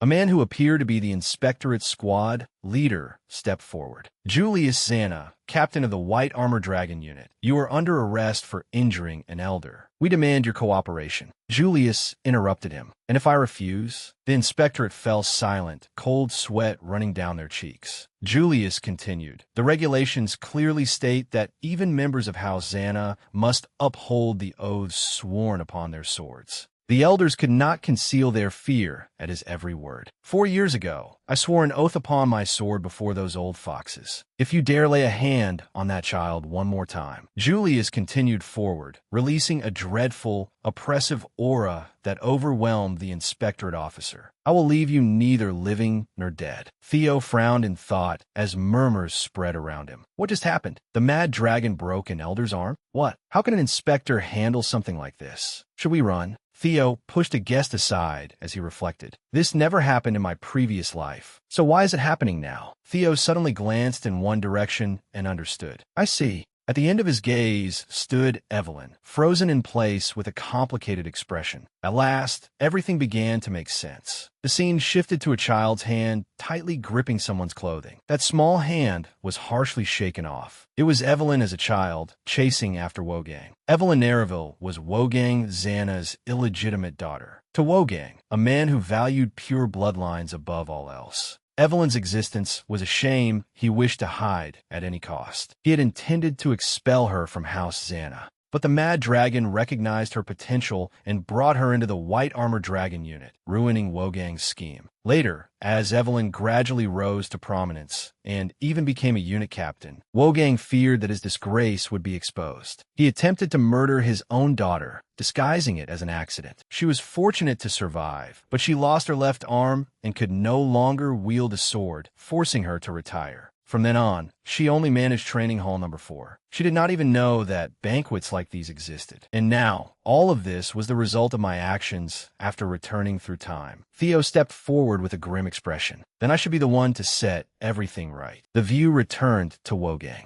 Julius was still advancing relentlessly. Wogang turned toward the guests, his face full of fear despite his loud voice. Ladies and gentlemen, look at this. Behold the Mad Dragon's contempt for the elders who protect House Xana. He uses the authority of the 9 dragons, granted by the Patriarch, to threaten his own bloodline. Is that not open rebellion? Julius was enraged. Damn it, abuse of power? Those words are actually coming from your mouth. Suddenly, a hand was raised. You have both gone too far. Theo stepped forward. Because of your dispute, what should have been my friend's joyful birthday celebration is now filled with fear. Julius closed his eyes and lowered his head in resignation, while Wogang looked openly displeased but dared not say anything. How about ending this according to House Xana's ancient tradition? Theo's final words were cold. A duel. Wogang objected. Nonsense. The Mad Dragon clearly injured me. There is no need for a duel. He is entirely at fault. That may be true, but we cannot allow this chaos to spread any further. You agree, don't you?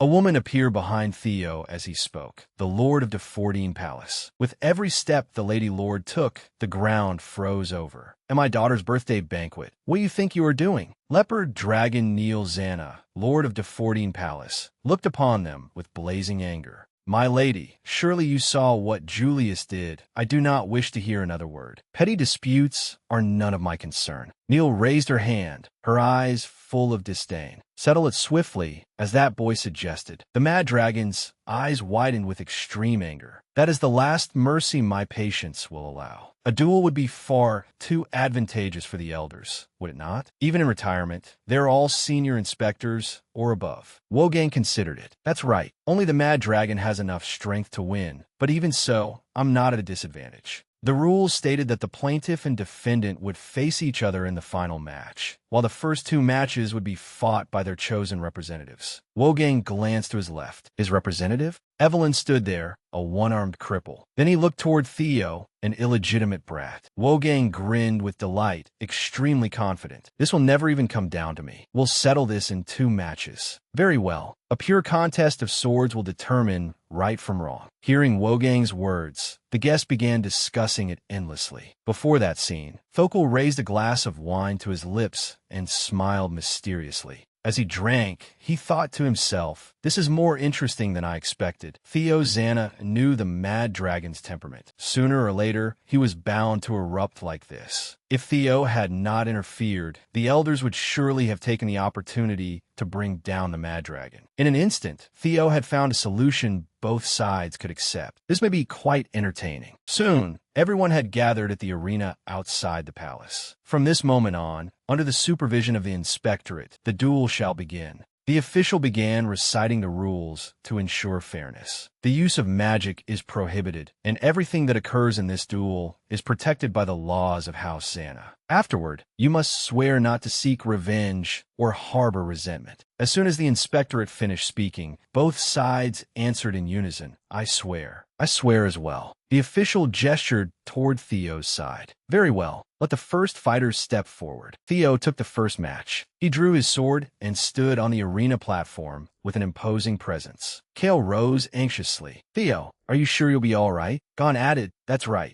Doesn't that opponent look difficult to deal with? Is he really that strong? Elder Wogang's right-hand man, Blade Wind Beta, is among the senior inspectors. His swordsmanship is first-rate. Still, it's more manageable than facing the elders directly. A heavy hand landed on Beta's shoulder. Wogang growled, go all out. Use lethal strikes. You mean, kill him? But he's an heir candidate. Don't worry. You know perfectly well that anything that happens in a duel is exempt from responsibility. At the very least, bring me back on his arms. Julius looked at Theo's back, deeply concerned. Is Theo really going to be all right? A short while before the match, Julius had apologized to Theo. I am sorry. My rash actions dragged you into this. More importantly, are you certain you'll be all right? You said one representative could fight multiple matches. Of course. Trust me. Through this duel, I intend to end the years of resentment between the two of you. Theo tightly gripped his sword, carrying the bearing of a warrior. Beneath the dark lights and cold falling snow of winter, Theo stood solemnly with his sword in hand, staring at his enemy. The signal whistle blew, and the clash began. Beta steadied his weapon, the tension clear on his face. He charged forward, preparing for the fierce battle ahead. The whistle marked the decisive moment.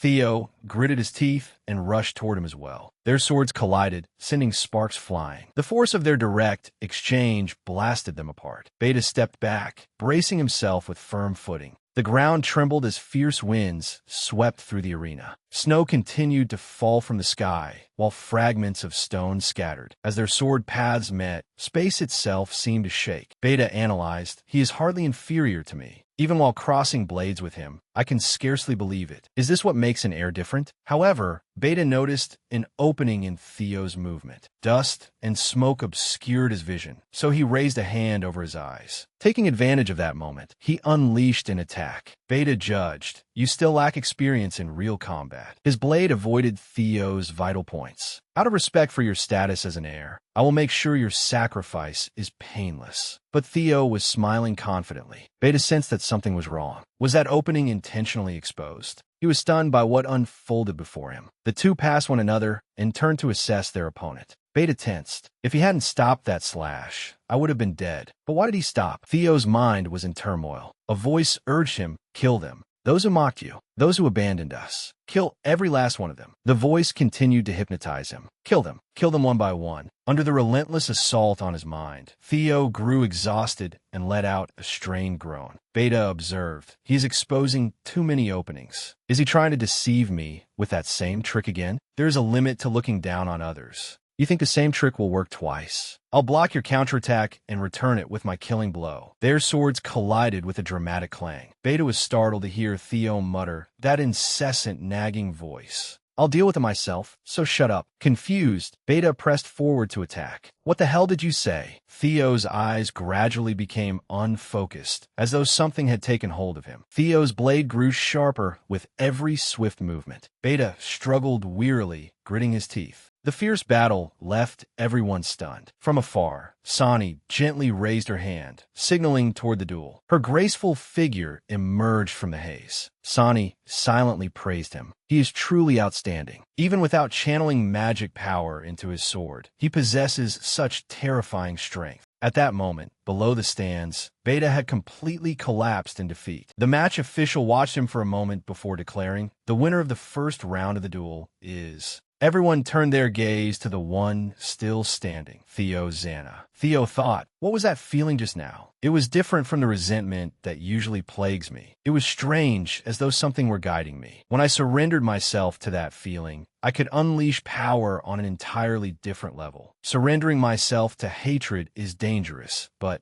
if I can control it properly, I could become twice as strong as I am now. A moment later, the crowd stirred. "Then we shall begin the second match." Both fighters stepped forward. Theo was startled when the defense side announced that it would continue fighting. The official declared, "Theo Zana will remain the defense side's fighter for the second round." Beta thought bitterly, "That arrogant bastard. This time I'll kill him." An elder slowly entered the arena and stood before Theo. Beta spoke, "I'm counting on you, young descendant of Zana." Ko wondered, "Can he wield that sword without using mana?" Someone replied, "That sword really is huge. I like it." The crowd murmured. She wondered, why is that old man being so serious? Gon said, "I just have a bad feeling." They replied, "A bad feeling? You think there's nothing left to worry about, so you're worried for him? He might not win, but he can't die." He explained, "I think that possibility may become reality. Unlike the first round, where they sent out a senior inspector to save face, this time an elder has personally stepped forward. That means they are determined to execute him in this match." Beneath the arena, everything proceeded in silence. Just as the referee was about to blow the whistle, a hand suddenly rose high. With an unusually calm expression, Theo said, "I surrender." Veins bulged on Beta's forehead as he shouted, "What?" Theo replied, "How could a mere intermediate inspector like me compare to an elder? Even without fighting, it's obvious that the elder would win. Even a newborn baby could see that." Theo leisurely lowered his weapon. The referee announced, "Winner of the second round, Beta Grayson." The audience murmured, "The council has taken a major loss this time. Lord Theo is truly cunning." Now, the council has no reputation left. It would have been difficult even at full strength, but with that arm in the third round. He fumed, "That damned descendant. Don't tell me he calculated all the way to this point. Evelyn stood at a distance, deep in thought. I've never seen him this shaken before. She said, I'm sorry, sir. This is all because of me. He interrupted, don't apologize. Teammates helping each other is only natural. Julius reassured her, that's right, Evelyn. Watch closely this time. I'll crush them. Evelyn remained silent, but her heart felt incredibly warm. She remembered the past. Evelyn Nev joined the White Armored Dragon Unit's heavy cavalry. Talent like yours cannot be allowed to rot away here. Julius had said, so what if you can't ride dragons? Retirement isn't the answer. Go back and make the person who recommended you take responsibility. And you, didn't you say you would become my sword, Evelyn? I intend to fulfill both wishes you've held for so long. Back in the present, Evelyn reflected, both of them care about me that much, and yet I'm the one still dwelling on it. How can I remain trapped in the past and fail to move forward? That's right, this villainous role. She looked at the two people close to her and called out firmly, Captain. Evelyn resolved herself. I'll sever it with my own hands. She said, there's something I want to say. At that moment, an announcement rang out. The decisive third round of the duel trial. Both contestants stepped forward. Wogang strode out with fierce, powerful steps. He fumed. At last, the third round. Because of that damned descendant, we have no honor left to salvage. Even if I fall, I'll take Julius's arm with me. The referee declared, the court accepts the defense's request. The defense will change its participant for the third round. At that instant, Evelyn stepped forward. Wogang laughed loudly. There are limits to recklessness. What now? Are you going to kneel here and beg for mercy? Disgusted, she swung her sword. You're the one who should beg, father. Evelyn's face was cold, her gaze sharp as she emphasized, Father. His expression immediately turned ugly at those disrespectful words. Wogang suddenly burst into laughter. There are limits to recklessness. And then what? Are you planning to beg for mercy? Evelyn calmly raised her sword. The one who will beg here is you, father. She coldly pointed her blade at the man. Father. Wogang's face briefly showed shock upon hearing her challenge. The spectators in the stands erupted in discussion. Wogang is Evelyn of the White Armored Dragon Unit's father? They don't look alike at all. Is she his illegitimate daughter? I met Wogang's lawful wife once. Then everything she said is true. Wogang said, You wretch, you call me father? How ridiculous. Evelyn calmly replied, If I had known father would be so pleased to hear it, I would have called you that sooner. It seems you enjoy hearing old stories. Shall I continue? You nearly beat me to death because I called you father, even though I was your illegitimate child. You even tried to kill me in the White Armored Dragon Unit to conceal the fact that I was your illegitimate daughter. Wogang furiously interrupted. Shut up. What is wrong with that? For a member of House Santa. But he froze the moment the words left his mouth. The people in the stands murmured, she was telling the truth. A bastard at his age, and he's the one always raging about bloodlines? How absurd. They whispered mockingly among themselves. He kept spreading his seed without restraint, and now look what happened. I warned him to be careful. I knew this day would come eventually. Then why did he let that illegitimate daughter live? Wogang's eyes rolled back in fury at their whispers. Behind Evelyn, two men watched her. Julius said, You don't have to force yourself, Evelyn. Let me. Theo cut him off. Instead of worrying, just watch. Watch how she handles this. A whistle sounded, and the two fighters at opposite ends of the arena immediately charged at each other. Despite her small frame, Evelyn easily blocked Wogang's strike. Their battle grew increasingly intense. Suddenly, blue magic enveloped Evelyn's arm. Julius was astonished as he recognized it. This is Divine Dragon Dance. A realm of water and sea winds appeared before Wogang's eyes. The other elders stirred. Divine Dragon Dance? Isn't that Storm's sword art? How can Evelyn have mastered Storm's lost technique? A watery vortex rushed at Wogang like the wind. Others exclaimed, She didn't just block Wogang's sword. She's forcing him back. Incredible. How did she learn Storm's lost technique? She's fighting evenly against a top swordsman. Compared to her, Wogang's skill is merely. Theo thought to himself, it's no surprise. The dual trial prohibits mana, meaning only pure swordsmanship may be used. Therefore, the difference in magical power is meaningless. And above all, Wogang, without the solid foundation of pure bloodline, he could never have reached this rank. Wogang angrily swung his sword. How dare you, you little brat? Evelyn was slightly unsettled by his fury. Her face tightened warily as she noticed a new attack. Like lightning, Evelyn raised her sword to block. Wogang said, Think carefully. Do you think you can escape my grasp? I'll beat you until you beg, until you come to your senses. Suddenly, his expression changed. Evelyn stared coldly at him. Then try it. Wogang could not believe her provocation. What? Evelyn replied. When I was young, father was my whole world. That was why I feared you. But now, I have others I can trust. She thought of the people seated in the stands, watching the match. People who believe in me completely. I'm no longer the weak girl who clung to father. She immediately swung her sword, sending Wogang flying far away. Drops of blood scattered through the air. No one could clearly see Wogang's face. Evelyn shouted, I'm no longer a weak child. A trembling cry rang out. Evelyn Narraville. The elders could not hide their concern. In contrast, Julius and Theo looked clearly satisfied. Wogang's crude sword flew away and stabbed deeply into the ground. A cry rang out. Wogang has been defeated. Wogang angrily pushed himself up. Don't be ridiculous. That battle isn't over yet. Suddenly, someone approached, causing him to freeze. The Frost Dragon spoke coldly. If you truly are a member of the 9 Dragons, stop humiliating yourself and accept the result. Another announcement echoed. Winner of the 3rd match, Evelyn Narraville. The verdict is not guilty. Evelyn slowly walked toward her teammates, smiling brightly. Evelyn had completed the trial. Julius looked pleased as he praised her. You did well, Evelyn. Evelyn slightly opened her mouth as if to say something. Then she immediately smiled. It was all thanks to you. On the other side, a man supported Wogang. Are you all right, Grand Elder? Someone held out his sword. I'm returning your sword. You're seriously injured. Please receive treatment first. Wogang furiously grabbed his sword and stormed away. He roared in rage. Evelyn Narraville, you cursed brat. I will kill you myself. A hand suddenly shot out and seized his wrist. Wogang immediately froze when he realized who it was. Julius was gripping his arm tightly. Do you want me to take your other arm too? Wogang's face showed a flicker of fear. The space around them seemed to stop. Everyone in the stands held their breath, watching what would happen. Suddenly, an urgent voice rang out. Invasion. House Chauvin has begun its attack. Everyone, return to your units immediately. Julius clenched his teeth in frustration and irritation.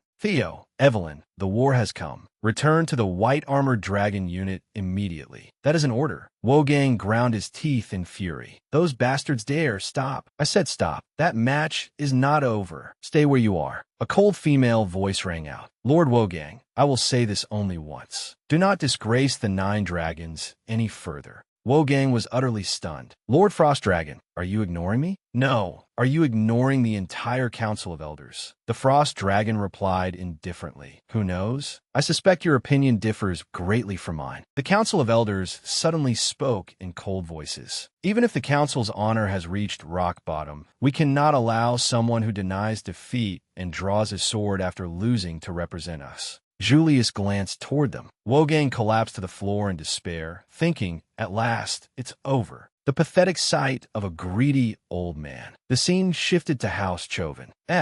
Chauvin. A voice reported, at this rate, we have successfully occupied the central plateau, and Haman Castle will soon fall as well. S asked, what about Xana's forces? The Patriarch's cavalry and the private armies of the 6 Pillars appear to be gathering at the central plateau. S chuckled, those foolish Xanas are acting exactly according to plan. I will make them realize that this war is only one part of a much greater plan. While they concentrate their forces on the central plateau, the place we will devour is here. He pointed at a region on the map with satisfaction. The domain of House Batchard, one of the 6 great houses. A soldier worriedly glanced inside. The new lord. Since becoming lord of the domain, has he done anything except lock himself in his room and drink himself senseless? At a time like this, does he even realize he is the head of the family? The man shrugged. Everyone who could leave has already gone. What benefit is there in being lord of a debt-ridden land? Even the knights and vassals who served House Batchard for generations have left. What can that new lord possibly do? You should be grateful he still has something to drink. But didn't Xana send reinforcements? Reinforcements? Xana, support force leader Sibin Dreen. Xana, support force member Yodi Naren. You mean those useless bums? Their assignment is night patrol, but whenever we inspect them, they're always drunk. The man grumbled. Reinforcements, my foot. Xana only wants us out of their way. The soldier let out a strange sigh. So that's how it is. The scene shifted. A man said, was what he said true? Yes. Their morale has completely collapsed. This operation is nearly complete. Did you all hear me? Finish quickly so we can return. A soldier slept soundly while on guard duty. They realized that not only he, but the others were the same. The man in black looked very pleased. Wonderful. The guards are unconscious and dead drunk. This mission will be easy. The rest of you, see you in your next lives. The scene shifted as Julius slammed his hand on the table in astonishment. You want to exercise independent operational authority as an intermediate swordsman? No. In the middle of a war, army-based combat operations take top priority. You will not receive special treatment. Theo replied, this concerns the war. Please look over this. Julius suddenly froze. Is what is written here true? Theo replied, yes. Chauvin's primary targets at present are Haman Castle and the Central Plateau, but those are merely decoys. Their true target is the floating archipelago and House Batchert's domain. Julius thought, indeed, that makes sense.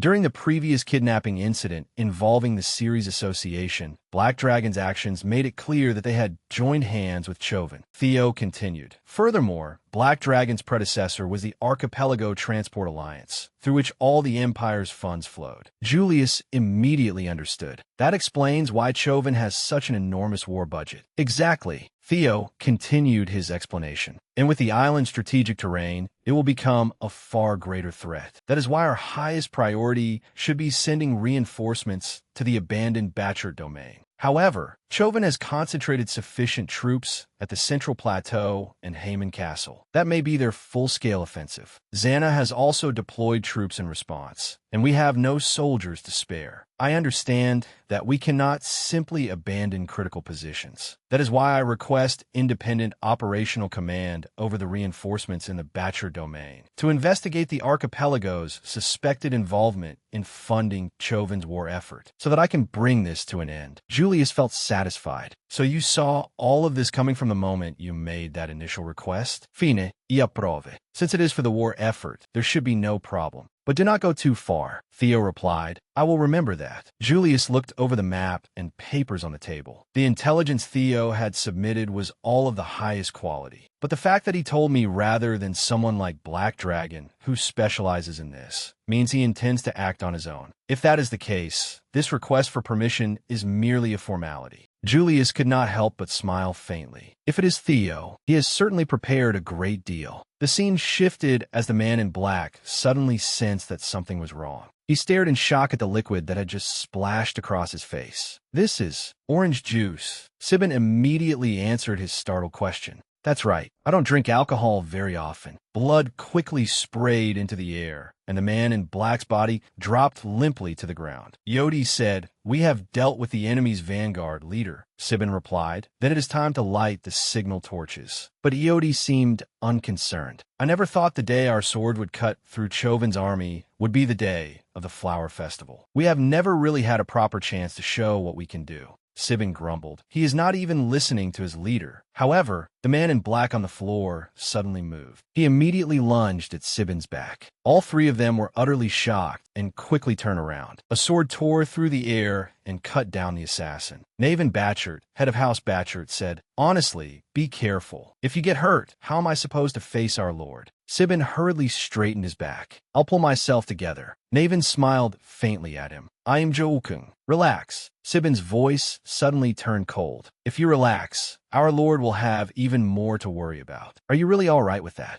Then hold this torch for me. I need to speak with my teammates. Naven continued smiling, though a hint of mockery flashed in his eyes. Sibin hurriedly shouted, I was just joking. A joke. I'll hold it, all right. The torches along the wall flared brightly. Dozens of soldiers raised their bows toward the ground below. Naven proudly placed 1 foot atop the battlement. Our lord. Beneath the walls stood a crowd of enemy troops. How could he have foreseen all of this? Sibin suddenly cried out, Chauvin's beasts have attacked. Defend Batchert Castle. Eliminate the intruders. Hundreds of arrows rained down below. The night sky glittered with stars. Theo murmured, "They've started fighting? Looks like we arrived just in time." After a long while, he pulled hard on the reins in his hand. I'm about to see some familiar faces again. The sky above them was gradually turning the color of dawn. Sibin shouted, "We have completed the defense of Batchert. By Lord Theo's order, report in." Pao Sai, you don't have to shout so loudly. Damn, you've done well during this time. Sibin suddenly burst into tears. He acknowledged me. The two beside him grumbled, "Damn it, I'm so jealous." "You really are a lucky guy." Naven spoke up. "I didn't expect you to come here personally." Theo replied, "I only stopped by as a precaution. But after seeing it for myself, it seems you don't need my help after all." Naven answered, "It was all thanks to those men." "Where on earth did you find people like them?" Theo said, "They trained alongside me when I was still an apprentice inspector. Back then, they wanted to serve me, so they joined the Camelot Palace Guard. It seems you've accepted them."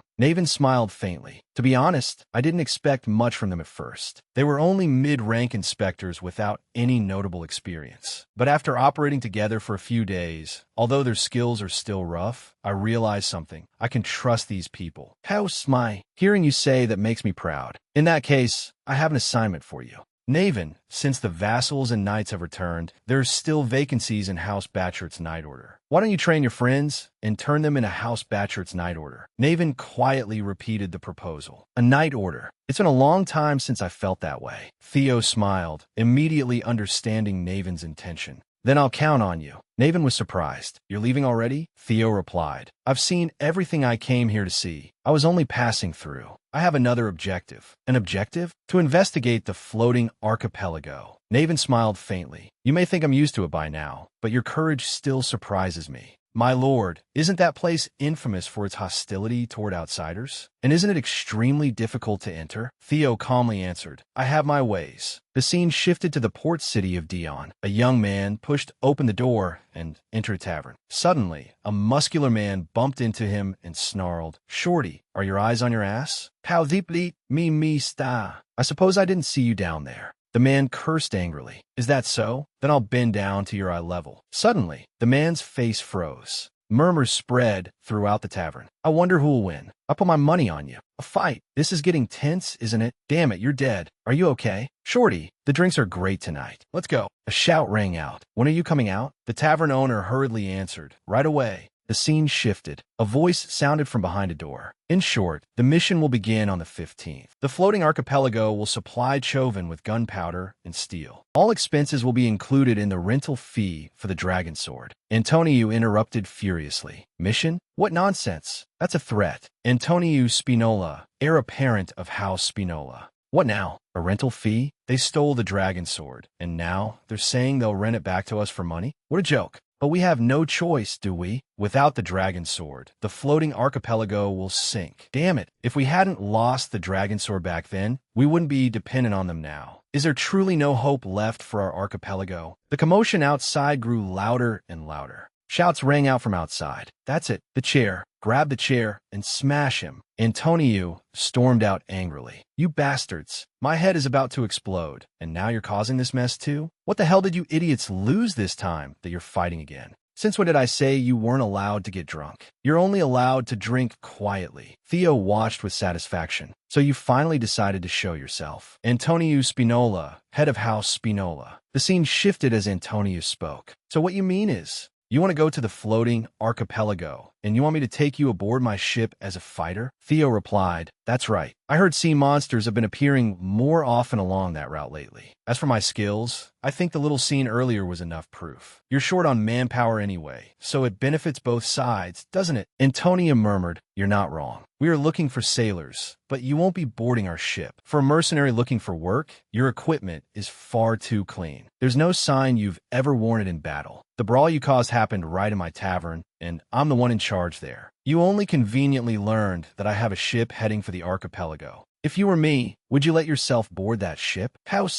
I would have been very disappointed if you hadn't noticed the problem." "Good. Let's get straight to the point. The armed resistance fighting to liberate the archipelago is the Black Dragon, and you are its leader, Antoniu Spinola. What do you say we make a deal?" Antoniu asked, "How do you know I'm the leader of the Black Dragon?" Theo replied, "Come on, that isn't the important part, is it? How I know doesn't matter. What matters is that I do. For example, you're desperate to recover the dragon sword. Antonio immediately roared, "Bastard, so you really are one of Chauvin's dogs." Theo tried to calm him. "Hey, calm down. You need to stay calm to make a deal, right?" Antonio quickly suppressed his anger and fell into thought. A soldier carefully pushed open the door. "Lord Antonio, that noise." Antonio raised a hand to stop him. Even after calmly thinking it over, this makes no sense. "If you weren't on Chauvin's side, you would never mention the dragon sword." Theo replied, "What if I told you that I have the dragon sword?" Antonio declared at once, "Ridiculous. Chauvin stole it, and now you claim that you have it? Nonsense." Theo gave a knowing smile. "Why is that nonsense? They, just like me, could simply be claiming to have it." Antonio thought rapidly. Come to think of it, they had never shown him the real thing. How had their judgment become so clouded, even with the archipelago's fate at stake? Theo continued, "You have nothing left to lose, do you? So why not hear me out?" Antonio calmly sat down. "All right, let's hear what you have to say. The legends and mysteries of the floating archipelago." Theo began at once. "It all began with the tale of that hero, Cream Hiu. It seems you already know the story." Antonio replied, "Yes, you're right. He drove his sword into the head of the sea dragon that had ravaged the ocean and sealed it beneath those waters. That legendary hero was Cream Hiu. The fairy tale is real.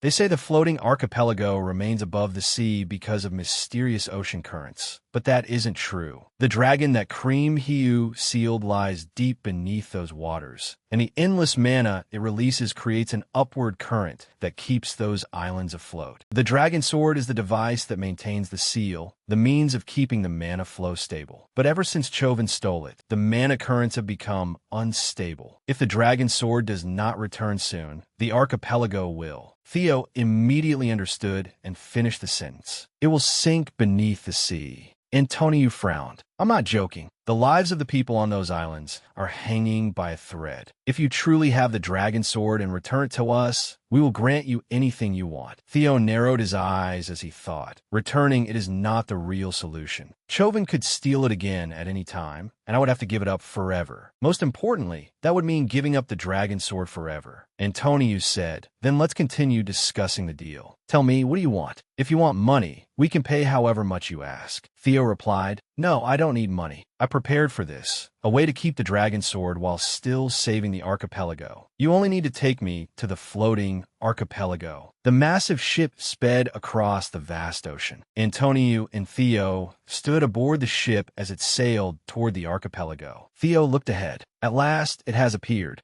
The floating archipelago, a mercantile alliance with its own history and traditions. It was recognized by the emperor as an autonomous territory. But during the war, Chauvin occupied it and turned it into a military weapons factory. In the final stage of the war, the entire archipelago sank and vanished from the map. For the sake of both Ragna and the floating archipelago, Chauvin must be driven from the islands. Antonio remained doubtful. "This isn't some showy joke, is it? That promised to save the islands. Then the floating archipelago will no longer sink? We will move the archipelago." Theo smiled faintly, his face showing understanding. It was possible. After all, the sea dragon beneath the archipelago was also a guardian of an ancient dragon relic. Theo recalled what he had once asked. "What did you make this sword from?" Umbra had answered, "It is an artifact, a relic of an ancient dragon." So it really is an artifact. But why did it react so badly to Ragna? Blue Dragon replied, "Well, I don't know the details either, but it seems the Dragon Slayer Guardian abandoned its duty and escaped from the relic." Escaped? Even if we overlook that, since there are precedents for abandoning one's duty. Fairy Dragon gave an embarrassed cough. "You're the one who set that precedent." Theo murmured, "It escaped from the relic? Then does that mean we can escape as well, if we pay the price?" Fairy Dragon immediately replied, "That is impossible. Only something like that could escape and survive everything that happened." How smai. So not just anyone can do it. It has enough mana to lift this entire archipelago merely through the mana it releases. Wait, if we can subdue it, then could I move this archipelago with its power? Umbra replied, "In theory, that is possible. But first, we would have to seal it again. Can you handle that?" Blue Dragon added, "It may have lost most of its power when it escaped the relic, but it is still one of the strongest guardians." Fairy Dragon interjected, "Do you have a way to reach the underwater level?" Theo replied, Of course, we have a plan for everything, from reaching the underwater level to sealing that monster again. The scene shifted. Antonio was astonished. That enormous thing truly has the power to save the archipelago, a power that even people born and raised on the floating archipelago know nothing about. Theo calmly asked, "Even after I showed you the Dragon Slayer blade, you still doubt me?" Antonio replied, "It isn't doubt, it's concern. You have to understand us. This is our homeland. Its fate rests on that thing." Theo answered, "All right, take me there. I will save it at any cost." A system window suddenly appeared. Side quest, Dragon Slayer Blade. You wish to return it to its rightful place. Find its location, subdue its guardian, and earn the right to become its master. The ship docked at the harbor under the night sky. Inside a cellar packed with barrels of liquor. Antonio said, "Our mission is simple. Guide this man to Cream Hiu's statue.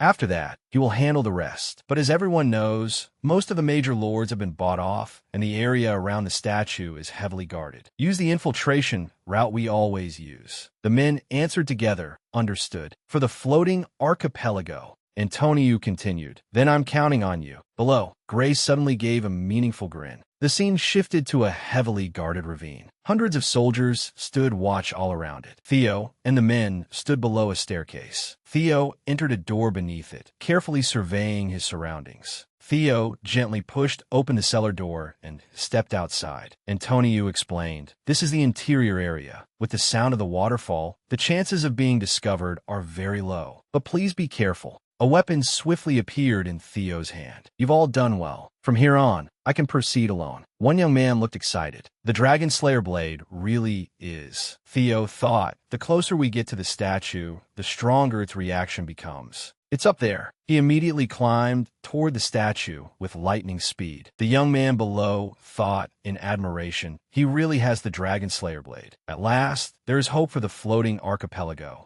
Gray suddenly seized him by the throat. "From this moment onward, we will reclaim the stolen Dragon Slayer blade, Banmong." The scene shifted. Theo slowly stepped onto the statue and examined the figure of a swordsman gripping a blade tightly. Theo forcefully plunged the blade in his hand beside the hero's statue. Even after inserting it in the same manner, there was no reaction at all. "Think," the message clearly said. Suddenly, Gray lunged forward with murderous intent, raising his sword high. He froze when he realized Theo was no longer where he had been. Gray suddenly felt anxious and panicked. He disappeared? Theo suddenly rushed in, attacking from behind him. Gray was stunned. "Since when is he behind me?" His body was flung backward, while Theo had already returned beside the statue. One man asked, "Are you all right, Lord Gray?" Gray answered, "I'm fine, but this man is strong. Do not act carelessly." Outside, the soldiers suddenly sensed that something was wrong. "Did you hear that just now? It sounded like something breaking. Look over there. The statue of Cream Hiu.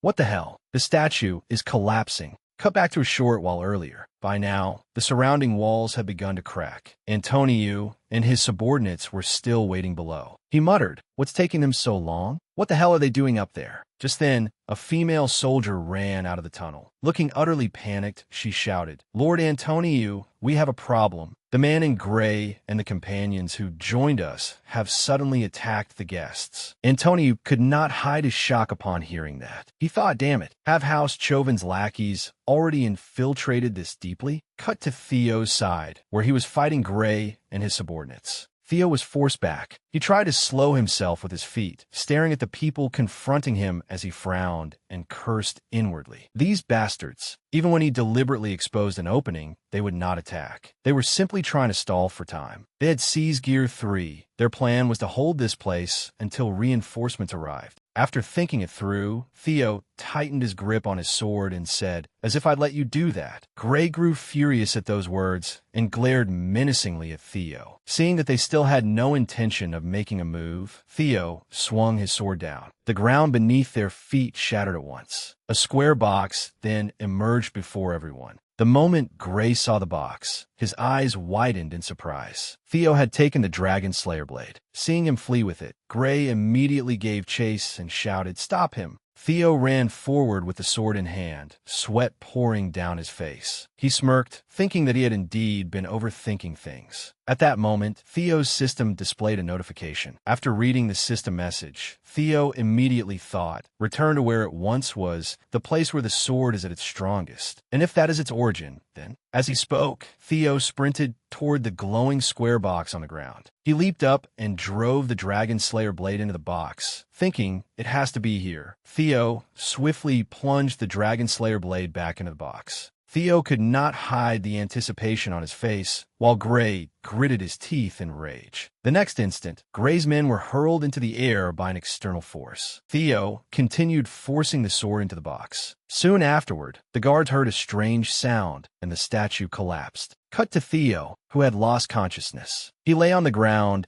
as sunlight streamed through the treetops onto his face. Theo slowly opened his eyes, then sat up and held his aching head. Did I make it through? He muttered. He rose and looked around the forest. Looks like I'm alive. This place resembles the relic dungeon. A voice suddenly rang out and drew Theo's attention. He immediately glanced over. So this is the territory. He held the Dragon Slayer blade in his hand, surrounded by 4 miniature dragons. Seeing them, Theo asked, and what kind of strange forms are those? The blue dragon answered, we manifest through your mana. Since you have so little mana, we look rather ridiculous. Only you can see us, anyway. The blue dragon glanced at Theo and said, how interesting. A relic guardian felt pity for and longed for a human. Confused, Theo asked, what? A human? Don't tell me that human was Cream Hiu. The fairy dragon spoke from the side. We do not know either. That is simply all we can remember. Theo looked at the dragons and replied, well, judging by the circumstances, that must be it. There are no guardians here, so let's look around. Just then, someone raised a bow. It was a cloaked skeleton with blazing red eyes, drawing a gleaming arrow. The arrow shot out at once, slicing through the tree canopy directly toward Theo. Reacting swiftly, he leaned aside and caught the arrow with one hand. A skeleton, wielding a sword, charged toward him. Theo glanced behind him and said, so this place isn't deserted after all. Turning around, he immediately saw more skeletons charging in. Theo exclaimed in surprise, what now?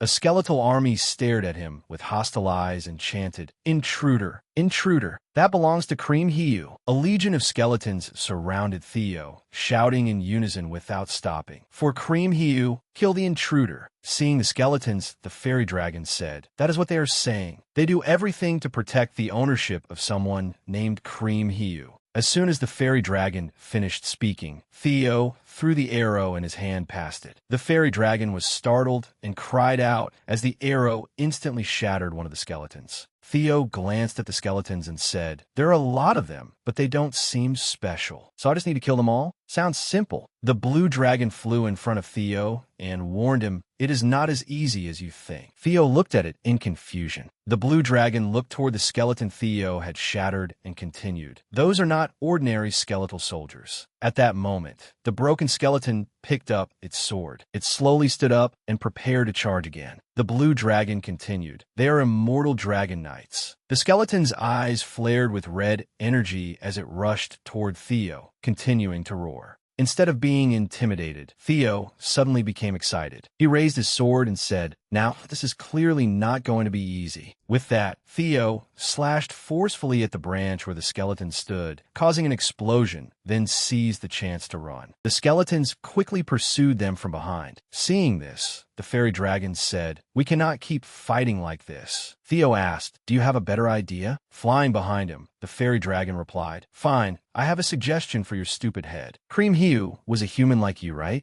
Tell him to hand over ownership. Enraged by the fairy dragon's insult, Theo gritted his teeth so hard that veins stood out. While dodging the incoming arrows, he turned and shouted at the fairy dragon, he is a legendary hero. If he is still alive, could you even still call him human? Theo's words irritated the fairy dragon as well. Arrogant human, you are too stupid. My advice was wasted. At that moment, Theo's system suddenly appeared. He stared at it blankly. The notification read. Theo's eyes widened as he read the words. He thought, wait, take ownership of the gift? Maybe the fairy dragon was right. While he was still considering the message, the skeletons caught up to him. They charged forward and thrust their spears into the branch. The spears embedded themselves all around it, and cracks immediately spread across the surface. Theo did not let them succeed. He jumped up, grabbed a vine, and swung into the air. At that moment, his system displayed another notification. Theo's eyes immediately lit up upon seeing the message. He thought, if I'm right, then definitely. The skeletons had surrounded him, their eyes savage. Theo began carefully scanning them. His gaze swept across the skeletons, and he suddenly noticed that one among them was glowing red. The instant the red glowing skeleton jumped, Theo spotted it. Found you. When all the dragon knights charged at him, that one had turned and run away. It only confirmed his hypothesis. Theo immediately rushed forward.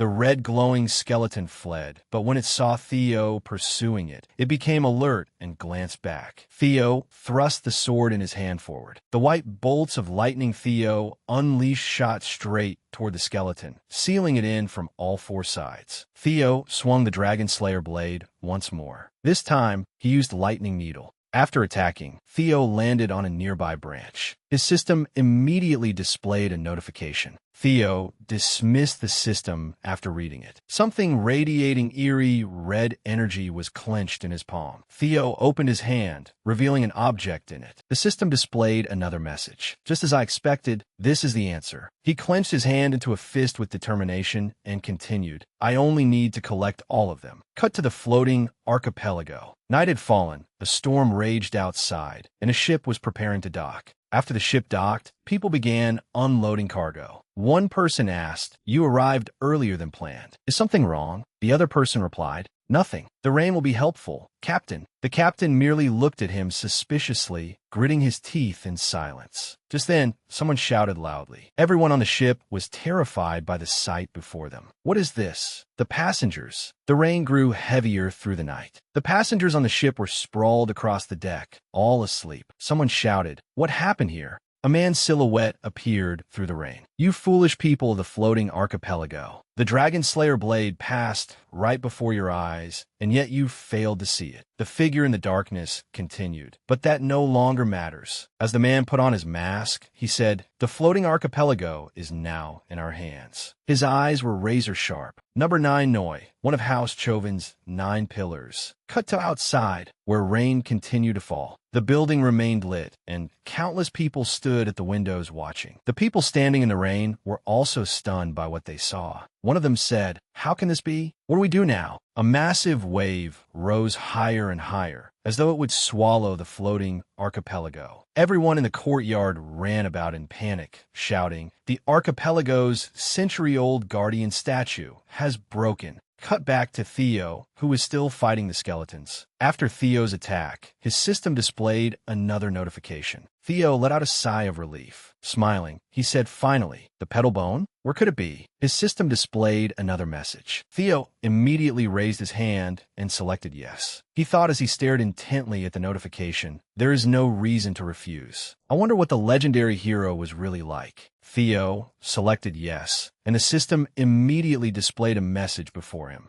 Levi, it's me. Urgent footsteps approached, and a gleaming sword came into view. Someone touched the sword embedded in the ground and continued, Levi, wake up. The sword did not move. It merely emitted a soft white glow. A dragon was summoned from within it. On the ground, a young boy knelt and offered up several loaves of bread. Leviathan roared, How many times must I tell you before you understand? Human, I am Leviathan, guardian of the ancient dragon relic. You are not Ragna, so how dare you call me by that name? Hearing that, the child holding the basket of food smiled and said, But your full name is too hard to pronounce. Calling you Levi is easier. Leviathan replied, Fine, call me whatever you like. Human, talking to you is a waste of breath. Bread again? Does that market owner not have anything else? Hearing that, the boy smiled happily and said, I suppose not. Then the boy turned to Leviathan with wide eyes and said, Something really fun happened today, Levi. Leviathan frowned at him. Here we go again. Meanwhile, the child began singing about the flour seller and the baker. Leviathan merely watched the child's antics, and the two laughed happily together. As time passed, the boy grew older day by day, while Leviathan remained by his side as his companion. The boy's blonde hair grew longer and longer. He was cream hue. One evening, moonlight shone down from above, while the Dragon Slayer blade remained embedded within the cave. The sword suddenly sensed something. Leviathan emerged from it and said in a familiar tone, Cream Hiu, I told you that you do not need to come here. Will you not stop? What happened today? Blood dripped onto the ground, pooling beneath him. When Leviathan received no answer, it slowly opened its eyes.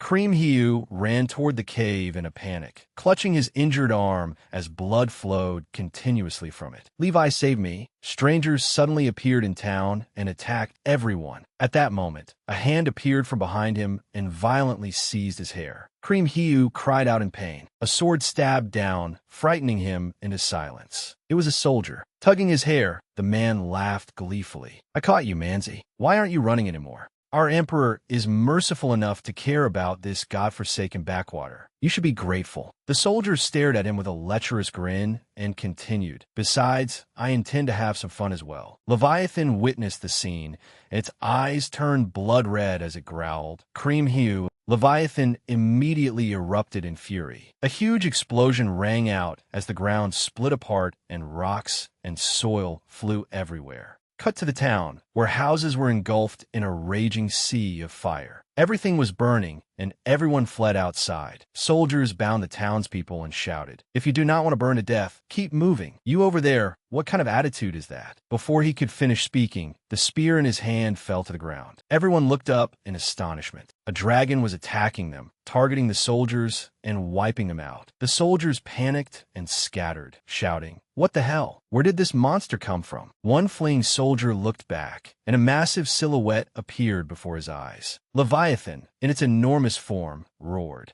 Cream Hiu rode on Leviathan's back, holding the dragon slayer blade in his hand. The soldier saw Cream Hiu and shouted, "Someone is riding it. That must be its master. Kill him first." Before he could finish, Leviathan killed him with its power. The soldiers were wiped out by Leviathan, while the townspeople were completely protected within a barrier. At that moment, rain suddenly began pouring from the sky as Cream Hiu's sobbing voice rang out. "I'm sorry." Sitting atop Leviathan, he wept and blamed himself. "I'm sorry, Levi. You were waiting for the chosen one, but because of me. Because of me." Hearing this, Leviathan comforted him. "You don't need to feel guilty. Everything turned out all right, didn't it?" Yet Cream Hiu could not stop himself from saying, But Levi." Just then, the sky suddenly lit up, and Cream Hiu immediately stopped crying as he sensed it. Cream Hiu looked up. He was now inside a sphere created by Leviathan. Leviathan told him, "You do not need to apologize." Below, the people were also continuously chanting his name in unison. Cream Hiu, Cream Hiu, Cream Hiu. Leviathan then brought Cream Hiu down to the ground, where everyone was gathered. One of them exclaimed, "Cream Hiu, you really did bring the dragon here." Another said, "Everyone, Cream Hiu and the dragon saved us all." Leviathan spoke at that moment, and Cream Hiu turned to look at him. He said, "I may have abandoned my duty, but somehow I feel at peace. By my own will, not the ancient dragon's, I want to protect your smile." The scene shifted. In a dark room, a man sat in a chair and looked down as he spoke. The royal army was defeated by a Mansi brat controlling a dragon? Unacceptable. It seems I have grown too complacent, sitting here and issuing orders. Send the guards. Retake that land at once. As soon as the order was given, the soldiers sprang into action. Before long, Leviathan was bound in iron chains, roaring without pause. The townspeople were also captured, blindfolded, and forced to kneel on the ground. A voice rang out. Impressive, an immortal creature. But if you are its master. The man sitting on horseback pointed his sword at Cream Hiu, who was kneeling on the ground, and continued, "That you must know how to kill it, don't you?" Though restrained by chains, Leviathan still spoke. "It's all right, Cream Hiu. I am a guardian. I will not die. I will merely fall into a deep sleep. With the magic within that relic, you can surely put me back to sleep." Cream Hiu knelt on the ground, holding the dragon slayer blade. The man raised his hand with a cold look in his eyes.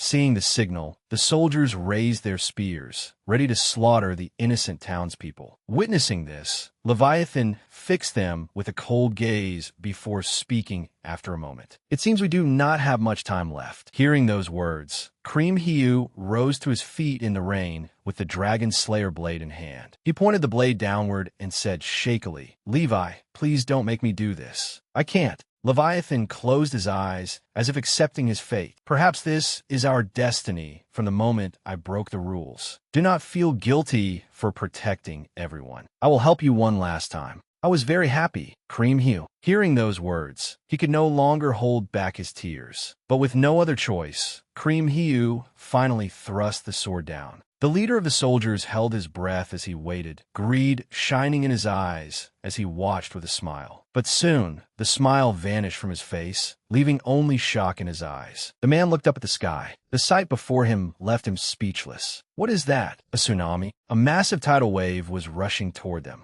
The soldiers immediately turned and fled, but it was already too late. When the tsunami crashed down, only terrified screams remained. Help, Levi! Returning to the present, Theo frowned after understanding everything. So Cream Hugh was not merely a fairy tale people liked to tell. The spheres that had protected the townspeople slowly appeared once more. Seeing Cream Hugh curled up in the water, Theo could not help but speak. He was just an unfortunate boy who only wanted to be friends with a guardian. At that moment, someone behind Theo called out, "Brother." Theo turned around, and the moment he saw him, he called out, "Cream Hugh," holding the sword in his hands. Cream Hugh furrowed his brow and asked, "So you are the chosen one Levi was waiting for?" Cream Hugh lowered his head and told him, "Because of me, Levi could not complete his duty." That must have hurt him deeply. Holding the dragon slayer blade with both hands, Cream Hugh walked toward Theo and continued, "Please, make Levi happy." Theo reached out and accepted the sword from Cream Hugh's hands. Then he said, "It seems I do not need to." He was already very happy. Theo looked at the dragon slayer blade in his hand. Hearing Theo's words, Cream Hugh stopped his tears. He then clasped his hands over his chest and smiled. The scene shifted to the floating archipelago where an army had now gathered. Someone in the crowd shouted, "Due to the danger of further collapse, no one is allowed to come any closer."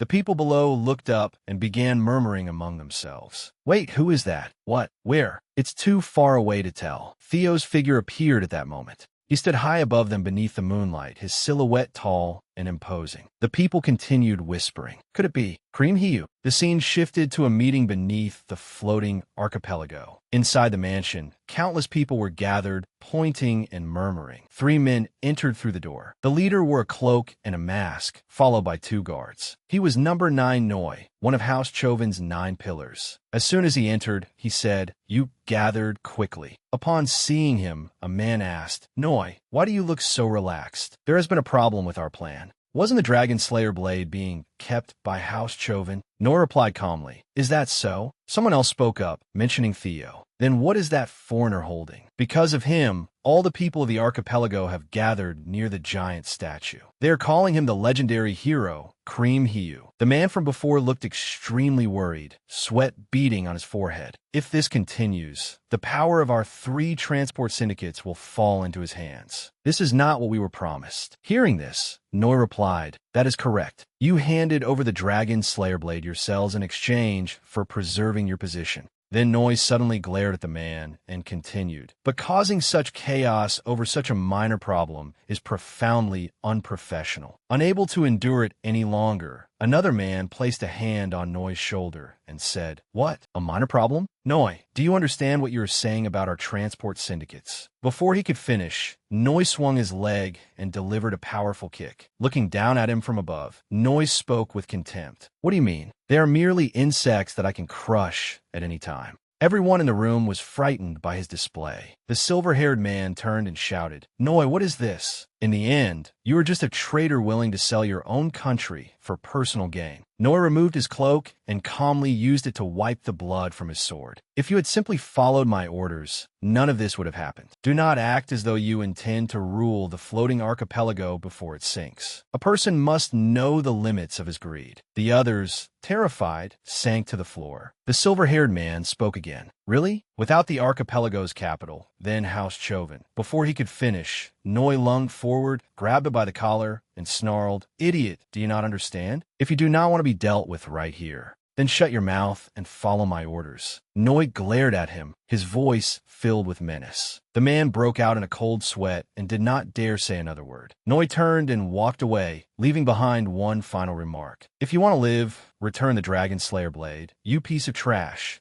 Noi walked outside with his 2 guards still following behind him. At that moment, someone kneeling on the ground spoke. "May I ask one more question, Lord 9 Pillar?" Passing by him, Noi replied, "You have permission." Having received his approval, the man asked, "Did you truly entrust them with the task of recovering the Dragon Slayer blade?" As Noi passed him, he answered, "I understand your concern, though I would rather handle it myself. The current circumstances do not allow it. One of Ratna's 9 dragons, the Dragon Overlord, has arrived here. We must prioritize containing him first." The scene shifted. Day had broken, and many people had gathered outside the collapsed stone dragon statue. Holding the Dragon Slayer blade, Theo walked down the stairs step by step. Below, the people endlessly chanted, "Cream Hiu! Cream Hiu!" Hearing them cry out so loudly, Theo could not help blushing. He felt somewhat awkward. He knew Cream Hiu was revered like a god, but he had not expected it to be to this extent. The Cream Hiu he had seen was neither a god nor a hero, but simply a kind and ordinary boy. Theo gripped the Dragon Slayer blade tightly, still thinking to himself. The Dragon Slayer blade was an artifact left behind by the ancient dragon, and only those of Ratna's bloodline could use it. At that moment, someone in the crowd raised both hands and shouted, "Cream Hiu, I have a request." Theo was caught off guard and did not know how to respond.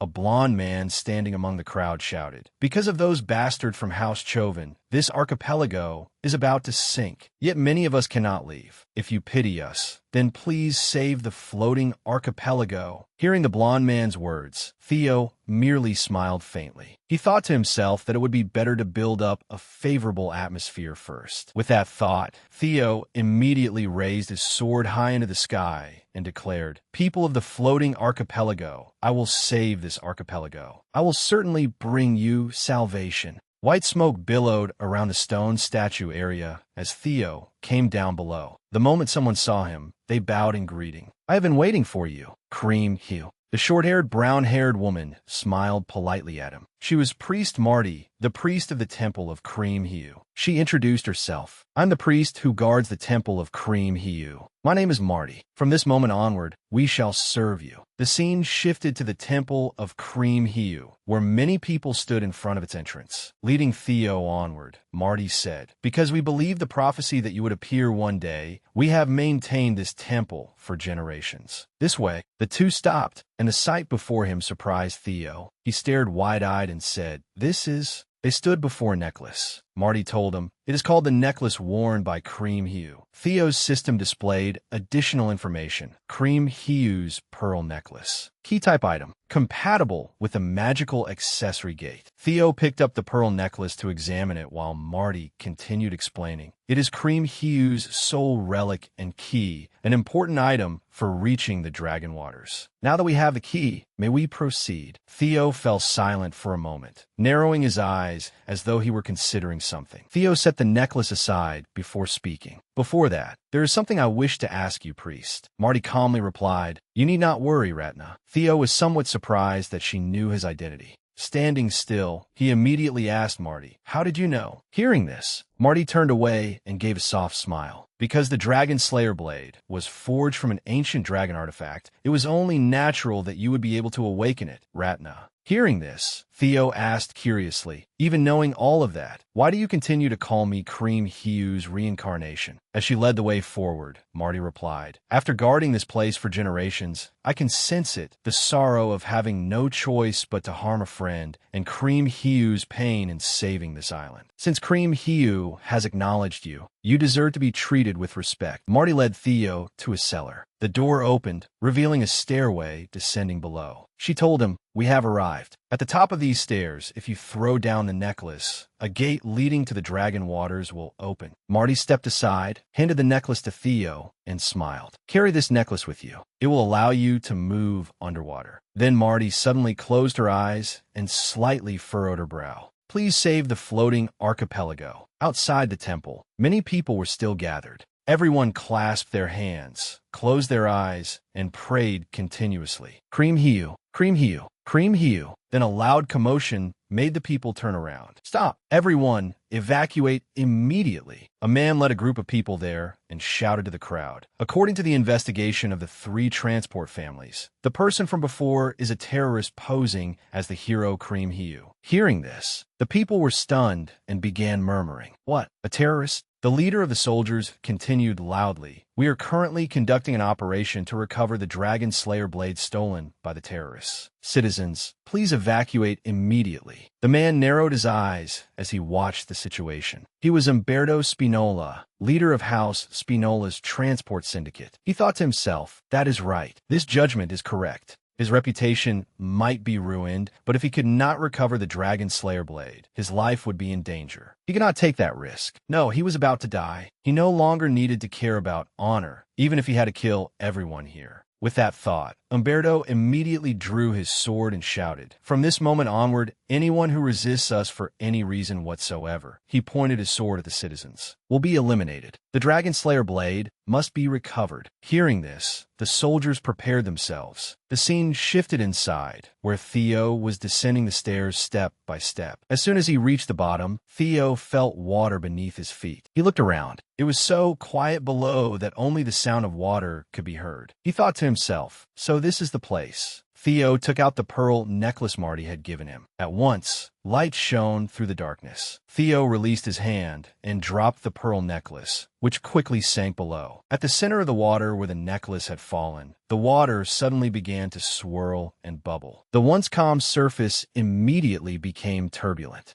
A doorway formed from the water appeared before Theo. Without hesitation, he stepped into it. The gate immediately closed behind him, and the water fell away. Theo passed through and soon descended into the sea. Sea creatures swam around him below. Holding his sword, Theo saw a shadow dart past in the distance. He thought, I made it in, but where should I go now? Theo immediately sensed the movement from before and turned around, his eyes filled with vigilance. But there was nothing behind him. Breathing underwater, Theo narrowed his eyes and thought, there has to be something here. Then the sight before him made him widen his eyes. Looking at the glowing red eyes of the sea creatures staring at him, he wondered, guardians of the deep sea. Sea serpents. The sharp-toothed sea serpents surrounded him, letting out continuous cries. Theo could only smile wryly as he watched them, thinking to himself, that's right. If it were these creatures, an army brimming with murderous intent would charge forward at someone's command and wipe them all out. The opposing side was also prepared to strike back. Everyone was talking at once. Why would House Heen? Could they really be rebels? But this reaction is excessive. Marty shouted in panic. Stop at once.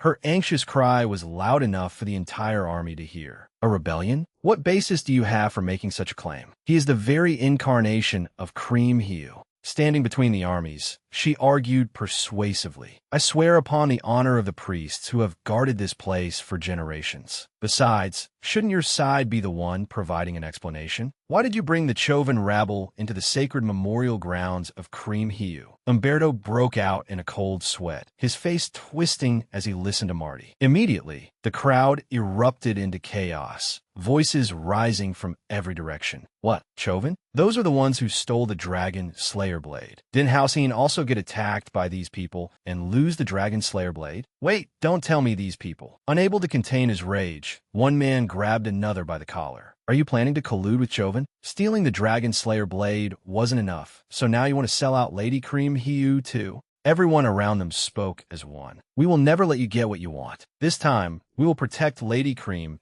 Hiu no matter what. Umberto ground his teeth in fury, his face darkening. The girl standing beside him kept trying to dissuade him. Lord Spinola, you have gone too far this time. We should withdraw for now and wait for an opportunity. But Umberto did not listen. Determined to begin the battle, he declared, Chovan mercenaries, heed my command, to the astonishment of everyone present. And amid the mercenaries' savage expressions, he issued his order without hesitation. Massacre every last one who stands in my way. The mercenaries raised their weapons and answered with a thunderous roar. Ramolin was deeply alarmed and desperately tried to stop him. Please come to your senses, Lord Spinola. Resorting to force will only make the people resist us more fiercely and stain our honor forever. Umberto's reply left Ramolin frozen stiff. You are the one who needs to wake up, Ramolin. Do you think that empty title of yours can save your head when it is about to roll? Once we betrayed and sold out the floating archipelago, there was no path left for us except becoming Chovan's obedient dogs. He turned and gave his command. Kill anyone who obstructs us. I will bear all consequences myself. The two sides rushed at each other in waves. They had to reclaim the Dragon Slayer blade. The battle erupted at close quarters. Someone beside Marty anxiously urged her. Priest Marty, please retreat for now. Yet she remained resolute. I am fine. I will fight alongside the people now. The mercenaries charged forward with murderous expressions, shouting as the battle descended into chaos. Marty's people were equally unyielding. We will not let you run wild. Do not retreat. Hold the formation.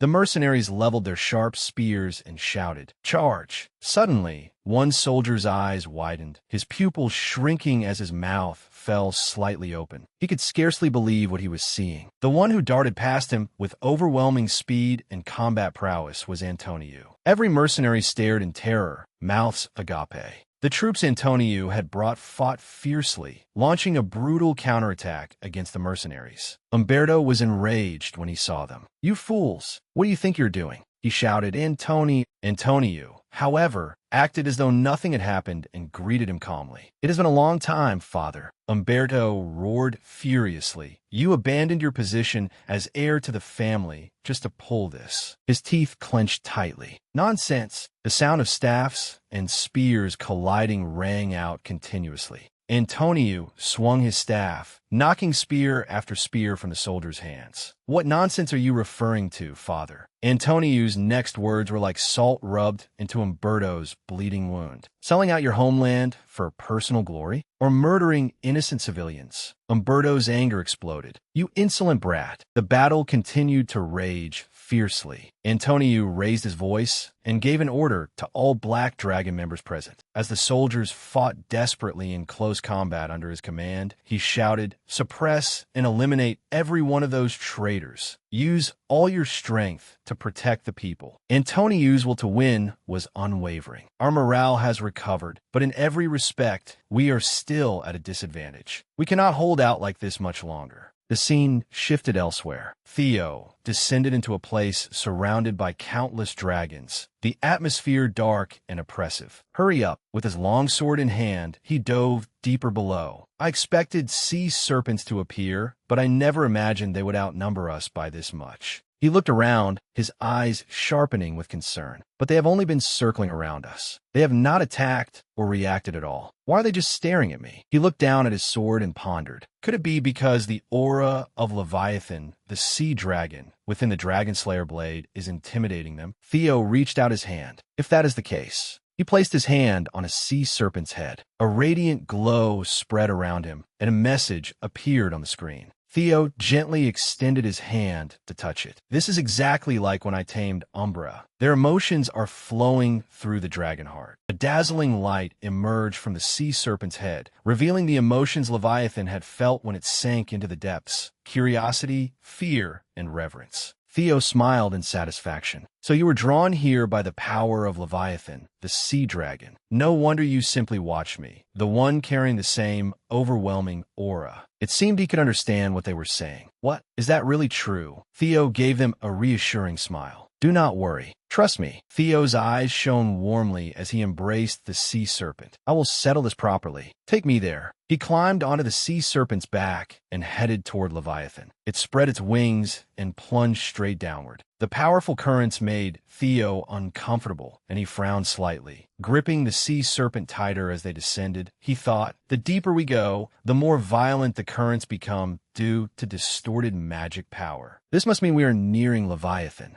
A message appeared on the screen. Something flashed past him. That is, at the ocean floor, something enormous lay curled up and motionless. Leviathan. As expected, it has sunk to the bottom of the ocean. Theo could clearly sense the immense magical power radiating from its body. Its mana was as colossal as its size. However, sinister, dark energy swirled around it. Just as the sea serpent said, this flow of magic power is suspicious. It feels completely different from the image in Cream Hugh's memories. Theo paused as Fairy Dragon and Blue Dragon began speaking. "Well, that monster does not look right." Blue Dragon agreed. "I have to admit, it looks extremely dangerous." Theo glanced over. "Is the situation really that serious?" Blue Dragon sneered. "I thought you already knew, considering you possess that aura yourself." Theo's face flushed in surprise. The aura I possess. His eyes widened. Could it be? He froze. Demonic spirit poison. Blue Dragon answered, that is right. At this moment, it is. Leviathan writhed as toxic energy trapped it. Blue Dragon continued. It has been infected by demonic spirit poison and has lost all reason.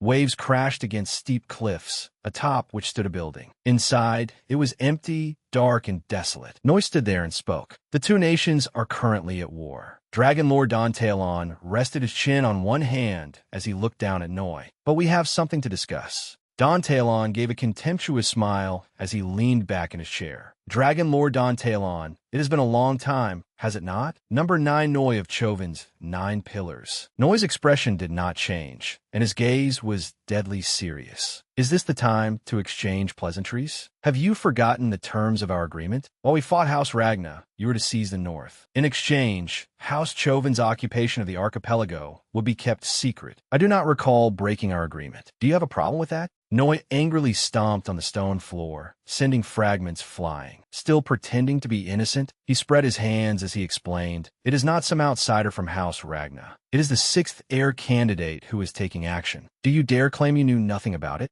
His eyes turned blood red. Tell me the truth. A fierce crimson power radiated from him. Otherwise, Noi pointed directly at him. Our deal ends here. The scene shifted back to Theo, recalling the moment his eyes had widened in shock. Could it be? He froze. Demonic spirit poison? Blue Dragon replied, that is right. At this moment, it is. Leviathan writhed, engulfed by toxic energy. Blue Dragon continued. It has been infected by demonic spirit poison and has lost all reason. Theo raised a hand to his head. How is this possible? Was this done by House Chovin? Blue Dragon replied, yes. If they pull out the Dragon Slayer blade and break the seal, Leviathan, the sea dragon, will do everything in its power to protect this archipelago. Theo stared at the glowing diamond-shaped object bound by countless purple strands. But what I do not understand is how they managed to infect its guardian with demonic spirit poison. It seems they possess some bizarre technique. Leviathan had the object embedded in its head. Its jaws were open, teeth bared as it writhed in agony. In any case, it has now been completely contaminated by demonic energy and has lost all reason. It is about to go berserk. Fairy Dragon flew down and spoke to Theo. Luckily, it has not noticed us yet. Keep your distance for now, Chosen One. To Fairy Dragon's alarm, Theo gripped his sword and dove downward. No, on the contrary, before it notices us is our opportunity. His eyes narrowed, and his pupils shone white. Juvenile form synchronization activated. At incredible speed, the tip of his sword was about to strike the white, glowing point. He thrust forward with all his strength, but something was wrong. Theo was hurled backward by an unknown force. A powerful vortex surrounded the glowing point, making it impossible to approach. Theo was thrown back by the force. Damn it, it looks like they set up some kind of protective device. Suddenly, Leviathan's head moved close to him, but that is definitely its weak point. Theo looked up in alarm. Damn it, Leviathan thrashed and surged toward Theo. He was flung straight downward. Chosen One, once you anger it, you will not be able to escape. Aim for the spot on its forehead that you attacked. Theo dragged himself upright against a rocky wall. His face was covered in wounds. But how am I supposed to get close to it? A dazzling light burst forth. At its center, directly before Theo, was a huge creature with a round turquoise glow at its core. He had no idea what it was. It swooped through the water, opened its jaws, and fired a turquoise beam. Theo was knocked downward, gritting his teeth. Instinctively, he raised his sword to block the attack and shield himself from the blinding light. Suddenly, Theo plummeted rapidly into a bottomless void. A sea serpent rushed in like the wind and caught him. Only then did he recognize it. A sea serpent. Theo smiled in satisfaction. My movements are severely limited underwater, but if you help me, that is another matter. Theo stared straight at the writhing Leviathan. Take me directly to the wound on its forehead. He gritted his teeth and furrowed his brow. The blood on his forehead had not stopped flowing, and the closer he came to the crystal on Leviathan's brow, the denser the demonic energy became. Sitting atop the sea serpent, Theo extended his sword. His eyes turned blood red. I learned something while fighting Griffin. He clenched his teeth and charged forward. Dragon Eater activated. Use increased attack power to resist demonic energy. Lesser Dragon's Fear activated. Use mana waves to repel the pressure. Fight Guardian with Guardian. Theo shouted as he drew his sword back with all his strength, preparing to strike. 5 dragon claws. He charged directly toward Leviathan's dazzling point of light. The sword tip pierced through layer after layer of demonic energy. With overwhelming force, the blade gradually approached its target. Finally, it reached the point he had identified. Theo tensed his whole body and forced the blade through the layers of demonic energy until it finally pierced through. The stone exploded into fragments. Theo stood there, breathing heavily. Leviathan thrashed and let out a cry of agony. A vague figure appeared within its blazing red eyes. When Theo opened his eyes, he saw it clearly. A familiar-looking figure with long hair held a sword. Cream, the figure spoke. I am sorry, but I am not him. My name is Theo Ragna, the Chosen One. I came here to deliver Cream Hiu's final words. The image returned to Cream Hiu's gentle face as he held his sword. He smiled brightly, pressing his hands to his chest with his eyes closed, overcome with emotion. The sea serpent opened its mouth as it stood before Theo. So that is how it was. Cream had always been there for me. Fairy Dragon reminded him from beside Theo. There is no time to grieve. Return to the sacred relic quickly. Blue Dragon added, I agree. Become the Chosen One's strength once more as a guardian. Theo looked up blankly. That is also the moment I have longed for. But it is impossible. Why? Leviathan drifted before Theo, filled with sorrow. I was the one who left the sacred relic of my own accord, defying the will of the ancient dragon. The moment I departed from the relic, I was stripped of my status as a guardian. And although you helped me regain my reason, this body was once contaminated by demonic energy. My disappearance is inevitable. Its eyes glowed. Therefore, before that happens, Theo Ragna, I will give you every last bit of my remaining power. Leviathan spoke with grave seriousness. But you will have to endure unbearable pain. Can you withstand it? How medlis my sopti? Of course. Leviathan's eyes sharpened. At least I like your confidence. It appeared to have made its decision. Please use this power to protect the people Cream tried so hard to protect. Will you? Theo raised his sword directly before him, his expression solemn.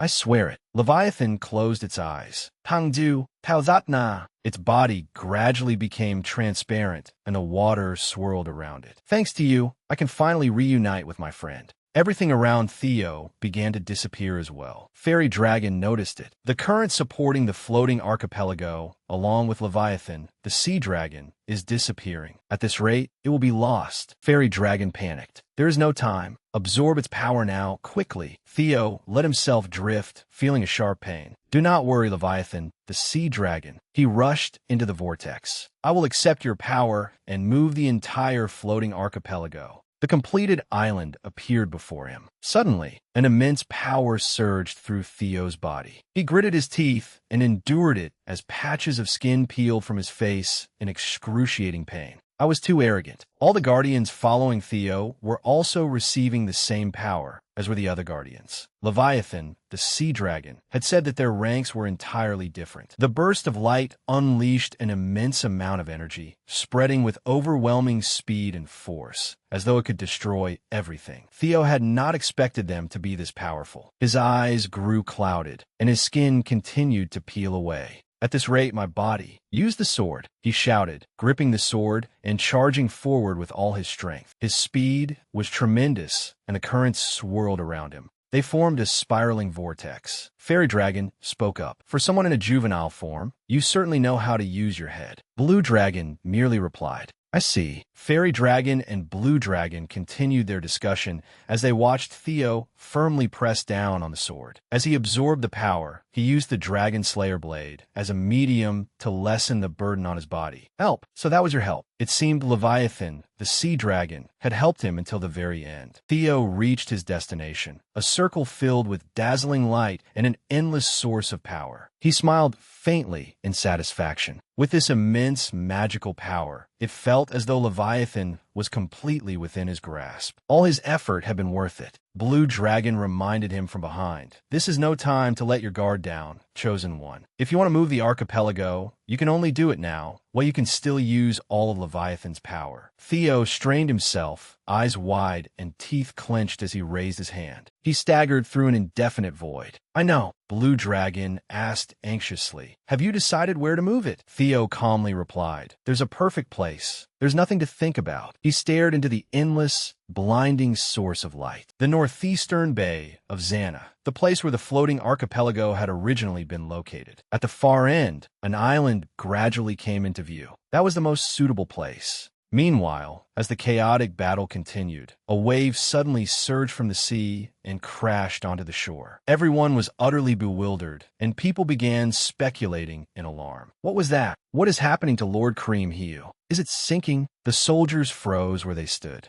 The wave seemed ready to swallow the entire island. Everyone panicked. What? Is it really sinking? One soldier pointed into the distance, stammering, everyone look! The shoreline! The shoreline! In an instant, violent waves came surging in. The archipelago was moving, as though it were about to sink into the depths of the sea. Those who saw it could hardly believe their eyes. The archipelago! It's moving! Waves pounded against the cliffs within the castle where Dragon Lord Dantealon was staying. A stream of water suddenly burst up from beneath the castle. Noi's eyes widened in shock. What is this? Did he absorb the Dragon Slayer Blade's power that quickly? Dragon Lord Dantealon gave a sinister smile. It seems this is no longer the time for us to remain here. My apologies, but how about we stop here? Noi shot him a glare. Are you trying to avoid this, Dragon Lord? Dantealon fell into thought. I never expected that Theo Xana would make such a move. In any case, the plan has reached its conclusion. It seems he has uncovered the Dragon Slayer Blade's secret. Isn't that a good thing? Noi snapped. Kill him and seize the Dragon Slayer Blade. Are you trying to use me to eliminate someone who could become your rival? Do you intend to get things done without lifting a finger? Dantealon crossed his legs, speaking arrogantly. Rather than wasting time here, wouldn't that benefit you as well? Nearby, Antonio broke out in a cold sweat as he looked over. The archipelago really is moving. That brat actually did it.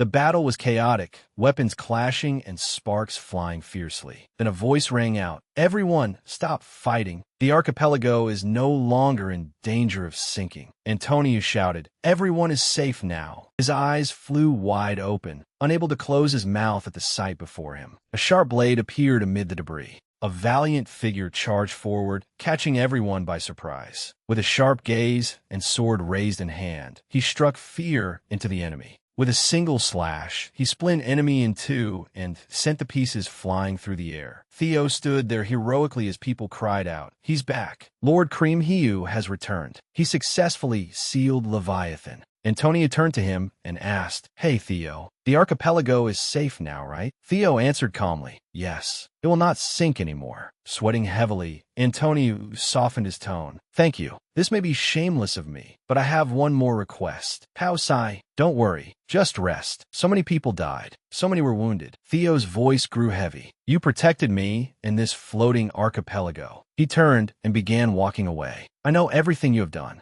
The mercenaries stood frozen in fear as he continued, Leave this place to me. Umberto shouted, Why are you just standing there? The Dragon Slayer Blade has walked right up to us. Hurry up and take it. The mercenary army surged forward with murderous intent. Theo's firm steps came to a halt. I was gone for only a moment, and you people have already made such a mess. His eyes were filled with determination. Theo shot into the air like the wind. All of you fall. A straight crimson beam was unleashed. Umberto and the mercenaries were all struck. A wave of power spread through the entire area. The scenery and the people alike blurred and were destroyed by that power. Waves rose high, ready to flood the shore. The scene was utter chaos, leaving behind only blood-soaked corpses. With a single slash of his sword, Theo ended the battle, leaving the citizens stunned. Impossible. Bodies lay scattered everywhere, staining the ground bright red with blood. The nobles and guards, every last one of them. Theo spoke harshly, with Umberto's still open-eyed head beneath his foot. You pirate vermin couldn't even deal with a single brat, and you let things come to this? Umberto died, without even being able to close his eyes. Antonio was overcome with grief. Father, Theo's face was drenched in sweat. Get a hold of yourself. Evacuate with the citizens at once. This floating archipelago will need you.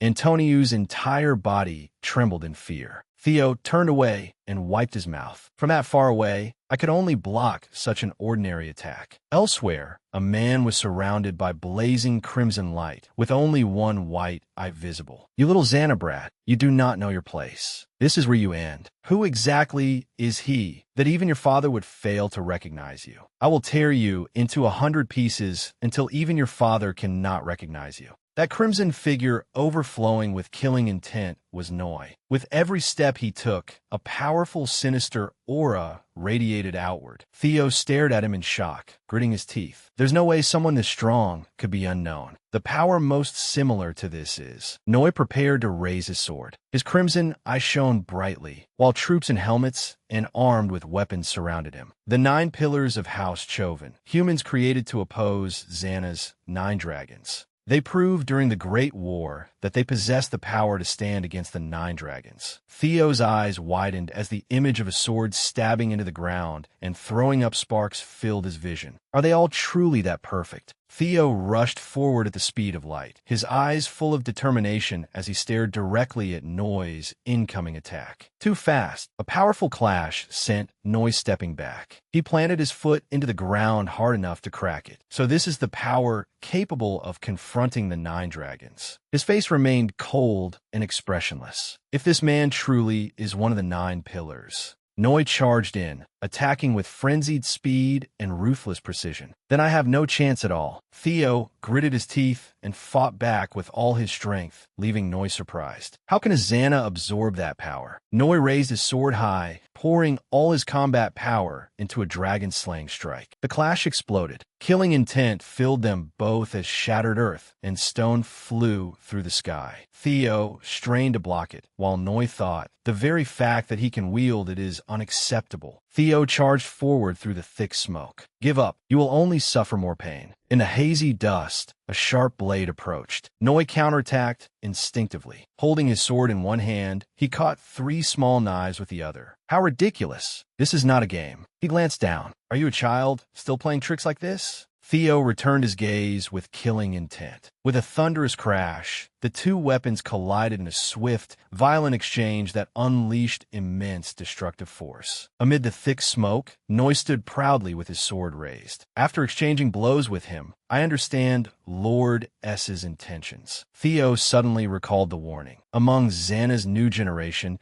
pay special attention to Theo Xana. If confrontation becomes unavoidable, Theo gritted his teeth. Then kill him. Noi rose into the air and swung his sword at lightning speed. A massive explosion rang out, leaving a huge, deep crater where he had stood. Theo could not remain at ease as he watched Noi's expression. If we leave him alive, he will become a variable capable of changing the war. Blood dripped from his sword onto the ground. We must kill him. Those droplets of blood fell upon the nearby grass as well. Blue Dragon spoke worriedly. What will you do, Chosen One? We need more time before we can help you. The spirit blessing failed. Its cooldown has not ended yet. Theo, covered in wounds and visibly exhausted, dove straight down. There is still hope. He raised his sword, revealing his will. Dragon Slayer Blade stabilized the cooldown. 2 minutes and 15 seconds remain. If I can borrow Leviathan's power one more time. He looked down at the sea, recalling everything he had endured to strengthen himself. Gentle waves lapped against the peaceful shore. Then a tremendous explosion shook one side of the island. Theo unleashed an attack with all his strength, sending blood spraying everywhere.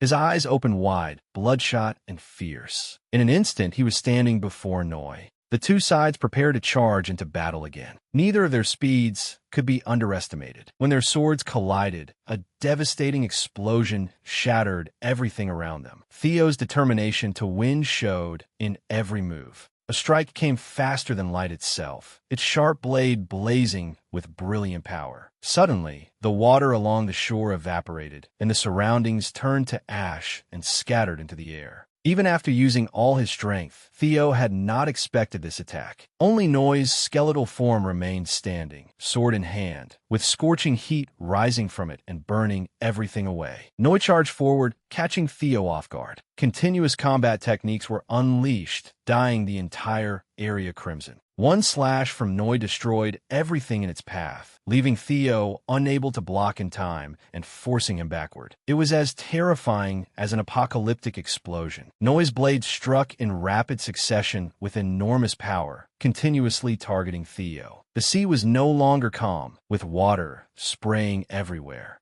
The two continued fighting. Theo attacked repeatedly with different techniques, slashing down at the sea. He used the force of the water to hurl it toward Noi. Theo's face was covered in wounds, blood still staining his lips, yet his determined gaze did not waver. Drops of sweat fell from his face. Just a little more. As Theo tried to regain his footing, Noi began to counterattack. I'm starting to get bored. Let's end this. Theo was genuinely caught off guard, his eyes widening. Dangerous, but he was ready to continue fighting. If I can distract him for just a moment. Theo rushed forward. Isn't this what you want? He threw his sword toward Noi. I'll give it to you. Take it. The display showed, use dragon taming to assimilate with the sea serpent. Theo's actions left Noi stunned and confused. How silly. If you can take it, then take it. Noi watched suspiciously. Is this brat trying to die? Theo had summoned the sea serpent. Noi was left speechless by the sight. The sea serpent quickly joined the battle, firing water toward Noi at terrifying speed. While Theo and the sea serpent prepared to attack, Noi remained arrogant. Do you think adding a few fish can change the situation? He was unervingly calm. Not a chance. Theo and the sea serpent charged forward as Noi muttered, a man who has been running away this whole time is charging at me now. He finally began drawing upon his true power, spreading his arms wide as scorching flames dyed the space crimson. Is that all you can do? I'll show you the difference between us.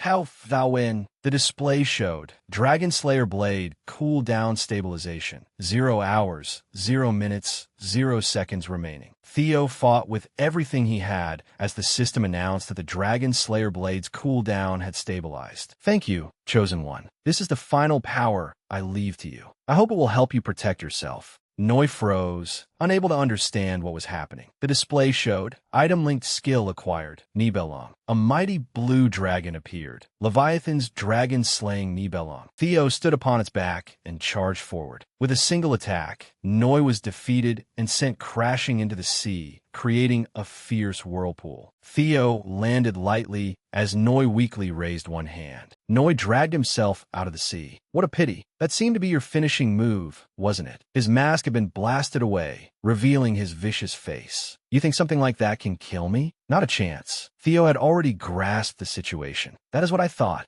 The image of 2 islands appeared before them. The 9 Phoenix Arts are said to rival the 9 dragons. Of course, you would not be defeated so easily. Theo raised his sword toward the sky, determination in his eyes. But with my power alone, he summoned the power of the water, which spiraled upward in surging currents. He pointed straight at Noi. It is enough to send you to the bottom of the sea. Noi was startled, but quickly realized what was happening. Damn it, sea current. All the seawater surrounding the island began to churn and rise at Theo's command. Theo shouted fiercely, sink straight to the bottom of the sea. Noi had no strength left to resist. Damn it! A gigantic whirlpool surged violently, radiating powerful blue light as it dragged Noi down into the deep sea. Having completed the technique, Theo clutched his stomach in pain. With a soft pop, his hair fluttered in the wind. Theo lay sprawled out, arms and legs spread wide, breathing heavily as he relaxed. I kept my promise, Leviathan. He let his arm fall beside the waves. If I make a promise like that again, my body may not survive. Meanwhile, Antonio looked toward the island through a telescope. This is my first time doing something like this, so I do not know whether my calculations are accurate. He stood atop the castle with soldiers and citizens. The speed seems to be around 2 nautical miles. At this rate, even if it hits the shore, it should not be a problem. You have worked hard. Looking at the beloved island, his voice faltered. When I heard that the entire floating archipelago would be moved, I could not believe it. Even seeing it with my own eyes now, it still feels unbelievable. The surrounding citizens were also puzzled. But why go through all the trouble of moving the entire island? If Lord Cream Hiu seals Leviathan, would that not be much easier? Theo raised his hand and smiled faintly as he patiently explained, it certainly would be more convenient. but then everything would only repeat itself. Even if Leviathan were sealed and peace returned for now, people like House Chovan, who crave the Dragon Slayer blade, would continue to appear. However, if the danger of the archipelago's sinking is gone, then we will no longer need to worry about that. Everyone beamed with joy. The floating archipelago would anchor in the shallow bay northeast of Xana territory. The archipelago had truly returned to peace and stability. Theo smiled gently in satisfaction. Perhaps from now on, the floating archipelago ought to be given a different name. Antonio watched with an embarrassed expression. Closing his eyes, he lowered his head. To the astonishment of the people, he bent deeply at the waist. I apologize. He sincerely apologized for Hackler's hostage-taking incident involving the Sirius Merchant Guild not long ago, in which the White Armored Dragon unit had suffered many casualties. He remained bowed, accepting responsibility. Even if we were threatened by House Chovan, we cannot claim to be blameless if responsibility is to be assigned. Theo's voice made his eyes widen as sweat beaded on his brow. Yes, I must take responsibility now. Theo placed a hand on Antonio's shoulder as he continued bowing. Tell me what you want. Even if you demand my head, I will offer it to you. Theo replied calmly. Antonio, chairman of the Northern Maritime Alliance, I want you to remain in that position. Antonio raised his head, unable to believe what he had just heard. What do you mean? Theo continued. Following House Xana's purge of the Sirius Merchant Guild, the North lacks a merchant organization capable of handling large-scale distribution. But if it is the floating archipelago's maritime alliance, it can fill that void. Antonio sighed. But I'm not qualified to. Theo turned to the people gathered around them. Everyone, Lord Antonio, says he is not qualified. What do you think? One arm rose into the air. It was Marty. I support him. We have all witnessed Lord Antonio's sincerity. Then another person raised a hand. I support him too. Then everyone raised their hands as one. I agree. Me too. I survived because of him. I agree. Me too. I saw him stand up to protect the people. Theo smiled in satisfaction. Agreed. As the people cheered joyfully, he gently patted Antonio on the shoulder. On the condition that the goods and capital of the new Northern Maritime Alliance are given priority investment in House Xana, I will take responsibility for the floating archipelago's autonomy and security. He clenched his fist resolutely. I will take responsibility for the floating archipelago's autonomy and security. Antonio tightly closed his eyes. In the end, all I have done is accept your help. He placed a hand over his chest and solemnly swore, on behalf of the Maritime Alliance, I, Antonio Spinola, swear to cooperate with House Xana. The two shook hands, sealing their pact before countless witnesses. Theo let out a sigh of relief. At last, they had arrived. The archipelago stretched out before them. The new homeland of the floating archipelago. The scene shifted to raging waves crashing against a cliff. A gaunt hand slammed onto the cliff face and gripped it. Noi emerged from the water, glaring furiously. That damned Xana bastard! I will tear you apart and devour your innards. Noise remaining, I widened upon hearing a voice from across the way. You were supposed to be a force capable of standing against the 9 dragons. Yet Dragon Lord Don Talon has disappointed me this badly. Noi looked up. Dragon Lord, the man continued. Didn't you say things would become troublesome if our plan failed? What do you want? Don Talon sprang down. Whatever it is, just help me this once. His speed was astonishing. Fool. He landed amid a cloud of dust. It seems you still do not know what I want. Let me tell you. He smiled slyly. After you occupied it, the floating archipelago became mine. Noi's face twisted. Don't tell me. You intended to steal the floating archipelago back from us from the beginning. Don Talon answered indifferently. Yes. Reclaiming what was lost. It sounds nice, does it not? I thought you would at least deal with that troublesome boy, but it seems I miscalculated. He laughed. I never expected you vermin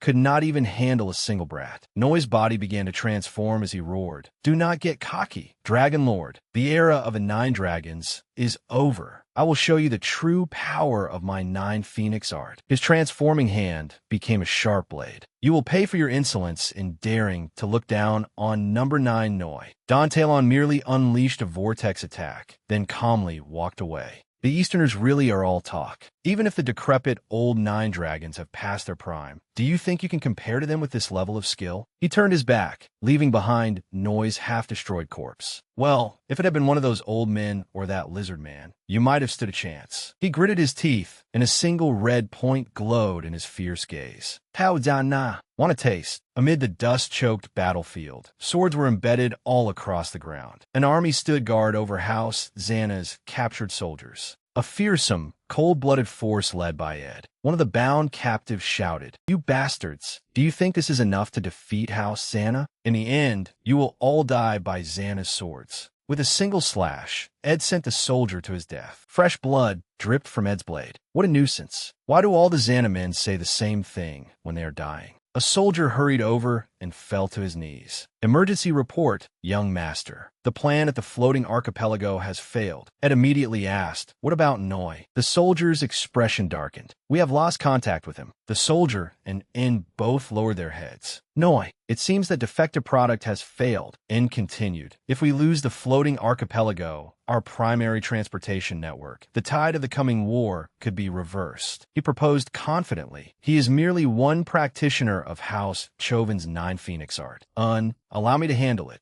Turn away. No, abandon it. We have already recovered the enormous funds from the archipelago. The massacre continued, blood flowing across the ground to Ed's feet. It is regrettable, but we cannot let that cloud our judgment or make us lose sight of what matters. He walked away coldly. Concentrate all remaining forces at the Central Highlands. After all, this war is merely meant to distract them. His gaze sharpened until only the whites of his eyes showed. Remember this well. We have only one objective. And trembled at those words. Ed concluded, everything is for him. Then he added, for the resurrection of the mad dragon emperor. The scene shifted to an island lined with buildings. The air was fresh and peaceful. Outside a room, people were talking animatedly. "We can use the railway route the Serious Merchant Guild used." Still no news from the Southern Merchant Guild? Antonio pressed a hand to his forehead in thought and sighed. Theo pushed open the door, surprising him. "You seem to have a lot on your mind." Theo casually extended his hand. "Is transporting Xana supplies causing difficulties?" Antonio hurriedly explained. "Why do you speak so formally, sir? Since we no longer have to account for the sea's unpredictable changes, it is much simpler." His face was drenched in nervous sweat. "I will be direct. I am terrified of House Xana. Thank you for freeing us from House Chauvin, but there is no such thing as a free meal." Antonio continued, while standing before a disorderly pile of documents. "With a snap of your fingers, all that changes is the name of the invader." He frowned in embarrassment. "I should not say this in front of you, but I wonder whether we were safer when we were drifting at sea." "How medis my fili?" "I understand.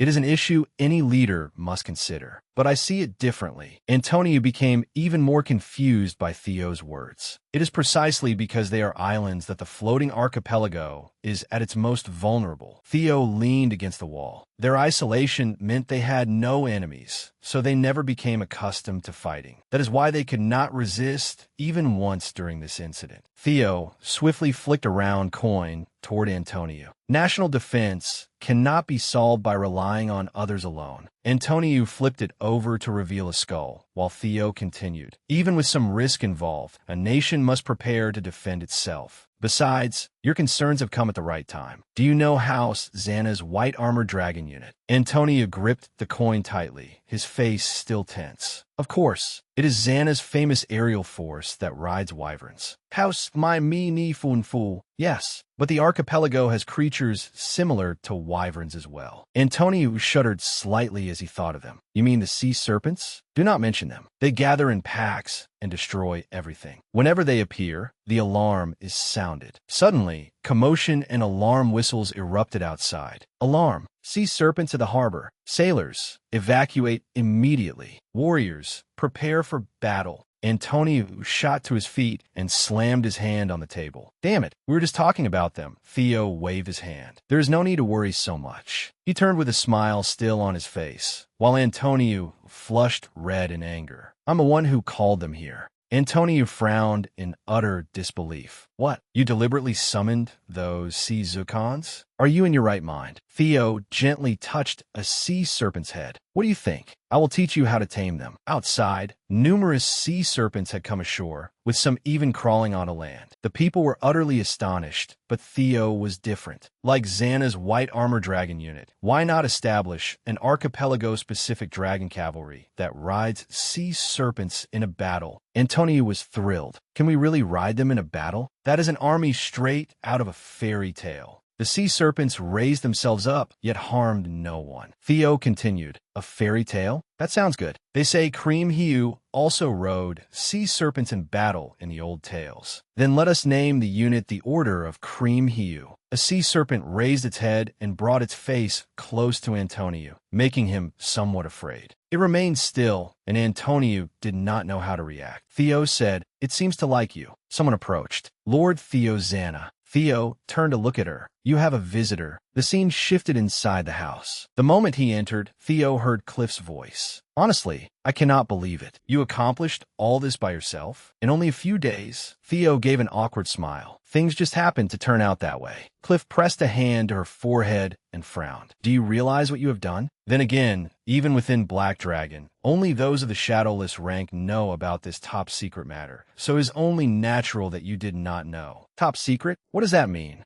She sighed. Black Dragon has been secretly investigating the floating archipelago because it may be House Chauvin's transportation network and financial source. Theo's eyes widened at the revelation. Concern was evident on his face. Black Dragon was investigating it beforehand? You surely knew that losing the archipelago would hurt the war effort. So why did you leave it alone despite knowing that? While they were talking, a voice rang out from afar. It was Don Talon. Are you Theo Xana? You wore the same smirk. I heard the 9 dragons praised you highly, so I had expectations. But he strode forward with imposing confidence. Looking like such a pampered young master, can you really amount to anything? His face was rough, but his smile was greasy. Theo played along. Well, in any case, it is a pleasure to meet you, Dragon Lord Don Talon. Why was he at the floating archipelago? Don Talon waved his hand casually, as though he were on his own turf. No need for formalities. Make yourselves comfortable. Cliff spoke up. My apologies, Dragon Lord. Don Talon replied, Sorry, am I late? Cliff frowned and threw Theo an angry look. The situation at the floating archipelago has become this serious. Why did you not report it to Black Dragon? Theo thought to himself, was Black Dragon not investigating it directly? So that was why this matter was considered top secret, even within Black Dragon. Don Talon laughed. That is why Black Dragon's position is rather awkward. Theo said, I apologize for that, but the space around them darkened as he trailed off. If I tell you the truth, Cliff and Theo both looked up in anger as Don Talon asked, Are you confident you can bear the burden?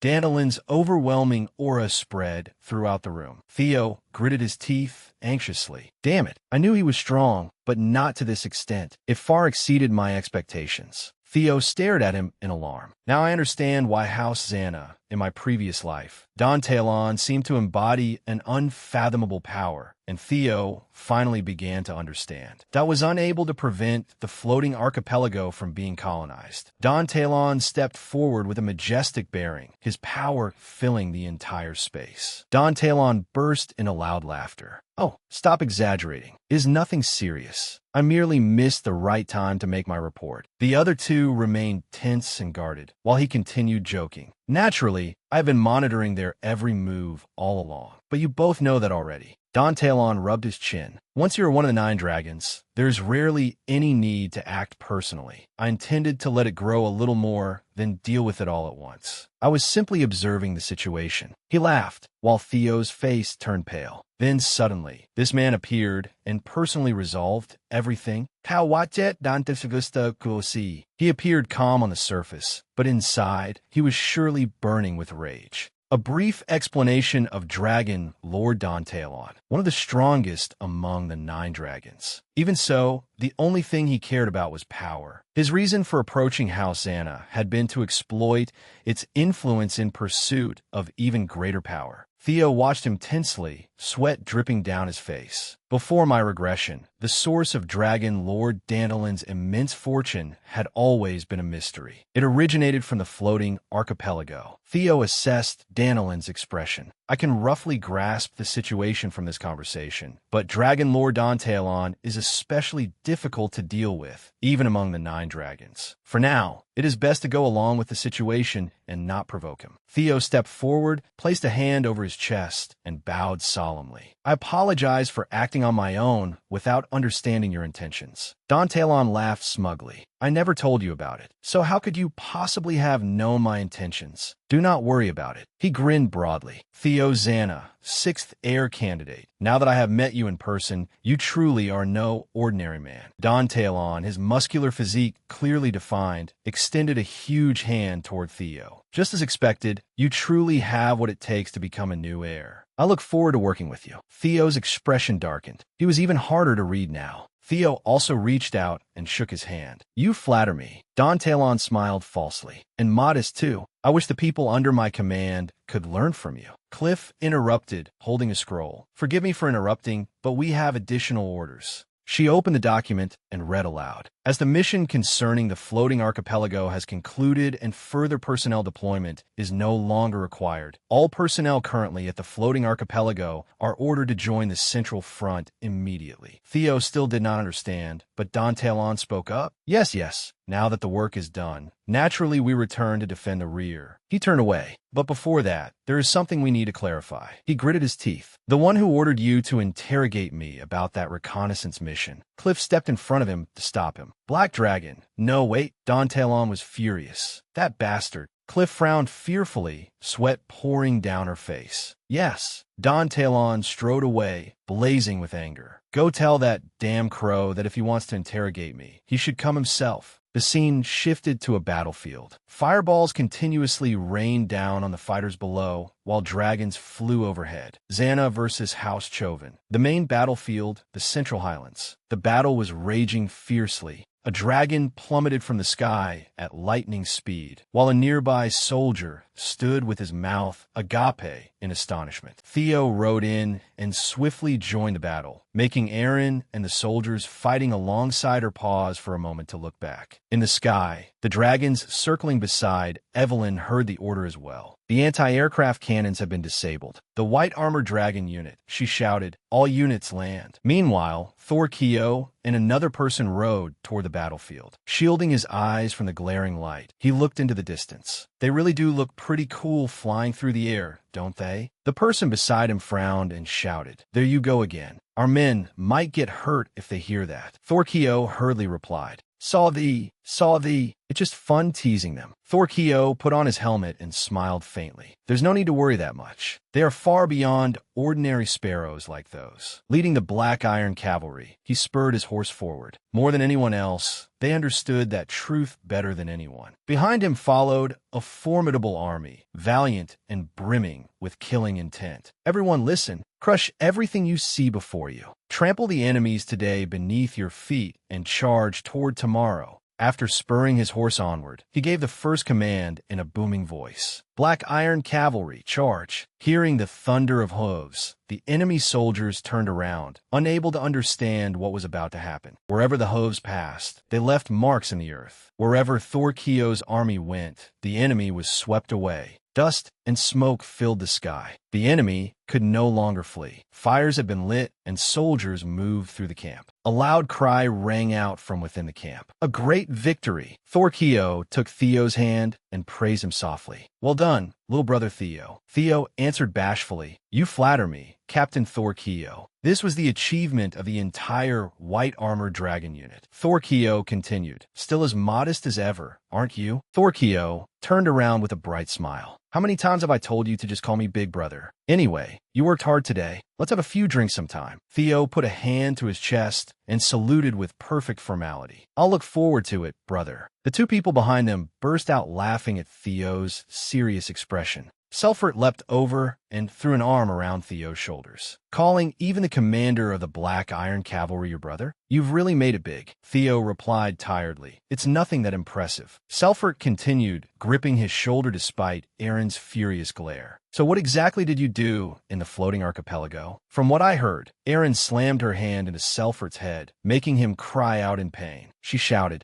That's enough. Aaron continued scolding him. He just arrived on the battlefield. Are you really going to interrogate him? Let him rest for a while. Frightened by what he had just witnessed, Theo shrank back. I'm fine, Senior Aaron. A large dent had formed in Selford's head as he clutched it in agony. We haven't seen each other in so long. Can I ask a few questions? That's so cruel, Theo asked worriedly. More importantly, how is the battle going? I joined in such a rush that I haven't had time to hear the full report. Aaron explained, the overall situation isn't bad. You could even say we have the advantage. But there's something very strange. With her hands on her hips, Aaron looked grave. Even though our forces have reached their headquarters, there's been no reaction whatsoever. It's as if they're waiting for something. How shall go Daken? I understand. He immediately thought of the battlefield formation. At the time, everyone had made the same assumption as Senior Aaron. The enemy had built a formation centered around the highlands, maintaining their consistent defensive strategy of counterattacking only. They had prepared a trap and were waiting for them.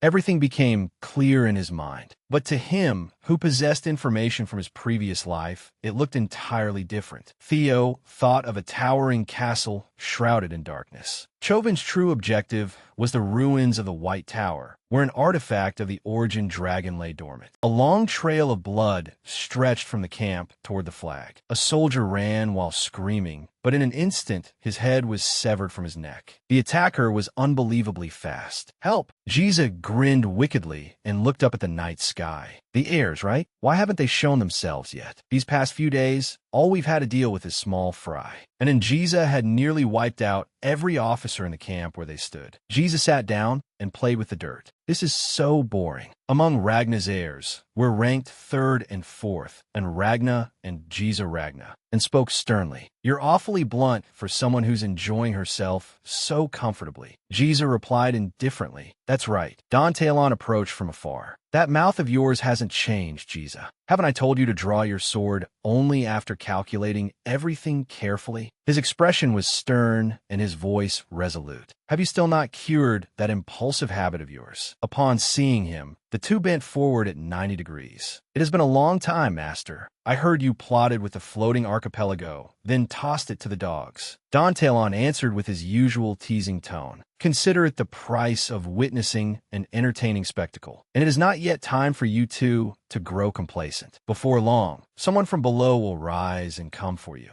Jiza looked surprised. Someone below us? Do you mean Thorkio? If it's him, then at least, and interrupted her. No, he means the 6th one. Don Talon covered his smiling mouth with one hand. The one who only recently became an heir? Jiza scoffed. Come on, Master. Whose disciples do you think we are? We're not rookies who can be pushed around by some brat. His voice turned serious. But what if that brat? Danilin's next words made the other two stare with widened eyes. Is the chosen one? His expression turned icy as he looked at them. Prepare yourselves. He turned and walked away. While you still have the chance, you must crush him. A carriage traveled down a forest road lined with withered trees. Several hours before Theo reached the battlefield, Theo sat inside, deep in thought. So the White Tower is also a relic of the Origin Dragon. The Azure Dragon answered, yes. Memories from his previous life surfaced in his mind. Come to think of it, in his previous life, the first place Chauvin occupied had also been the White Tower region.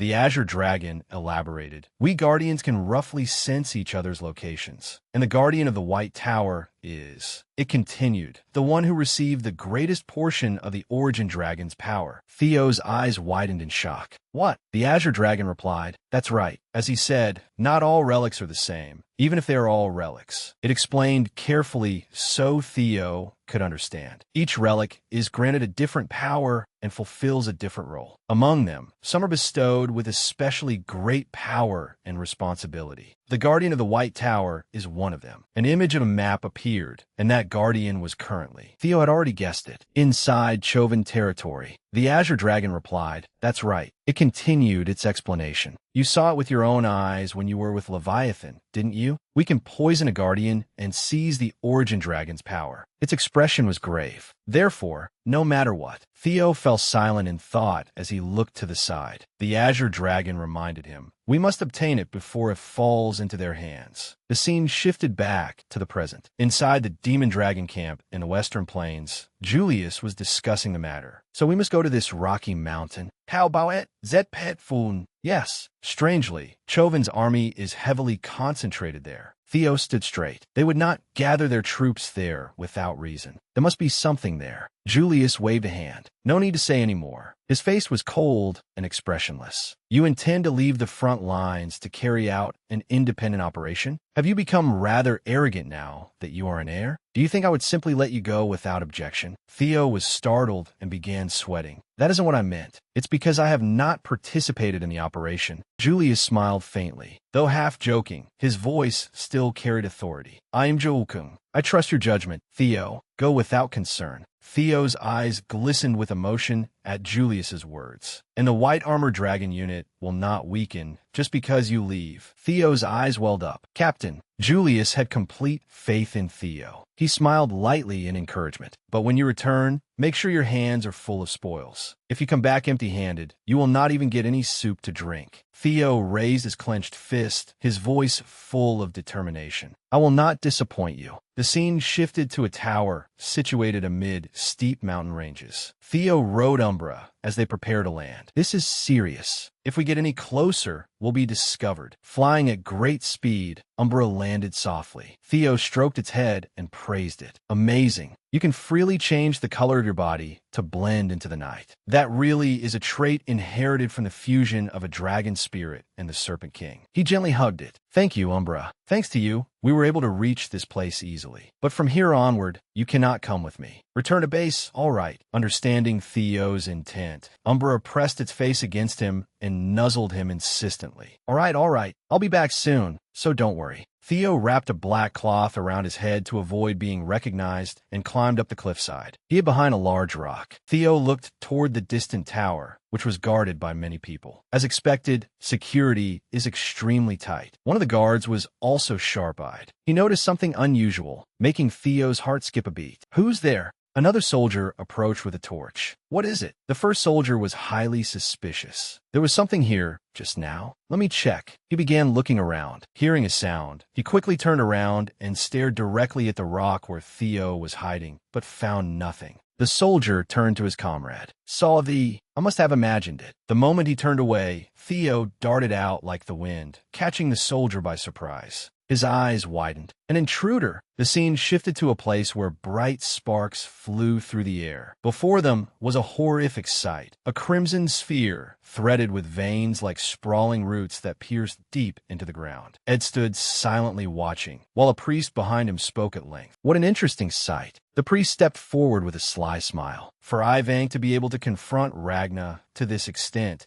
and even join hands with our holy demon cult to pursue the resurrection of the deposed Dragon Emperor. I truly never expected it. Within that sphere, a living being was being nurtured. Its powerful life force could be clearly felt through the unceasing beat of its heart. Ed stood there for a long time, listening to his words. He cast a sharp glance at the priest, his expression cold. He is Ragna's true master. At least for now, an impostor may be playing the role of lord, but before long, he will reclaim the throne. The priest responded, We, the servants of the true master, are the real Ragna. Remember that well. I will. The priest closed his eyes and thought. More importantly, preparations for the resurrection ritual you requested are nearly complete. His thoughts ran deep. To bring him back from death, they needed ingredients worthy of him. Ragna's body and the power of the origin dragon were precisely those two ingredients. Ed turned his back and began to leave. Ragna's body can be acquired at any time. The only issue lies in conquering the White Tower. He turned and called down to the subordinate kneeling below. How is the conquest of the White Tower progressing? The subordinate answered respectfully. The power dwelling within the White Tower is immense, and it is fiercely resisting the demon poison. The soldier continued, presenting his assessment to Ed. However, it appears impossible to conquer it within the allotted time. The soldier remained bowed to the ground. Ed's anger erupted, releasing an overwhelming force. The origin dragon's power is the key to his resurrection. There is no such thing as impossible. With just one sentence, he declared, We must make it possible, no matter what means we use. The soldier stared in terrified shock. I apologize, young master. My thinking was too shallow. Please forgive me.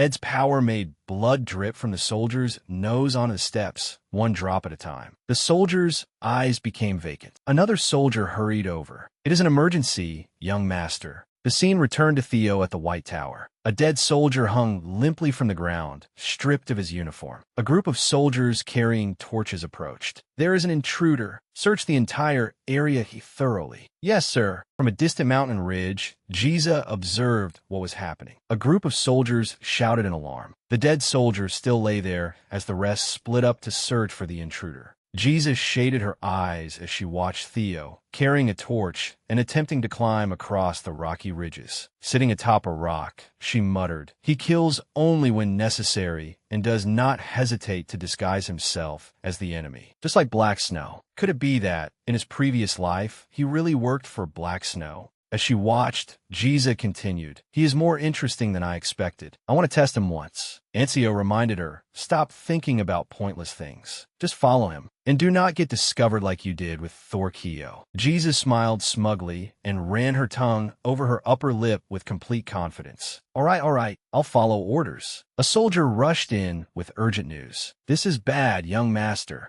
Ed's eyes widened in disbelief at the soldier's report. "An intruder has appeared at the White Tower." Ed fell in a thought, confident in his own strategy. "That is impossible. The location of the White Tower is known to only an extremely small number of people. I even disguised the troop deployment to ensure it would never be discovered." His eyes blazed as though he had suddenly remembered something. Could it be? Ed gritted his teeth in fury. Him again. "How that nah?" He came up with another idea. "Wait." The soldier, frightened, said, "If we reinforce the guards and intensify the search, we will capture him soon." Ed approached with a sly smile. "No need. That is enough. Change the battle plan. Leave only the minimum force at the White Tower. Withdraw everyone else." The soldier turned pale, sweat beading on his face as he failed to understand Ed's intention. "But if we do that, the Origin Dragon's power may be stolen." Ed strode forward confidently. "That is precisely the core of the plan." Ed curled his lips into a smirk. "The intruder is most likely Theo Ragna. It must be him."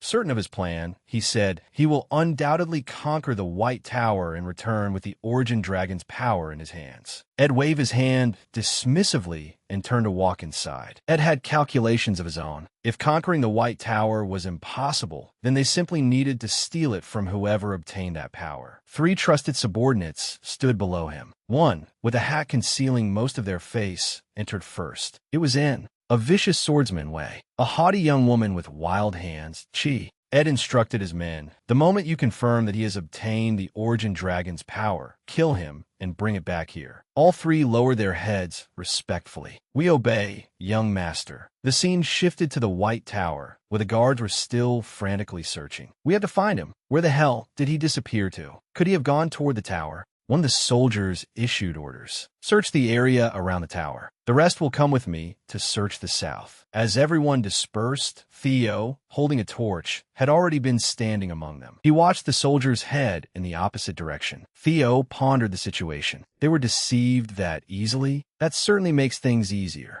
But he proceeded carefully. There was no password to distinguish friend from foe, nor any other special means of identification. Looking at the tower, now completely empty of soldiers, Theo became suspicious. No, from the beginning, the security has been much weaker than before. Theo hurried toward the White Tower. Its defenses were suspiciously lax. It was almost as if they were deliberately luring me here. Origin Dragon Relic, White Tower discovered. As he drew closer to the tower, Theo thought, even if that is the case, it does not matter. Theo lightly gripped one of the layered bricks in the wall, his expression tense. Light streamed from the wall, as though opening another doorway. "I have to obtain the Origin Dragon's power before they do." Without hesitation, Theo dashed through the door. A different entrance to the White Tower. A dazzling doorway led into the tower. Entering the Origin Dragon Relic, White Tower, heavy footsteps approached. It was Jiza Ragna. Even though Master found out, I never expected the Origin Dragon's relic to be in a place like this. And Ragna remained calm. It seemed that her infiltration of House Choven had been for this very thing. Jiza covered her face and burst into laughter, as expected of the Chosen One, and Ragna looked doubtful. The title of Chosen One is certainly tempting, but even the Chosen One cannot possibly succeed, can he?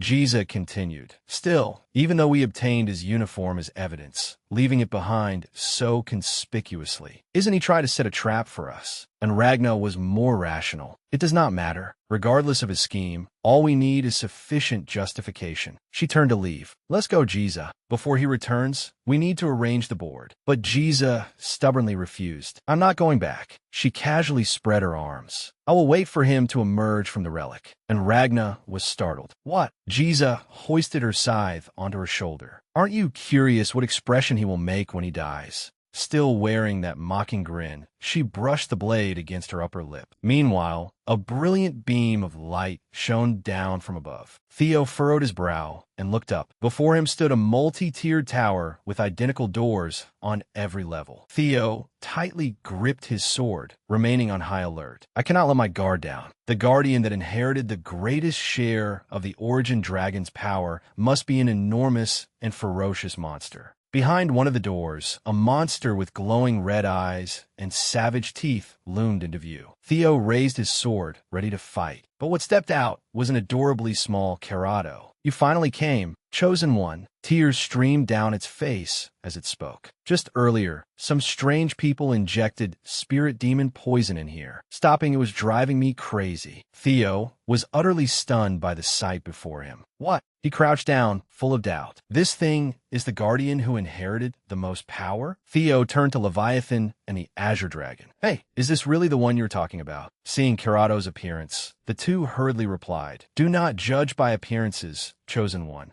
The Azure Dragon lied shamelessly. You look weak too, with that pretty face of yours, yet you're always going on about being the heir. Theo was furious when the Azure Dragon continued. The other Guardians are all afraid of him too. Kerado looked embarrassed. Oh right, I forgot to introduce myself. It beamed and hopped up in a friendly manner. I am Kerado Sukis, the most loyal subordinate of the great Origin Dragon, inheritor of the greatest portion of his power, and guardian of the gate to the Pantheon, which connects other worlds. Just call me Kerado. The Pantheon? Theo repeated in confusion. Kerado answered, That is right, the Pantheon, where the gods reside. It floated before Theo and explained further. You know that the Origin Dragon's relics are fragments of his power, right? In the past, the Origin Dragon performed many duties. Kerado explained enthusiastically. Guarding the gate that connects the Pantheon and the mortal world was also one of the Origin Dragon's roles. And the one who inherited that role is the great Origin Dragon's most loyal subordinate. I am the loyal and upright one who has preserved the Origin Dragon's power intact. Remember the name Kerado Sukis. Theo rubbed his chin thoughtfully. Gods, I have only read about them in ancient books. Do they really exist? He looked up at Kerado, completely bewildered.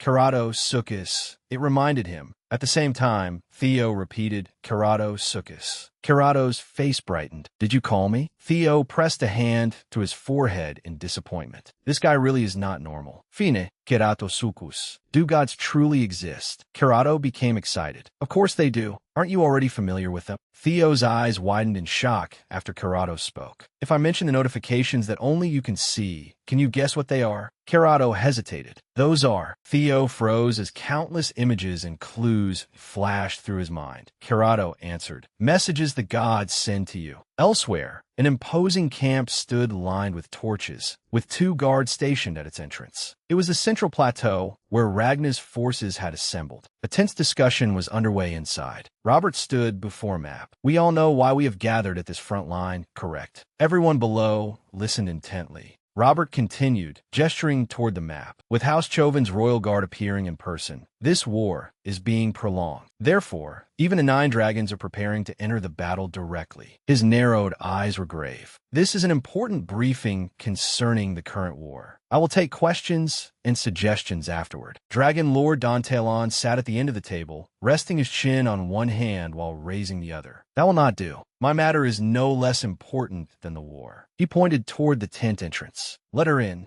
And Ragna entered solemnly, one hand on her chest. I apologize for barging in so suddenly, but this is extremely urgent. She brought in a coat. Would you please examine this? Her expression darkened. I personally witnessed Theo's betrayal, and this is proof of it. And Ragna placed the coat on the table. This is the evidence. Wogang sprang to his feet. He abandoned Theo's uniform in the middle of a war? What clearer proof of betrayal could there be? Murmurs erupted throughout the meeting. Julius's expression was as cold as ice. That brat Theo. What on earth is he doing? The scene returned to Theo, who was looking up at Kerato after its explanation. Theo asked in astonishment, "You mean the blue notifications that only I can see are messages from God?" Kerato waved its tiny claws. "Yes, without a doubt. Naturally, I cannot explain the details because I cannot see them." Theo pressed on. "Then do all chosen ones see them?" Kerato replied, "You are the only chosen one who can see them." Theo remained puzzled. "Why me?" Kerato smiled. "Of course, it is because you are." Theo suddenly felt pain surge through his body. Kerato scratched its head. "It seems like it has been filtered out." Theo did not understand. "Filtered out? Just how much more do you know?" Kerato's eyes gleamed. "I have been waiting for you to ask that." It soared upward and sat grandly atop the doorway. "Do you wish to uncover the truth? If so," Kerato said, "I grant you the trial of the sanctuary, chosen one." Theo narrowed his eyes. "The trial of the sanctuary?"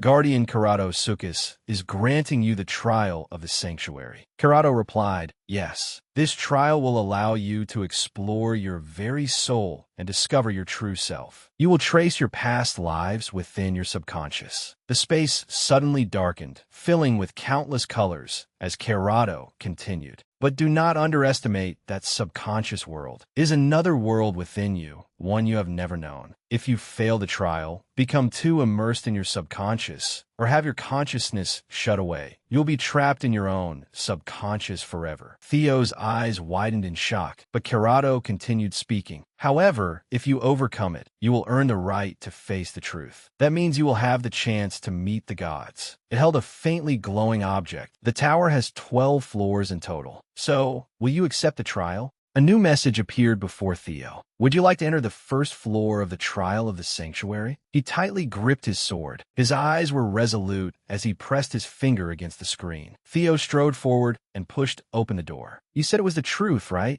He used all his strength to push the door wide open. A fantastical light shone from within. "I have countless questions. What is that nameless king? Will this great war truly happen?" And Theo shouted angrily, "Why am I the chosen one?" His teeth clenched tightly. Inside was a floating structure surrounded by countless small rocks. Entering the first floor of the trial of the sanctuary, displaying the first floor objective. Theo could scarcely believe it. "Are we still inside the tower?" To fully enter the realm of the subconscious, you must suppress your consciousness and open the gate. Something black and viscous moved along the ground. It suddenly rose and formed a shape, startling Theo. A human figure was created from the black liquid. "Is that the consciousness system Kerato mentioned?" It does not seem as dangerous as Kerato made it sound. A sharp sword suddenly shot toward Theo, and he narrowly dodged it with lightning-fast reflexes. Theo had not even understood what was happening. "It just threw a blade at me?" His eyes widened at the sight before him. Guardian of the gate to the subconscious. A sharp blade pointed toward the ground. Theo's subconscious manifestation appeared, valiant in white translucent armor. "I have appeared. Eliminate him." The two stood facing each other. Watching his subconscious smile, Theo thought, "I have to fight myself? Or perhaps this is actually a good thing." His gaze grew thoughtful, compared to facing an unknown enemy with no information at all. Before he could finish the thought, Theo's subconscious charged at him. "Fighting an opponent I know thoroughly should be." Theo's subconscious struck with incredible speed, and Theo reacted just in time. Thunder Dragon, Thunder Fawn. The technique was both swift and powerful, forcing Theo to exert himself fully just to evade it. He barely managed to land on the doorway's ledge. Then his subconscious prepared to rush in at the speed of light. Theo raised his sword to block. It was so fast that only a streak of light could be seen. A technique too swift for the naked eye followed, accompanied by a shout. 5 dragon claws. The strike gouged a long, deep scar into the ground, sending smoke billowing everywhere. Theo retreated far back. Wow! He still could not hide his amazement at the figure that looked exactly like him. Theo raised his sword, ready to defend. Looking at his subconscious across from him, countless thoughts ran through his mind. "It seems I really have become much stronger over this time." Theo's duplicate swung its sword and launched a new attack, its force exploding with overwhelming power. It unleashed 5 dragon claws directly at him. Theo was no weaker, using Dragon Flash to intercept it. The two forces collided with a thunderous explosion that shook the entire space. Suddenly, Theo could no longer see his opponent. Before him, only deep trenches remained in the ground. He thought he is too strong. At that moment, Theo's duplicate descended from above. Theo looked up in surprise. From above, his duplicate gathered its energy and unleashed 5 dragon claws. Then it combined the attack with rampant strike, creating countless interwoven streams of sword energy that fell upon Theo like a dense net. A blinding flare erupted, and the ground was violently torn apart. Theo carefully blocked the attack and immediately assumed a fighting stance. Theo's duplicate swung down with a devastating slash. The two engaged in fierce close combat, their weapons clashing with piercing shrieks and showers of sparks. Because the two opponents possessed equal strength and understood each other's techniques so thoroughly, the battle only grew more intense. Their swords struck with a clang as both strained to overpower the other. So this is what it means to fight myself. Even our sword paths are identical down to the smallest detail. He calmly avoids my attacks and neutralizes them with the same techniques. Theo's duplicate suddenly knocked him back with a powerful blow. The two separated and maintained a safe distance. Theo quickly realized the difference between them. Though we are so alike, unlike me, he does not get tired. How am I supposed to defeat him? Suddenly, an idea flashed through Theo's mind. Wait, if he is exactly like me, then surely. Theo abruptly launched a powerful attack, forcing his duplicate onto the defensive. House fly. No time to rest, huh? That is exactly what I think about myself. The chaotic battle resumed, filled with terrifying bursts of force. Within moments, dust and smoke blanketed the vast space. Theo suddenly hurled his sword directly at his opponent. The duplicate immediately froze, its eyes seeming slightly confused. It used its energy to control the blade. Then it knocked the sword away. At that exact moment, Theo appeared behind it. In a cold voice, he said, "Good. I expected that to catch myself off guard." Theo had calculated everything carefully. Unless I am as stubborn as that guy, no one would expect me to use a sword energy technique like that, let alone the white moonlight sword path. Seizing the opportunity, Theo stabbed from behind and defeated his opponent. The duplicate was completely caught off guard. House my prudili. As expected, everyone has something to learn. Watching the duplicate's illusion gradually fade away, Theo said, "That was quite a good fight, my past self." The system then announced, "You have defeated yourself. You have completed the first stage." Another gate quickly appeared before Theo. The system displayed a question. "Would you like to enter the second stage of the sanctuary trial?" Without needing to think about it, Theo gave a broad smile and stepped forward to push the door open. If I have started something, I am definitely seeing it through. The scene shifted back to the council meeting. After hearing the report, Wogang sprang to his feet. He discarded Theo's uniform in the midst of war. What clearer proof of treason could there be? The spacious hall filled with murmurs. Julius asked once again, "You're saying Theo abandoned his position and went to House Chauvin, correct?" And Ragna confidently replied, "Yes. I witnessed it myself. He went into enemy territory of his own accord." And Ragna looked toward the uniform and affirmed, "The uniform I just showed you is the clearest proof." Hearing this, OSA cried out, "There is no way Theo would." She sent Julius a telepathic message. "Julius, Theo did not tell you anything." Julius replied, "Dragon Sword, I suppose he did not tell you anything either." He smiled smugly. "It seems Theo trusts me more than he trusts you." Julius thought to himself, "Of course. I never expected things to become this chaotic." Before Theo had set out, Julius had instructed him, "But make sure you do not come back empty-handed. Otherwise, there will be nothing for you." Theo clenched his fist and declared, "I will not disappoint you." Theo sent a telepathic message to Julius. "But there's something I need to tell you first." Julius was greatly surprised. Telepathy? Theo revealed, "The third and fourth heirs, Visa Ragna and Ancio Ragna, are currently watching me." Julius could not hide his surprise. "The twins," Theo answered with certainty. "That's right. They have been watching me ever since I returned from the floating archipelago. They probably want to render me unfit to keep my position, and I intend to ruin their plans." Julius froze at those words. Theo added, "I'll use this opportunity to find their weaknesses, so just go along with whatever they say." Everything unfolded exactly as Theo had predicted. Julius telepathically told OSA, "Well, I don't think we need to worry too much. That kid Theo, Seems confident he can handle this game. He slammed his hand down on the table, rose to his feet, and loudly declared to everyone, "I, the demon dragon, support Ansio Ragna." She bowed and replied, "I am delighted to have the demon dragon support." Dragon Lord Don Taelon, standing beside her, fell silent for a moment. Julius eagerly made a suggestion. "We should form a team to find and capture him immediately." Robert watched the situation and thought to himself, Theo had definitely abandoned his position, but there was no way the demon dragon was unaware of that. That means this may very well be their plan. I'll temporarily side with the demon dragon and see how this develops. He then gave his assessment. Black has also confirmed that Theo abandoned his mission. There is clear evidence supporting her accusations, so we will accept them. Black will promptly form a capture team. Robert's cold gaze shifted slightly to the side. Things were becoming chaotic. But if this was all Theo's plan, perhaps there was no need to worry too much. Back at the second stage of the trial of the sanctuary, Theo decided to enter and explore.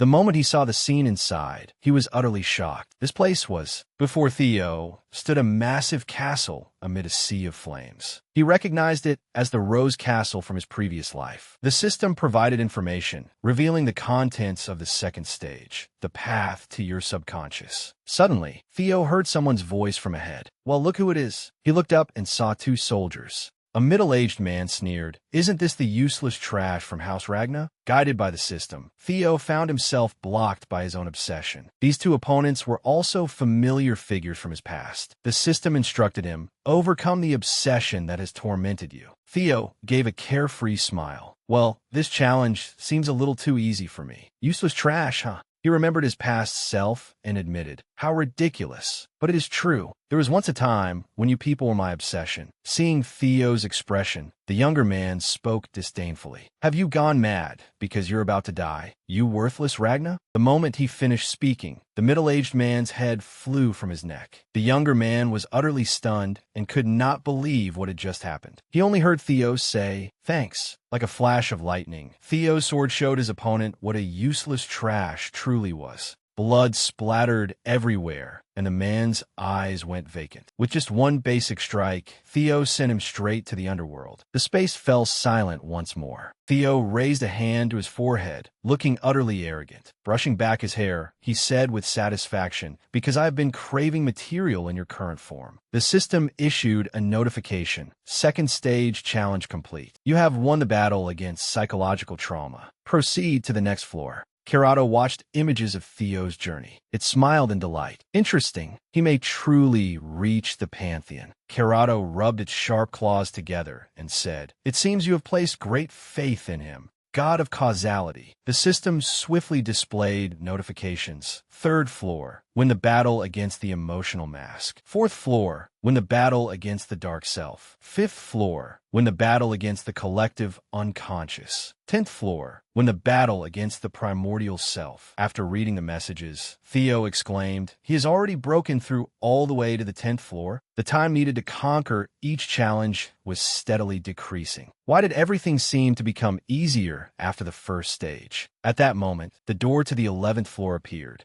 He placed a hand on the stone door and pushed it open, murmuring, "This can't possibly end so simply. Can it, Kerato?" The system announced, entering the 11th floor of the trial of the sanctuary. Kerato grinned wickedly and reassured him, "There is no need to worry, Chosen One, because the real trial begins now." The secret realm opened into a bottomless cavern. The system guided him. This is the Cave of Origin, a simulation of the process through which life was created. Trace time backward within the Cave of Origin. As Theo entered, he pondered, is this test really just about walking down the path? The atmosphere was somewhat different from the previous floors. The stone door behind him slammed shut. Theo proceeded slowly, carefully observing his surroundings. The place was filled with sharp stone spires. The system suggested, to reach the origin, you must first return to the void before your birth. As you travel against the flow of life, the senses formed at birth will disappear one by one. The moment he read that, he was startled. What? Loss of smell? You can no longer recognize the scent of the world. Theo was somewhat confused. Unable to smell the world? What does that mean? He suddenly noticed the water.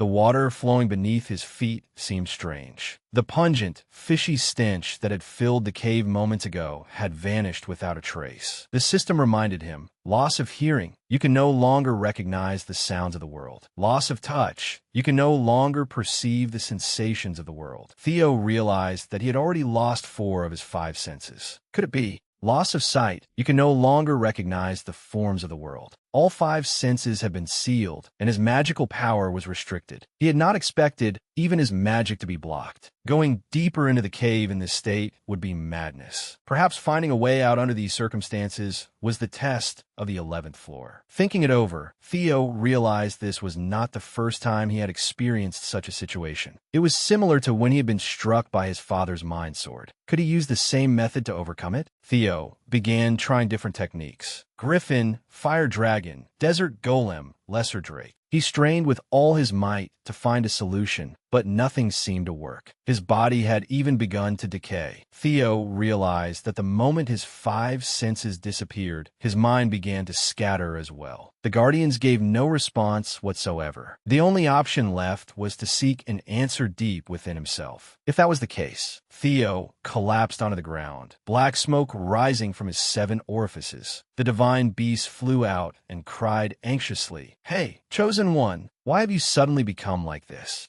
Another urged him, "Did you trip yourself up? Get up already." Seeing this, Kerato stopped them. "It is useless. Not only have his senses been sealed, but his magical power has also been locked away. No matter how loudly you shout, you cannot reach the Chosen One. All living beings perceive space and time through their senses. Yet, ironically, when those senses disappear, something else becomes clearer than ever." It wore a sinister smile and continued, "That is the primal fear that arises when one realizes that the world they exist in has rejected them. For humans, the Cave of Origin is a place where the boundary between oneself and the surrounding world no longer exists. At this rate, the Chosen One's consciousness will completely dissolve, leaving him in a state no different from death." Kerato sighed in disappointment. "I thought this Chosen One might be somewhat different." The greater the expectation, the greater the disappointment. Suddenly, Theo rasped with difficulty, I'll kill. I'll slaughter every last one of you." His hand clenched slightly, and crimson bloodlust rose from his entire body. A surge of power burst forth, shaking the space around him. Kerato was astonished and could not understand what was happening. As Theo slowly rose to his feet, the divine beast wondered, "Why has everything suddenly changed?" Another stated, "This is madness." So that's it. The evil intent of the frenzied dragon, which the head of House Ragna implanted in him, is erupting violently. The Chosen One had been suppressing that thought, but now he has fallen. This is the inevitable result. Kerato turned back to look. He could hardly believe its eyes. Incredible. You're using madness to bind your scattered consciousness together. A crack suddenly appeared on Theo's chest, and a strange voice sounded from within it. "Theo Ragna, I accept your contract. I will grant you the power to shatter this adversity. Seize it, awaken, and destroy everything. For me, sacrifice it all." A face appeared within the crimson crack. Extending a hand, it commanded, "Offer this entire world to me." Theo forcefully answered with a punch, then replied sharply, "No. The contract is canceled." He smiled arrogantly, as though he knew no fear. The figure continued threatening him. "Stop making excuses. I have already bestowed power upon you." Its crimson, I stared at Theo as if seeking to control him. "Execute the contract at once." Suddenly, it paused in astonishment. "So that is it, the power I just gave you." Theo laughed heartily, crushing the fragment in his hand as he declared, "That's right. I returned it all, not a single bit missing." The figure roared furiously. "You dare play such a trick on me?" Theo calmly answered, "Just consider it helping out your grandson for once." The figure cursed helplessly. "Foolish, impudent grandson. I will remember this, Theo Ragna." The system announced, "The self is expanding. All senses have been restored. Magical power may be used again." 11th floor, trial complete. Theo let out a sigh, somewhat worried. Was it really all right to awaken the frenzied dragon like that? Still, everything had been resolved for now, so it should be fine. Suddenly, a voice called out from behind him, "Chosen One." Theo turned around and saw the divine beast flying toward him in a group. They knocked him down and climbed all over him. Theo asked in surprise, "What is this? Why are you all reacting like this?" One cried out, "We were worried sick. It's good that you're safe." One perched on his stomach rambled, "If you intend to die meaninglessly like that, then give me your corpse to dispose of." Another reminded him, "Do not make everyone worry anymore, chosen one." Suddenly, light shone from the far end of the tunnel, and Theo pushed himself up. He stared at it blankly for a long while. Then he braced a hand on the ground, sat fully upright, and slowly said, "I've finally reached the final stage." The system announced, entering the 12th floor of the trial of the sanctuary. The space around Theo began to change. He started the trial on a bed. He stepped down, his bare feet touching the old floorboards. Theo looked around and wondered, a bedroom? Wait, this is clearly a place I have never seen before, yet it does not feel unfamiliar at all. He placed a hand on a mirror, making it creak. Then he stared at himself and asked, seriously, in that strange dream from before, "Who exactly are you, and why do you keep appearing before me?" A headache struck him. Theo grimaced and gritted his teeth through the pain. The system announced, 12th trial complete. You have successfully conquered the Origin Dragon Relic, White Tower. Reward obtained, the authority to enter the Pantheon. He immediately stepped inside. The space was strange. Countless stars seemed to glitter in the sky. Before Theo stood an intricately carved stone gate covered in unique runes. Holding his sword, he carefully entered. The system guided him. You have arrived at the Pantheon. Theo scrolled down the message panel. The gate to the Pantheon lies before you. By successfully conquering the Origin Dragon Relic, White Tower, the power of the Thunder Gate has been upgraded. Suddenly, a voice sounded behind him. At last, I have arrived here. Roadbroke descended gently from the air and called out, "My friend." Theo exclaimed in surprise, "Roadbroke? How are you here? Didn't you say last time that you could not leave your nest?" She explained,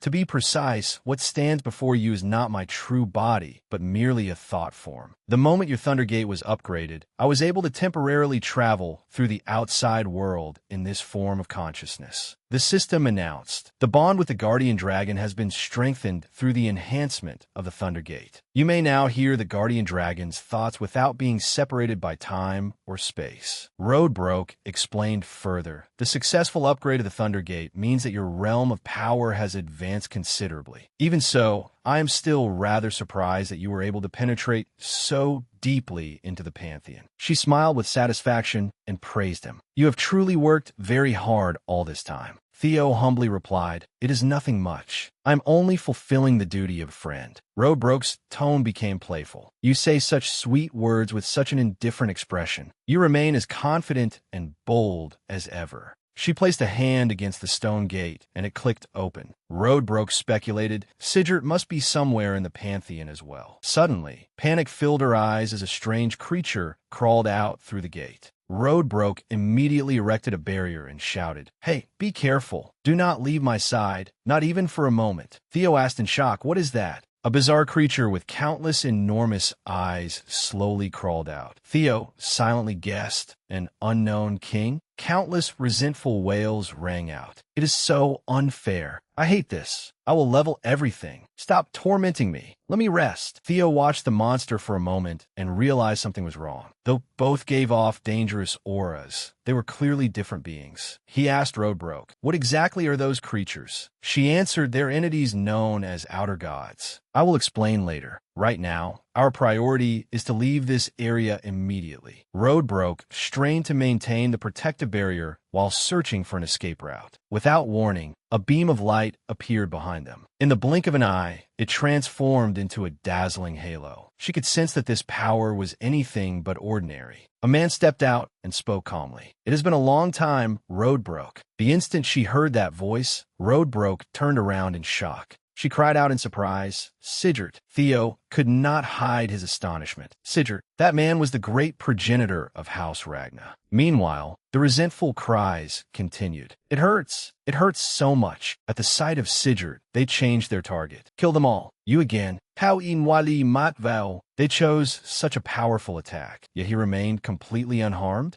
Sigurd showed no fear. He casually waved a hand and struck. Instantly, the surge of magical power cut the clamorous outer gods in two. The space abruptly fell silent, leaving only fragments of corpses floating in midair. Sigurd said to Theo, "You have finally made it here. Judging by that expression, I assume you have countless questions. Go ahead and ask. I will answer whatever I am permitted to reveal. Theo immediately voiced his doubt. The man who appeared in the final trial, I saw him in my previous dreams as well. Do you know his true identity? Sigurd replied, based on Ragnar's experience with regression, do you truly believe that you have gone back in time? Theo was momentarily stunned upon hearing that. Confused, he asked, what exactly do you mean? Sigurd said gravely, for now, that is all I can reveal. However, at that, Sigurd suddenly fell silent. He raised a hand and gathered his energy, unleashing a dense barrage of phantom swords that radiated terrifying power. Countless swords rained down below and finished off the outer gods. Then Sigurd turned to Theo. I know there is still much you do not understand, but I cannot answer all your questions at this time. When the day comes that you are qualified to stand here, everything will become clear on its own. Realizing that he had no intention of staying, Roadbroke asked furiously, Sigurd, where are you going? Are you leaving again without saying a word? One of the gods immediately pushed her back. Roadbroke could feel that the other party's strength was impossible to resist. She looked at the one who had stopped her and cried out, but, great progenitor, Sigurd said gently, I am sorry, Roadbroke. It is not yet time for you all to exist here. His figure gradually vanished beyond the gate. Roadbroke shouted in fury, Sigurd. Yet the only response she received was a cold, rejecting gaze from within. At that moment, the system suddenly announced, the god of causality has recognized your existence. Theo could only watch helplessly. He still had no idea what was truly going on. The stone gate closed in silence. The system sent another message. Congratulations. You have excellently completed scenario quest number 7. After a moment of silence, Theo asked, Roadbroke, what exactly is happening? She replied, those monsters are similar to the Nameless King. They are entities that lie beyond the laws of this world. They are also the enemies you will be forced to face in the near future. They obey none of reality's rules and always crave the destruction of the entire world. Roadbroke gently placed a hand on his chest and encouraged him, go. Continue your journey and grow even stronger.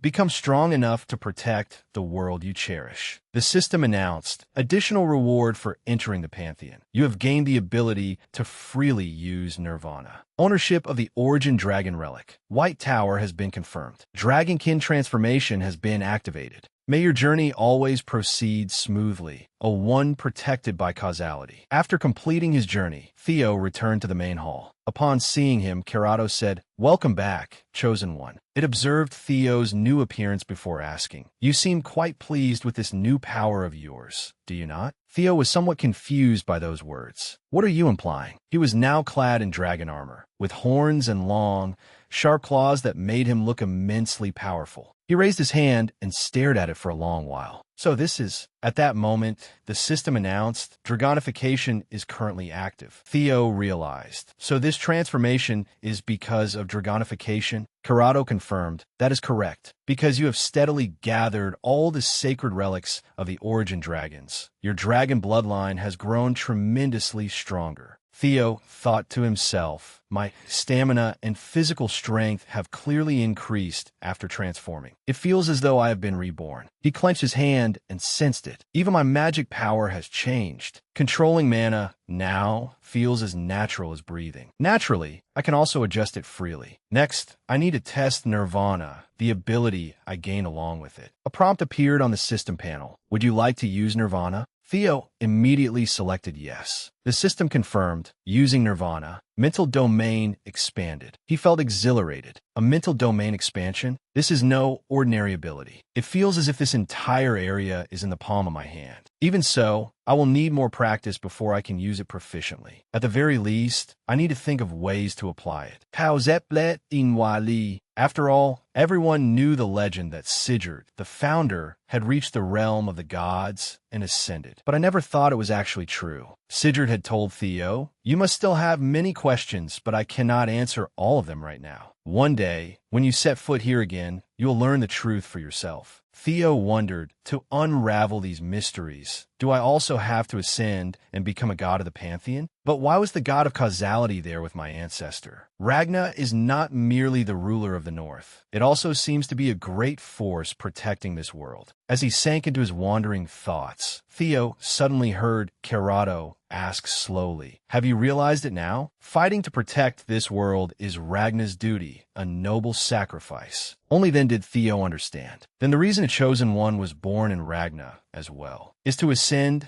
and fight alongside the god of causality against the outer gods. Theo asked again, then is the world where that mysterious man exists also connected to this? I mean, the trial on the 12th floor. Kerato froze for a moment. It gave an awkward laugh and answered, it certainly was a strange sight, but I am not sure. I only know that world is connected to your trial. Theo nodded in agreement. That makes sense. Yet inwardly he sighed. Even the Guardian knows nothing about that place. What in the world is it? A blue aura suddenly radiated around Kerato. It said, all right, I have given you everything I can. It is time for you to leave, Chosen One. I must leave as well. Before disappearing, Kerato revealed, there is an uninvited guest outside the tower. Theo was slightly surprised. So they really did follow me here. He smiled broadly. Is that so? It would be rude to keep a guest waiting too long. Shall we go greet them? Outside the tower, the silence was absolute. Theo walked forward slowly with his sword in hand, searching for the uninvited guest. A shadow darted in front of him and said, so you finally crawled out? The man wore a vicious grin as he complained, seriously, does it make any sense for the older brother to be left waiting for his younger brother?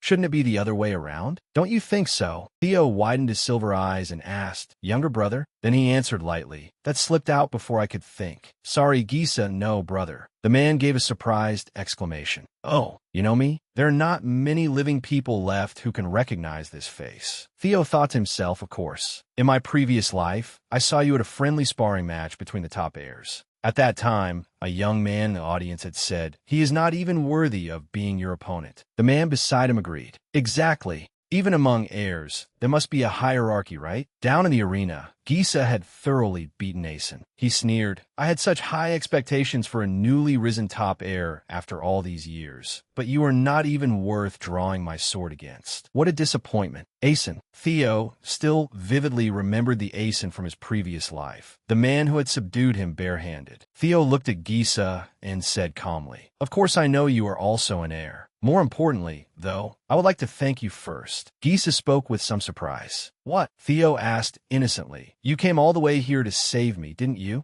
Gisa paused for a moment before suddenly bursting into laughter. He stood there laughing for quite a while before he finally stopped. Gisa stomped his foot and praised him. This little heir sure knows how to talk. You are nothing like that thick-necked bastard. But before he could finish, his figure vanished from its original position. He moved behind Theo with lightning speed and finished in a low voice. I came here to kill you. Theo calmly raised his sword and blocked Gisa's scythe. I know you came here to kill me, so spare me these meaningless theatrics. Then Theo suddenly asked, did the traces I left behind help you track me? Gisa was stunned by the question. Theo continued calmly, if I had to guess, Choi Van's forces will soon arrive to capture me for conquering the White Tower. If that happens, I will not be able to escape alone. So I use my twin brothers. Since you have always been following me, I guess that if I left behind a uniform, you would bring the pursuit squad here. Gisa suddenly recalled what he had once said to Ancio. The trail is too obvious. Isn't he trying to lure us into a trap? A smile unconsciously appeared on his face. I was right, wasn't I? Ancio, you idiot. Theo knocked Gisa's scythe away. I did not expect you to come alone ahead of the others. Gisa swiftly launched a powerful slash, forcing Theo to leap backward and evade it. To be safe, Theo retreated several more steps to maintain a secure distance. Theo thought, that was what I expected. Gisa did not give his opponent even a second to rest, immediately closing in again. Theo suddenly asked, and what will you accomplish by doing this? Gisa did not hide his purpose at all. The moment your head hits the ground, everything will be over. Theo tightened his grip around his sword hilt. I never expected reason to make you understand anyway. if anyone is abnormal, it is people like Tokal, as heirs of Ragna, where strength is revered. Each of us holds fast to our own unwavering beliefs. Theo gave a cold smile and slashed at his opponent. And I am no different. At that moment, a black-clad figure wielding a massive hammer brought it down toward Gisa's head, catching him completely off guard. A deafening explosion rang out, shaking the ground violently. Dust and sand billowed up, shrouding a vast area. Gisa leaped aside and cursed. "Damn it, what the hell is going on?" One of the Choi van members said, "What a pity. I nearly caught both of them at once." Seeing them, Theo sighed inwardly. "It seems someone more important than I expected has appeared." Gisa fell silent, uncertain of what to do. One of them asked, "You are Theo Ragna, correct? You are quite sharp. You even noticed that we deliberately helped your army. Still, my pride is a little hurt." The figure raised a hand full of razor-sharp claws and sneered. "Do you truly think the two of you can stand against Choi Van's 9 dukes?" This person was Chi, the 3rd Duke of Choi Van's 9 dukes. The giant standing beside her was Woi, the 2nd Duke of Choi Van's 9 dukes. She stepped forward arrogantly. "You two are truly lucky. 2 heirs have delivered themselves right to my doorstep." Sensing their power, Theo grew worried. 2 of the 9 dukes, born to oppose the 9 dragons. She suddenly said, "You will make perfect sacrifices. He will surely be pleased, won't he?" Theo frowned upon hearing that word. "Sacrifices?" Woi snapped. "I told you to watch your mouth." "Chi," she retorted. "Do you have a problem? We're going to kill them anyway, aren't we? Besides, if it bothers you that much, you should have finished him with that last blow." Woi gave a vicious grin. "You always know exactly how to irritate me." The strength of Choi Van's 2 9 dukes was no joke. The aura they emitted was terrifying. They looked at Theo and Gisa with complete calm, without the slightest concern. Theo assessed the situation inwardly. Their mana pressure alone is already this frightening. Fortunately, they do not seem to get along very well. If I can make good use of that opening. Before he could finish devising a plan, Chi closed in and attacked head-on. She declared, "Then whoever moves first gets first pick." Countless slashes forced Theo to defend with great difficulty, after which he leaped backward to create distance. Looking at the many cuts across his arms, Theo was somewhat shocked. First come, first served. She is so fast. In that brief instant, she launched over 30 slashes, and the final strike aimed at my neck was even stronger. She raised her clawed hand, fresh blood dripping from it, and laughed in delight. "Not bad, darling. I had intended to take your head." She suddenly asked, "By the way, you are the one who defeated Noi, the one who was sent to the floating archipelago, right?" Theo searched his memories. "Noi? You mean the man I met in that floating archipelago?" He sighed. "Why would the Lord send such a failure? If it had been me, this would have been settled cleanly." Hearing that, Theo could not help smiling. "A failure? It has been a long time since I faced an opponent who made me feel such an insurmountable gap." Spreading her arms, Chi launched another attack while teasing him. "Even your flustered expression is adorable. Do not worry. Since you are quite handsome, I will at least leave your head intact." She released a whirlwind-like force directly toward Theo. Theo thought, "She is coming." Yet just as Chi approached, Gisa immediately charged in and deployed his shadow-killing sword. He followed up with a flying shadow slash. The two clashed fiercely, neither side yielding an inch. Gisa gripped his scythe tightly and clicked his tongue. A long, deep trench lay before him. She somersaulted backward several times and muttered, "That was unexpected. I thought you were eager to kill my darling."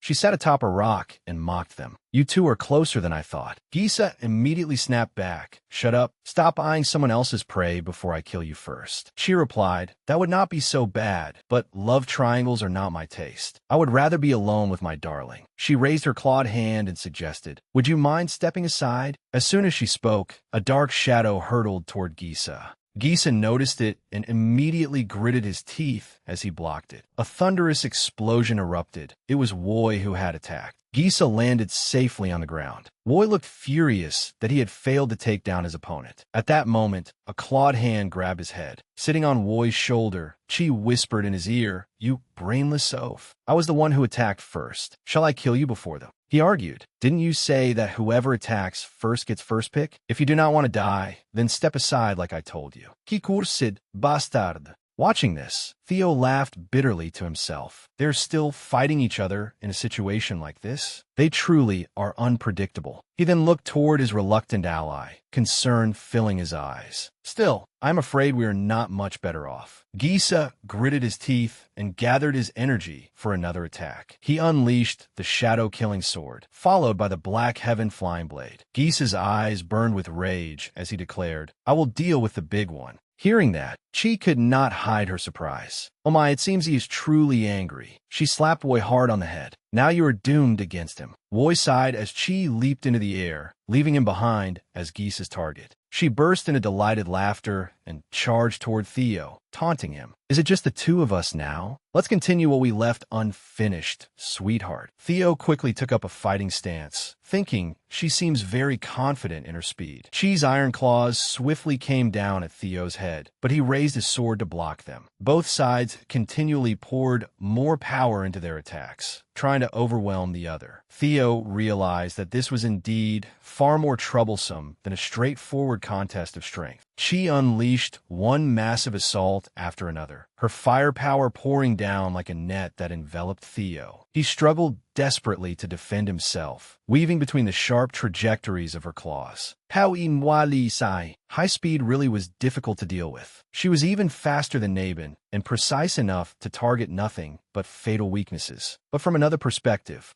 a thought suddenly flashed through his mind. What if I deliberately expose a fatal weakness? Sure enough, Chi's gaze shifted. Her hand shot forward. Theo saw that her body would react first. Taking advantage of the moment his opponent was distracted, he immediately launched Dragon Claw. Chi froze for an instant. Theo followed up with Dragon Lightning, countless dense flashes of light carrying terrifying force shooting toward her. She was forced onto the defensive and struggled to hold on. Only then did she realize that the sword aura possessed a lightning attribute. No wonder dodging it was useless. A massive boulder blocked Chi's path. Caught by surprise, she said, "You even destroyed the terrain to limit my speed." A risky move, but not a bad one. But unfortunately, Chi's body flashed like lightning as she leaped over the rocks. She slipped through the streams of sword aura and said, "That still isn't enough to stop me." At that moment, someone stood quietly atop a nearby rocky outcrop, observing. He opened a notebook and carefully recorded his observations. It is still incomplete, but he has already reached around 30% of the Black Dragon's level. Not only did he withstand Chi's attack, but he counterattacked as well. Interesting. This man was In, the first Duke of Choi Van's 9 Dukes. Suddenly, his eyes lit up.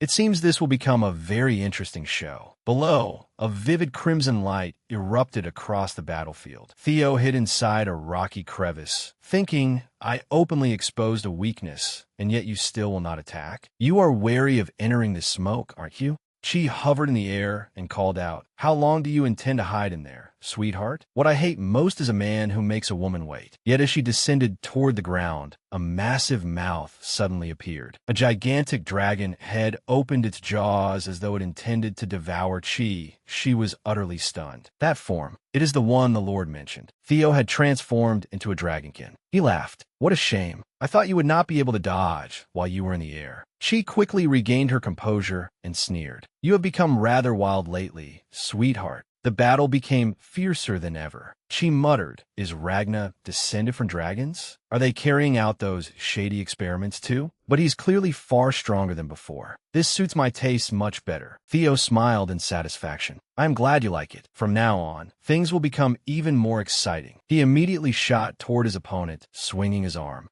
In less than the blink of an eye, Theo landed on the ground. His calm smile remained, while a flicker of panic appeared on Chi's face. And watched the two of them from outside the battlefield. How astounding. That is Dragonification. It was not that I could not keep up with his speed before, but after Dragonification, he has completely overwhelmed everything. That means the moment he activates Dragonification, his strength surpasses that of the 9 Dukes at their current level. Though it looks dangerous, Dragonification is truly magnificent. Theo swiftly attacked his opponent. Chi thought, "This is truly dangerous. I cannot afford even a moment of carelessness in this battle. I have his movements under control now. I will finish this in a single strike." A violent explosion reverberated through the surrounding space. and murmured, Theo Ragna has exceeded my expectations by far. Then what about Woi's side? As expected of a candidate to inherit the family, his strength is no small matter either. Gisa shot into the air, raising his weapon excitedly. Gisa's weapon drew ever closer to his opponent. Woi suddenly widened his eyes. You chose the wrong opponent. A crimson gleam flashed in his eyes. Woi's body vanished the instant Gisa lunged at him. Gisa was shocked. Impossible. With such a massive body, he can still evade my attack. A rapid series of clashes followed, and commented, even if his opponent is an heir candidate, this is all he can manage? Still, he was created solely to counter demon dragons. He has only attained 2 parts of his power, so that is understandable. Through observation, I have already found many things that need improvement. How exciting! Standing atop a high rock, Gisa carefully watched below. Damn it, his strength is far beyond what I imagined. Choi Van's ultimate strategy, the 9 Dukes, was that not supposed to be an imitation made to oppose the 9 dragons? How could it? Could I truly be inferior to nothing more than an imitation? Gisa clenched the weapon in his hand in frustration. Fine, damn it, come at me if you dare. If this strength is not enough, I will use every means necessary to destroy you. Black magical bolts flashed. Shadow killing sword, dark net. Woi immediately spun his weapon, creating a battle shield to block the attack. After a while, he stopped as no more magical bolts came flying toward him. Woi roared, pathetic. Is that all the strength you have? Gisa immediately replied, what are you talking about? I have only just started. Hundreds of chains appeared from nowhere and wrapped around Woi's body, making his expression darken. Gisa muttered as he activated his skill, Shadow Killing Sword, Heavenly Net. Woi's eyes gleamed as he crushed the chain in his hand. Honestly, do you think such childish tricks can trouble me? Gisa answered, of course they will not work on you. But from the beginning, you were never my target. Hundreds of stone fragments loosened by the chains rained down on Woi. What? You dare use such tricks against me? The falling rocks crashed violently into the ground. Theo calmly watched the scene ahead and said to Chi, for now, I will spare your life. I promised that I would return with spoils in hand. Chi's face flushed. Oh my, you are strong and considerate too. May I fall for you? Theo glanced toward the battle beside them. Gisa's side still is not finished. A hand suddenly rose from beneath the rubble. Woi calmly stepped out from the wreckage. Gisa immediately sprang into the air and rushed toward him. Woi's eyes immediately lit up. He swiftly dodged, blocked, and continued evading his opponent's attacks. Gisa carefully observed Woi's solid body and noticed his powerful abdominal muscles. Damn it, I need a powerful move to pierce that armor. Suddenly, Theo charged into their battle and launched a piercing attack. Gisa fell silent at how effective Theo's attack was against Woi. Theo smiled faintly at him. I came to help. Gisa inwardly bristled. This arrogant bastard. Who gave you permission to interfere? Dragonification. Is he the chosen one? Damn it. Once I deal with that man, you'll be next. Theo replied, I look forward to it. But first, let's deal with those rebels. Gisa cut him off. Do not give me orders. If you remain so careless, you will lose your life. The man you just fought is on an entirely different level. Hundreds of mounted soldiers stood in a long line. Tokal spoke. From this moment onward, under the strict military laws of House Ragna, we will carry out the order to arrest Theo Ragna for treason. Theo, I never believed that you truly betrayed Ragna blood. However, the laws of our house are father's commands. Your current actions clearly place you in opposition to the entire family. If you refuse to surrender peacefully, then under House Ragna's military law, I have full authority to execute you here and now. I will not permit this. Black armored iron cavalry, follow me. The sound of hooves striking the road echoed through the night. The swordsmen murmured among themselves. Young Master Theo is rebelling? The man who always said he would become his lordship's sword is wavering over something like this. Captain, is it true that young Master Theo has joined a rebellion? Yes, Captain, please say something. Tokal replied, I am sorry. I do not know the full circumstances either. Once you are ready, we move out. Evelyn muttered, Captain, to claim that young Master Theo is a rebel is absurd. You understand that better than anyone. Why have you not said a single word in his defense, but silently accepted this mission? Julius answered, Evelyn, since when has the White Dragon Squad concerned itself with things like that? Our duty is simply to trust our comrades, just as we always have. Evelyn thought, that is right. The captain is correct. We will trust young Master Theo. Everyone advanced behind the captain. Yes, sir. Elsewhere, black wings flew across the sky. Ancio approached a man gazing at the sky. Has something happened, master? Don Teron replied. It is irritating. No, atterlim furiating. He went so far as to break the proto-dragon's arm just to protect one of his subordinates. Yet now he puts on a uniform, admits to treason, and personally leads a force to make arrests. What a ridiculous farce. Ancio muttered, if that is the case. Don Teron interrupted. Exactly. Those people are secretly plotting something. There is no other choice now. I must personally take the field. Elsewhere, Theo said, first, let us clean up those rebels. Gisa looked irritated. Do not give me orders. If you act so recklessly, you will lose your life. The person you are about to face is completely different from those you defeated before. Theo replied, it is not a problem. Just act according to my plan. Gisa interrupted. I've already made myself perfectly clear. Do not order me around. Once I finish that bastard, you're next. Wait obediently, Theo thought, as expected of a potential heir. I was worrying too much. Understood. I will quietly wait. Gisa lowered his body as a bluish aura gradually emerged. A black shadow suddenly appeared in midair. Gisa swung his weapon forward. Shadow killing sword. Hundreds of black magical bolts flew like rain toward his enemy. The instant they struck the ground, a violent blast erupted. Woi spun rapidly, creating a vortex that blew away the black bolts. After a moment, he stopped, and the gray smoke gradually dispersed. Come on, now it is my turn. Woi immediately rushed at Gisa, a massive hammer in hand. Gisa was astonished. With a body that huge, his speed is absurd. Taking his attack head-on is too dangerous. But if I only dodge blindly, I will never win. He will surely expose a weakness. The moment he loses his balance after my direct strike, I will deliver the decisive blow. Woi chuckled. It seems you no longer have any chance to use those cheap little tricks. Gisa angrily replied, you destroyed one weapon, and you are already so pleased with yourself? Theo thought, this will apparently take longer than expected. In the meantime, I will interrogate this captured duke. A voice suddenly sounded from behind him. Seeing it up close, it is truly remarkable. This is a structure that continuously channels lightning energy from the Guardian Array into the sword formation, binding the prey. Furthermore, the swords resonate with one another to amplify the chains. What an exquisite creation. Theo immediately became alert. When did this man appear here? Given the situation, he must also be one of the 9 dukes.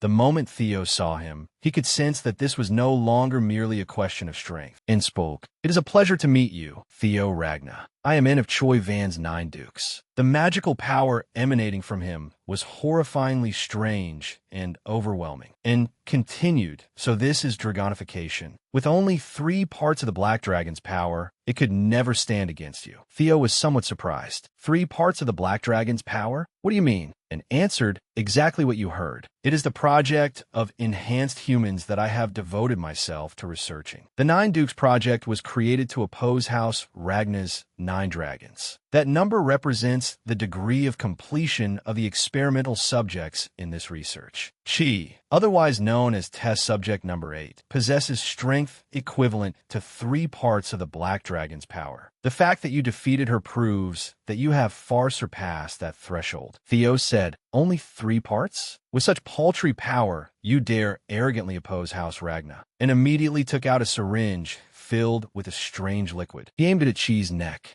Chi hurriedly stopped him. Wait, please stop in. I beg you. If you just remove this, I can keep fighting. However, her body immediately changed. She screamed as she took the form of a black monster. Why is this happening? Theo thought. Is that an explosion caused by magical power flowing in reverse? Is this an upgraded technique based on the reverse blood flow explosion art? And explained, that specimen now carries 4 parts of the Black Dragon's power. Power approaching that of the original 9 dragons has already reached perfection. But as you have seen, creating a body capable of withstanding that energy is an enormous challenge. Therefore, join our side, Theo Ragna. If we combine your physique with my technology, then surpassing KO Ragna and claiming the seat as head of House Ragna will no longer be a distant dream. A sound rang out as something was thrown toward in. Woi's body lay motionless on the ground. Gisa laughed. It seems your 9 dukes are not as special as I expected, and muttered, given my current appearance, I truly have no excuse. Then this experiment ends here. Stop lying there. Get up and finish cleaning up this battlefield.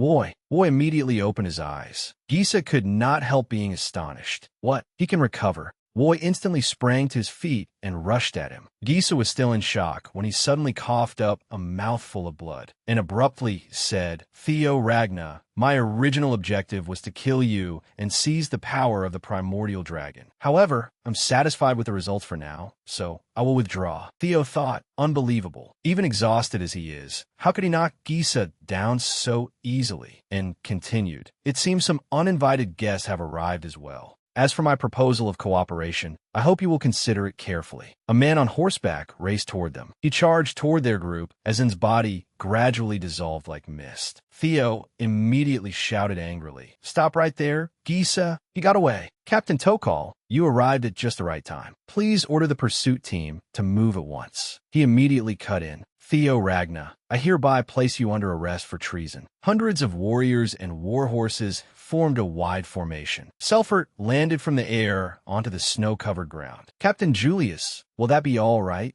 Elsewhere, Ancio and Don Terron watched from a distance. Ancio looked around, but could not see Gisa anywhere. Could it be? Don Terron asked, "Ancio, what is going on?" She replied, "It seems everything has become a mess because of Choi Van's Duke. I do not believe Gisa has been defeated, but in the worst-case scenario." Suddenly, a strange smile appeared on Danaron's lips. Ancio immediately noticed the unusual expression on his face. Don Terron said, "That is even better. We should use this chance to crush that insolent brat completely." Tokal declared to Theo, "I will arrest you for treason." Don Terron added, "Why arrest him during wartime? He should be executed immediately. Gisa and Ancio witnessed your betrayal with their own eyes. If you have an excuse, speak." Theo calmly replied, "I will explain everything, but there is something more important right now." Don Terron coldly retorted, "Something more important? In this situation, what could possibly be more important than your treason?" A hand immediately gripped his arm. Julius said, "Please do not press the matter based on uncertain circumstances, especially when the corpse of the Duke Theo defeated is still here." They glanced at the charred body on the snow. Don Terron smiled faintly. "You think that alone can serve as evidence? Do not be absurd," Julius threatened. "If you keep acting so arrogantly, I will make you die as miserably as Wolrong." Don Terron growled, "I wonder who is truly being arrogant now. But if you can do it, then try." Theo immediately shouted, "Please, both of you, stop. This is not the time for this. Brother Gisa was defeated and taken away by Choi Van's Dukes. We have to pursue them immediately." Ancio froze. "What did you say? Then we should chase them at once. Besides, he killed a duke, so he cannot be a traitor, can he?"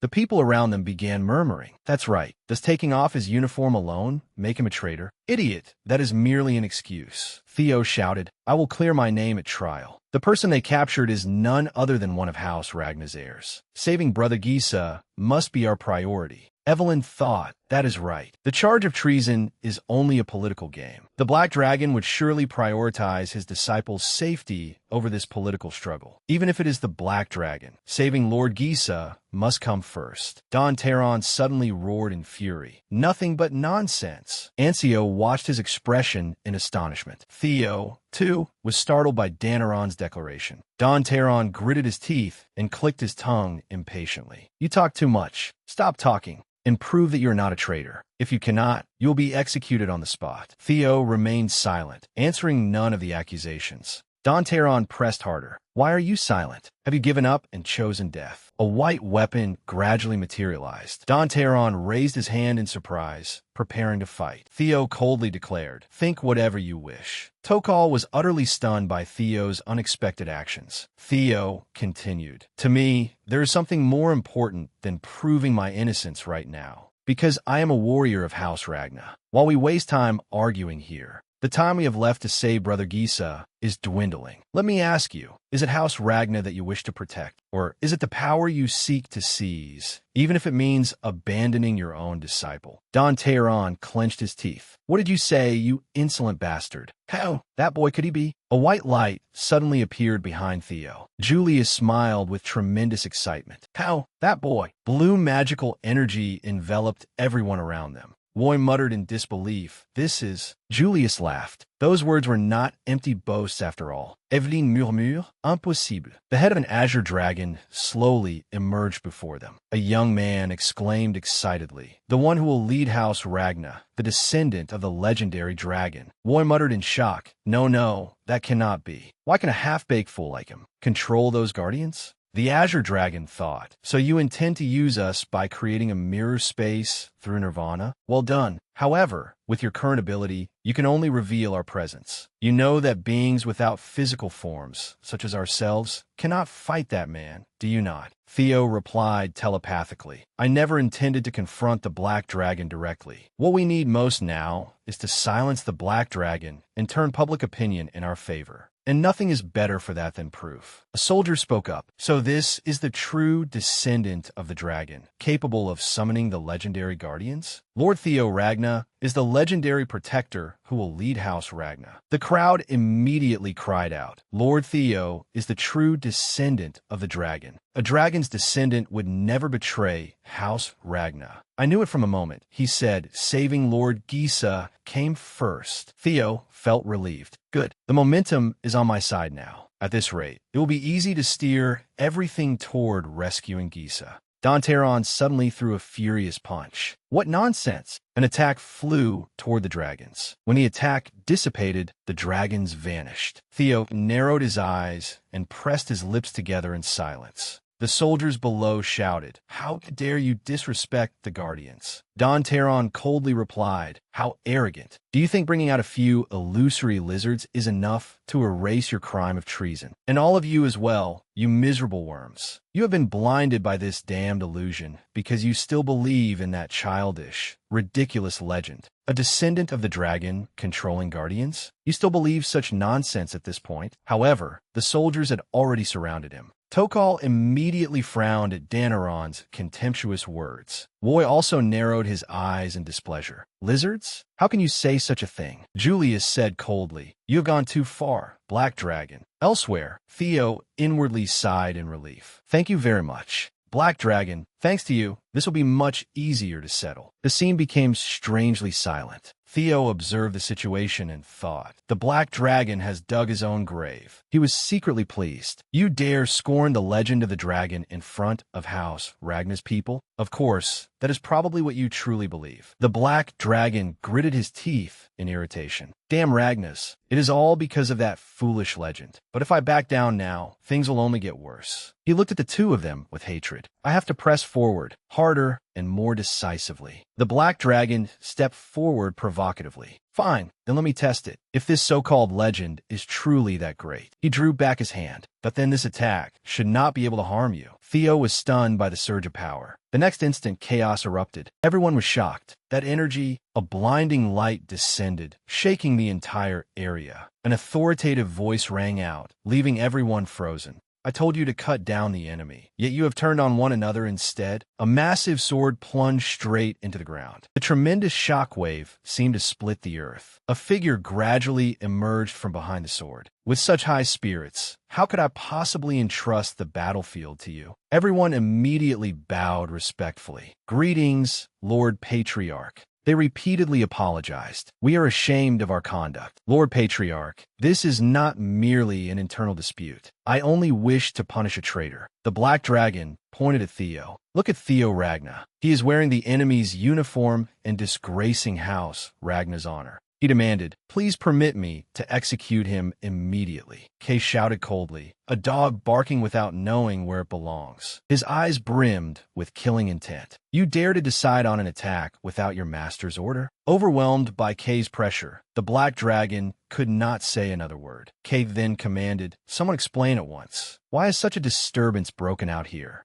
Tokal stepped forward. I am Tokal Ragna, commander of the Black Armored Iron Cavalry. Forgive my disrespect, but the fourth heir candidate, Gisa Ragna, was abducted during the battle with Choi Van. Rather than argue over trivial matters, please allow us to form a pursuit team at once. Hearing this, Theo smiled in satisfaction. Brother, only the Black Dragon is being petty. Tokal has let his feelings rule him again, as always. Kay's killing intent intensified. Commander of the Black Armored Iron Cavalry, do you not consider the death of the defeated to be inevitable under the law of the jungle? Tokal refused to yield and shouted, Brother Gisa is my brother before anything else. How can we speak of the family's honor while abandoning our own kin? But Kate cut him off. You misunderstand. His overwhelming presence bore down on Tokal as he stared directly into his eyes. This left Tokal shaken. Theo then interrupted, No, we must save him, not because he is family. He made his case sharply. If we do not rescue Gisa now, we will not merely lose an heir candidate. We will lose the honor carried by the name Ragna and the fear that name inspires. For those who dare lay hands on a Ragna warrior without permission, Theo explained reasonably, we must instill in them a fear more dreadful than death. Make sure they never dare do such a thing again. Kay appeared convinced. Make sure they never dare reach for our position again.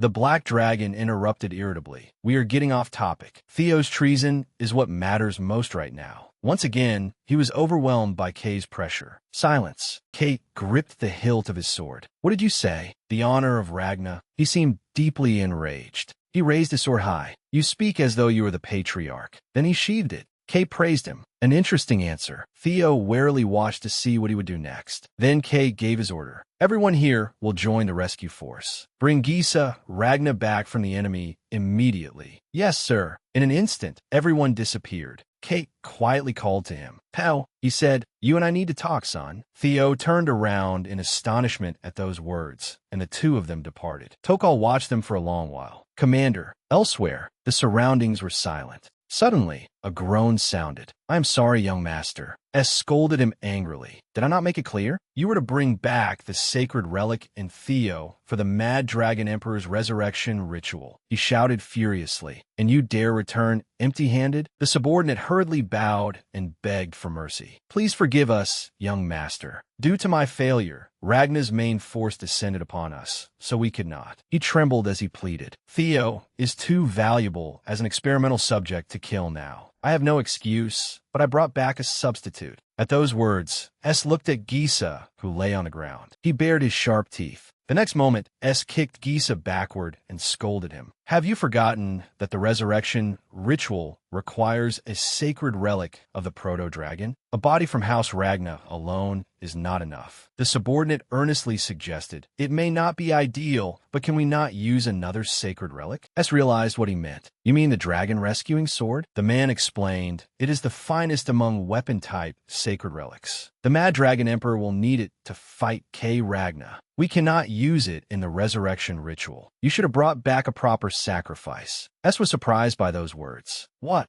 At that moment, someone rushed in with a report. Young master, Ragna's main force is attacking us. The shocking news left them stunned. What? The subordinate continued. They are rapidly breaking through the front lines to reclaim the heir candidate. Hearing this, S calculated inwardly. What? Ragna is concentrating its forces to break through our lines merely to save a prisoner? No, Kay should abandon him under the law of the jungle. Then why? Gisa laughed mockingly when he heard the news. Damn it, Heavenly Dragon, do you not know who I am? How dare you? He smiled in satisfaction. Damn it, I knew you would come, Master. Gisa's eyes filled with hatred. Once Master arrives, these pieces of trash. Could this man be the successor he had chosen all along? S clicked his tongue in annoyance. Oh dear, it seems it will come here after all. This is not good. The barrier of the sacred demon cult can only conceal us to a certain extent. But if we retreat, preparing the ritual again will take a great deal of time. In that situation, they desperately sought a solution. Since the Mad Dragon Emperor's resurrection could only be performed in the north, S snarled, I know that already. Shut up. His mind raced. We are already at the northern edge. If we retreat now, there is no telling when we can return. I cannot delay the Mad Dragon Emperor's resurrection any longer. Suddenly, S's eyes stopped as though he had thought of something. He turned and gave an order as he left. Bring Gisa and follow me. We will sacrifice him along with the dragon rescuing sword. Yes, sir. Gisa panicked and shouted, Wait, sacrifice? What do you mean? The old mage smiled wickedly. Hurry, we will complete the ritual before Ragna breaks in. An excellent decision. A while later, ropes were tightly bound around the crossbeam, and Gisa's body was painfully wrapped in restraints. He was tied atop something resembling a gigantic brain. S glared at him and declared, Today, right here,